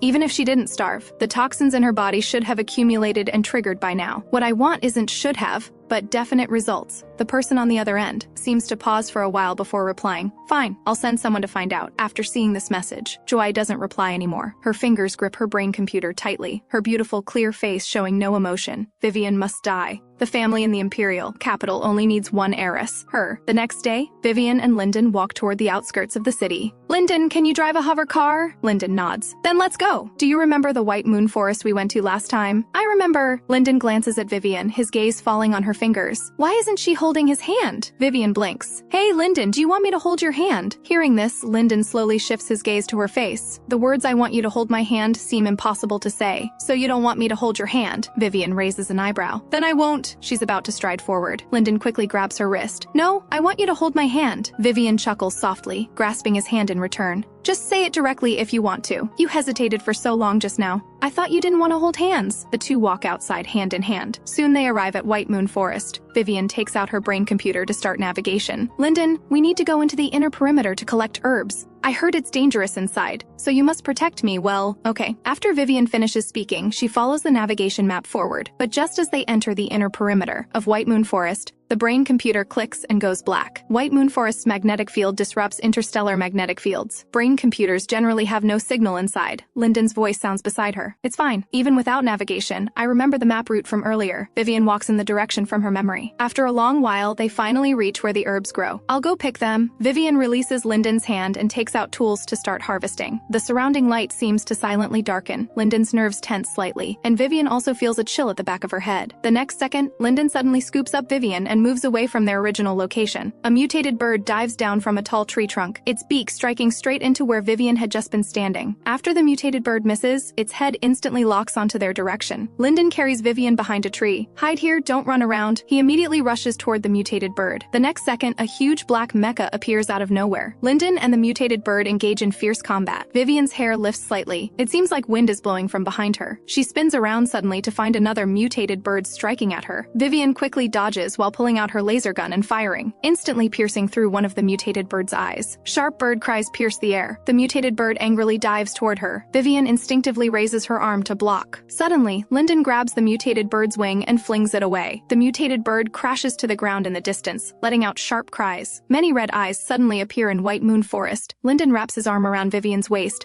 and the mecha instantly sprints away from their location. Vivien turns to look behind them. Those red eyes are all mutated birds. The two flee rapidly. After shaking off those mutated birds, the surrounding environment seems somewhat unfamiliar. Where is this? Vivien is slightly stunned. A black waterfall cascades down the cliff, and a black river flows along the waterway downstream. She raises her brain computer to see if it can receive signals, but the magnetic field here is still too chaotic. The device still has no signal at all. I remember the way Lyndon looks at Vivien. Vivien lowers her brain computer. Didn't you run around randomly? You can still remember the way, but I remember the way I ran randomly. Lyndon holds her hand. We'll go back after the mutated birds disperse. Oh right, did you finish picking your herbs? If you didn't get enough, we can pick more on the way back. I got enough. Vivien sits on a large rock by the river to rest. Lyndon takes her hand and pulls out wound medicine and gauze. Your palm is scraped. Vivien's gaze falls on her palm. She only sees a small scrape about the size of a pinky nail. Oh, you care about me so much! Vivien's voice carries a hint of joy. Lyndon looks up at her. It hurts me to see this. Please don't let yourself get hurt anymore, okay? Vivien's eyes curve into crescents. Naturally. Who would want to hurt themselves? Lyndon holds her hand, his gaze falling on her reddened fingers. Her hands are so beautiful. If only she could touch his tail. Hey, what's that? Vivien suddenly notices something white flashing by the black waterfall. She pushes Lyndon aside and walks toward it. If she's not mistaken, there should be a white lotus that hasn't been contaminated inside. On a polluted planet, uncontaminated plants have tremendous research significance. Lyndon, go break off a tree branch. Lyndon breaks off a long tree root and comes to Vivien's side. You want those mutated lotuses? Vivien takes the root and shakes her head. No, I just saw an uncontaminated plant. I'm not sure if I saw it wrong. Lyndon's eyes shift slightly. If it's real, finding a way to resist contaminated air based on that plant would benefit the entire galaxy. Though whether it benefits the galaxy doesn't matter to him, but Vivien as a pharmacist should be very happy. I'll go underwater to help you find it, Lyndon offers. Vivien looks at Lyndon. Thank you for the trouble. Be careful. Soon after, Lyndon breaks through the water surface. He grabs Vivien's palm and only speaks after coming ashore. There is a water curtain cave behind the waterfall on the cliff. I'm not sure if there are white lotuses inside, but the air quality in the cave cave reaches the level of White City's sub-district. Logically, there should be corresponding plants maintaining it. The sub-district's air quality isn't as good as the main city's. But you don't need oxygen masks either. This natural water curtain cave has this function, then its research value is enormous. Is the cave big? Vivien suppresses her inner excitement. I want to go in and take a look. It's decent. I'll take you there. Lyndon reaches out to embrace Vivien's waist, and after passing through the water curtain, they enter the world inside. Vivien's feet touch the ground. It's pitch black all around. Not a single ray of light visible. I checked earlier. There are no alien beasts or bugs inside. Vivien turns on her brain computer's lighting function and scrapes off some moss to put in a test tube. Lyndon, I found plants that haven't mutated. Let's go back. At the same time, violent thunder suddenly roars outside, followed by torrential rain. It's storming, Vivien frowns. Looks like we can't go back for a while. Lyndon takes out a heating machine from his storage space. Vivi, dry your hair by the heater so you don't catch cold. Lyndon helps Vivien dry her hair, completely unaware that his body temperature is gradually rising, until Vivien feels his burning hand brush past her ear. Vivien quickly grabs his fingers. Lyndon, why are you so hot? Is your frenzied period starting? Lyndon pauses, seeming to notice the abnormality in his body for the first time. It's not the frenzied period. It's the heat period, Lyndon says slowly. Vivien's fingers on his neck seem to be burned by the heat. Your clothes are dry.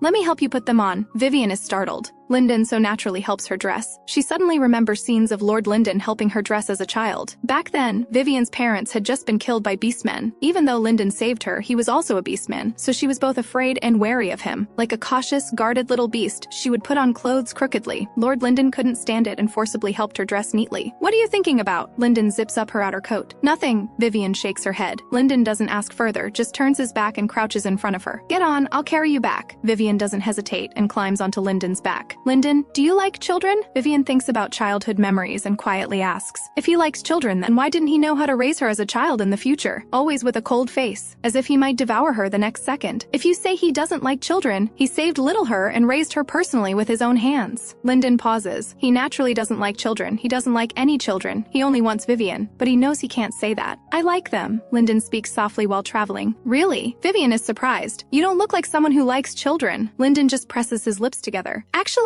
I don't like children. I don't want children to take away your attention, but as long as you like them, I'll like them. Vivien immediately realizes Lyndon misunderstood. I'm not asking if you want to have children. What I'm asking is, forget it, it's hard to explain. Never mind, she'll probably never know why Lord Lyndon saved her in the first place. After the two leave the outer perimeter of White Moon Forest, they drive the hover car back to White City. Vivien looks through the car window and sees scattered alien beasts appearing in the distance. What are you looking at? Lyndon's voice comes from beside her. I see many alien beasts. Just feeling uneasy. Lyndon slowly explains. Exiled planets have extremely many alien beasts and bugs. Humans are also rare delicacies for them. Alien beast sieges and city attacks are common occurrences. But you don't need to be afraid. White City, as an old city, still has defensive capabilities. However, alien beasts might still break through, so we should still be prepared. So there really will be an alien beast siege? Yes, Lyndon nods. For the past few days, those alien beasts have been slowly gathering. We just don't know how many there are yet. Vivien remembers the task the city lord asked Zach to handle that day. Could it be for this? The more she thinks about, the more likely it seems. Knowing alien beasts will siege the city, they naturally need to make preparations. The two return to the small building as the sky darkens. Oh, Vivien, you finally decided to come back. Dylan stands up from the sofa and eagerly walks toward Vivien. He naturally notices that snake, his blue-green eyes full of wild jealousy. Coming to Vivien, he looks down to see her bright red lips, the jealousy in his eyes growing thicker. Sister, why are your lips so red and swollen? Did you sneak around and fool around behind my back? What nonsense are you talking about? What do you mean, fool around? I was completely open about it. Lyndon is also my husband, equal to all of you. Vivien busily sweeps away that strange feeling in her heart. Every time this guy says things, she can barely keep up. Dylan grabs her hand, his eyes shimmering with enticing colors. Vivien, am I not satisfying you enough? Tonight I'll definitely satisfy you properly, okay? Tonight is my turn to warm the bed. Lyndon's cold voice comes from beside them. Vivien thinks for a moment. Today is Monday, so it should indeed be Lyndon's turn to warm the bed. But Dylan ignores Lyndon, staring straight at Vivien. I've been missing you so much I could die. Don't you miss me, Vivien? Vivien really hadn't been missing him. After all, she has too many husbands with different handsome men accompanying her every day. But she quite likes Dylan too, and naturally can't bear to see any of them sad. She definitely won't say she doesn't miss him like before. I missed you. Vivien quickly stands on tiptoes to kiss his Adam's apple. I spent the whole day in White Moon Forest picking herbs and being chased by alien beasts. I'm exhausted, so tonight I'll just sleep alone. Seeing Vivien actively kiss him, the sullenness and jealousy in Dylan's heart instantly dissipates without backbone. Oh, you still remembers what I said before? Dylan's lips can't help but curve up, his nose lightly nuzzling her cheek. Vivien naturally remembers him saying he's easy to coax. Just bite his Adam's apple and he can be appeased. Are you appeased now? How can one time be enough to appease me? Dylan pushes his luck. Just as Vivien is about to kiss him more, her wrist is suddenly grabbed by Lyndon beside her. She instinctively looks at Lyndon with confusion, as if asking what's wrong, why he's grabbing her hand. Lyndon's narrow eyes droop slightly, curly hair falling beside his cheek. Tonight is my first time warming the bed. You really don't want me to accompany you? Vivien just thinks the red mole under his lips looks so attractive. Just as she's about to say something, her chin is grabbed by someone else. Dylan's face is full of jealousy. Vivien, you were just coaxing me. How can you get distracted? Dylan's eyes are unreadable. He holds Vivien's waist with one hand and lightly pinches her chin with the other. If you're going to coax me, do it properly. I said I'm easy to coax. Vivien is now truly caught between them, held by Dylan while Lyndon grabs her other hand. My finger got cut by grass today. I bandaged it simply, but it still hurts, Lyndon says indifferently. Vivien suddenly realizes Lyndon seems to be competing for favor. She looks at Dylan. The other seems to guess her choice and tightens his hold on her waist. Vivien, don't give up halfway when coaxing someone. Lyndon beside her also tightens his grip on her hand. For a moment, both men's gazes focus intensely on Vivien. Vivien pushes Dylan away and grips Lyndon's hand tightly. Lyndon, tonight is your turn to warm the bed, so let's sleep together. Go back to your room and treat your wound first. Vivien pulls her hand free. Lyndon stares at her for a while, then turns and leaves first and goes back to the room. Dylan still stands behind Vivien, his mind filled with images of her pushing him away. His mood can't help but turn sour, completely missing what Vivien said to that snake. Soon, that snake leaves. Just when Dylan thinks Vivien will leave too, the hand hanging by her side is suddenly grabbed and pulled outside. This action instantly makes him joyful. Lyndon steps back to his room halt as he watches their silhouettes disappear into the darkness. Ronin, sitting on the nearby sofa, calmly watches this display of competing for favor. Didn't expect you to compete for favor too. He speaks casually, his gaze also falling on the pitch-black area outside the door shrouded in night. But it seems you failed. She still pulled that scorpion outside. Lyndon doesn't look at Ronin, just says emotionlessly, "What about you? Sitting here the whole time thinking she'd notice you? At least I secured tonight's opportunity. Otherwise, by his guess, Vivien would very likely want to sleep alone." With that, he walks straight to his room, but Ronin speaks softly, seeming to address Lyndon yet also himself. Vivi is young and easily dazzled by wild flowers and grass outside. When she gets tired of them, she'll come home. He seems to consider himself the main husband, and Dylan considers himself the main husband too. His narrow red eyes darken. He's the main husband. These people are just her temporary companions. Several men all want to secretly eliminate the others so they can become Vivien's only husband. On the other side, Vivien pulls Dylan outside. "Vivien, didn't you let that snake warm your bed? Why are you pulling me out? To coax you?" Vivien glances at him. "Didn't you say I can't give up halfway? Great. How is Vivien going to coax me this time?" Soon, Vivien stops in a dark alley. Before Dylan can react, she wraps her arms around his neck and kisses his Adam's apple. Dylan instinctively supports her waist,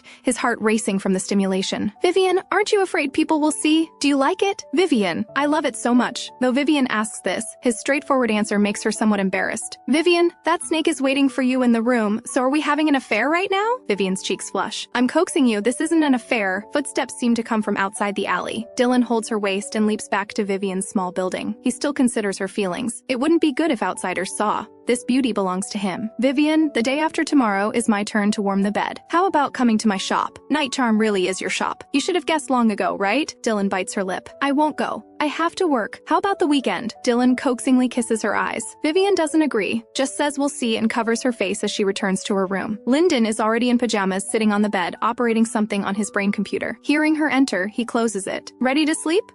Vivien nods, about to close the door when it's held open. Ronin takes her hand and places a gift box in it. "These are for skincare. Rest well." Ronin then leaves. Vivien puts away the skincare products, turns off the lights and goes to bed. Lyndon helps her tuck in the covers. This night, he doesn't need to fall asleep listening to cold mechanical sounds. She lies right beside him. He can hear her breathing in detail, like the world's most beautiful lullaby. Lyndon gently holds her. In this moment, he feels like he owns the whole world, happy and intoxicated. The next day, Vivien has just finished making a batch of new reagents. The next second, the entire ground trembles slightly, and level 1 alert sirens sound throughout White City. Vivien looks down at her brain computer. Zack sends her a message. "Alien beasts are besieging the city. It'll probably take 2 or 3 days to repel them. Stay home and wait until the beasts retreat before coming out." The next second, all the lights in the small building go out. Vivien sends messages to Damien and Ryan. Alien beasts are besieging the city recently. Don't come back for now. It's safer to stay outside. At this moment, suddenly, the defense shield above White City begins to flicker slightly. Vivien immediately puts on her oxygen mask. Though the shield hasn't broken, contaminated air might leak in. With a crash, she sees a giant bug fly out of collapsed buildings. Screams echo around her. Vivien looks up. Before she can react, the mutated giant bug has already coiled around a person and swallowed them. Two long tentacles wave around, seemingly searching for edible humans and beastmen. She quickly runs to a safe corner in the courtyard. Sure enough, a tentacle smashes into where she had just been standing, but the expected building collapse doesn't happen. Don't be afraid, Vivi baby. Master Ronin's defense wall is very powerful. As long as Vivi baby doesn't leave the small building, nothing will happen. Ronin Jr.'s voice sounds nearby. After the tentacle realizes it can't break the defense shield in one strike, it swings down again. The shield only trembles slightly without showing cracks. Though Ronin Jr. said nothing would happen, Vivien still prepares to escape. The giant alien bug, finding it can't break the defense shield, goes to catch other people. Vivien's heart just relaxes when she hears a scream, "Ah, help!" She turns to look and sees Lynn being carried by a tentacle sweeping past her in the sky. Ronin Jr., go save her quickly! Vivi baby, stay home and don't leave. Ronin Jr. will rescue her right away. At this moment, Vivien suddenly hears Shay's anxious voice. Sky, where are you? Vivien's heart jumps. Sky can't see, so it would be terrible if she encountered danger. She quickly leaves the small building and hurries her search. Soon she stops at an alley entrance. Sky's calf is injured, and she's pressed tightly into the corner of the alley, her white dress also stained. She seems to be shaking. So disgusting, so disgusting. That tentacle touched me. Just moments ago, she and Shay were coming to visit Vivien as usual when the alien bug suddenly appeared. A tentacle coiled around her calf. After Shay tore the tentacle away, he told her to run first and that he'd find her soon. He went to lead the bug's other tentacles away. Because her leg was injured, Sky couldn't run fast and could only huddle deep in the alley. Vivien hurries in to help her up. Sky, it's me. Come back to the small building with me.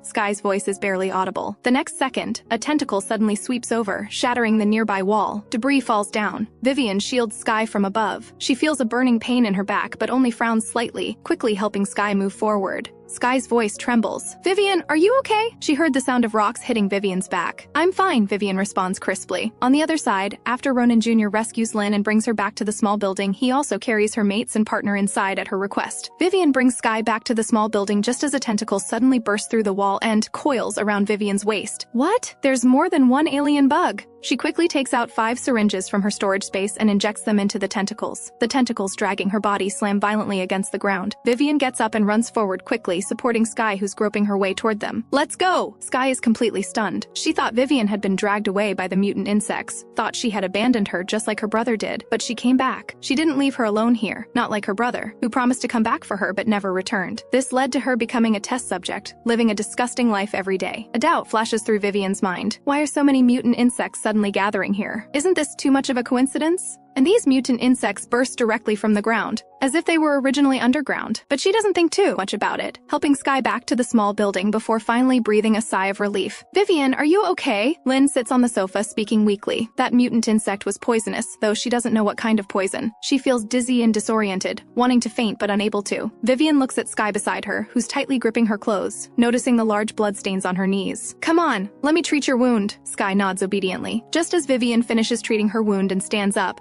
Sky suddenly grabs her clothes and speaks, slowly. Vivien, can I live with you? Vivien pauses. If it were before, that would definitely be okay. But now she's mainly living an intimate life with her partners, and hearing strange sounds wouldn't be good for a young girl. She clears her throat lightly. Sky, you and Shay finally reunited. Don't you want to live with him? Brother is useless. Sky's tone seems tinged with resentment. He can't protect Sky. Not when we were little. Not now. Her long-suppressed emotions suddenly explode. Vivien, no one has ever been so good to me. Once you hold my hand, you can't let go. Her emotions seem somewhat agitated. She speaks while crying, gripping Vivien's clothes tightly with both hands, having no sense of security at all. Vivien quickly gives her a sedative injection, and the girl soon falls asleep. When she turns around, she sees Shay standing there. She doesn't know how long he's been standing there or if he heard everything. Shay's eyes are slightly red, his hands hanging at his sides, trembling slightly. So this is what his sister really thinks. But she seems to be right. Whether before or now, he's a useless person who can't protect his sister. Master Ronin is back, Ronin Jr. suddenly announces. The mutant insects outside the small building are quickly torn apart by the black mecha that arrives. Vivien feels like she's seen that battle armor somewhere before. Ronin's silver eyes are calm, but his gaze falls on the stains and bloodstains on her clothes.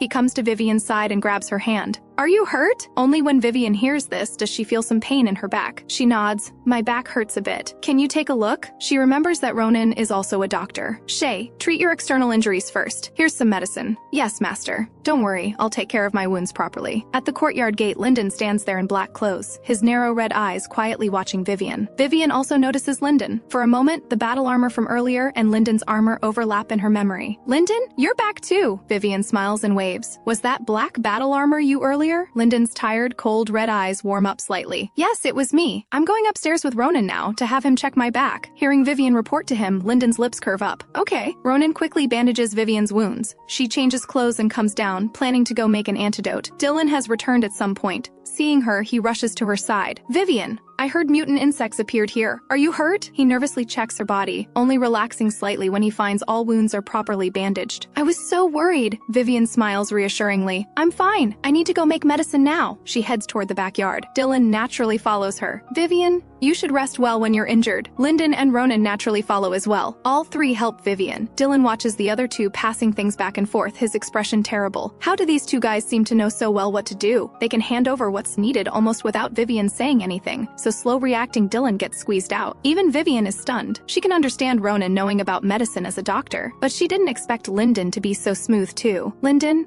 are you also a pharmacist? No. Lyndon glances at Vivien. I've watched videos on making this kind of antidote. The cloud network was established by Lyndon. Usually, reviews are handled by a data instruction analysis system he set up. He never used to watch these things. But one day, a pharmacist suddenly became popular on the cloud network. Many people clicked into the webpage just to buy and watch the articles and videos he published. Following the network domain address, Lyndon discovered that Vivien was actually Vivien. So later, posts about digging up Sleepless's information all disappeared from the cloud network. I didn't expect you to be interested in this kind of video, Vivien says with some surprise. Lyndon slightly raises his eyebrows, looking at her with his narrow red eyes tinged with tenderness. He responds softly. He doesn't tell her the real reason, simply because Vivien is a pharmacist, so he began trying to understand this field, hoping to have common topics to chat with her in the future. At this moment, Dylan has somehow come to her side, taking her injured hand and bringing it close to his lips, gently blowing on it. Vivien, does it hurt? I'll blow on it and it won't hurt anymore. I'm not a child, Vivien's lips twitch slightly, and it's just a scratch. Not a child. You're a big child, Dylan says with his peach blossom eyes swaying with an alluring smile. Vivien can't be bothered to argue with him. Vivien, baby, your friend is awake. Ronin Jr. slides in to report. Vivien pulls her hand from Dylan's and walks toward the living room. On the living room sofa, Lynn and her partner, along with the beast people, have all awakened. Vivien, thanks to you and your robot, I would probably be dead already. She stands up from the sofa, looking at Vivien with eyes full of gratitude. I said I'd treat you to dinner last time, but haven't yet. This time I owe you another favor. If you need help in the future, just come find me. You're welcome. Vivien slowly takes out her optical brain. Let's not talk about favors for now. Please pay for the treatment fee first. 6,647 star coins total. Since we're neighbors, I'll charge you 6,000 star coins. Lynn's brewing gratitude shatters with a snap. Got it. You really don't hold back, she says,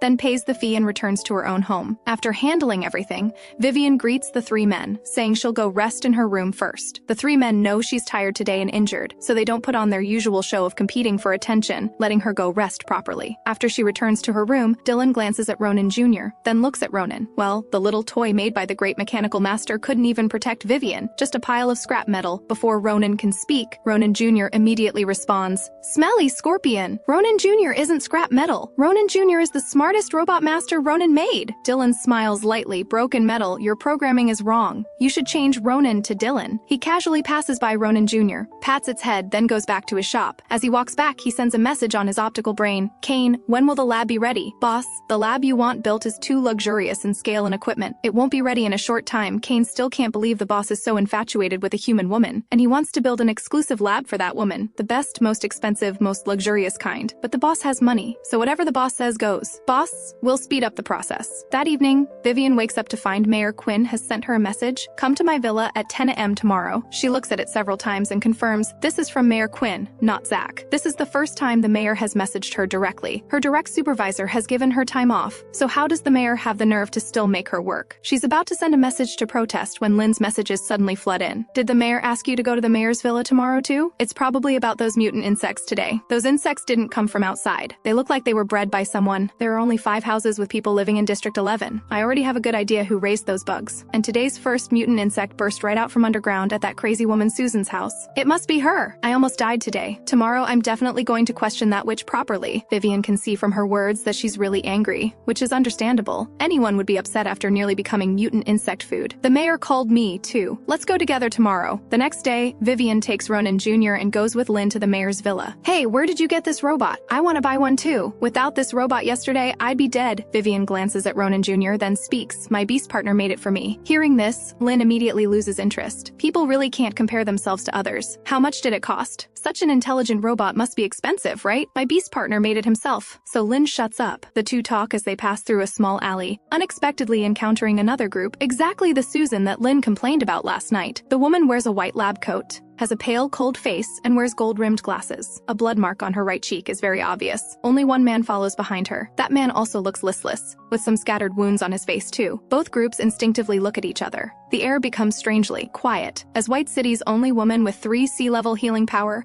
Susan probably won't receive much punishment even if called by the mayor, but Lynn naturally can't stand it. Her 2C healing power isn't bad either. Hey Susan, did you raise those 3 mutant insects? Lynn speaks coldly, breaking the surrounding silence. Susan doesn't acknowledge Lynn, continuing to walk forward. The man behind her glances carefully at Lynn. Crazy woman! Lynn clenches her fists, stepping forward to grab the other woman's clothes. Do you know your 3 mutant insects almost killed me? Vivien also glances at the woman. The woman's cold face doesn't look easy to deal with. Worthy of someone who can make forbidden drugs and use her partner and men as test subjects. Do you have evidence? Susan looks at Lynn, those eyes full of bone-chilling coldness. Yesterday's mutant insects destroyed many of her medicines, so her mood today isn't very good either. That mutant insect burst directly from under your building. Isn't that direct evidence? Susan's voice is hoarse, speaking very slowly, as if her throat was injured before. Why couldn't it be that you people can't stand me, so you deliberately raised an insect under my building to kill me? Hearing this, Lynn lets go of Susan's clothes. Anyway, the city lord sent people to investigate yesterday. We'll know soon enough. Even if she didn't raise the mutant insects, it doesn't stop Lynn from disliking Susan's character. In the city lord's study, the other 3 residents of District 11 have also come. They are a woman in a white dress, a man in a suit, and a male beast freelancer. The room is extremely quiet. No one speaks until a crisp door opening sound comes from the entrance. All 6 people look toward the door simultaneously. A young man in simple Chinese-style black clothes and pants slowly walks in. Sorry to keep you all waiting. Quinn sits in the chair behind his desk. City Lord, did you call us here about yesterday's 3 mutant insects? Lynn asks directly. Quinn's gaze sweeps lightly over everyone before speaking slowly. You should all know that White City has a rule forbidding the raising of oversized mutant insects. Oversized mutant insects have destructive power comparable to large weapons. Vivien saw this rule when she entered the city. There is indeed such a provision. Quinn continues. When I sent people to investigate, that person had already destroyed everything, so now we don't know who in District 11 was raising insects. Besides Susan, who else could it be? The suited man's mocking voice rings out. I think it's this white tiger man. Even with freelancer status, he probably still resents humans and wants to destroy this city. The woman in the white dress looks contemptuously at the white tiger man sitting in the corner. In the city regulations, people who raise giant mutant insects are to be expelled from White City. The city lord making such a big deal of finding someone probably means that person raised more than just 3 insects.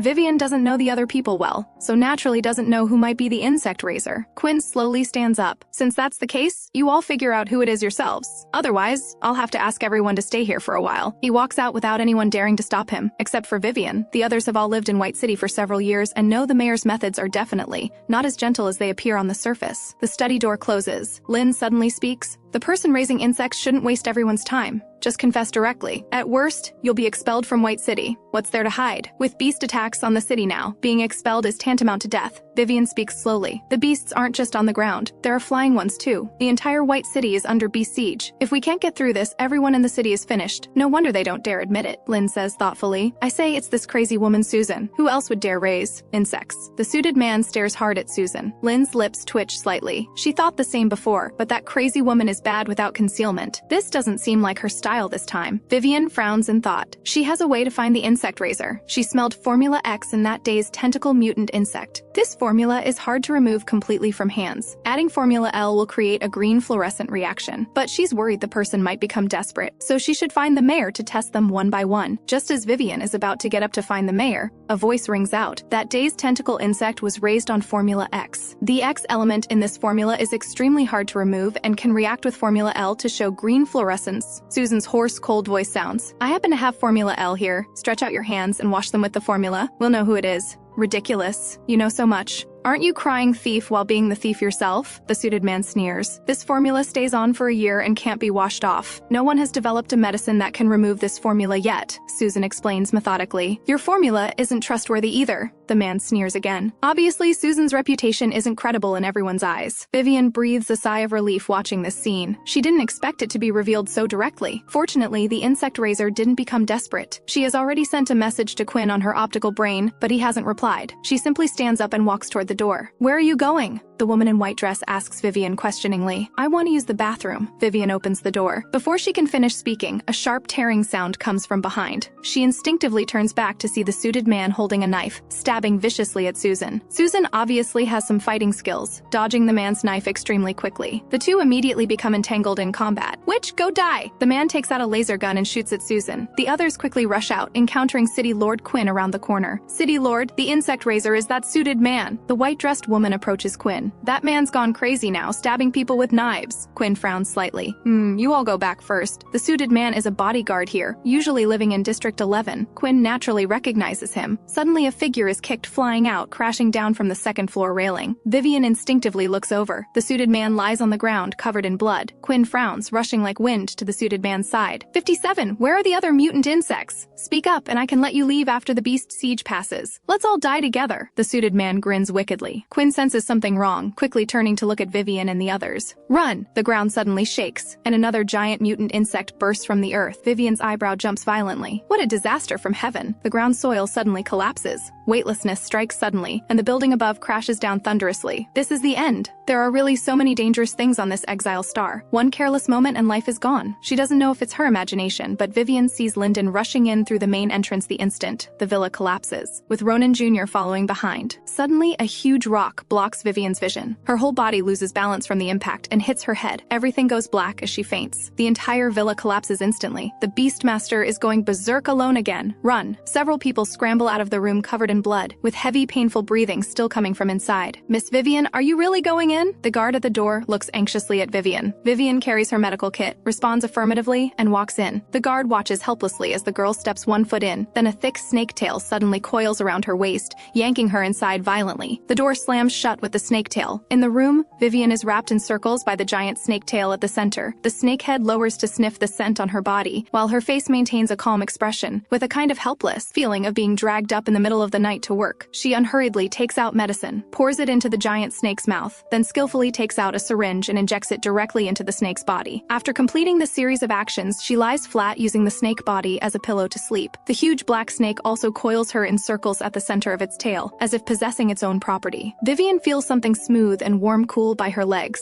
Very comfortable. The next second, her ankle is pressed down. Vivien, wake up! Vivien slowly opens her eyes. What comes into view is Quinn's extremely pale face. As her thoughts slowly return, she didn't expect to remember the days when she was kept by Lord Lyndon. She breathes out lightly. My forehead hurts like hell. When her fingers touch her forehead, she feels a piece of gauze. Vivi, can you move your leg away? Quinn's calm voice sounds. A deep-colored fishtail sways in front of Vivien. The mayor's originally black short hair has become satin-like long hair after transforming into a mermaid. Sorry. Vivien silently moves her leg from his fishtail to the ground. It's okay. Quinn just smiles. She doesn't know if it's her imagination, but the mayor in mermaid form seems even more attractive. But is the mayor giving up on pretending? Why did he transform? Is it because she accidentally saw his mermaid form last time, so he's not planning to pretend in front of her anymore? She looks down at her optical brain. Only 3 hours have passed. She can faintly hear people digging soil above. There should be rescue coming. Vivien's lips move. Mayor, when the rescue people dig down, isn't it bad for you to show your fishtail? He probably doesn't want humans to discover his beast identity. Hearing her words, Quinn lazily lifts his eyelids and smiles.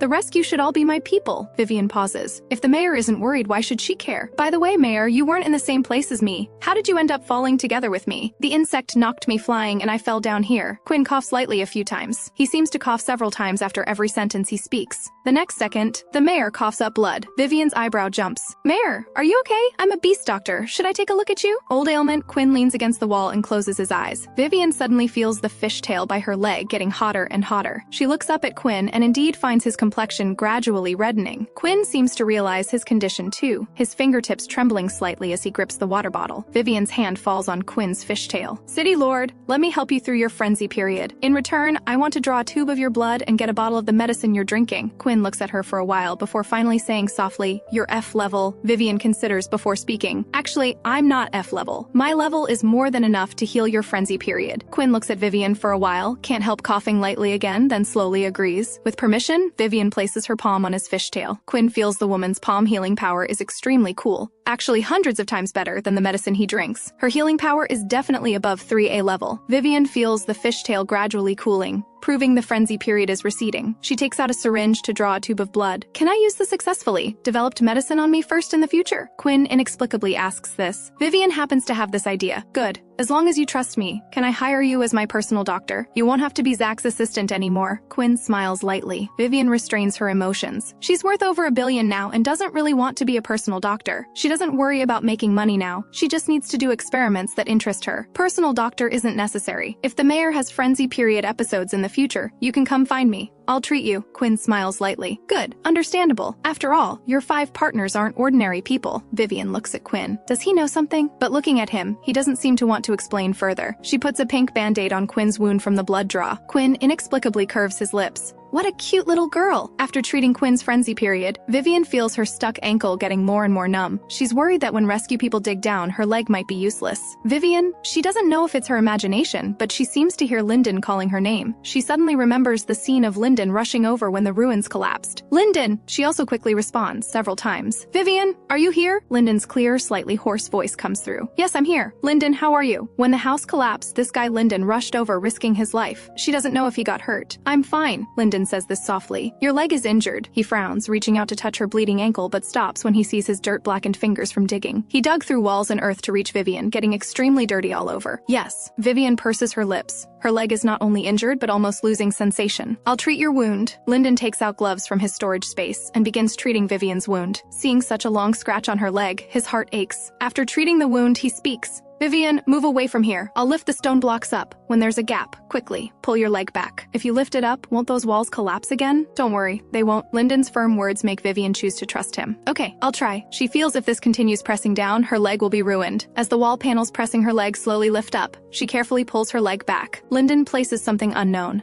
and those walls settle stably there without collapsing again. Lyndon, why did you come today? How did Lyndon happen to appear at the villa then? Lyndon is silent for a while before speaking. I heard gunshots, so I came to find you. Heard gunshots? Whether through surveillance or outside, he doesn't specify clearly. Vivien doesn't think much about it. She's long considered Lyndon one of her own. An hour later, they're rescued. The villa guards have already taken Quinn for treatment, while Vivien is dug out by Ronin and Dylan. How did you become so disheveled when I wasn't watching you for a moment? Ronin frowns. Her clothes are already dirty, even her fingers are black. Vivien, if I hadn't realized you were still alive, I would have almost died with you. Dylan's dirt-caked claws also grab Vivien's hand, his blue-green eyes looking at her. He kept someone in the shadows to protect Vivien, so he knew so quickly that something happened to her. Behind them, Lyndon has also emerged from the dirt. His gaze falls on the girl's bandaged ankle. Even though it's bandaged, blood still seeps through the gauze, showing how deep the wound is. Let's go home. Lyndon picks up Vivien in a princess carry. Dylan's eyebrows furrow sharply, and Ronin's eyes also turn cold. But in the end, neither says anything. The 4 return to the small building. Lyndon, put me down. I need to shower. Lyndon gently sets Vivien down. I'll go get you clothes.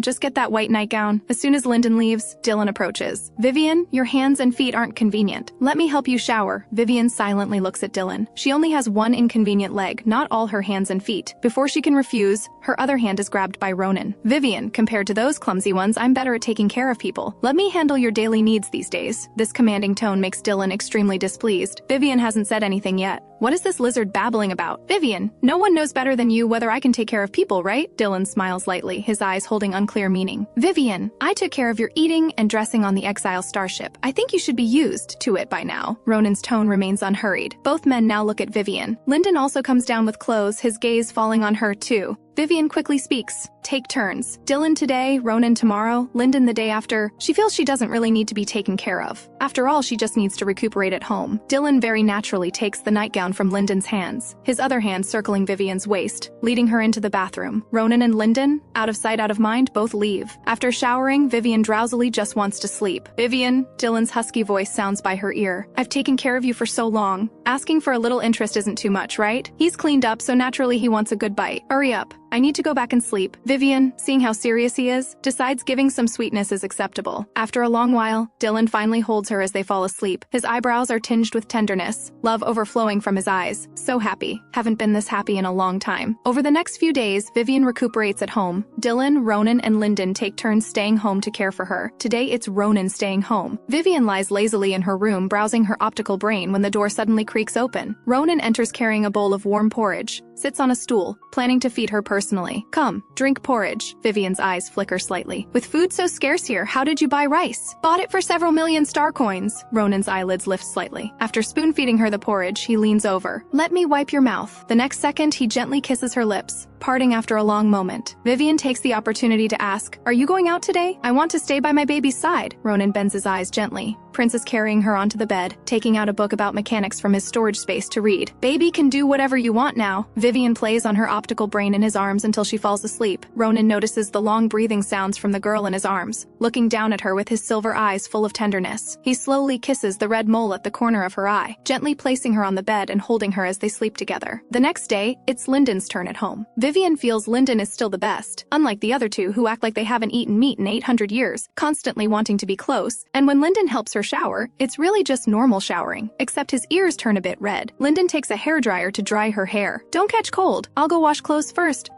Vivien nods with a light smile, leisurely blow-drying her hair while watching Lyndon sit there helping her wash clothes. He quietly and carefully scrubs them several times before hanging them up. He wipes his hands clean and walks toward Vivien. Before he can reach out, Vivien directly opens her arms toward him, asking for a hug, her bright eyes looking at him, cheeks pink from the steam. His fingertips curl slightly, lips involuntarily curving up as he naturally picks up Vivien and walks out. Back in the room, he places her on the bed, gently kissing her forehead. Rest well? Lyndon's narrow red eyes are full of doting love. Nourished by love, Vivien's injury finally heals. During these days, the beasts have also dispersed, and White City's protective shield is quickly repaired. Lynn sends her many messages today. During the beast siege, though polluted air only leaked in briefly, many people still died from genetic mutations. You better not go to the outer city for now. Do you know? I heard that man voluntarily gave his hand as debt to Susan to survive, but later regretted it and wanted revenge, which led to that day's events. Really ridiculous. By the way, the remaining mutant insects were found too. I really didn't expect that guy would dare privately raise mutant insects, and these insects were obviously raised for several years. Vivien doesn't read the rest. Compared to plant purification serum, she successfully developed painless suppressant first. This unexpected completion stuns even Vivien. Sometimes success arrives unexpectedly in inadvertent moments. Though she hasn't tested it on beast people yet, experimental data shows this can definitely help beast people through frenzy periods painlessly. Therefore, this serum will bring significant benefits and impact. She promised the mayor the first dose, since she got inspiration from him. Vivien packs up 5 suppressant serums and messages the mayor, Mayor, I've developed a painless suppressant for frenzy periods. Should I bring it to you now? She also sends him experimental data and reports. The reports only prove these medicines have painless suppression functions, but Vivien don't give him the formula. After sending the message, the mayor doesn't reply, but she's not anxious, continuing to research her purification serum. Maybe it's the good luck from successfully creating the painless suppressant affecting her. After cultivating and breeding the plants she brought from the water curtain cave, inspiration flashes through her mind. Orchid sage, just add orchid sage, and the serum she wants will definitely be completed. Vivien feels momentarily surging emotions. If the purification serum is successfully developed, it will benefit the entire galaxy. She searches on the star network for where orchid sage can be found on the exile star. After determining the location, she plans to find a day to have her partners accompany her to collect it. At this time, the mayor finally replies, I'll come find you. Good. She sends him the home address. Soon there's a knock at the door. Vivien quickly walks over and opens the door. Quinn and Zach walk in. Vivien gets a box from the backyard and hands it to them. Is this the painless suppressant? I've read the experimental report you sent. The benefits this medicine brings will be significant, so I want to cooperate with Miss Vivien. Quinn speaks unhurriedly. I have a Longan pharmaceutical company behind me. If Miss Vivien doesn't mind, you can use this medicine to buy shares. He says buy shares, not profit sharing, indicating she'll get dividends from all profits of this pharmaceutical company. This shows considerable sincerity. Moreover, this Longan pharmaceutical will become very famous in the future, the top of the 4 major pharmaceutical companies. Vivien didn't expect its founder to be the mayor before her. If she really becomes a shareholder, future benefits will be significant. Zach operates on his optical brain, looking up at Vivien. The contract has been sent to your optical brain. If you're interested, just sign online and add your fingerprint. But don't rush to reply. You can think about it for a few days. Miss Vivien, we still have business, so we'll leave first. Good, I'll consider it carefully. Vivien nods. Zach picks up the medicine box, stands in place for a while, then says, "You don't need to come as an assistant anymore, but you're always welcome to use the lab." He turns and leaves after speaking. Vivien opens her optical brain to read the contract Zach sent. This company's future development and the mayor's sincerity are both profitable, and her research succeeded only under their inspiration, so joining their company is a sure profit deal. Vivien concentrates on thinking when suddenly a pair of slightly cool hands cover her eyes. The person behind her leans down slightly. "Guess who I am?" Vivien pauses first, then finds it amusing. "Damien, if you transformed, I'd have to guess." She grabs his hands and moves them away. "I'm back. Did Vivien miss me?" Damien holds her hand against his face, his purple gold eyes tender as water. "Yes." Vivien reaches out to touch his cheek. Damien purses his lips, obediently letting her caress him. "Really? Then why do I send you so many messages every day? But you rarely reply. And when I wanted to video call with Vivien, you firmly refused." Damien speaks slowly, the brewing sourness seeming heavier and heavier. "Like you don't want me anymore." Vivien's guilt is almost impossible to hide. She didn't expect Damien to be so insecure. She really was busy then, and chatting romantically on optical brain seemed unnecessary. She didn't know Damien could think so much. "No, baby." Vivien quickly gets up from the sofa, walks behind and hugs Damien's lean waist. "I love Damien, baby, the most." Damien's heart moves. "Then why didn't you reply to messages?" His beautiful eyes droop slightly. "Sometimes you don't reply all day. Wasn't there a beast siege these past days? I was also attacked by mutant insects and got a long wound on my leg. I couldn't even walk properly." She also starts acting pitiful. "How's your leg now?" Damien indeed becomes worried, crouching down to see a pink mark on her fair calf. Vivien clears her throat. "It's fine now. After all, her partners take such good care of her every day, so naturally she healed quickly." Damien gently strokes the pink mark, his expression slightly dim. "Why didn't you tell me?" He didn't even know she was hurt. "Because I didn't want you to worry. And it's fine now, isn't it?" Vivien also crouches down, cupping his beautiful face with both hands. Damien just hums softly, not knowing if he's convinced. She has to lean over and kiss his lips. Damien's expression moves. He hasn't kissed her in so long. He wants to kiss. His thoughts are instantly absorbed by the sensation on his lips. She initiated the kiss. Damien's cheeks flush slightly, reaching out to press gently on her neck, kissing back. Soon both are breathless as they part. "Vivien, I brought you a gift." Damien's eyes curve as he takes out a necklace from his storage space. The necklace has a heart-shaped gem pendant, and looking closely, the end also sparkles with dazzling fire. So beautiful. Vivien's eyes show fondness. No one dislikes sparkling things. Seeing her happiness, Damien's mood seems even better. "I'll put it on for you." He gently puts the gem necklace on her. Vivien touches it. This heart-shaped gem feels cool and smooth, with excellent texture. "Thank you, Damien. I really like this gift you gave me."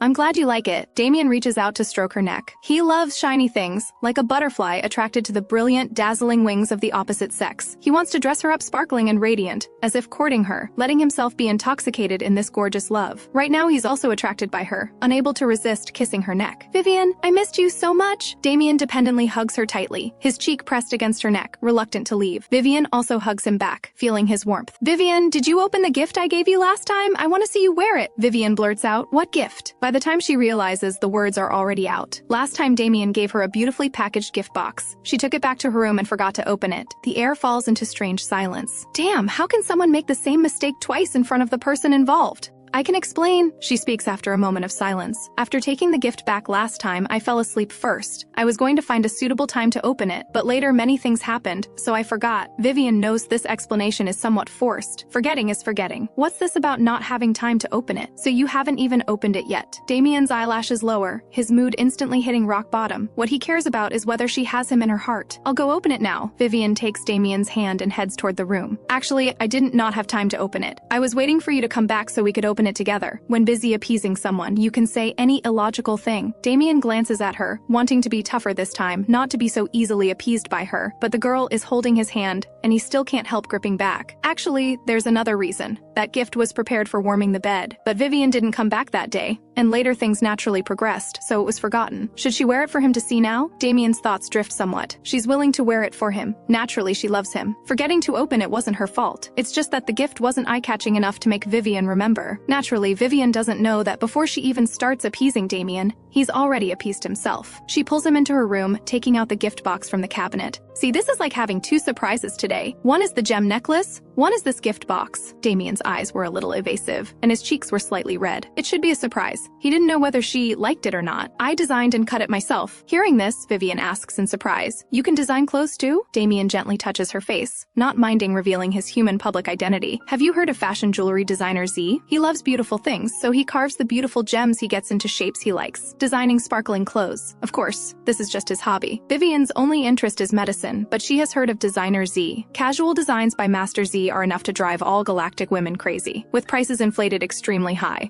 She feels dizzy seeing those dozen-digit prices. But Z is actually Damien? Vivien pauses. "I heard Z is very mysterious.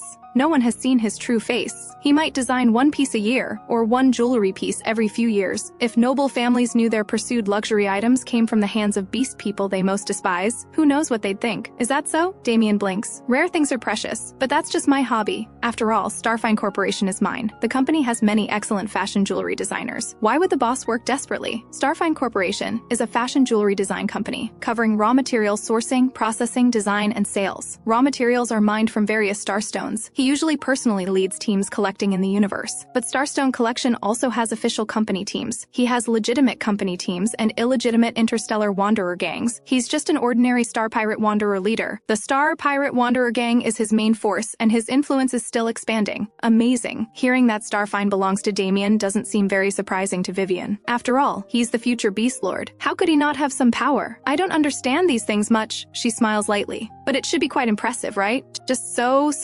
Damien's eyes flicker, his gaze falling on the girl's face, something seeming to flash by. The forces he created naturally aim to overthrow human rule, and now the girl he likes is also human. If he overthrows and destroys the human supremacist world she lives in, will she hate him then? Damien suddenly reaches out to hug Vivien. "Vivien, no matter what happens in the future, you can never abandon me, okay?" He won't let her discover those forces. What the Wanderer leader does has nothing to do with him, Damien. "You can't abandon me," Damien speaks hoarsely, his arms holding Vivien tightening slightly, as if wanting to hold her forever in his arms. He doesn't know Vivien is from the future. Vivien knows the future direction. What she might be able to change is perhaps only contributions in medicine, making the living environment better for everyone in the galaxy. This is what she's always pursued. Once she finds Orchid Sage, this pursuit should be realized soon. What comes next? Vivien furrows her brows, gently hugging Damien back. "Don't worry, I won't abandon you." She changes the subject. "All right, let me see what gift you gave me last time." Vivien pushes away Damien and opens the box. What comes into view are pink little butterfly wings made of rock paint. After taking out the whole garment, she's suddenly confused. This shouldn't be clothes, right? Just butterfly wing decorations? After all, besides the small wings, everything else is just pink ribbons. "Thank you, Damien. Very beautiful. Is this a decoration?" Damien's gaze flickers, his palm unconsciously circling her wrist. At this moment, he feels his thoughts are really dirty. How can his Vivien be so pure? Not a decoration. Damien's red lips move. It's clothes. Hearing this, Vivien is completely stunned. After reacting, her cheeks suddenly turn bright red. Damien's slender fingers hook a pink ribbon. It will be very beautiful. That evening, Vivien sits on the bed continuing to read the contract, with Damien hugging her waist from behind, his head resting on her neck, his face full of satisfaction. "Vivien, aren't you sleeping yet?" Damien half opens his purple gold eyes, his fingers gently playing with her hair. Vivien finishes signing the contract, then rubs Damien's soft hair. Time for bed. Damien hugs her as they lie down, but the door is suddenly knocked. Vivien goes to open it, and Damien also sits up, his gaze closely following her figure. After opening the door, Vivien sees Ronin Jr. What's wrong, Ronin Jr.? Master Ronin is having a frenzy period. "Vivien, baby, go check on Master Ronin." As soon as it finishes speaking, Ronin suddenly appears at the door, his gaze falling on Ronin Jr., then looking at Vivien. "I just went to get water and it saw me. It came to bother you. I'll just take medicine properly. You go back and rest." Vivien just developed new serum today and hasn't tried it on her partners yet. "Don't take those medicines anymore." She walks over and pulls Ronin to his room. "You wait here. I'll be right back." Vivien returns to her room. "Damien, sleep first. Don't wait for me." Damien's mood sinks and floats. That lizard is definitely doing this on purpose.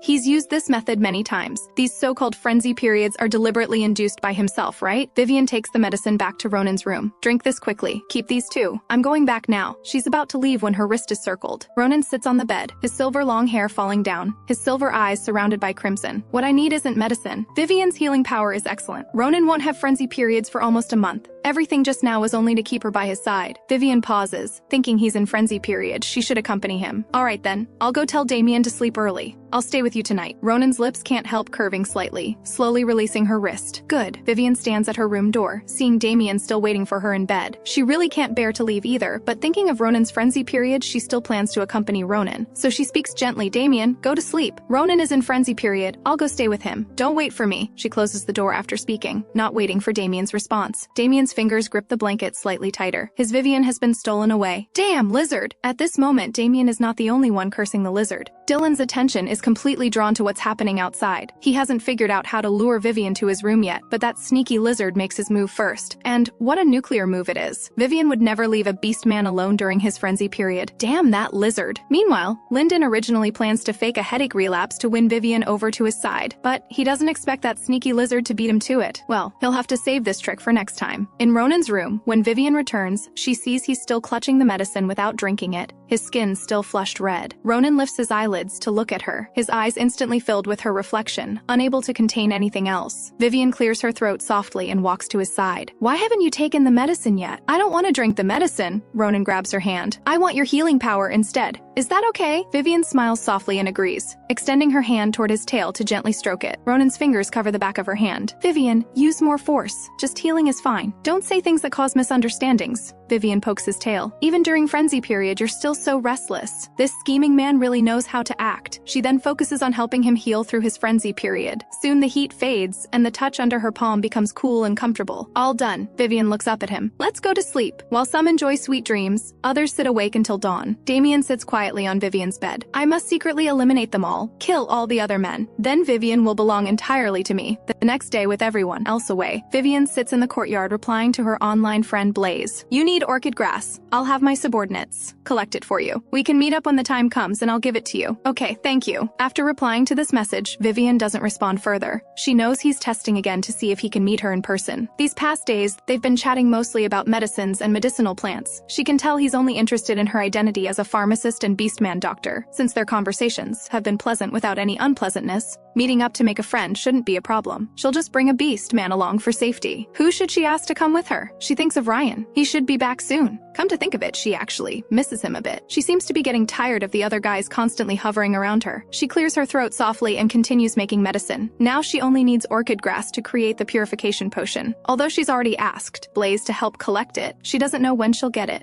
She still wants to go find it herself as a backup plan. However, orchid grass grows on cliffs near Obsidian City, quite far from White City. Even with a hover car, it would take 2 days to reach there. Meanwhile, Ryan instructs his subordinates, search using any means necessary. You must get me that orchid grass. This way I can meet Vivien. His subordinate howls excitedly. Can we finally meet her? I've used so many methods but couldn't find any information about her. I want to come with you too. Meet her in person, boss. Boss? Aren't you coming with us to collect the orchid grass? No. Everyone rest for 2 or 3 days first, then go. After this is done, you can take a long vacation. Yay! Long live the boss! Of course Ryan won't go. He hasn't seen his Vivien for so long and misses her terribly, though that woman probably hasn't thought about him at all. This thought irritates Ryan. He sends so many messages to her, but she barely replies. After this mission, he's become a dirty wolf again. Ryan scrubs himself thoroughly at a nearby inn, specially buying some fragrant body wash. His big tail works up thick, creamy bubbles. He washes again and again, only satisfied when he's sure there's no strange smell. Vivien likes clean people. He can't let her find him disgusting. Just as Vivien is thinking about Ryan, she suddenly hears the bang of a door opening. Someone rushes in at full speed. It's Ryan, back home. Before she can react, she's swept up in his arms and spun around in a big circle. Ryan misses her so much, so very much, that he can't help but embrace her the moment he sees her. Startled, Vivien instinctively wraps her arms around his neck. Ryan sets her down and hugs her tightly. Ahem, did you miss me? His black tail wags furiously behind him, clearly showing his extremely happy mood. But when he asks this question, he seems a bit shy and embarrassed. I was just thinking about you when you came back, Vivien tells him honestly. She notices he seems to have gotten even darker. His originally wheat-colored skin has become even more tanned. The row of red studs above his brow remains as striking as ever. Vivien reaches out to grab his swishing black wolf tail. It feels rough and prickly. The wolf tail has gotten coarser, scratching her palm painfully. She lets go of the tail. It's prickly. I don't want to touch it. Ryan notices her action, his tail stubbornly wrapping around Vivien's leg again. You say you miss me then? You push my tail away? He wants her to touch it more. Vivien looks up with a slight smile curving her lips. You want me to touch your tail? Ryan's heart suddenly races, his cheeks slowly flushing red. He wants to say something, but gets tongue-tied, unable to speak. For a moment, he despises himself for being so useless. Clearly, Vivien is his lady, and he's her husband. Why Why can't he just say what he wants directly? Why aren't you saying anything? Don't you want your tail touched? Vivien's eyes curve with amusement. If you want it, I can touch it. So what if it's prickly? She still wants to touch him. Who told him to look so appealing to her? For some reason, Vivien just wants to tease Ryan. Wants to see him flustered. Ryan's Adam's apple bobs, his dark eyes fixed intently on her like he's staring at prey. I want it. His wolf tail chases after her hand again. Is that so? Vivien naturally dodges the pursuing tail. But now I suddenly think Ryan seems to guess what she's about to say. She wants to string him along again. He knows it, but his mood still gets stirred up by her, completely unwilling to hear more. He desperately captures her lips in a kiss. This guy kisses without any technique. Vivien has to hook her arms around his neck and respond gently. The rough kiss becomes tender, like a giant beast being tamed, suppressing its wild nature. Vivien pushes him away. Ryan instinctively chases after her. His mouth meets her soft palm and he licks it. Vivien really feels he's like a little dog. Why does he like licking people's hands? Vivien, stop playing with me. Ryan's voice is extremely low. You always string me along like this. You'll drive me crazy. Vivien coughs embarrassedly. Okay,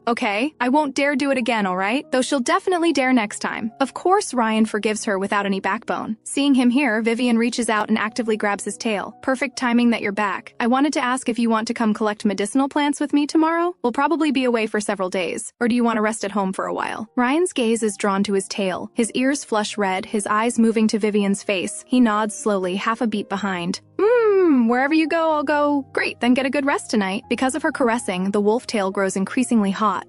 Ryan responds softly, but his gaze remains on her face. Could you touch my ears too? Sure. Vivien's eyes brighten. She loves touching his wolf ears. She reaches up to touch them, suddenly remembering how they first met. She had stood on her tiptoes to touch them. Ryan sees her standing barefoot on the ground, still not lowering his head. Now this wolf head is finally willing to bow for her. Vivien stares at his red ear studs for a while, her heart stirring slightly. She wants to buy him other earrings. They would look great on him. Come to think of it, she can't just give one person gifts. She needs to buy presents. For all the others too. She'll think about what to get them later. Vivien slowly cups Ryan's face. Do you want to? The girl asks softly like a little cat. Ryan's desire-filled gaze fixes intensely on her, as if he wants to tear her apart and devour her. Vivien chuckles softly, her breath lightly brushing his face. You can, good boy. Time for your treat. Ryan's rationality completely crumbles. He sweeps her up and strides back to his room, slamming the door with a violent crash. Too passionate. The next day, Vivien sets off for Obsidian City with Ryan. Ryan is somewhat surprised. After all, he just returned from Obsidian City yesterday, and now he has to go from White City back to Obsidian City again. If it were someone else, they might feel reluctant, but Ryan doesn't mind at all. In fact, he's very willing. Wherever Vivien wants to go, he'll go. Plus, it's just him and Vivien traveling together. He's extremely happy, already blooming with joy inside. Moreover, Vivien hasn't told the other guys. They all send her many messages. Ronin, baby, why didn't you call me? Are you tired of me? So you're going away with that wolf for 7 whole days? Lyndon, stay safe. Call me if anything happens, I'm always here. But inside, he's thinking, why didn't you ask me? If you won't ask me, I'll secretly follow. Dylan, Vivien is going off alone with another man again. Dylan feels so hurt. Can you love me more than the other men? I'm coming to find you, Damien. The day before yesterday you said you liked me most. What about now? Are you being romantic with that wolf? Am I just a toy you kiss when you want and ignore when you don't? Little liar, I'm coming to find you. But Vivien treats them all equally. She doesn't read anyone's messages, planning to review them all at once later. She has no idea they're all chasing after her. She's leaning against the hover car, taking a light nap. After all, it takes several days to reach Obsidian City, and they should rest in other city districts along the way. Ryan glances at the girl beside him with her eyes closed. The light filtering in from the front casts a soft glow on her face. His gaze seems glued to the girl's face, unable to look away. Ryan sets the hover car to autopilot, then just watches her for a long time. Soon, his rough palm can't help but lightly touch the girl's cheek. His dark eyes are extremely bright, like a dog seeing a bone, always enthusiastic, always bright. Yesterday's experience makes him can't help but reminisce. Although he got kicked off the bed many times, Ryan is still very excited, as if he has endless energy in his body. Vivien feels something brushing across her cheek. She wakes from her light sleep, slightly opening her eyelids. Ryan quickly pulls his hand back like a guilty thief, but she still saw it. What were you just doing to me? Why did you suddenly pull your hand back? Ryan's eyes dart around evasively. He takes out a thin gold chain from his storage space. I brought you a gift yesterday, but forgot to give it to you. It's not too late to give it now. He directly grabs her ankle and puts the gold chain around it. The thin gold chain on her pale, slender ankle makes the red mole on Vivien's ankle even more beautiful, like a cinnabar mark. Beautiful. Ryan's burning gaze falls on her ankle. They still have several days before reaching Obsidian City. That night, they rest in another city district first. After washing up and preparing for bed, Vivien sees messages from the other guys saying they're coming to find her, and her vision goes dark. She quickly sends messages telling them not to come. Baby, stay home and wait for me. I'll come back after picking the herbs. Ronin, I've already set off. Dylan, too late. I'm almost there. Damien, not listening, not listening, not listening. Only Lyndon doesn't say he's coming, so she doesn't reply to him. Vivien frowns. Not replying to messages is her mistake, but now it's too late to regret because someone knocks on the door. So fast! At this moment, she's still lying in Ryan's arms. Ryan frowns at the knocking sound. I'll get the door. Vivien also gets up and walks over together. Opening the door, all four of them are there. Even Lyndon has quietly appeared. Lyndon notices Vivien's gaze, his thin lips moving slightly. I originally didn't want to show up to avoid disturbing you, but since they came too, I followed. Dylan looks at Lyndon in surprise. Wow, you talk so much more in front of my wife. I thought you could only say one word at a time. Lyndon's expression turns cold. You're not worth my words. Like I really want to talk to you. Dylan sneers. Baby, it's so late and this room is so big. You don't mind if I come in to sleep, right? But Ronin steps forward first to Vivien. Damien has also walked to Vivien's side, reaching out to grab her clothes hem, looking soft, obedient, and pitiful. He knows Vivien really likes him this way, so he uses this appearance to captivate her. His wanderer subordinates would never believe their leader could make such charming gestures. It's difficult either way. Vivien sighs helplessly. Come in, all of you. You can sleep on the floor or the sofa. Ryan and I will sleep in the bed since he paid for the room. The guys naturally agree. They're here to compete for favor, not to make Vivien unhappy. Ryan faces the others' looks that could pierce through his brain, completely fearless, even provocatively, wrapping his arm around Vivien's waist. The other guys can only grit their teeth and swallow their anger. The next day, Vivien, I don't have a hover car. Damien looks down slightly, his slender fingers grasping Vivien's hand. Vivien pauses, then speaks. You guys take your own hover cars. Damien and I will go with Ryan. That cunning butterfly makes another clever move. Teach. Someone claims he doesn't have a hover car. How did he get here as fast as us? Dylan says meaningfully. Damien's eyes flicker. He did drive a hover car here, but so what? Now he says he doesn't have one, so he can stay with Vivien, right? None of your business. Damien glances at them. When Vivien looks over, he obediently grabs her clothes hem again, smiling softly. Their stares are so scary. Stay away from them in the future. The other guy's eyes narrow. That cunning butterfly. In the end, Vivien, Ryan, and Damien take one hover car, while all six leave the temporary resting city. In the hover car, Damien rests his head on Vivien's neck. Vivien, I traveled all night to get here and didn't sleep well. I want to sleep for a while now. Vivien runs her fingers through his purple hair. Then keep sleeping. We still have a day before the next city.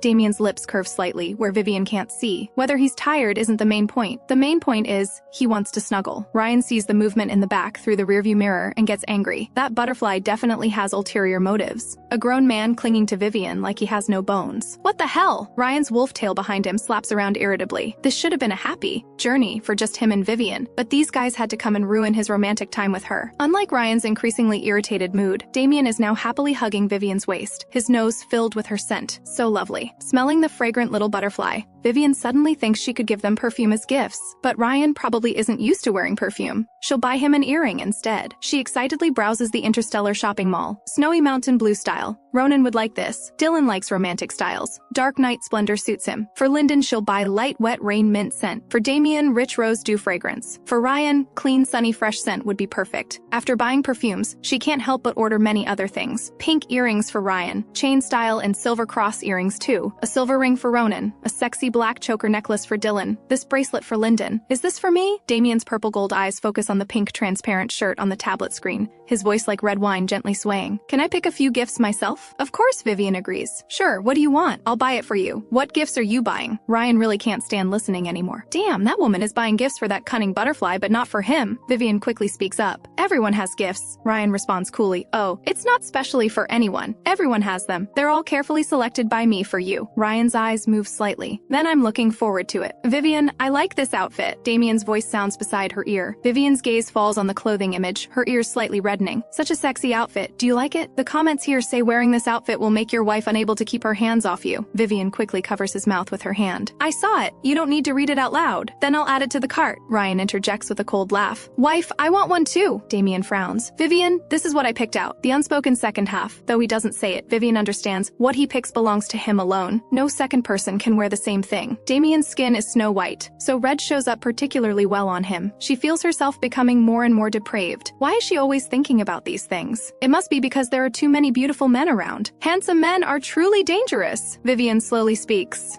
This is your choice. So it's only for you. Damien responds satisfyingly. Ryan just gives a meaningful snort. He'll buy his own then. But when he actually searches, his cheeks and wolf ears turn red. Can it really be like this? Do girls really like this kind of thing? He places an order. Without realizing it, Ryan buys quite a lot. Near evening, the group stops to rest in the next city. Let's sleep together tonight. Dylan sidles up. I'm very good at taking care of you. Today is Tuesday. Ronin wraps his arm around Vivien's waist. So it's my turn to warm the bed. We're outside now. What do those rules matter? Ryan casually speaks. pulling her out of Ronin's embrace. Right, Vivien? Let me sleep with you, okay? Damien grabs her hand. When you were away on business, they occupied so many of your days, but I only got 2 days. It's very unfair. Before Vivien can react, Lyndon's voice sounds again. Vivien, my head has been hurting lately. Maybe it's because my sleep has gotten worse without holding you. Ryan tightens his hold on Vivien's arm. If it's so hard to choose, then if you allow it, we'll have a fight. The winner can sleep with you. Of course, Vivien disagrees. She'd be heartbroken if any of them got hurt. How about this? If none of you mind, let's all sleep together. That way no one has to fight. How about it? The air falls silent for a moment. Ronin speaks first. If baby finds it hard to choose, let's draw lots. Your silence means you agree. Following Ronin's suggestion, Vivien speaks up. All right then, I'll draw lots on my tablet.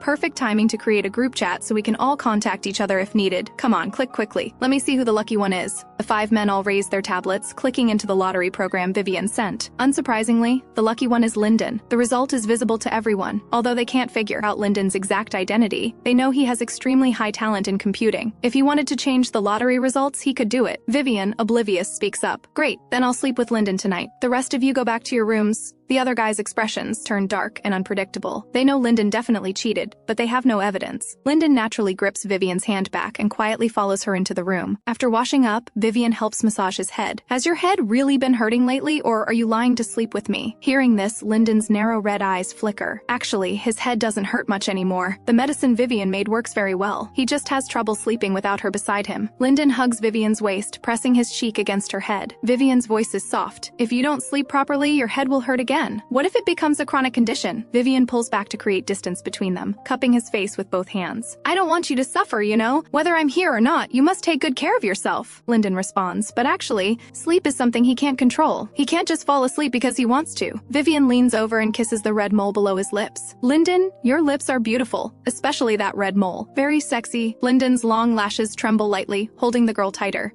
I know. The next day, the group of 6 finally reaches the Black Moon Forest near Obsidian City. Vivien holds her tablet searching for routes, while the guys clear the path ahead for her. Mainly Ryan. What medicinal plant are you collecting? Ryan waves the machete in his hand. Orchid grass. Vivien answers casually. Ryan freezes. Vivien also needs orchid grass. They're both pharmacists and beastman doctors. Could they be the same person? Ryan's heart beats faster. Could Vivien really be the famous Vivien who published so many amazing articles online? At this ridiculous guess, Ryan's Adam's apple bobs violently. He really wants to ask right now, but holds back and continues clearing the path. If Vivien really is his Vivien, he opens his tablet to look at the chat between Vivien and Vivien. She responds to every message from Blaze, but only replies to him late at night in batches. Ryan feels like he's knocked over a 10-year-old vinegar jar, violently swinging his machete to brutally chop the dead branches blocking the path. Dylan suddenly leans back to dodge. That machete nearly sliced across his face. His expression turns ugly, his deep blue eyes looking at Ryan. Hey, you there! Your blade almost hit my face. Dylan speaks coldly. If you're having a breakdown, get lost. Don't interfere with others here. Ryan looks at Dylan coldly. The one interfering with others should be you. He then ignores everyone's reactions and continues clearing the path. He's now increasingly convinced his Vivien is Vivien. At the airport that time, he ruled out so many people but forgot about Vivien right beside him. His Vivien is Vivien. Dylan laughs angrily. Since this person has so much energy for clearing paths, let him do it alone. He only came up here because Vivien asked him to help this stupid wolf clear the path. Otherwise, he wouldn't bother. I'll come keep you company. Dylan walks to Vivien's side, pushing Damien away. Didn't I ask you to help Ryan clear the path up front? Why did you come back? That guy said I was interfering with him, that he could do it alone. Dylan speaks matter-of-factly. So I came back to entertain. You? Some people are so good at making excuses for being lazy. Truly laughable. Ronin speaks carelessly. Some people's ability to twist facts is truly remarkable. Quite admirable. Dylan naturally fires back with equal sarcasm. Vivien walks forward a few steps. I'll go check on Ryan. Wait for me. Dylan quickly follows. Vivien walks to Ryan's side. Why did you suddenly stop? Look ahead. Those blue grasses on the cliff should be orchid grass. Vivien follows his gaze and instantly becomes happy. It is orchid grass. She walks over to take out climbing equipment. You wait at the bottom of the cliff. I'll climb up and pick it for you. Ryan walks to Vivien's side. Business is business. He'll settle the Vivien being Vivien matter with her later. Vivien shakes her head. I'd better pick it myself. I'm afraid your technique might be wrong and damage its medicinal properties. But Ryan grabs her hand. I think I'm more skilled at this than you. After all, he's taken many herb collection missions. No one is more skilled than him. He takes the climbing equipment from Vivien's hands. Wait here for me. Without waiting for Vivien to respond, he's already agilely climbing up. Vivien, don't get so close to the cliff. What if rocks fall and hit you? Dylan grabs her hand and pulls her back a bit. The other guys also come over to stand beside Vivien. Although Ryan Vivian claims to be very skilled, she's still worried. But seeing his movements, her concern lessens considerably. He really is very skilled, and his technique is very professional. Soon, Ryan puts the orchid grass in his storage ring and nimbly comes back down. Done. He hands the storage ring to Vivien. Thank you, Ryan. After Vivien takes it and puts it away, she rushes into his arms for a hug. Ryan responds happily. It's nothing. The next second, Ryan suddenly tightens his grip on Vivien's waist and leaps away from their original spot. The area where they just stood now has a row of bullet holes. Wow, truly a case of searching everywhere only to find it effortlessly. Quick, hand over the orchid grass you just picked. Don't waste our time. Careless voices ring out as men in bulletproof gear and full weapons walk toward them, carrying guns. Hey, you woman, hand over the orchid grass and we'll let you and your beast slaves go. They're outside now, so Vivien and the others are all wearing oxygen masks. She frowned slightly. They're surrounded. The other side has various high-tech weapons. It's clearly not suitable to fight head-on. How about this? Since we both need orchid grass, let's split it half and half. After all, we're the ones who picked it. Vivien speaks slowly. Hand over all the orchid grass and we'll spare your lives. Vivien falls silent. Just as she's about to reach for her storage ring, her wrist is suddenly grabbed by Ryan. He presses down on her hand, signaling her not to hand it over, then walks around her toward the three men. Ryan,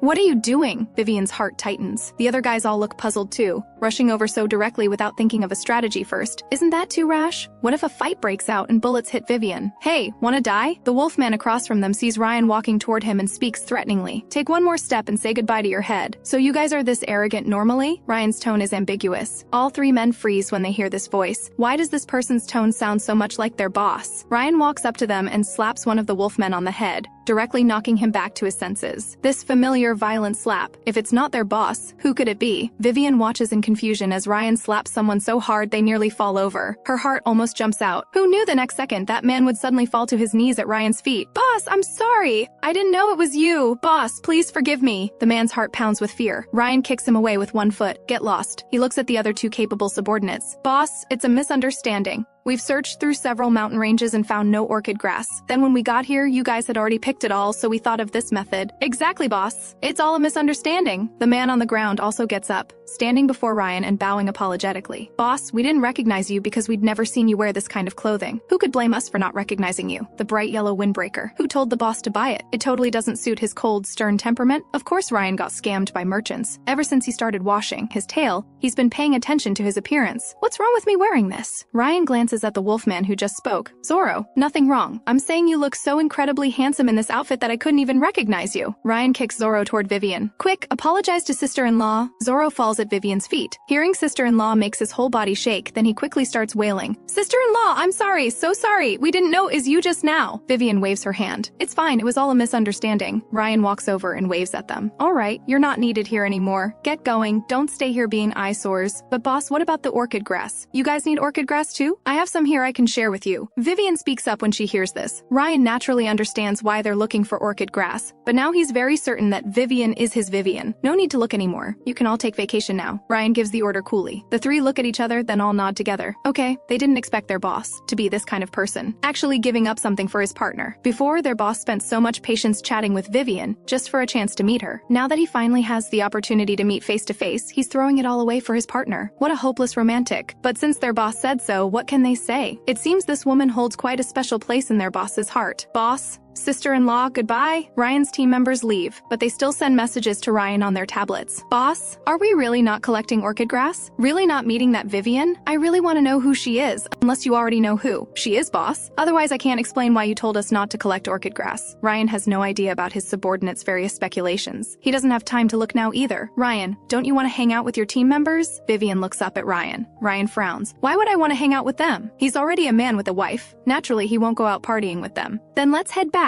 Vivien smiles helplessly. They probably have their own way of getting along. I'll carry you down the mountain. Dylan picks her up. After climbing for so long, your legs must be sore. Let me carry you back. Vivien wants to say she's not tired, but stops mid-sentence. Whatever. If he wants to carry her, let him. The other guys just watch, helplessly, as their wife gets carried away by that stupid scorpion. That stupid scorpion. On the way back, a different husband takes turns driving the hover car each day, while Vivien sweetly snuggles with a different person in the back seat each day. The happy days finally end when they return to White City. Vivien feels like a debauched empress. After returning home, she immediately starts making new purification potions. Suddenly, there's a knock at the door. Ronin Jr. opens it, and Lynn walks casually into Vivien's little lab shed and sits down. Hey, where have you been lately? I haven't seen you for several days, collecting herbs. What do you want? Nothing much, just missed you a bit. Lynn pauses. Oh right, a new painless medicine for healing beastman frenzy has appeared recently. It was created by a pharmacist called N. Do you know about it? Of course, Vivien knows. After all, she developed it and had it marketed by the City Lord's company. I know about it. So amazing. Lynn sighs, then changes the topic. Actually, I came today to invite you to dinner. A new male butler restaurant opened in the city next to White City. I guarantee you'll be satisfied. Vivien pauses. I'll pass on the male butler restaurant. Those male models probably aren't as good looking as my partners anyway. Let's still go to the male butler restaurant. But we won't order male butlers, okay? I paid a lot of money to book a spot.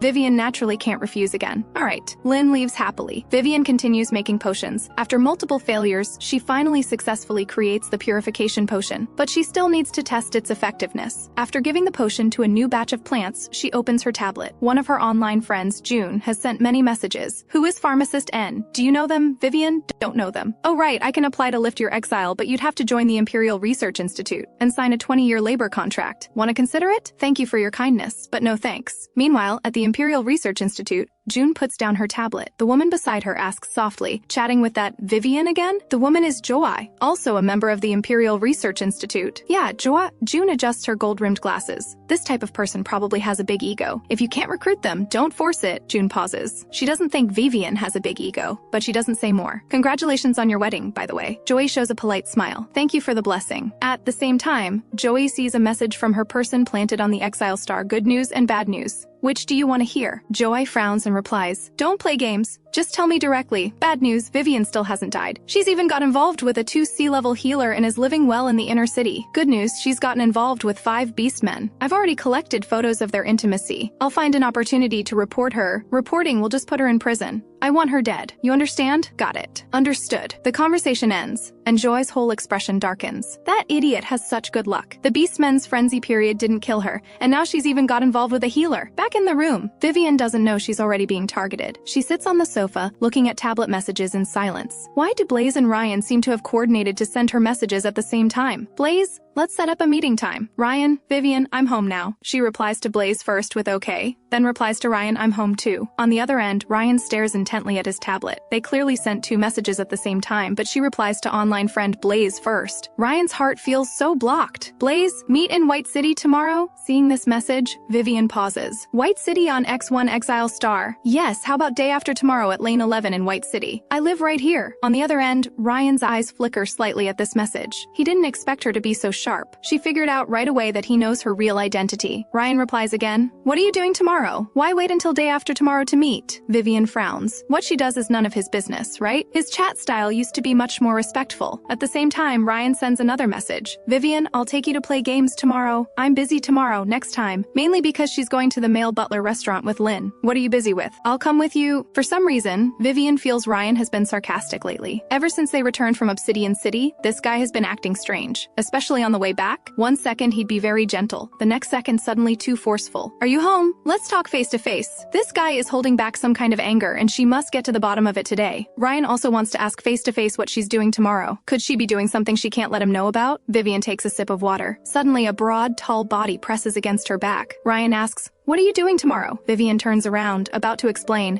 when she suddenly sees a fluorescent green outfit that nearly blinds her, making her forget all her prepared words. If not for Ryan's chiseled face, he probably couldn't pull off this fluorescent green. It really looks so bizarre. He's really not suited for these weird clothes. Ryan, I want to look at your closet. Vivien tugs at his clothes hem. She must understand why he wears such things. Don't change the subject. Ryan frowns. Vivien reaches out to feel his abs. Be good. I want to see your clothes first. I'll tell you what I'm doing tomorrow afterward. Ryan grabs her wandering hand. Tell me first what you're doing tomorrow. He's so rational and clear-headed. Is she not seductive enough? Our neighbor Lynn is treating me to dinner at a male model restaurant to thank me. But don't worry, I won't order any male models. You're not allowed to go. Sure enough, marital conflicts are inevitable. Before, they respected each other and didn't interfere, but now that they're together, he wants to control everything. I already said I won't order male models. Don't you trust me? Ryan holds her waist, his voice extremely muffled. I don't distrust you. I'm just afraid you don't love me anymore. He doesn't say the rest. He doesn't have the other 4's skill at winning her favor. He's afraid she'll get bored, afraid she won't like him, afraid there won't be room for him in her eyes anymore. Then come with me tomorrow. Vivien sighs, looking at Ryan's dejected expression and feeling sorry for him. She hooks her arms around his neck and kisses the corner of his lips. What are you afraid of? Afraid I won't like you? Are you going to cry if I don't like you? Ryan tightens his grip on her waist. I have a bad temper. Vivien pauses. She thought she had figured out about their personalities, but now suddenly discovers she might not understand them very well. The 5 beast lords weren't good people to begin with, were they? Are you still angry after I said I'd bring you tomorrow? Vivien's voice softens. Ryan directly picks her up with one arm and carries her to the room. Much later, Vivien pillows her head on Ryan's broad chest, her slender fingers tracing his scars. Why so many scars? Ryan, what do you do for work? Can you tell me? Bounty missions? Isn't that very dangerous? Vivien worries. I don't die that easily. Ryan chuckles lowly. Vivien is still too thin. The food on this exile star is too scarce, and what's transported here isn't fresh either. Ryan really wants to take her back to his planet, L-Star, a planet that evades the Imperial capital's interstellar radar, inhabited entirely by his people, his power base. Taking advantage of his good mood, Vivien clears her throat and brings up, by the way, ever since we returned from Obsidian City, you seem to have something on your mind. What's wrong? I am Blaze. Ryan directly reveals his identity. So can you explain why you reply to Blaze first, then reply to me? Vivien realizes belatedly. You're Blaze? The Blaze I've been chatting with online this whole time? Yes. Ryan grabs her chin. I'm your partner, yet you reply to some unknown online friend first. Vivien gently pinches his fingers. I happened to be browsing online then, so I replied to Blaze first. Ryan laughs. Then why do you reply to every message Blaze sends you, but only review my messages in batches at night? Blaze asks about urgent wound treatment issues. So I was more anxious about those. Vivien quickly appeases him. Not replying to your messages promptly was my fault. I've already changed that. She suddenly finds this amusing. So this counts as online friends meeting up, right? Are you surprised to discover I'm that pharmacist master, Vivien? When I first asked you to help me build the lab shed and said I wanted to make potions, you looked like I was playing house. Are you embarrassed now? I was blind and failed to recognize greatness. Ryan leans down to kiss her. The room fills with intimate sounds again. Much later, Vivien stands in front of Ryan's closet, staring silently at the colorful clothes inside. Ryan, do you like these clothes? Ryan holds her from behind. Do you like them?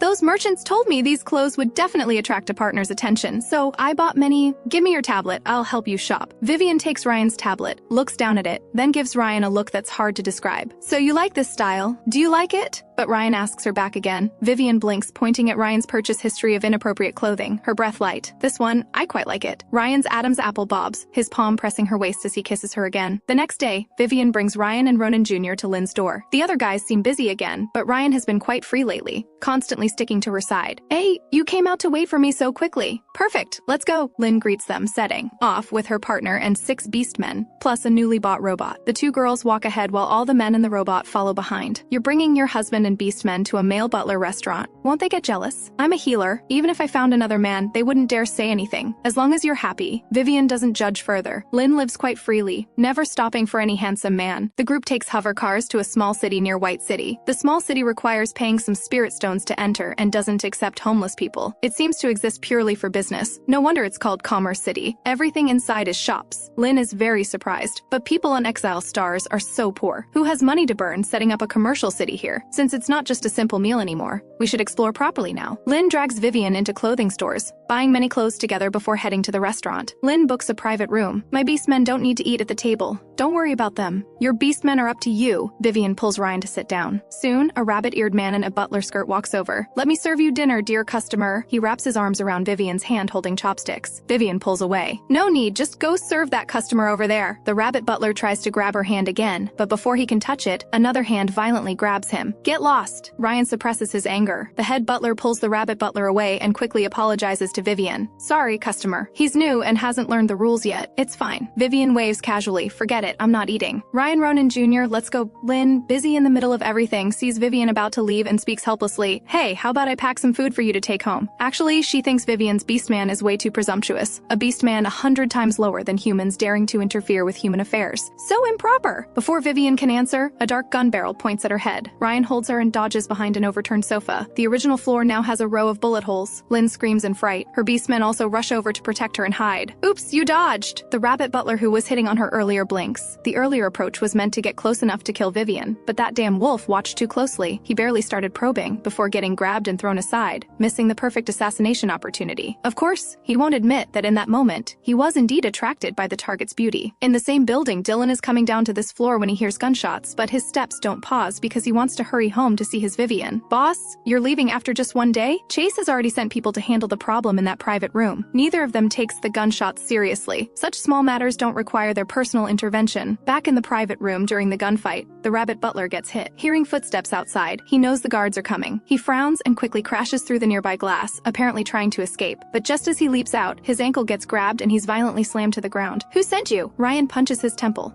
Such a calculated assassination. Who sent you? He's certain Vivien is being targeted. If this assassination fails, there will definitely be more waves. He needs to root out the person behind it, or his Vivien won't be safe. Want to know? The rabbit butler, beaten black and blue, wasn't killed outright. They were keeping him alive to extract information about the mastermind. He pretends to comply. The next second, the private room door suddenly opens. Guards with guns enter to maintain order. Ryan instinctively looks toward the door. The rabbit butler takes this chance to break free from Ryan and crash out the window. Ryan reacts quickly, leaping out like a wild beast. "Oh, there's a bomb in the room," the rabbit butler reminds Ryan as he chases after him. Ryan's steps falter, then he quickly flips back through the window. An explosion sounds afterward. Ryan quickly presses Vivien down. During this time, Dylan is walking downstairs. "Boss, the G-163 planet acquisition contract and development plan have been sent to your tablet." Chase follows Dylan downstairs while handling work on his tablet. Then he sees surveillance footage sent over from the private room where the gunshots occurred. Chase glances down and unexpectedly sees a familiar figure. "Boss, your wife is in the room where the gunshots just came from." Just as he finishes speaking, an explosion suddenly erupts from upstairs.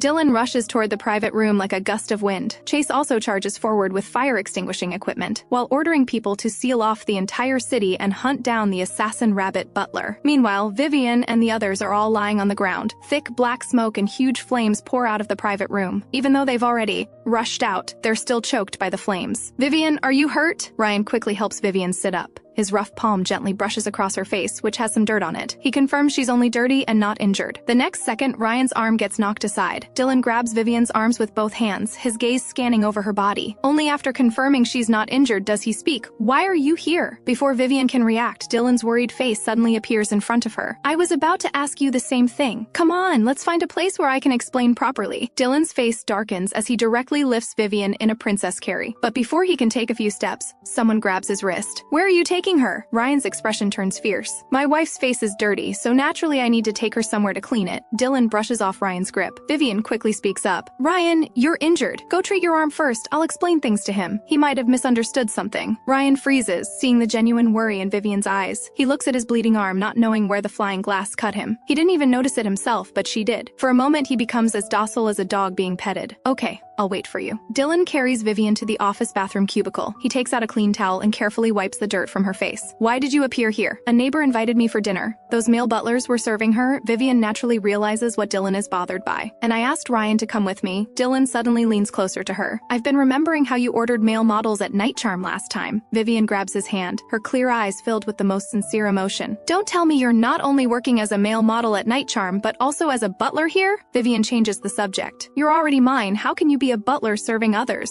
Dylan laughs. "Have you forgotten? I told you I'm the owner of Night Charm, so naturally I'm also the owner here. Haven't you been taking my words to heart?" "I remember, of course. But even if you're the owner here, what if you suddenly feel like playing some male model roles again?" Vivien shows no guilt at all, instead raising her eyebrow slightly. "After all, you seem to really enjoy playing around." Dylan raises an eyebrow, then kisses her fiercely the next second. "If you don't want to be punished by me, you don't need to question and belittle me like this. It makes me very sad. Weren't you the one who questioned me first? I'm just giving you a taste of your own medicine. Now you understand how I feel, right?" Vivien pouts. "Vivien, I'm sorry." Dylan's green eyes rest on Vivien's face as he lowers his head to touch her smooth forehead. "I know both butler service and male model service, and I can provide both to you." Vivien quickly responds. "Great, I'm looking forward to it. But it's not free." Dylan raises an eyebrow. "If it's not free, then forget it. I like getting things for free," Vivien says deliberately. "Vivien, I'm a premium butler. Even if it's not free, you're still getting a great deal." "Alright, then how much do you charge?" "Of course I'll collect payment from your body." The bathroom air gradually becomes hot and steamy. After a long while, the two come to the reception hall. Ryan immediately stands up when he sees her come over. His gaze first falls on Vivien's face, then glances at Dylan, silently walking to Vivien's side. "Vivien, go back with this wolf first," Dylan whispers in Vivien's ear. "I still have some things to handle." Vivien doesn't ask much. "Okay, you handle your business first." Dylan leaves first. Chase follows beside him, reporting, "Boss, I've had people seal off the city. As long as that person wants to leave the city, he'll have to pass through the city gates." Too time-consuming, Dylan looks at the surveillance on his brain computer. "I'll catch him myself right now." He needs to interrogate thoroughly to find out exactly who went to such great lengths to kill his people. Dylan isn't sure whether it's his enemies involving Vivien, or if that person was targeting Vivien from the start. Either way, this person must be found and the mastermind behind them exposed. Meanwhile, Vivien walks outside with Lynn and the others. "Are you okay?" Vivien looks at Lynn. The private room was too chaotic earlier, and she didn't notice how Lynn was doing. "I'm fine." Lynn waves her hand. "Just some scrapes on my body." She then looks at Vivien. "I'm really sorry." sorry. I invited you for dinner, but this happened instead. It really ruined the mood. That person was targeting me, not you. Vivien naturally senses that the rabbit butler was always targeting her. She searches through her mind for people who had grudges against the original soul, finally focusing on the fake daughter Joie. After all, she had wanted the original soul dead for a long time. Vivien frowns slightly. Since the other party came to provoke her, she won't be polite about it. But there's no direct evidence proving Joy did this yet. The restaurant gave me several dining vouchers as compensation, Lynn says happily. Since I'm leaving Exile Planet anyway, I can use them a few more times. You're leaving Exile Planet? Vivien looks at Lynn with surprise in her eyes. I've been here for 3 years.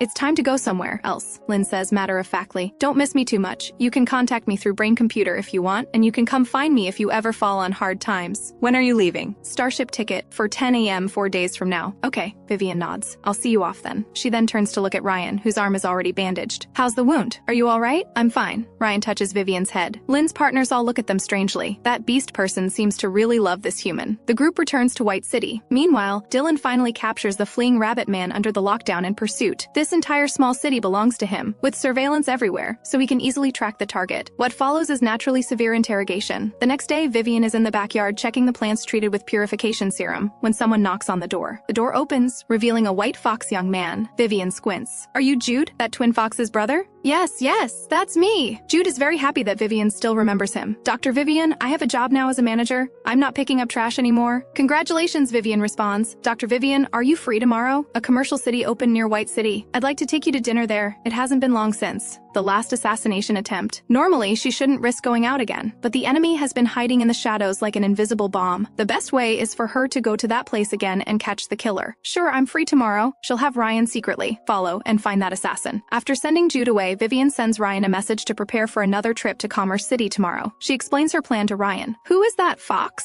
I treated his brother's illness. To thank me, he's inviting me to dinner. All right, I'll follow behind tomorrow. Remember to wear bulletproof vest and the protective bracelet I gave you. The next day, Vivien goes to Commerce City with Jude. She didn't expect to return here so soon, though she's not sure if there will be assassins today. On the way to the restaurant, Jude passes by a flower shop. I should buy flowers when taking a human lady to dinner, right? Dr. Vivien, what flowers do you like? Before Vivien can reply, a hovering vehicle suddenly crashes toward them recklessly. Jude instinctively protects Vivien and dodges away. The hovering vehicle crashes into pots of bright flowers, finally flipping over on its side. The person inside flies out and crashes into the flower pot pile. Dr. Vivien, are you okay? I'm fine. Thank you for just now. In the distance, Ryan notices a suspicious person in the chaos. Based on his years of experience, that person is also an assassin. So to avoid alerting the enemy, he changes direction from rushing to save Vivien and sneaks toward that assassin instead. Seeing that Vivien is fine, Jude rushes toward the young man who is driving the hover vehicle. How do you drive? The flower shop owner comes out to separate them, pressing down the reckless driver. Don't think you can leave without paying compensation. Hearing this, Jude pauses. He walks back to Vivien, scratching his head. I wanted to teach that guy a lesson, but the shop owner has detained him. Yeah, the shop owner won't let him off easy. Vivien withdraws her gaze. Let's go. The two then leave. Meanwhile, the assassin who has been tracking Vivien sees her about to leave and is about to follow,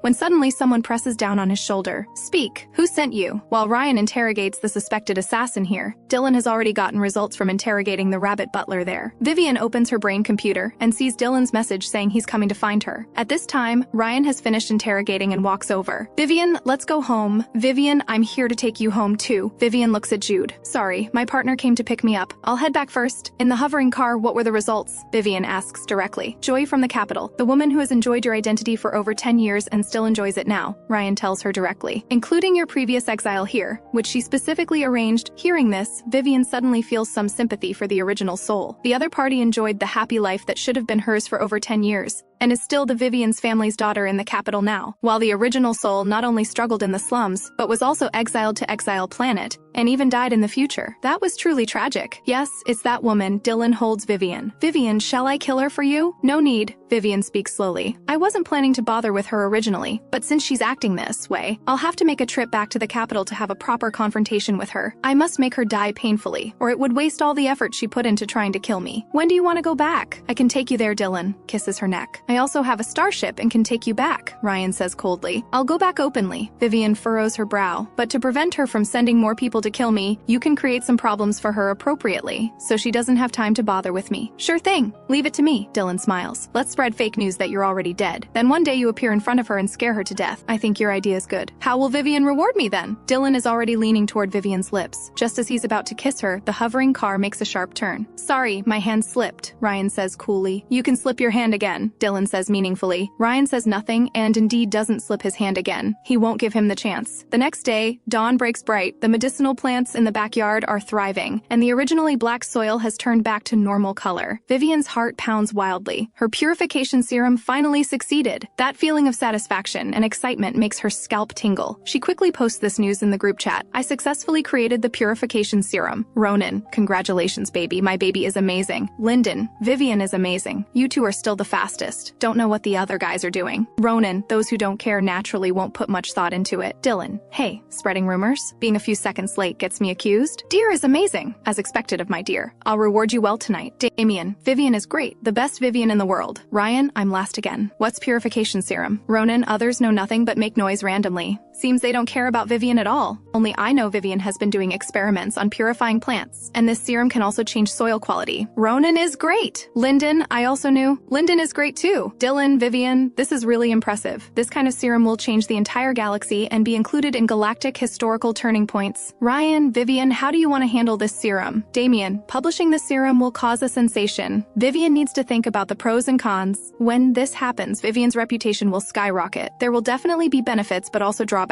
The benefits are naturally being known by everyone and revered by all. The drawbacks are that many people will compete to recruit her, and kidnapping might even occur. Vivien smiles. I know what I'm doing. Don't worry. She shares this news with Mayor Quinn and explains her idea. Initially, it can be sold. The Empire won't ignore such a convenient serum for the people. What Vivien wants is for Quinn to first make money from the Empire, then hand the serum over to the Empire for widespread use. After all, this concerns people's food and survival. It's best to spread it throughout the galaxy. She also wants Quinn to negotiate with the Empire for an exile exemption document. Quinn, I understand. Thank you for the trouble. Mayor, Vivi, you're amazing. Are you planning to leave here once you get the exemption document? Yes, I'll leave here once the document comes through. The serum you developed will make this wasteland flourish with life again. We probably won't need the defense shield anymore. This planet will come back to life. That was my purpose in developing it. A few days later, the purification serum's release indeed shocks the entire galaxy. Those pharmacist friends of hers start bombarding her with messages again. June, my god, who exactly is N? The entire galactic history will change because of him. Our Empire has contacted Longan Pharmaceutical Company. I heard that no matter what conditions they offer, the Empire must get the purification serum and try to contact, and Vivien can't help but smile. She should really thank June for sharing the Empire's news with her. This way, the Empire should quickly give her the exemption document. Vivien, your reaction is so calm. This is a purification serum that benefits the entire galaxy. What reaction should I have? Alright, that's just how you are. After sharing the purification serum news with her, June asks again if Vivien really won't go to the Imperial Research Institute. Vivien refuses as usual, and June has to give up again. Every conversation, June asks if she wants to go to the Imperial Research Institute. At this time, Seeker also sends a message, "Is in you?" Vivien is slightly startled seeing Seeker's message. Last time, when the Painless Beast transformation suppressant was released, Seeker also asked if N was her. It's not me, but my sixth sense says it's you. Vista, what purification serum? I've been analyzing it for so long and still can't break it down. This is natural, because one of the medicinal plants is what Vivien obtained from that cave, and she's already had Zach reproduce it. Lynn is also leaving. Vivien plans to take people to see her off. Damien, let's go together. Sure. So she takes Damien to see Lynn off. At Exile Planet's airport, you're so good to me, knowing I like your Damien the most, and bringing him to see me off. Lynn hugs Vivien with tears of gratitude. So she chose him for this reason? Damien becomes unhappy. Vivien hugs Lynn, but can already feel Damien's resentful gaze behind her. Oh well, we've hugged, so let me hug your Damien too. Consider it returning your embrace to him. Lynn speaks righteously, but her eyes gleam like a wolf's. Anyone would doubt her words. Lynn quickly releases Vivien to hug Damien, but Vivien firmly holds her back. You want to hug my man after hugging me? Stop dreaming! Seeing Vivien hold the person back, Damien's emotions fluctuate up and down. Lynn pouts, crossing her arms over her chest. Come on, don't be so stingy. I'm leaving anyway, just let me hug him once. I'll let my partner hug you too. I only embrace my own master. Damien's eyelashes flutter lightly, his voice extremely extremely pleasant, but his words are somewhat cutting. Lynn and her several beast partners look at each other. Alright, no hugging then. The starship is about to take off, and I need to leave too. Keep in touch through brain computer when free. Lynn then leaves with her partners. Vivien watches Lynn and their figures disappear when suddenly she feels a touch on her palm. Damien speaks softly. Stop looking, they're already gone. Vivien turns to look at Damien. The young man's purple hair falls over his half-drooping eyelids, his beautiful face showing a wronged expression. She reaches out with both hands to cup his face. Do you know why I brought you here? I don't want to know. Damien closes his eyes, his tone a bit sullen. I brought you here to show off, Vivien says righteously. Such a beautiful and handsome Damien can only be possessed by me alone. Let her be envious. Damien's eyes move slightly. Really? Of course it's true. Vivien nods. Even if it were false, she'd have to say it's true at this moment. Damien turns his head to kiss her palm. Choose me to sleep with tonight. Since Vivien is still bound by blood relations with the capital's family, the exile exemption document sent to her brain computer is also sent to the family. After all, it's a blood relationship. When Vivien's parents receive it, their dormant blood bond suddenly awakens, and they decide to bring Vivien back to the capital and buy her a villa to live in. At the Vivien's family in the capital, during a family dinner, Joy brings her martial husband. Key, your sister has been exempted from exile. Go to Exile Planet and bring her back. She suffered there these past months, so she should be more sensible when she returns. Isn't my sister right here? Key responds in confusion. Your father means your sister Vivien, Vivien's mother explains. Key freezes, then becomes agitated. What? Bring that bitch back to the capital? That vicious woman isn't dead on Exile Planet yet? Vivien's mother frowns in displeasure. What kind of behavior is this? She's your blood sister. How can you curse your own sister to death? Hearing that Vivien has been exempted and that the parents want to bring her back, Joy freezes completely. That person said she was already dead, didn't they? Damn it, he dared to lie to her. That vicious woman is not my sister. I only have one sister, Joy, Key says carelessly. Why bring her back? Just let her fend for herself outside. What kind of talk is this? Vivien's father slams the table. Key shuts up, but his face shows clear defiance. Key, enough. Joy seems to gently scold, but is actually just giving Key a way out. Since you're unwilling, let your big brother go. Aaron, go to Exile Planet and bring your sister back. I've been busy with many business negotiations recently, and don't have time to pick anyone up. Aaron adjusts his glasses. Let the second brother go. The 3rd Military Regiment is on leave right now, so he has time. Leon frowns. He doesn't want to pick anyone up either, but now that everyone has refused, he has no reason to decline. Then I'll go. But are we bringing her back to the main house? No need, Vivien's father ponders. Take her to the villa on 13th Street. I also need to go to Exile Planet. You can take my worship there. The previously silent Gideon speaks slowly. We can return together then. Hearing that her husband also wants to go pick up Vivien, Joey feels uncomfortable. Gideon, what business do you have on Exile Planet? Empire's orders. Gideon only says these few words coldly. The Empire sent him to collect the purification serum. This matter concerns the fate of all galactic citizens. Joy knows Gideon doesn't want to explain to her. After all, their marriage is just political alliance with no emotional foundation. Joy comforts herself not to be afraid. She's already Gideon's wife now. Imperial military marriages are protected. She has already succeeded. The marriage that originally belonged to Vivien is now hers, even if that fool returns. She can't take away what now belongs to her. Naturally, Vivien doesn't know about the family's thoughts and actions. She has already received the exemption document and can choose a day to return to the capital. As the family's true daughter, the original soul should have received all the property that was given to Joy instead. All the benefits were taken by her. How can there be such a good deal in the world? Though Vivien isn't interested in the family's wealth, Joy's various frame-ups and assassination attempts really disgust her. She doesn't mind going back to deal with her. Her serum research is also complete, and she's bored anyway, so she might as well go see the Joy who got the original soul killed. The date to return to the capital isn't set yet when an unexpected person knocks on her door. Vivien looks at the person at the door with surprise in her eyes. The woman wears a white lab coat, but her profile shows a scar winding like a centipede. She wears gold-rimmed glasses, and a pair of emotionless eyes look at Vivien through the lenses. Are you Vivien? Susan asks coldly. Vivien's eyebrows jump slightly. So far, everyone knows that Vivien and N are the same person, and they don't know that Vivien is actually Vivien. Moreover, she has already promised June to work at the Imperial Research Institute for 2 or 3 months after returning to Capital Planet. So when she hears Susan ask if she's Vivien, she simply admits it. Yes, I'm Vivien. What do you need? I'm Seeker, Susan says. Vivien is stunned. The big shot Seeker from the Cloud Network? Seeker is a genius who innovates serums through alternative channels. Vivien has always communicated with her about serum-related matters. And during their communication, she discovered that the other party advocates for beast-human dominance. But Seeker's beast-human dominance isn't about respecting beast-humans, but rather promoting beast-humans' longevity and robust physique. She's dedicated to making existing humans have the same genes as beast-humans, becoming complete beast-humans. Thinking this way, Seeker matches up with Susan before her. But Vivien doesn't quite agree with this kind of research.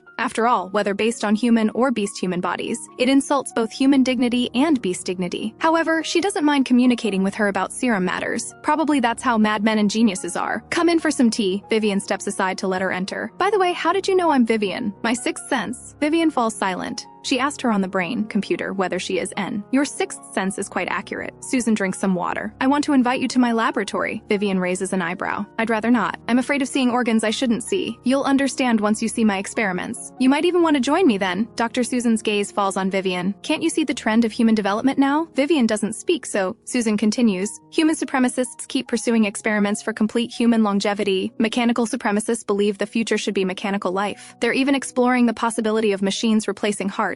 But neither of these compares to the perfection of beast-human supremacy. Susan's eyes remain calm. After humans become beast humans, they can combine machinery with beast humans, achieving the longevity that human supremacists pursue. This is the most perfect solution. Which faction will you join? Vivien frowns. I won't join any faction. Susan stares at her for a while, then simply takes out a black card and places it on the table. I hope we can contribute together to the great beast-human supremacy cause in the future. A bright future needs pioneers like us. After saying this, she leaves directly. She doesn't want to join any faction. That's Vivien's current thinking. She picks up the black card for a look. It says, invitation card with bright beast world at the end. She casually puts it into her hub space. That evening, Vivien calls the 5 men together. I plan to leave here and return to the capital in 3 or 4 days. Let me remove the chips from your brain domains. After all, if I die, you'll die with me. Who wants to go first? Mine doesn't need to be removed. Ronin smiles gently. This used to be my death warrant, but now it's my peace of mind. As long as it's there, I know I'm not dead yet. And neither are you. No need to remove it, Dylan grins. We may not have been born on the same day, but I wish to die on the same day. Don't remove, Lyndon says directly. Damien also speaks softly. I want to be threatened by you with my life forever. Do you think I'm someone who fears death? Ryan directly asks back. Since that's the case, forget it then. Vivien changes the topic. Will you come with me to Capital Planet? Dylan intertwines his fingers with hers. Wherever you go, I'll go. He had already set up laboratories here, but since she's leaving, it doesn't matter. He has people build laboratories wherever his influence reaches, so no matter where Vivien goes,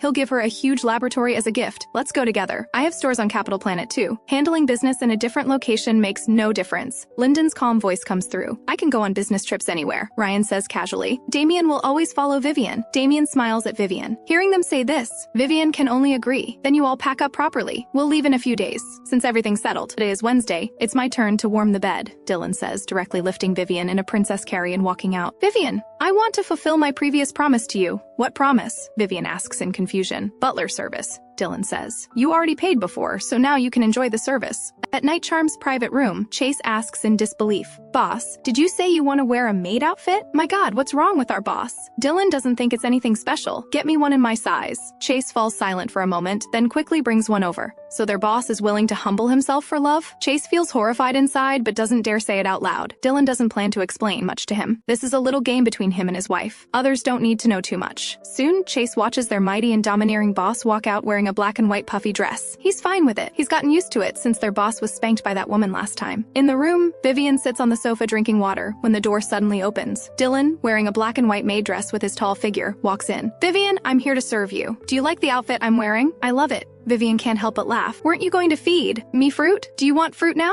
Dylan smiles, half kneeling in front of her in a pose ready to be picked. It seems Dylan really did his homework. Vivien's heart beats faster. Under Dylan's expectant gaze, she lowers her head and bites his collarbone. Dylan smiles, taking fruit in his mouth and feeding it to Vivien's lips. They repeat this process. 3 days later, at Exile Planet's airport, Zach comes to see Vivien and the others off. This is a farewell gift. He takes out a gift box from his pocket. Looking forward to our next meeting. Vivien accepts the gift. Okay, thank you. Longan Pharmaceutical Company's headquarters is on Capital Planet, Zach says. Your shareholder status has been registered with the company. You can enter and exit freely with your identity ID. Of course, if you want to join their research, that's also possible. Good, Vivien nods again. Zach stares at her for a while, then gently hugs her before she can react. The gesture is measured and polite. Have a safe journey. Vivien waves at him. Goodbye. Just as she turns to leave, another voice calls from behind. Master. Hearing this voice, Vivien is somewhat surprised. A few days ago, Shay told her that Sky went with his pharmacist friend, and both had left Exile Planet. He also wanted to quit to pursue his own interests. So yesterday she had settled all of Shay's fees. He hadn't come over these past few days either, so she didn't expect him to come see her off today. Shay, did you come to see me off? Vivien smiles. Yes, Shay responds, taking out a pink gift box from his pocket and handing it to Vivien. Master, for you. Have a safe journey. You take care too, Vivien smiles. After saying this, she turns and boards the starship with her 5 partners, leaving Exile Planet. On the starship, Vivien looks at the message on her brain computer and frowns. The message is from someone from the capital's family. Leon, I'll reach your Exile Planet in half a month. I'm coming to pick you up and bring you back to the capital. Vivien searches through her memory to realize this person is the original Soul's second brother. I'm already on a starship and should reach Capital Planet in about half a month. I came all this way to pick you up, and you left on your own. Then, let's meet at the service area. Did I ask you to pick me up? Vivien shows no appreciation. Their chat ends unpleasantly. Leon stares at the friend deleted notification in disbelief. He came all this way to pick her up with good intentions, and she actually deleted him. What's wrong? Gideon looks at him questioningly. My slum sister has already taken a starship to Capital Planet herself. We can arrange to meet her at the service area. He already told Vivien this, but she deleted him. He doesn't mention this incident. Drop me off at the next service area. I'll take another starship back. At the service area, Vivien takes Ryan down to find food. The starship will stay at the service area for a day. Leon's military ship happens to arrive at this service area too, but neither side knows the other is here. The service area is crowded with people, and there are quite a few thieves too. No sooner has Vivien bought a candied hawthorn stick than a little boy bumps into her. The boy has many people cursing behind him, but he doesn't even apologize, just keeps running forward. Thief! It's that kid who just ran past. Catch the thief! A voice rings out. Vivien instinctively touches her pocket and finds it empty. Sure enough, it's gone. Those were farewell gifts from Zach and Shay that she hasn't even opened yet. She's somewhat anxious. Ryan is queuing at a store to buy food. She quickly messages Ryan on her brain computer, then hurries to chase in the direction the boy ran. But the next second, her attention is caught by another little girl. This girl passed by her side after the boy bumped into her. The little girl is now using extremely fast hand movements to take things from passersby's pockets and stuff them into her own. She's obviously a habitual offender. Vivien turns and grabs the little girl's wrist. Hey kid, give me back what you stole from me. The next second, the little girl suddenly starts crying and shouting, help! Human trafficker! Vivien is shocked. Such quick reactions? Wah, big brother save me. She's not my mom. The man who was just robbed looks toward Vivien, and other people around also look over. Vivien laughs in anger. You little brat, mommy just wouldn't buy you candied hawthorn, so now you won't even acknowledge your mom? She bends down low, secretly injecting an anesthetic in a place others can't easily see. There, stop making trouble. Mommy will buy you candied hawthorn right now. The little girl's struggling. Movements indeed weaken. Vivien picks up the little girl and looks at the surrounding people. This child has been willful since she was small. Sorry for the scene, everyone. If she says she's not her mom, then she'll just be her mom and see. Vivien plans to carry the person away from this place first, but suddenly an arm blocks her path. You're suspected of human trafficking, a man's cold voice rings out. He also shows Vivien a military badge. I'm 1st Military Regiment Marshal Gideon. I have the right to arrest without cause. Vivien is stunned. This person is sick, right? A marshal who can't even judge right from wrong, directly accusing her of being a human trafficker? The next second, the man takes the little girl from her arms, while Vivien gets handcuffed. Come with me to the service area's broadcast room. Vivien is forced to walk several steps with him. No. As a marshal, don't you have any judgment ability? Which eye did you use to see that I'm a human trafficker? This kid is a thief. She just stole your stuff too. I wasn't sure before, but when I saw you inject her with anesthetic, I became very certain you're a human trafficker. Vivien is speechless. Soon she's brought to the monitoring room, Gideon says coldly. After watching the surveillance, everything will be clear. The little girl hearing this becomes worried. Big brother, I want to go to the bathroom. Vivien raises an eyebrow. Let me accompany her to the bathroom. Hey, Marshal, can you unlock the handcuffs? Little friend, tell me, did you lie just now? He seems to have noticed something's wrong too. A little girl can't resist Gideon's stern and sharp gaze, and immediately reveals the truth. Gideon's expression turns slightly cold. He doesn't speak, just sends the child to the service area's supervision office. After confirming the surveillance is correct, he has people take out everything she stole. Follow this child's trail to investigate the network behind her. Send me whatever you find. Yes, Marshal Gideon. The staff member nods in agreement. The woman outside wants you to release her quickly. She says she needs to leave and has no time to waste here. Only then does Gideon remember Vivien outside. I understand. He walks out and unlocks the handcuffs. Sorry, you can leave now. What about my things? Vivien looks at him coldly. Come with me. Gideon leads her to the table. Vivien recovers a silver chain and pink cross earring from the little girl's belongings. The earring looks a bit like the one Shay wears, and the chain should be from Zach. She touches her wrist, which aches from the handcuffs. The Empire is really getting worse. Someone like you can be a marshal? Gideon's deep black eyes suddenly turn cold and stern, but Vivien ignores him, seeing Ryan waiting outside. She walks over happily and finally gets to eat her candied hawthorn as she wished. Here, Ryan, I'll reward reward you with the first piece. Vivien holds the candied hawthorn to Ryan's lips. What did I do to earn a reward? For standing in that long line to buy me food, Vivien smiles. Ryan's gaze falls on her reddened wrist, gently pressing it. Does your hand still hurt? It doesn't hurt anymore. Vivien smiles lightly. Vivien? Leon didn't expect to run into his so-called sister just by coming out for a meal. At that moment, he almost doesn't dare recognize her. Even though her appearance is the same, her temperament is completely different. Leon's voice isn't loud, but Vivien still hears it. She turns back to look at him, not immediately recognizing this as the original soul's second brother. Were you calling me just now? You don't recognize me anymore? Leon frowns. Vivien seems to remember something and nods. I remember now. It's the second brother from the capital. Does this brother have anything else to say? If not, I'll leave first. She says this while pulling Ryan's hand, planning to return to the starship to rest. Leon didn't expect Vivien to dare ignore him like this. Enough, stop making a scene. Leon steps forward to block her path. Do you still know I'm your brother? Do you want to return to the family or not? Vivien doesn't want to waste words with him. You go back by yourself. Don't bother looking for me, because I never plan to go back to your house. She continues walking forward after saying this, really not wanting to entangle with him further. Leon chases after her, still wanting to talk, when suddenly an arm blocks his way. Ryan's tall body blocks in front of him. Can't you understand her words? Get lost and stop following her. After warning him, Ryan returns to Vivien's side. For a moment, Leon is furious. I'll see if you'll come crying to the family's door, begging to return. Capital Planet finally arrives.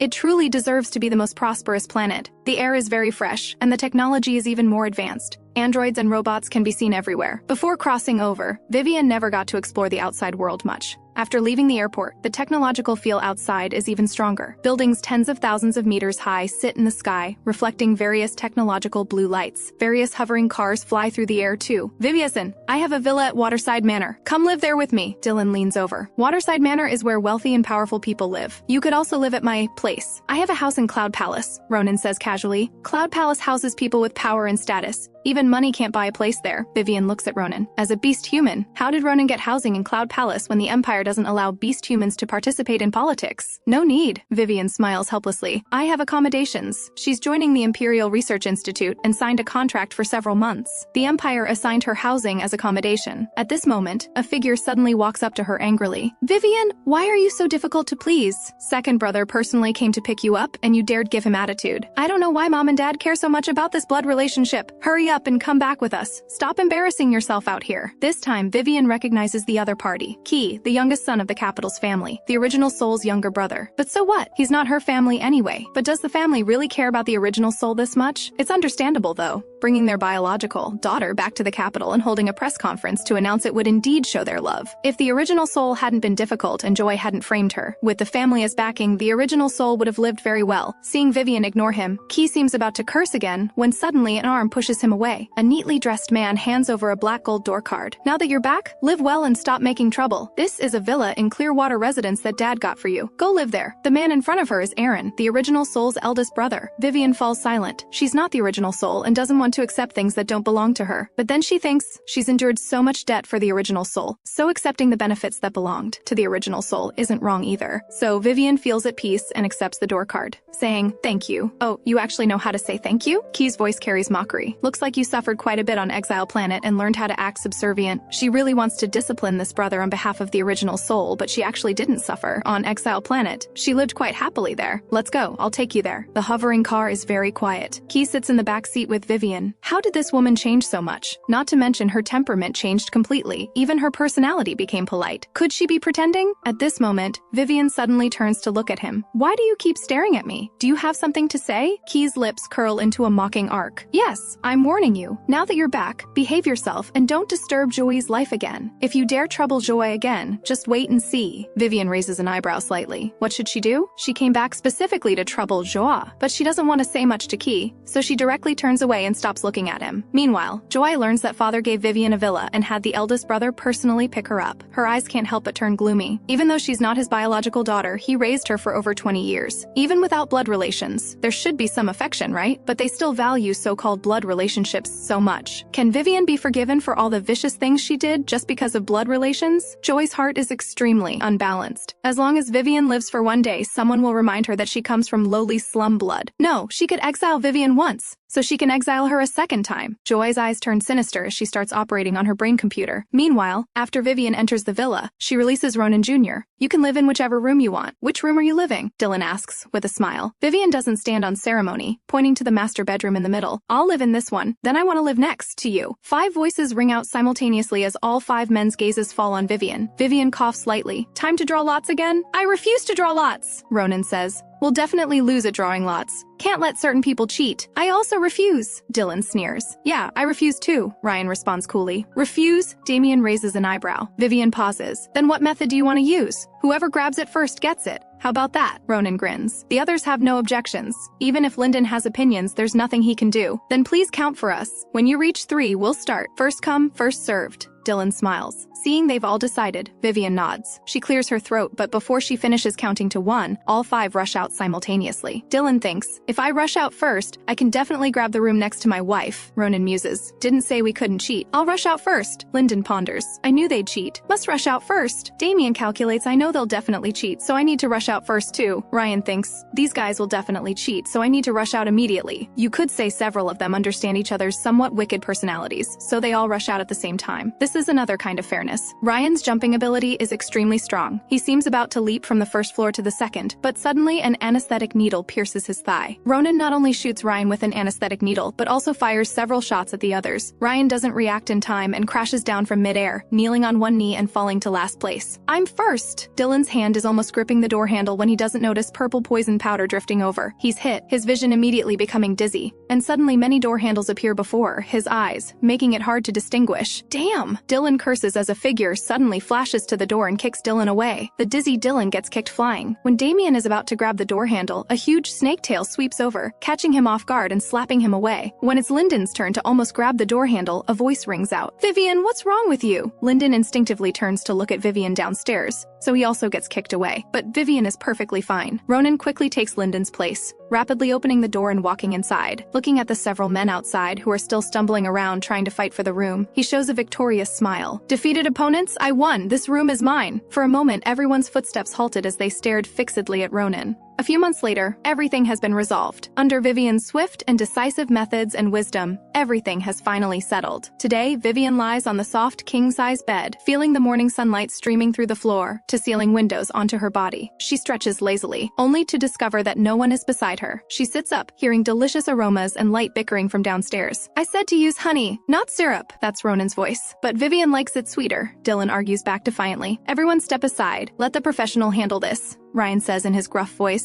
Ryan, you almost burned down the kitchen yesterday when cooking, and you're talking about being professional? Damien says with disdain. Then you try it. Vivien can't help but laugh. These 5 men really can't stay quiet for a moment. She puts on her slippers and slowly heads downstairs. Just as she reaches the stairway, she's stunned by the scene before her. Dylan still has egg mixture in his hair, looking at himself in the mirror trying to fix his appearance. Ronin wears an apron, constantly wiping the countertop with an obsessive expression, still holding disinfectant spray in his hand. Ryan holds a spatula like a weapon, glaring at Damien. Lyndon stands elegantly to the side giving directions, not a speck of dust on him. Damien carefully arranges flowers as decoration beside the dining table. What are you all doing? Vivien asks curiously. Hearing her voice, all 5 men stop what they're doing and turn to look at her. Happy anniversary! All 5 shout in unison. Dylan walks over carrying a crooked but obviously heartfelt cake. Vivien is stunned. But my birthday is next month. It's the 1-year anniversary of us meeting you. Lyndon walks over and gently kisses her forehead. Counting from the day you changed our destiny, Ronin brings over a carefully prepared nutritious breakfast. I checked. And 1-year anniversaries should be celebrated too. Plus, I specially mixed your favorite flavors. And, Dylan grins mischievously as he approaches her, his eyes sparkling with light, we prepared a special surprise. What surprise? Vivien asks curiously, feeling warmth rising in her heart. Damien mysteriously produces an exquisite velvet box. All 5 of us prepared this together for you. The box slowly opens, revealing an intricately designed necklace that takes one's breath away. The pendant centers around a dazzling diamond, surrounded by sunbeam-like golden accents adorned with pale blue gemstones. It sparkles with dazzling brilliance, instantly revealing the tremendous thought put into its selection. This represents our feelings. Lyndon gently puts it on her, his slender fingers carefully fastening the clasp. It means we'll always be by your side. Today we're not going anywhere, Ryan says with rare tenderness, his large hand gently patting her shoulder. We're staying home with you. Shay brings over carefully brewed flower tea, wearing a gentle smile. We held a 3-hour meeting last night just to plan today's arrangements. Plan what arrangements? Vivien blinks, curious. This morning Dylan will watch your favorite comedy movies with you. Ronin seriously produces a schedule, as rigorous as a doctor writing a prescription. At noon, I'll cook your favorite dishes. This afternoon, Damien will walk with you in the garden. In the evening, Ryan will work out with you. Tonight, Lyndon will stargaze with you.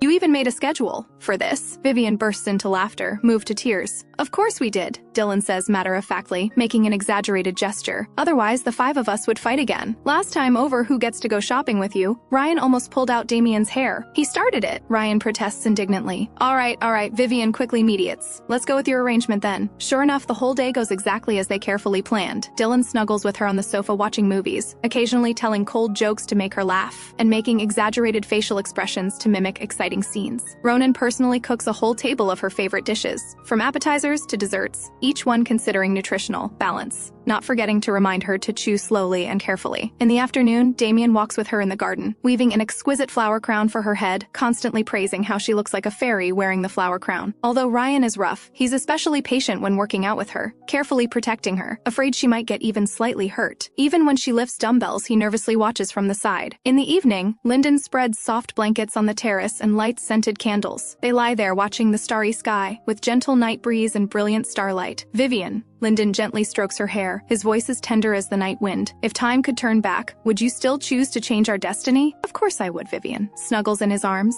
feeling his unique light fragrance. Otherwise, how would I have such a happy life? What about us? If we had to do it again, would we still fall in love with you? Dylan suddenly appears on the terrace, with the other 3 quietly following behind. Aren't you supposed to be sleeping? Vivien sits up, somewhat surprised. Couldn't sleep. Ryan scratches his head, looking somewhat shy. We missed you. We discussed it. Ronin sits beside her, saying seriously, from now on, every night we'll come here together to watch the stars. Together? Vivien's eyes sparkle with delighted surprise. Yes, together. Damien spreads out a larger blanket and thoughtfully brings several soft cushions. All 5 of us will keep you company. So the 6 of them lie on the terrace like this, with Vivien surrounded in the middle, feeling warmth from 5 different directions. Everyone softly shares today's interesting moments, with gentle laughter occasionally echoing. Vivien, Lyndon suddenly says, his voice filled with anticipation. We want to travel with you. Where to? Vivien turns to look at him. Anywhere you want to go, Dylan says excitedly, his eyes sparkling like stars. I've already checked. Many planets are now open to beastmen. I want to see the ocean, Ronin says softly, his voice filled with longing. I heard Azure Planet's ocean is beautiful, blue like gemstones. I want to go to an amusement park, Ryan says with rare childishness, his big man's face showing a childlike expression. Never been to one. Want to ride roller coasters. I want to go to Fashion Week. Damien's eyes shine brightly. Take you to walk the red carpet. Let everyone see how beautiful you are. I want to go to ancient libraries, Lyndon adds. Read books with you, spend quiet afternoons together. Looking at their expectant eyes, Vivien feels infinite tenderness rising in her heart. All right, let's go together to all the places you want to visit. Really? All 5 ask in unison, their eyes filled with incredulous delight. Of course it's real. Vivien extends her hand. Let's pinky promise. 6 hands stacked together, making promises about the future under the starlight. In that moment, time seems to stand still, with only each other's heartbeats echoing in the night sky.